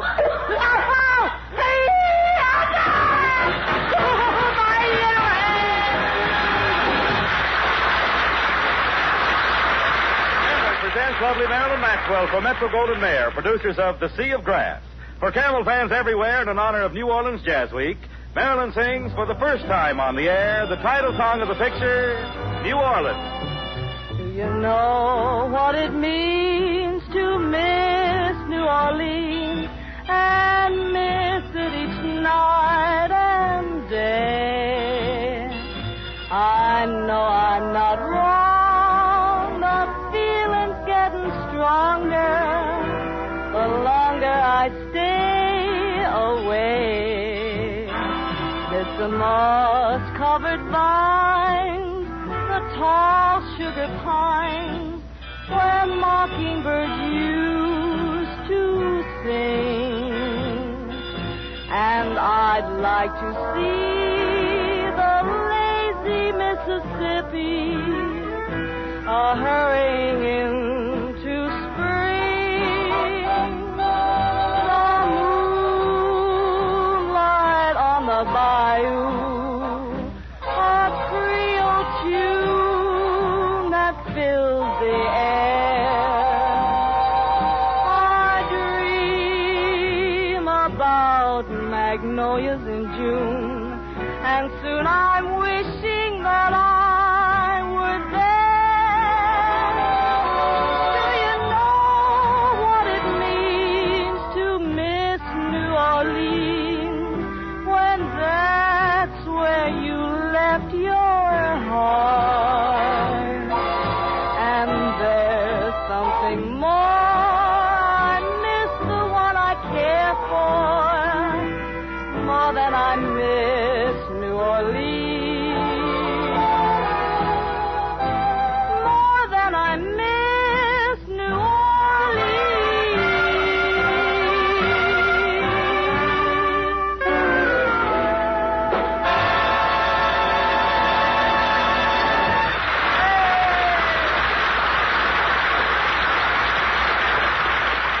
According to a recent nationwide survey, more doctors smoke Camels than any other cigarette.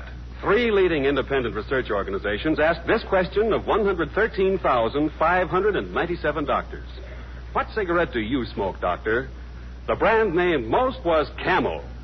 Now, you probably enjoy rich, full flavor and cool mildness in a cigarette just as much as doctors do. And that's why, if you're not a Camel smoker now, try a Camel on your T-zone. That's T for taste and T for throat. Your true proving ground for any cigarette.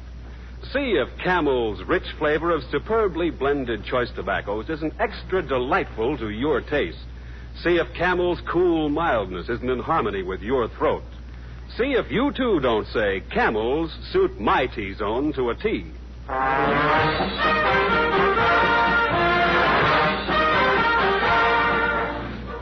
Well, Costello, I'm going to New York with you. You know, Bucky Harris, the Yanks manager, gave me a job as coach for as long as you're on the team. Look, Abbott, If you're the coach, you must know all the players. I certainly do. Well, I never met the guys, so you'll have to tell me their names, and then I'll know who's playing on the team. Oh, I'll tell you their names, but strange it may seem they give these ball players nowadays very peculiar names. You mean funny names? Strange names, pet names like Dizzy Dean and... His brother Daffy Dean. I'm their French cousin. French? Gouffet. Gouffet Dean. Oh, I see. Well, let's see. We have on the bags, we have who's on first, what's on second. I don't know who's on third. That's what I want to find out. I say, who's on first, what's on second. I don't know who's on third. Are you the manager? Yes. You going to be the coach, too? Yes. And you know the fellow's name? Oh, I should. Well, then who's on first? Yes. I mean the fellow's name. Who? The guy on first. Who? The first baseman. Who? The guy playing Who first. is on first? I'm asking you who's on first. That's the man's name. That's whose name? Yes. Well, go ahead and tell me. That's it. That's who? Yes. You got a first baseman? Certainly. Who's playing first? That's right. When you pay off the first baseman every month, who gets the money? Every dollar of it.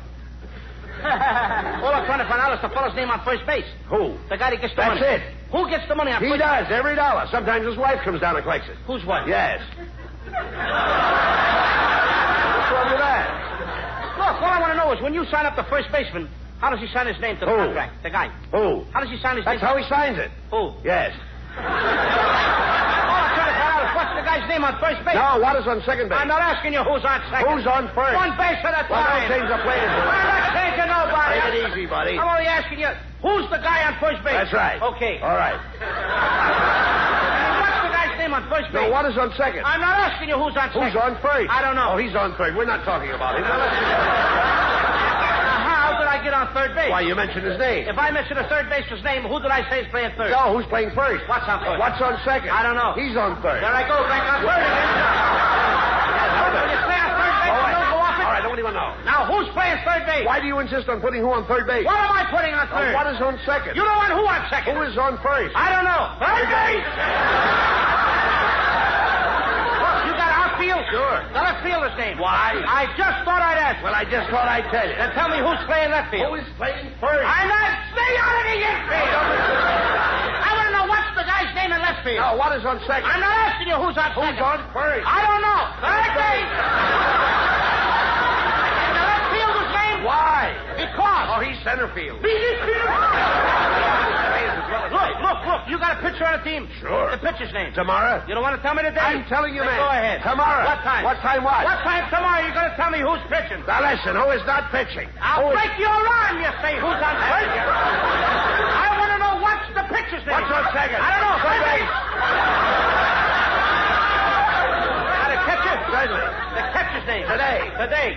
And tomorrow's pitcher. Now you've got it. All we got is a couple of days on the team. I'm a catcher, too. So they tell me. I get behind the plate, do some fancy catching. Tomorrow's pitching on my team, and a heavy hitter gets up. Yes.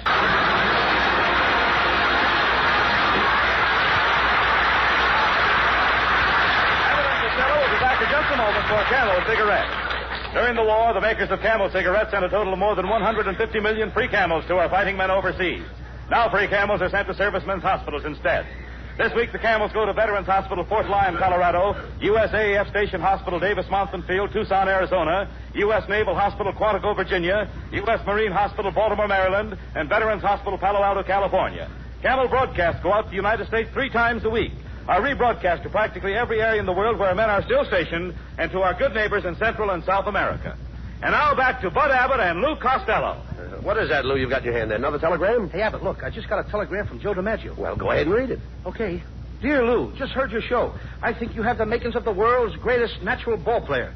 You have spiked teeth, a club head, and you've been off your base for years. Good night, folks. Good night, everybody, and a special good night to Joe DiMaggio.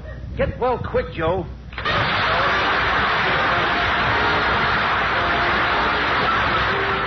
Listen to Abbott and Costello again next Thursday night when Costello is going to build himself a new prefabricated house. You can imagine the trouble he'll get into. I don't know whether it'll be a 1-story house or a 2-story house, but anyway, that's another story.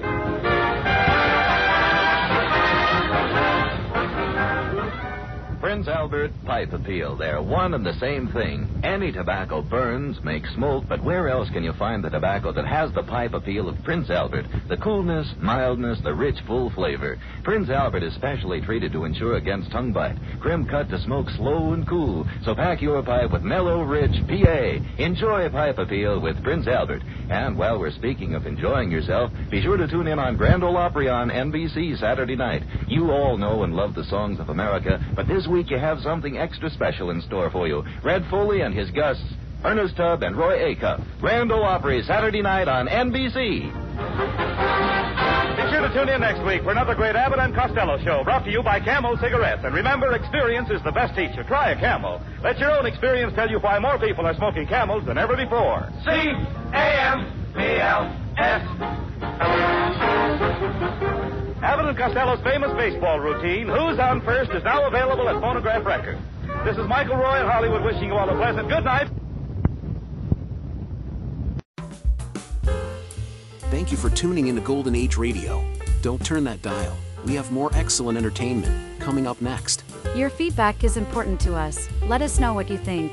We aim to provide the best possible entertainment for you.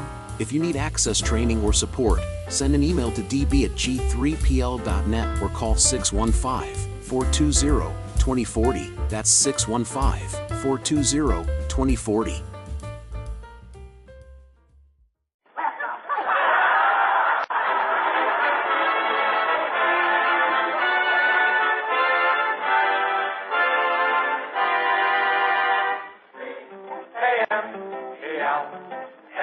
Camels, the cigarette that's first in the service, present the Abbott and Costello program. With the music of Lee Stevens and his orchestra, the songs of Connie Haynes and the Camel Quintet, tonight's guest, Miss Marlena Dietrich, and starring Bud Abbott and Lou Costello.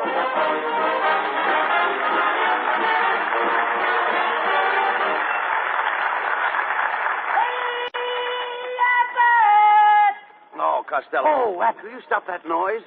What are you doing here in the studio dressed in your bathing suit? Well, I spent all day trying to get my car out of the swimming pool. What was it doing there? Don't you read the papers, Abbott? The government says you have to pool your car. No, you dummy. They mean share the ride. You have to pick up people. Oh, I did that yesterday. I picked up Helen, Mary, Rosie, and Josie. But your car holds more than that. Yeah, but now they only allow you 4 gallons a week. You can't get it. Well, never mind that, Costello. Where have you been all week? What have you been doing? Oh, boy, have I been having fun with Connie Haynes. No kidding. Last Saturday, I took her to a football game. What a game! What excitement! Any passes? No, her mother was with us.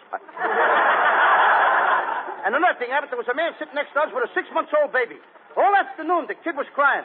He was so hungry. Well, didn't the father bring a bottle? Yeah, but the kid wanted milk. Finally, to shut the kid up, I give him a penny. Well, did that keep him quiet? Yeah, but he kept waving the penny in front of my binoculars. It ruined the game. How did it ruin the game? All afternoon, Lincoln was playing in the backfield. No.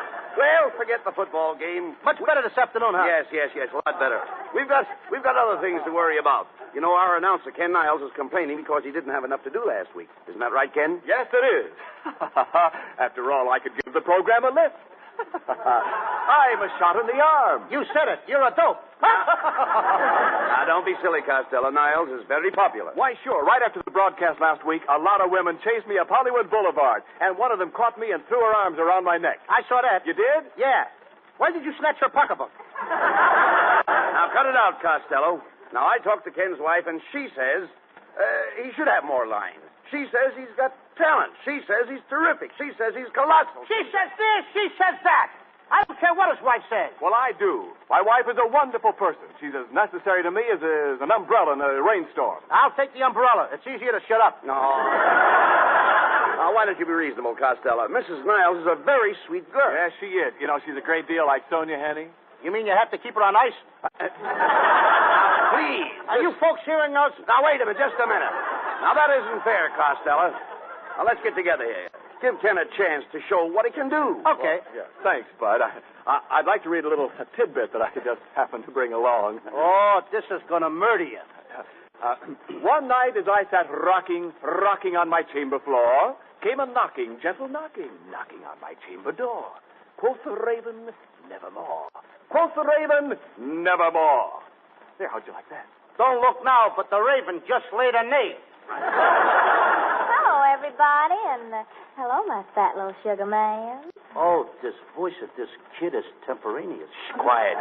Hello, Connie. Mr. Costello, honey, I'd like you and Mr. Abbott to meet someone.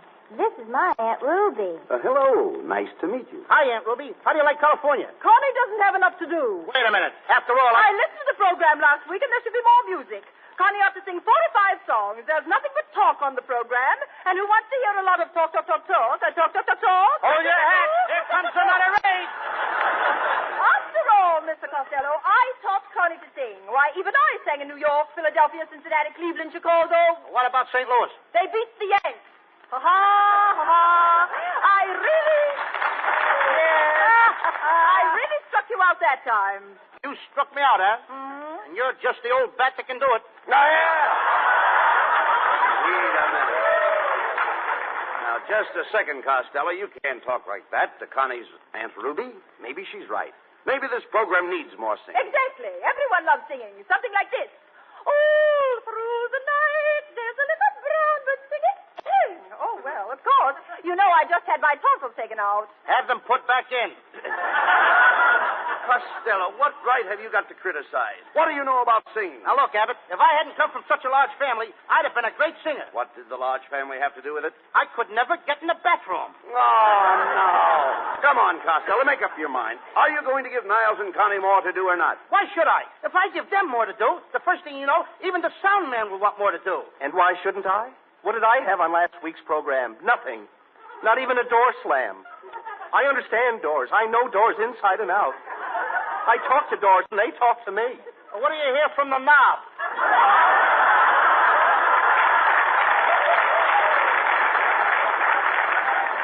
Ah, well, may you laugh. Little do you know how important every little sound is to me.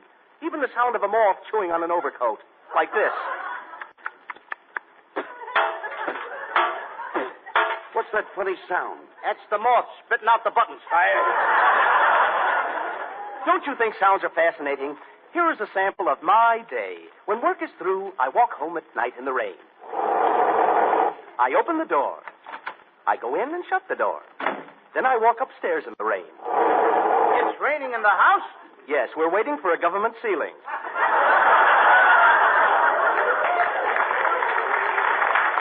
You must have a better rider than us, huh? I imagine so. I jump into bed and sleep. It's morning. What a night! I've got to catch the train. I kiss my wife before I go to the office. My wife kisses me. I kiss her, and she kisses me. Wait a minute. What about the office? With a wife like that, why should he go to the office?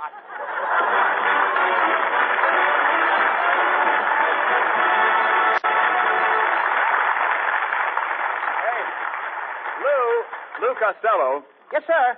Me? Yeah. How's your spelling this week? I can spell anything. Okay. Spell crumpets. Crumpets. Yeah, crumpets. Crumpets. Yeah. Crumpets. C-R-U-M-P-E-S. Wait a minute. You left out the T. Today, I gotta have crumpets without tea. Well, why? I lost my sugar ration card. Now, wait a minute. Look, ration card. Yeah. Look, anyway. Ration or ration. Look, around here, you can't forget any T's. Why not? Well, because with us, it's important. In fact, with any cigarette smoker, T ought to be one of the most important letters in the alphabet. Is that right? Why, sure. T stands for taste and throat. That's anybody's own personal proving ground for cigarettes. The T-zone. Now, of course, most people have tried Camels. But have you tried them lately, since you've been smoking more? Give Camels the T-zone test now. Ask your taste about Camel's flavor. You'll find it wears well, doesn't go flat. Ask your throat about Camel's mildness. It's the best judge you can find.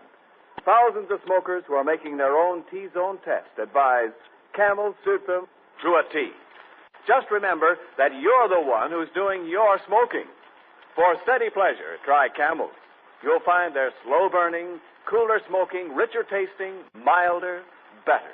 Because Camels are expertly and matchlessly blended of costlier tobaccos. So take a tip from your T-zone. Your throat and your taste will tell you. C-A-M-E-L-S. Camels. Get a pack tonight. You'll want to buy a carton tomorrow.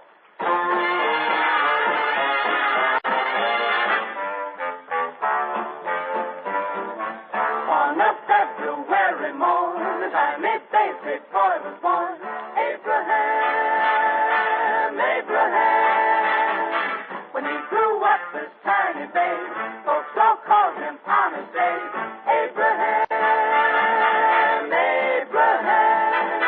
In 1860 he president.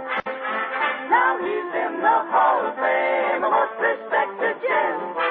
That is why we celebrate this birthday February day. Abraham, Abraham, Abraham.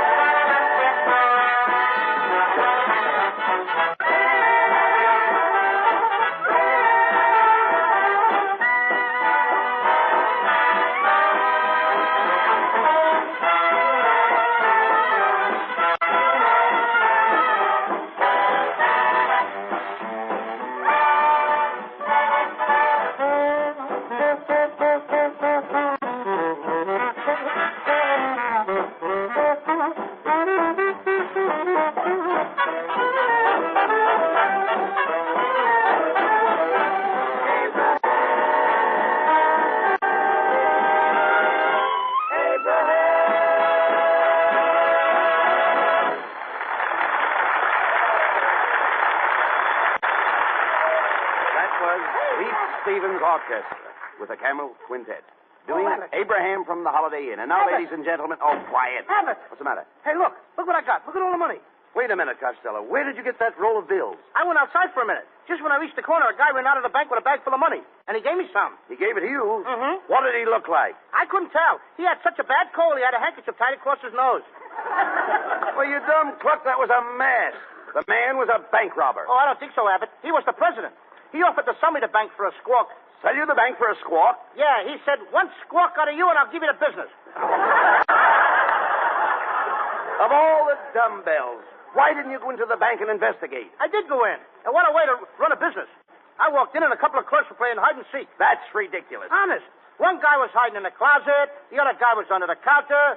There was nobody around to play with him. Then there was another guy. What other guy? He was trying to do tricks. Trying to do tricks? Yeah, he was laying on the floor trying to escape from a lot of ropes. And you thought he was playing a game? Fine time to play games. Huh? Yeah. Especially when he had a toothache. He didn't have a toothache. No, then why did he have a plaster across his mouth? The man had a gag in his mouth. If he did, he never got a chance to tell it. You should have taken the plaster off his mouth. I did. And right away, the guy started worrying about his rationing card. Worrying about his rationing card? Yeah, he started yelling, they took the sugar. They took the sugar. Oh, no, Costello. The man was yelling because he was stuck up. Stuck up? Sure. A fine time to get a swelled head. No. Somebody might have robbed the place. He did rob the place. Look, was there anybody with him? Just a woman. A woman? Why didn't you mention her before? She didn't appeal to me. Oh. Did you pinch her? No. Then you should have held her. If I'd have held her, I'd have pinched her. You idiot. A little bit. Do you realize that by keeping the money and letting the crooks get away, you've made yourself an accomplice?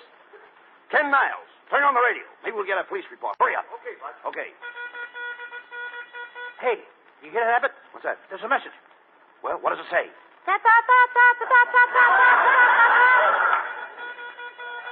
Attention all citizens. The Fifth National Bank has just been held up by Black Pete and his gang of desperate bandits. When last seen, the gang was headed for their hideout at Deadpan Gulch. Also at large is their accomplice, described as 5 feet tall, 5 feet wide, that is all. That's me, Mr. 555.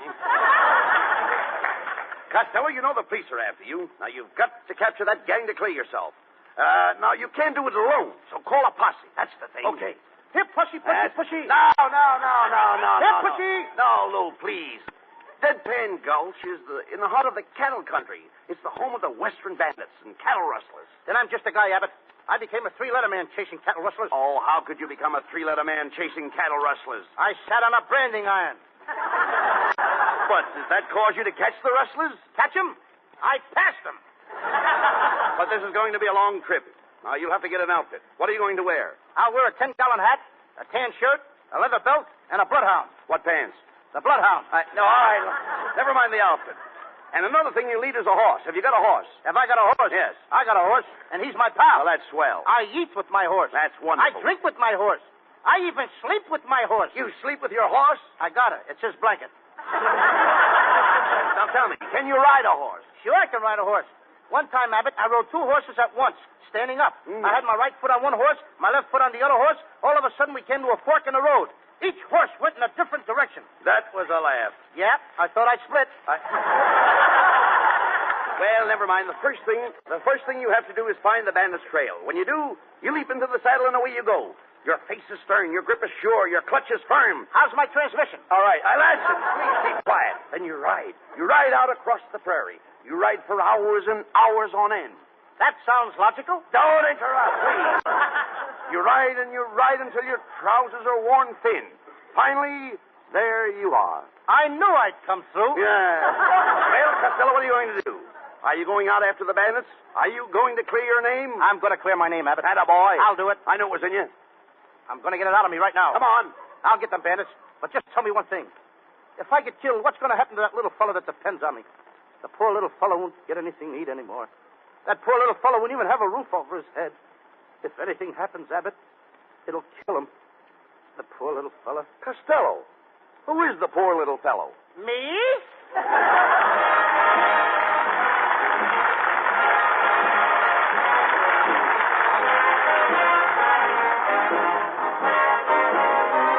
Connie Haynes with the Campbell Quintet to sing a new tune of the Old West, Cow Cow Boogie.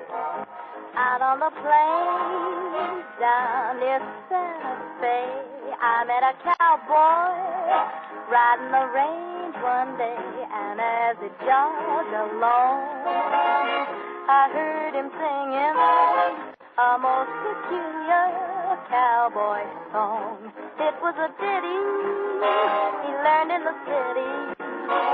Come a ta ya ya, come a ta yip to get along, get hip, little doggies, get along. Better be on your way, get along. Get hip, little doggies, and he trusts them on down the old fairway, singing his cow boogie in the strangest way. Come a ta ya ya, come a ta yip to singing his cowboy song. He's just too much. He's got a knocked up Western accent with a Harlem touch. He was raised on local weed. He's what you call swing half-breed, singing his cow boogie in the strangest way. Come a ta ya ya, come a ta yip to singing his cowboy song. He's just too much. He's got a knocked up Western accent with a Harlem touch. He was raised on local weed. He's what you call swing half-breed, singing his cow boogie in the strangest way. Come a ta ya ya, come a ta ya ya, come a ta yip come a ta yip it's the cow boogie, the cowboy boogie song.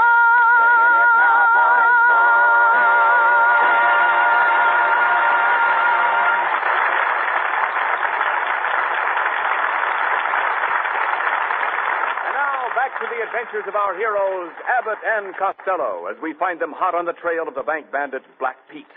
Leading a posse of men, they track the villain to the lawless town of Deadpan Gulch. Here they are, riding up the main street of the town. Like the spurs that jingle, jangle, jingle, jingle, jingle, jingle, jingle. What's wrong? What's wrong? One of my spurs got stuck. Costello, what do you think you're doing? Why are you riding underneath your horse? Well, my horse isn't feeling well, Abbott, and the doctor told me to watch his stomach. Well, here we are, men. We'll probably find Black Pete in the Red Dog Cafe across the street. Stop your horse. Okay. Whoa! Whoa, Nellie! Whoa! Whoa, boy! Whoa! Attaboy. Take it easy, Nellie. Sit down now. Whoa, Nellie. All right, men. Everybody into the bar for a drink. Now! Just a man! You horses stay outside. All right, let's go in. And listen, Costello. When we go through this door, have your gun ready. If anybody moves, shoot. If anybody shoots, I'll move.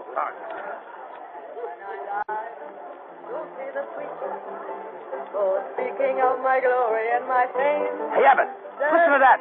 What a pair of pipes. Wish I was a plumber. And tell them my son. Costello. Don't you recognize her? Tell them my cry. She's the toast of Deadpan Gulch. My Really? pride of the same. Oh, Marlena Dietrich. Oh.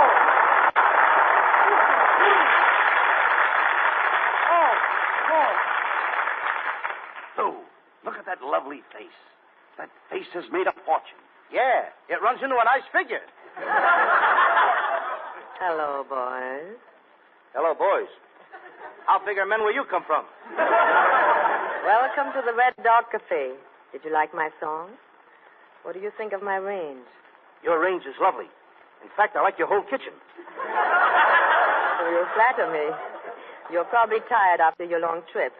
How about a drink? Okay, I'll have a Crosby cocktail. What's that? One drink and then bing. With your personality, I would suggest straight corn. What a fresh kid. Just a minute, Marlena. You see, neither one of us is a drinking man. Do you have anything a little milder? Try a drink of this very mild wine. Now, that sounds better. I'll try it. Costello, just a minute. What's the matter? I don't understand. That wine is made here by the Hopi Indians. Hopi Indians? One of the Indians is still hopping in it. Costello, that's silly. Come on. Let's go over and watch the boys play roulette. Yes. Or perhaps you both would rather play a game with me. Poker, faro, blackjack. I'd rather play post office. But that's a kid's game. Not the way I'd play it.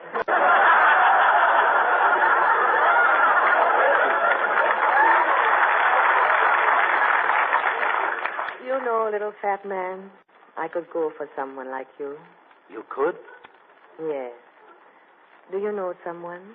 Sure. What a fresh kid, Abbott! Now, look. Keep quiet, Costello. Don't talk like that to Marlena. She may know where Black Pete is. Try to win her confidence. Turn on the charm, you know. I'll turn on the charm. Okay, watch me. Marlena, my love, I adore you. You do? Yeah. Marlena, will you let me be your slave? Will you let me do something for you that I have never done for any other woman? What's that? Will you let me press your slacks? Costello, will you stop that? You just don't know how to handle these Western girls. Oh, yes, I do, Abbott. Marlena, one time I was in love with a bow-legged cowgirl. She was too bow-legged to round up the cattle. What do you mean? Well, she had a terrible time getting her calves together. What are you talking about, Costello? You've never even been in love with a girl. Yes, I was. I can see her now. She always wore cotton stockings. Cotton stockings? What happened to her? Nothing. But of all the girls I got tattooed on my chest... On your chest? Marlena, I love you the best. The best? Better than the rest. The rest? In the West. The West? On my chest. On your chest? There's an echo in the joint. Well, there's no question about it, Costello. Marlena Dietrich just can't be bothered with a man like you. Marlena, is that true? Oh, Lou. If you only had the eyes of Clark Gable. Yes. The nose of Tyrone Power. Yes, yes. The chin of Gary Cooper. Yes. The face. The face of who? That's all. If you only had a face. You know, the kid's getting nervous. Now, look here, Costello. We're wasting time. Did you forget why we came to Deadpan Gulch? We've got to find Black Pete's hideout. Black Pete. He's the most dangerous character in these parts. Boy, he don't bother me. But he's very tough. He eats little men like you every morning when he gets up. That's me, the breakfast of champions.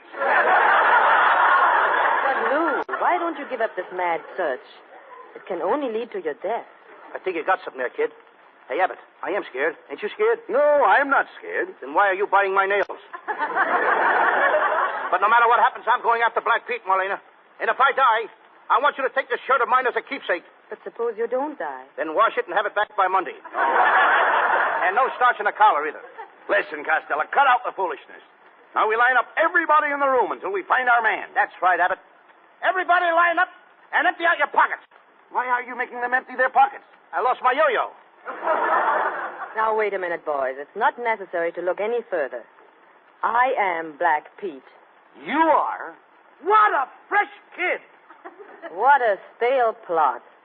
I think you got something there.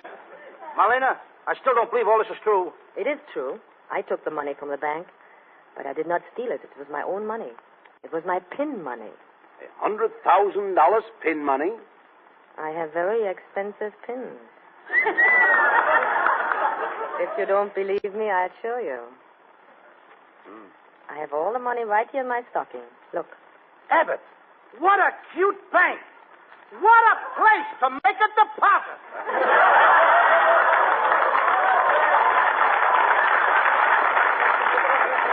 Oh, Marlena, if I give you all my money from the bank, will you put it in your other stocking? Certainly. Costello, don't be an idiot. Your money is safer in the bank. Why do you want to put it in her stocking? Because that's where it's going to draw the most interest.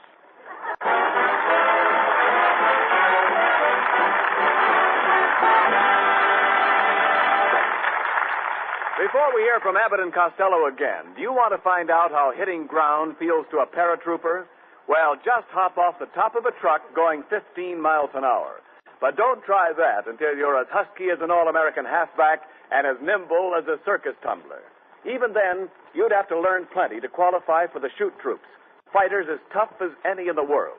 And whether your job is to dangle in midair from silk cords or whether you're making the shoots, you want to get the most out of your off-duty moments. Take Helen Lynch, for instance. She works at the Pioneer Parachute Company, making some of the chutes used by our paratroopers. Like so many of us, Miss Lynch is smoking more these days, and she sticks to Camels. She said, quote, "Package after package, Camels never tire my taste or wear out their welcome. They have such a rich, full flavor, and they're so easy on my throat." Unquote. Camel is first in the service. Actual sales records in post exchanges and canteens show that with men in the Army, the Navy, the Marine Corps, and the Coast Guard, Camel is the favorite. Why is that? Well, just ask your own throat and taste. Camels have a full, rich flavor, the kind that wears well, doesn't go flat. Camels are milder, too, and cooler smoking because they're slow burning. The big reason behind this Camel goodness is costlier tobaccos, blended in the years-old Camel tradition of quality tobacco blending. If you're smoking more these days, try Camels. Your throat and your taste will tell you. C-A-M-E-L-S. Camels. Get a pack tonight. Send the carton to that fellow in the service.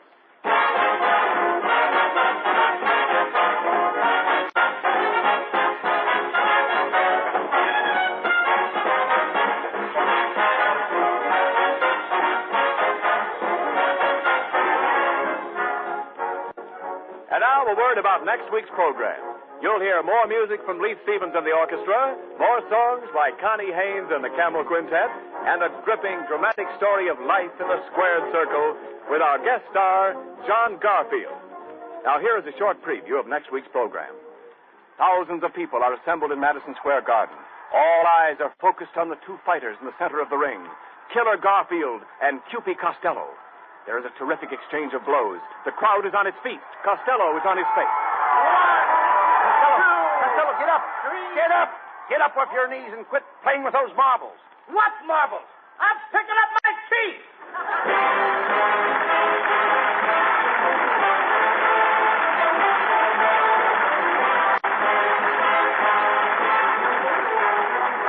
Be sure to tune in next Thursday night at the same time for another big comedy show starring Bud Abbott and Lou Costello, with John Garfield as our guest.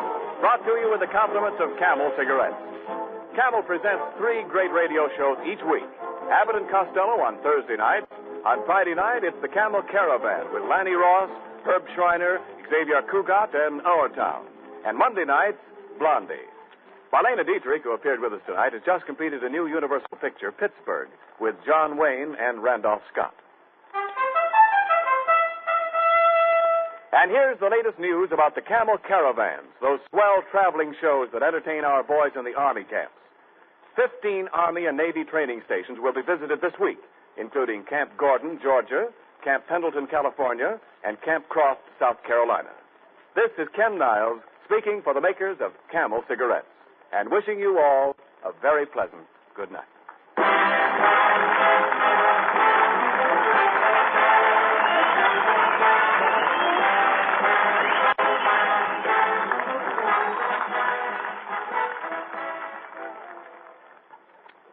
see a pipe wearing a muzzle?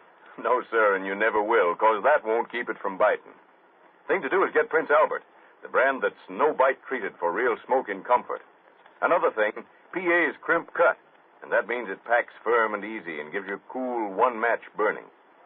You'll find around 50 mild, rich-tasting pipefuls in every handy pocket package of Prince Albert. Try PA for Pipe Appeal. You'll agree it's the National Joy Smoke. This program has come to you from Hollywood. This is the National Broadcasting Company.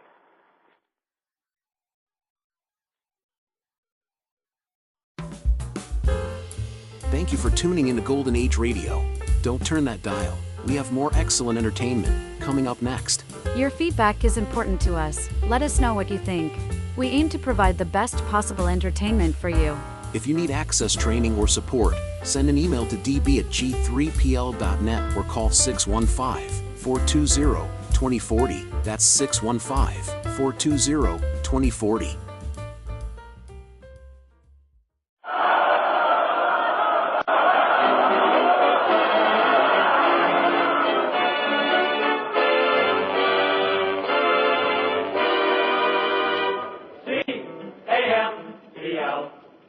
Camels, the cigarette that's first in the service, presents from the 6th Ferrying Group Air Transport Command at Long Beach, California, the Abbott and Costello program. With the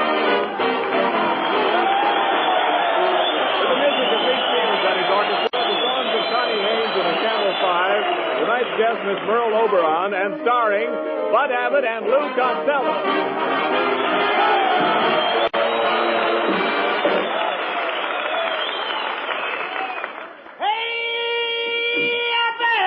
Oh, come on. What's the matter with you, Costello? Hey, Abbott, I want to ask you a very personal question. What is it? Do you think I'm fat? Well, I'd say you were on the plump side. Why do you ask? Well, I was over by one of those big hangars. I was standing next to a blimp. All of a sudden, an officer points to me and says, "Look, they're making them with faces now." Oh, he was just kidding. You know, there's nobody that has a better sense of humor than a flying man. I know that too, Abbott, because I'm a flying man myself. What do you mean? I started flying when I was a 6-month-old baby. You flew when you were a baby? Yep. I flew out of my nurse's arms and made a perfect 1-point landing. No. You mean 3 point? No, 1 point. My safety pin was open. Costello, I don't believe you've ever been up in the air. Oh, yes, I have. I used to be a hostess. Well, you walked into that one, my friend. For your information, plane hostesses are always female. This was a male plane. Tell me, Costello, when was the last time you were up in the plane? Do you want the truth or my version? Oh, no. I want the truth. I think we'd get more laughs the other way. No. Tell the truth. Okay, I'll tell the truth. All right. I took my first plane ride today. Captain Dick Lassiter took me up in a great big plane. Tri-motor? Try what? I said tri-motor? Certainly we tried the motor.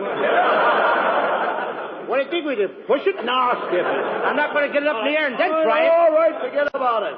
Forget about the motor? No. The other thing. By the way, what kind of a pilot is he? Was he flying blind? No, he was perfectly sober. What a dope. Of course he was sober. Well, never mind that.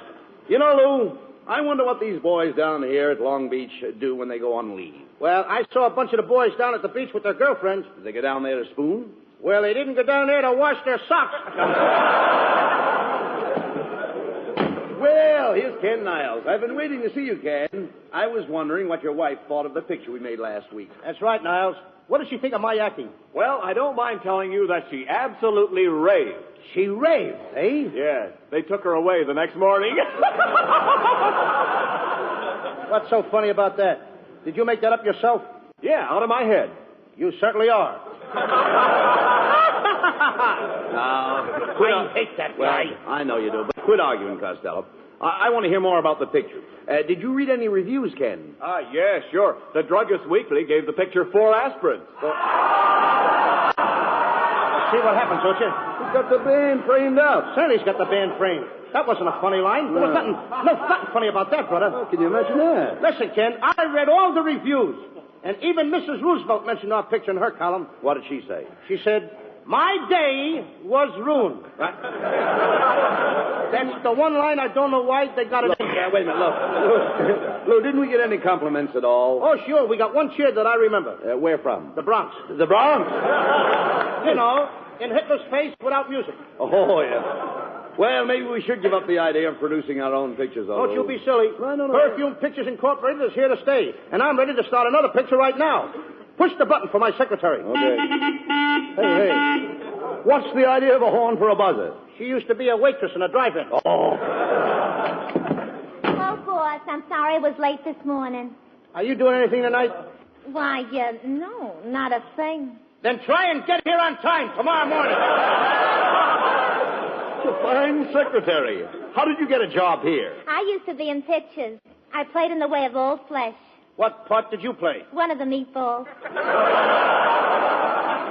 Everybody gets laughs but me. All right. Have patience. By the way, do I have any appointments today? Yes, sir. At 12 o'clock you have an appointment with Hetty Lamar. What am I doing after that? Me, he asked. Mr. Costello, could I speak to you for a moment? Why, it's Botsford Twink, our soundman. What's on your mind, Bots? Well, I want you to know that I was terribly hurt because I wasn't in your picture last week with Carmen Miranda. After all, if you're looking for new faces, look at me. My face is new, isn't it? Oh, very new. In fact, your whole head has only been slightly used. Please give me a chance, Mr. Costello. I really do have a lot of talent. You know, I do most of the voices in all the Leon Schlesinger cartoons for Warner Brothers. You don't tell me. Yeah, for instance, here's a little Porky Pig. This is the way I talk when I play Porky.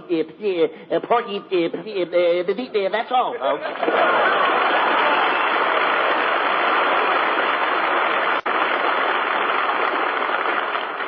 I'll play Porky for you for $1,000. What are you talking about? Warner Brothers don't pay you that. I know, but pork has gone up.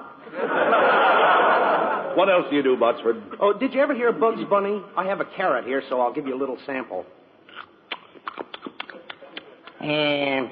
What's up, Doc?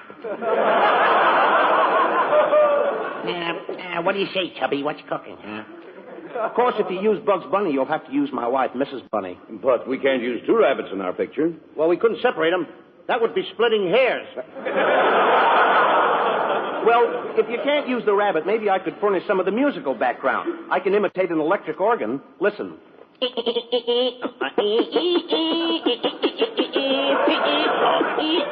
clever, ain't he? Do you call it an organ? Now listen, Botsford. I can't use any of that stuff in my picture. Now, will you get out of here? Now look what you did. No. Now look what you did. Now look what you did. Every time you yell at me, I get the hiccups. When you yell at me, he gets that. Why do you yell? How did I know? Did I know that when I talk loud, he gets the hiccups? Costello. Did I know that? Well, don't yell at him. Do something for the poor fellow. Please, Botsford. I said, talk nice to him. Botsford, I'm talking low and easy. Now, take it easy. No more hiccups. That brings him out of it. Does it? I didn't know that. All right, take it easy. How do you feel? Better now. Oh, you do? I feel fine. Oh, am I glad of that, Abbott. Now, let's get back to this picture. But, Mr. Costello, are you sure you can't use the organ? Botsford, how many times do I have to tell you that I don't... Please. I started him again, didn't I? You see what I told you? I know what I'm doing. Get him out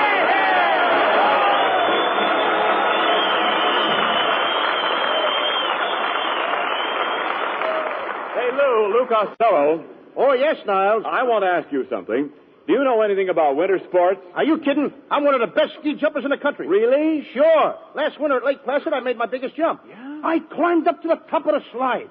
Thousands of people were looking up at me. Yeah? And when I leaped into the air, I went down at 60 miles an hour, and I made a sensational jump of 200 feet. 200 feet? Yep. And I could have even gone further if there was snow. Oh, much better tonight. Thank you. Lou, I know another good skier, and his name is Dick Durrett, and he's one of the finest skiers in the world. In fact, he's so good that the government asked him to give instructions to ski troopers in lightning-fast mountain warfare. Dick knows his smoking, too. He said, quote, I've smoked Camels for years.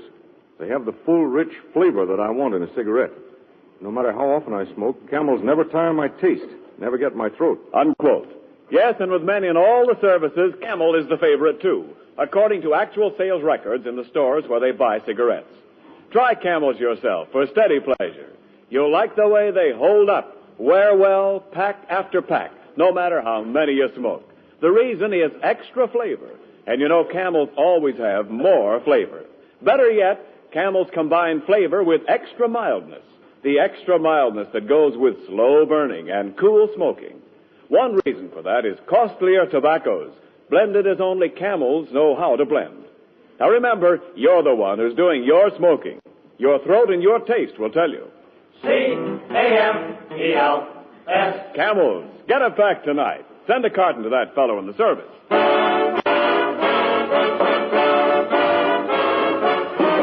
Lead Stevens, the orchestra, and the Camel 5 with a new treatment for an old tune by the light of the silvery moon.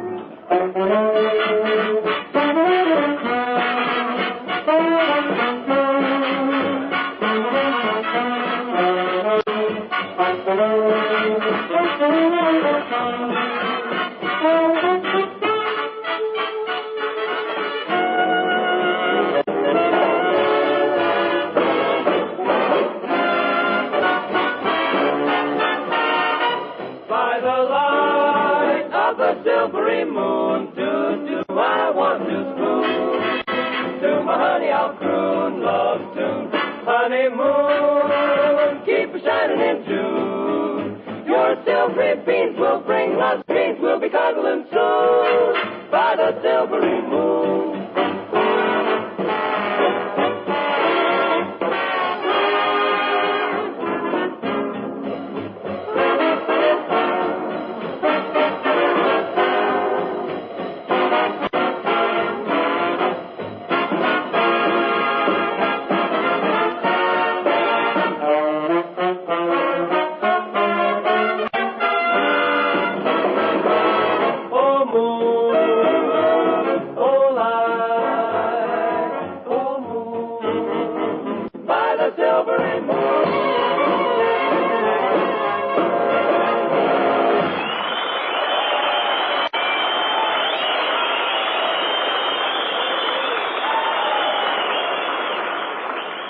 Costello, we can't hold up production on your new picture any longer. Now, we've got to get a leading lady. How about giving that secretary of yours a chance? She has blue eyes and blonde hair. And a Supreme Court figure. What do you mean, a Supreme Court figure? A Supreme Court figure? What do you No mean? appeal. Oh! Besides, I phoned Merle Oberon about playing a leading part. You did? Yes. I picked up the receiver and I said, Merle, darling. Merle, sweetheart. Merle, my love. And then? Then I dialed her number. Merle Oberon. Merle Oberon will be swell in our picture. You know, and I sent for a new fashion designer. What is this that just popped in here?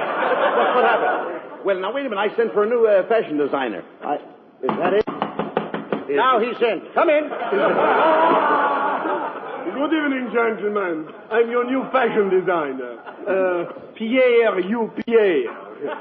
To my friends, I'm P.U. You said it, brother. Hey, get a load of that guy's hair. He's a male Veronica Lake. Pierre, this is Lou Costello. Oh, how do you do, Mr. Costello? Thank you, sir. You are just the man I'm looking at. I've not seen you in a long distance. Get the way his hair hangs over his face. Pardon me, Pierre. Was your mother ever scared by a sheepdog? Oh, come on. Leave the man alone. We've got to get him to design Miss Oberon's clothes. Now, no more remarks about his hair. Looks like a palm tree in a high wind, doesn't it? Well, Mr. Costello, I admit that my hair is a standing joke. Well, it needs a new switch. I don't know what's wrong there. Keep quiet. We must have Miss Oberon's wardrobe designed before she gets here. Pierre, would you mind telling us some of your ideas on women's clothes? Oh, not at all. The main thing is color harmony. Color harmony? What's that? Well, it's very simple, Mr. Costello. For instance, if you were carrying a pink bag, you would not wear a green dress, would you? Oh, gracious, no! I wouldn't dare! Why, I'd be the laughing stock of my sewing circle. All right, come on, never mind. What kind of line is that to get me a big man? Forget it. Skip those things.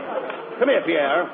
Now, with a shortage of materials, how about something plain for Miss Oberon to wear? We'll call it a defense dress. How about that? How about making it out of barbed wire? That isn't defense. It ain't exactly an invitation. Go ahead, Pierre. Suggest a dress for Merle Oberon. Something that she can wear in our picture. Well, being a brunette, I would suggest that I make Miss Oberon a gown of apple green with a peach skirt, lemon trimmings, plum ruffles, an orange belt, and a tangerine scarf. That ain't a dress. That's a fruit salad. Nevertheless, that sounds fine. Now, what about Merle's hat? Well, the hat should be very simple but very smart. Do you think the boys in camp here would like Miss Oberon in a hat that has 3 roses and a ribbon on the side? Huh? No, they'd rather have 4 roses with a chaser on the side. Now, get out of here, and I'll design the clothes myself. Oh, Costello, you can't design clothes. Is that so? I just invented a lady's leg paint that takes the place of stockings. It even covers the knees. It disguises the knees? You said it. You can hardly recognize the old joints. Well, we let Merle Oberon design her own clothes for the picture. What do you say? Yes, and I'm just the girl who can do it. Now listen, kid, you keep out of this. Look who it is. It's Merle Oberon.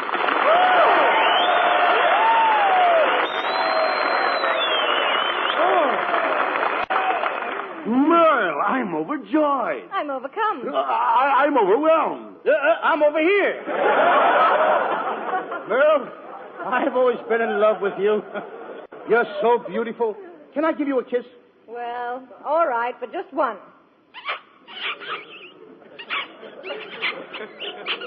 Lou, where did you learn to kiss like that?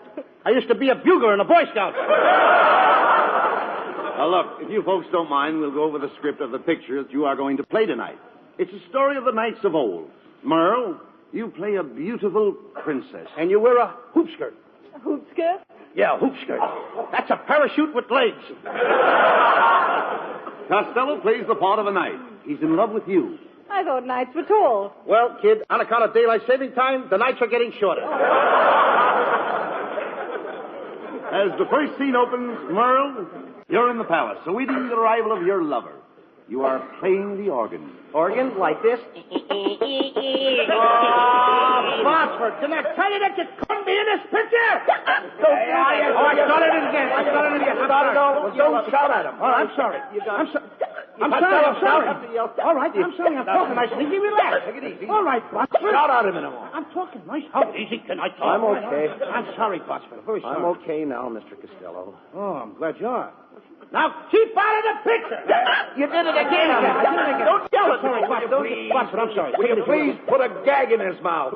Put a gag in his mouth. Yeah. If I had a gag, I'd tell it myself. Come on, let's get back to this story. Costello, as a knight, your costume is a suit of armor. That's right, Lou. You wear an iron coat, an iron vest, and iron trousers. In fact, you wear a whole iron suit. Where do I get it pressed? At Lockheed? Now your suit may become rusty, so you better keep yourself well oiled. I'd have to be oiled to make love to you in an iron suit. Merle, you walk out on the balcony. Yes, and I sneak right up to it. How'd you get across the moat? I caught the guard with his bridges down. Then we have the big scene where Costello serenades you with a song of love. And Lou, I will drop a flower on you. In a mad moment of love? No, in a pot. Now, Merle, you signal that the coast is clear. And Costello, you climb the balcony. You reach Merle's side. You're panting from the long climb in that suit of armor. Yes, that's it. You gaze into her eyes. Remember, this is your big chance. Never mind, no more pants. Never mind that. There's emotion in your voice. As you stand there in your iron suit, what do you say to her? Hey, kid, have you got a can opener?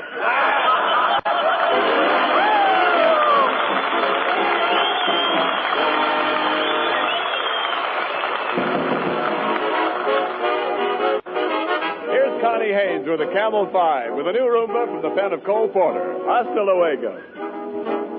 In a small cantina on an island far, Senorita Lena sang a song to a hot guitar. All the ding-dong dandies used to gather about when the lovely Lena, Lady Vina, would give in and give out. Hasta luego.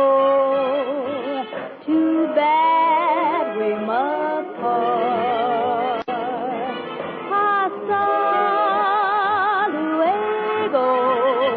And that's mucha good luck, sweetheart. Once they'd married Lena and her rich old guy. moved to Pasadena, where the best people go to die. But when she'd collected all his copper preferred, back to her cantina, lovely Lena went flying as she purred. Hasta Luego. Too bad we must part. Hasta Luego. And there's mucha good luck, sweetheart. Hasta Luego. Too bad we must part. Oh, hasta Luego. And there's mucha good luck, sweetheart.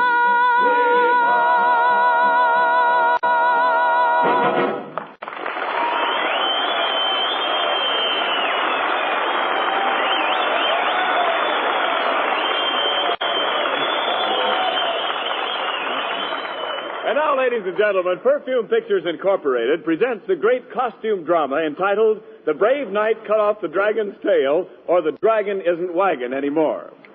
The beautiful Princess Guinevere is played by Merle Oberon. Lou Costello is the brave knight Sir Porterhouse, and Bud Abbott is his good friend Sir Loin. I play the part of the king. As the scene opens, the princess and I await the arrival of two brave knights in our kingdom. Curtain. Greetings, brave knights. Kindly approach the throne.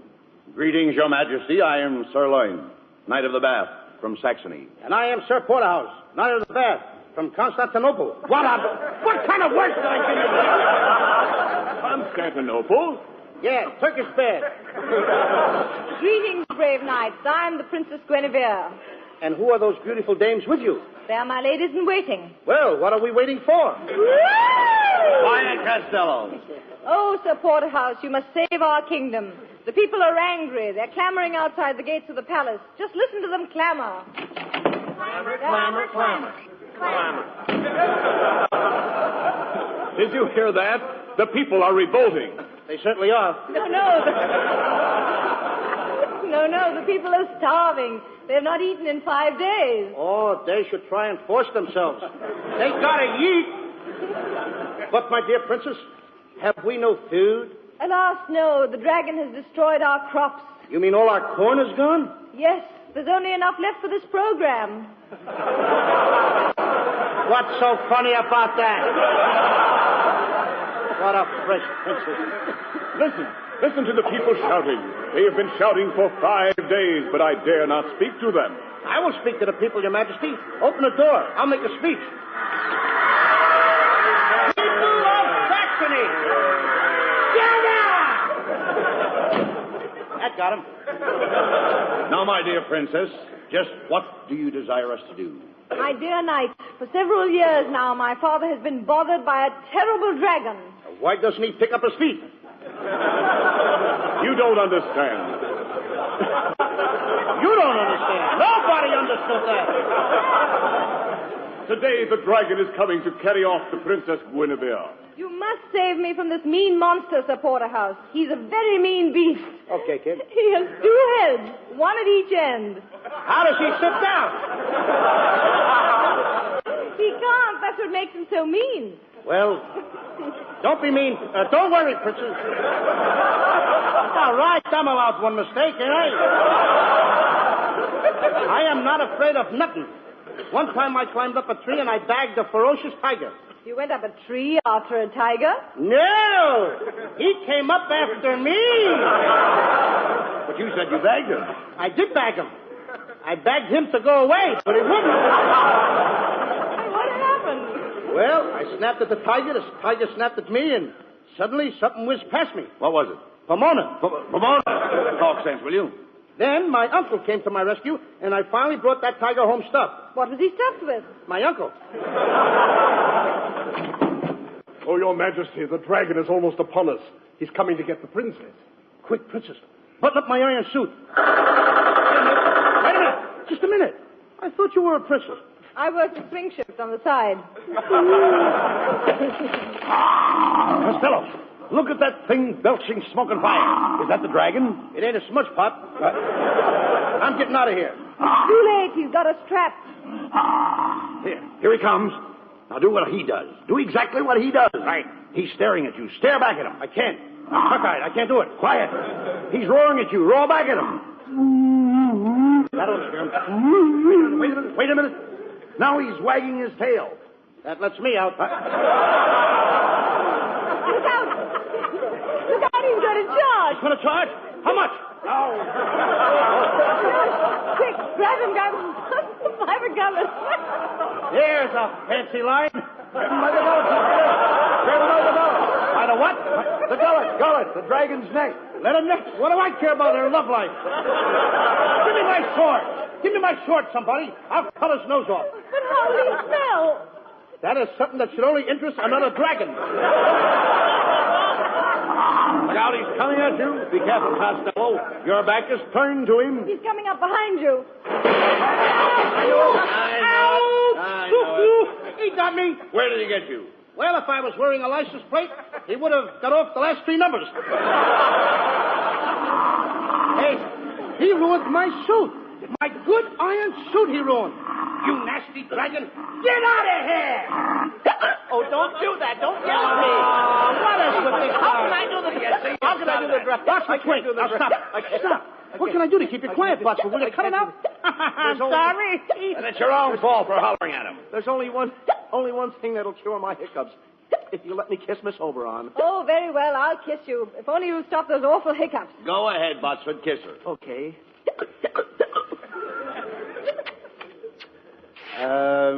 How do you feel now, Botsford?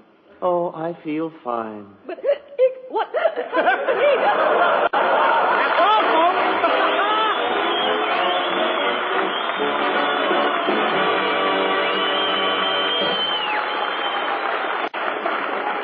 Some tunes you whistle for a while and then forget, and others stay with you for years.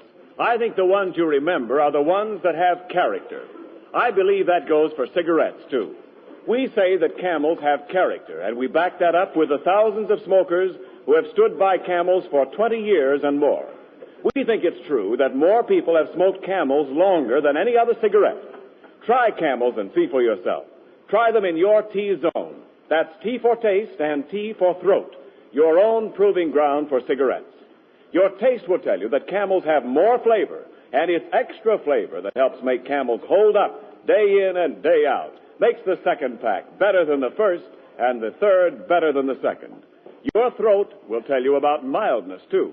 It's the best judge you'll find.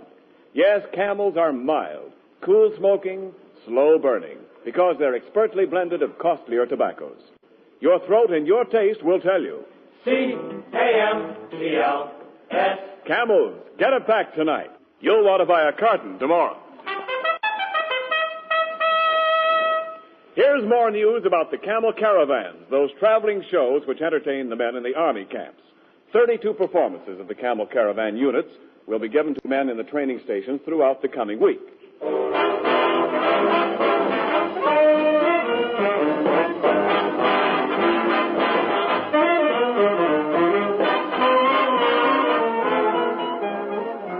And now here are Bud Abbott and Lou Costello with a final word. Thanks, Ken. Ladies and gentlemen, it's really been a thrill for Bud and me to do this program from the Ferry and Command Air Base here at Long Beach. And an added thrill to be here with Merle Oberon. Thank you, Lou. I had a wonderful time, and it's been lots of fun. That's right, Merle.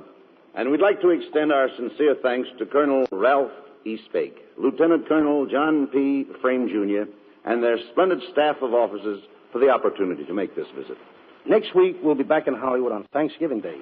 In addition to the regular gang, we'll have as our guest Herbert Marshall. And we do hope you'll all join us. Until next Thursday, Bud and I wish you all a very pleasant good night.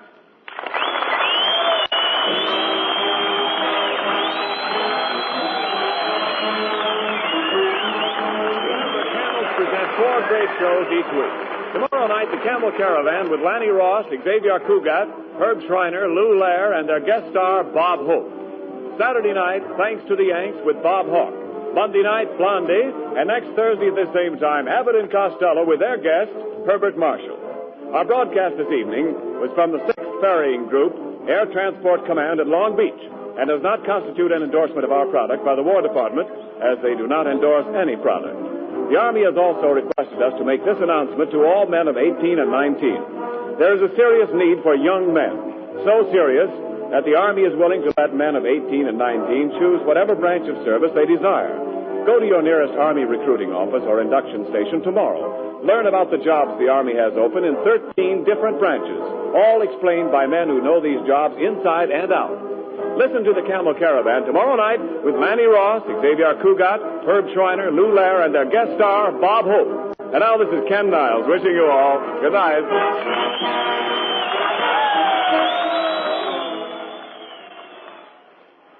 Mister, if you've got a pipe that's biting you, why, it just means one thing. Your pipe's hungry. Yes, sir, hungry for Prince Albert, the mild, rich, tasty tobacco that won't bite your tongue because it's no-bite treated. PA's crimp cut, too, for easy packing and stay-lit burning. Around 50 pipefuls in every handy pocket package. Get Prince Albert tonight. You'll see why men call it the National Joy Smoke. This is the National Broadcasting Company. The OTRR Group is a community of enthusiastic fans, avid listeners, and strong supporters of old-time radio. The group's goals include restoring, preserving, and sharing the classic shows from what is commonly known as the Golden Age of Radio, 1930 to 1960.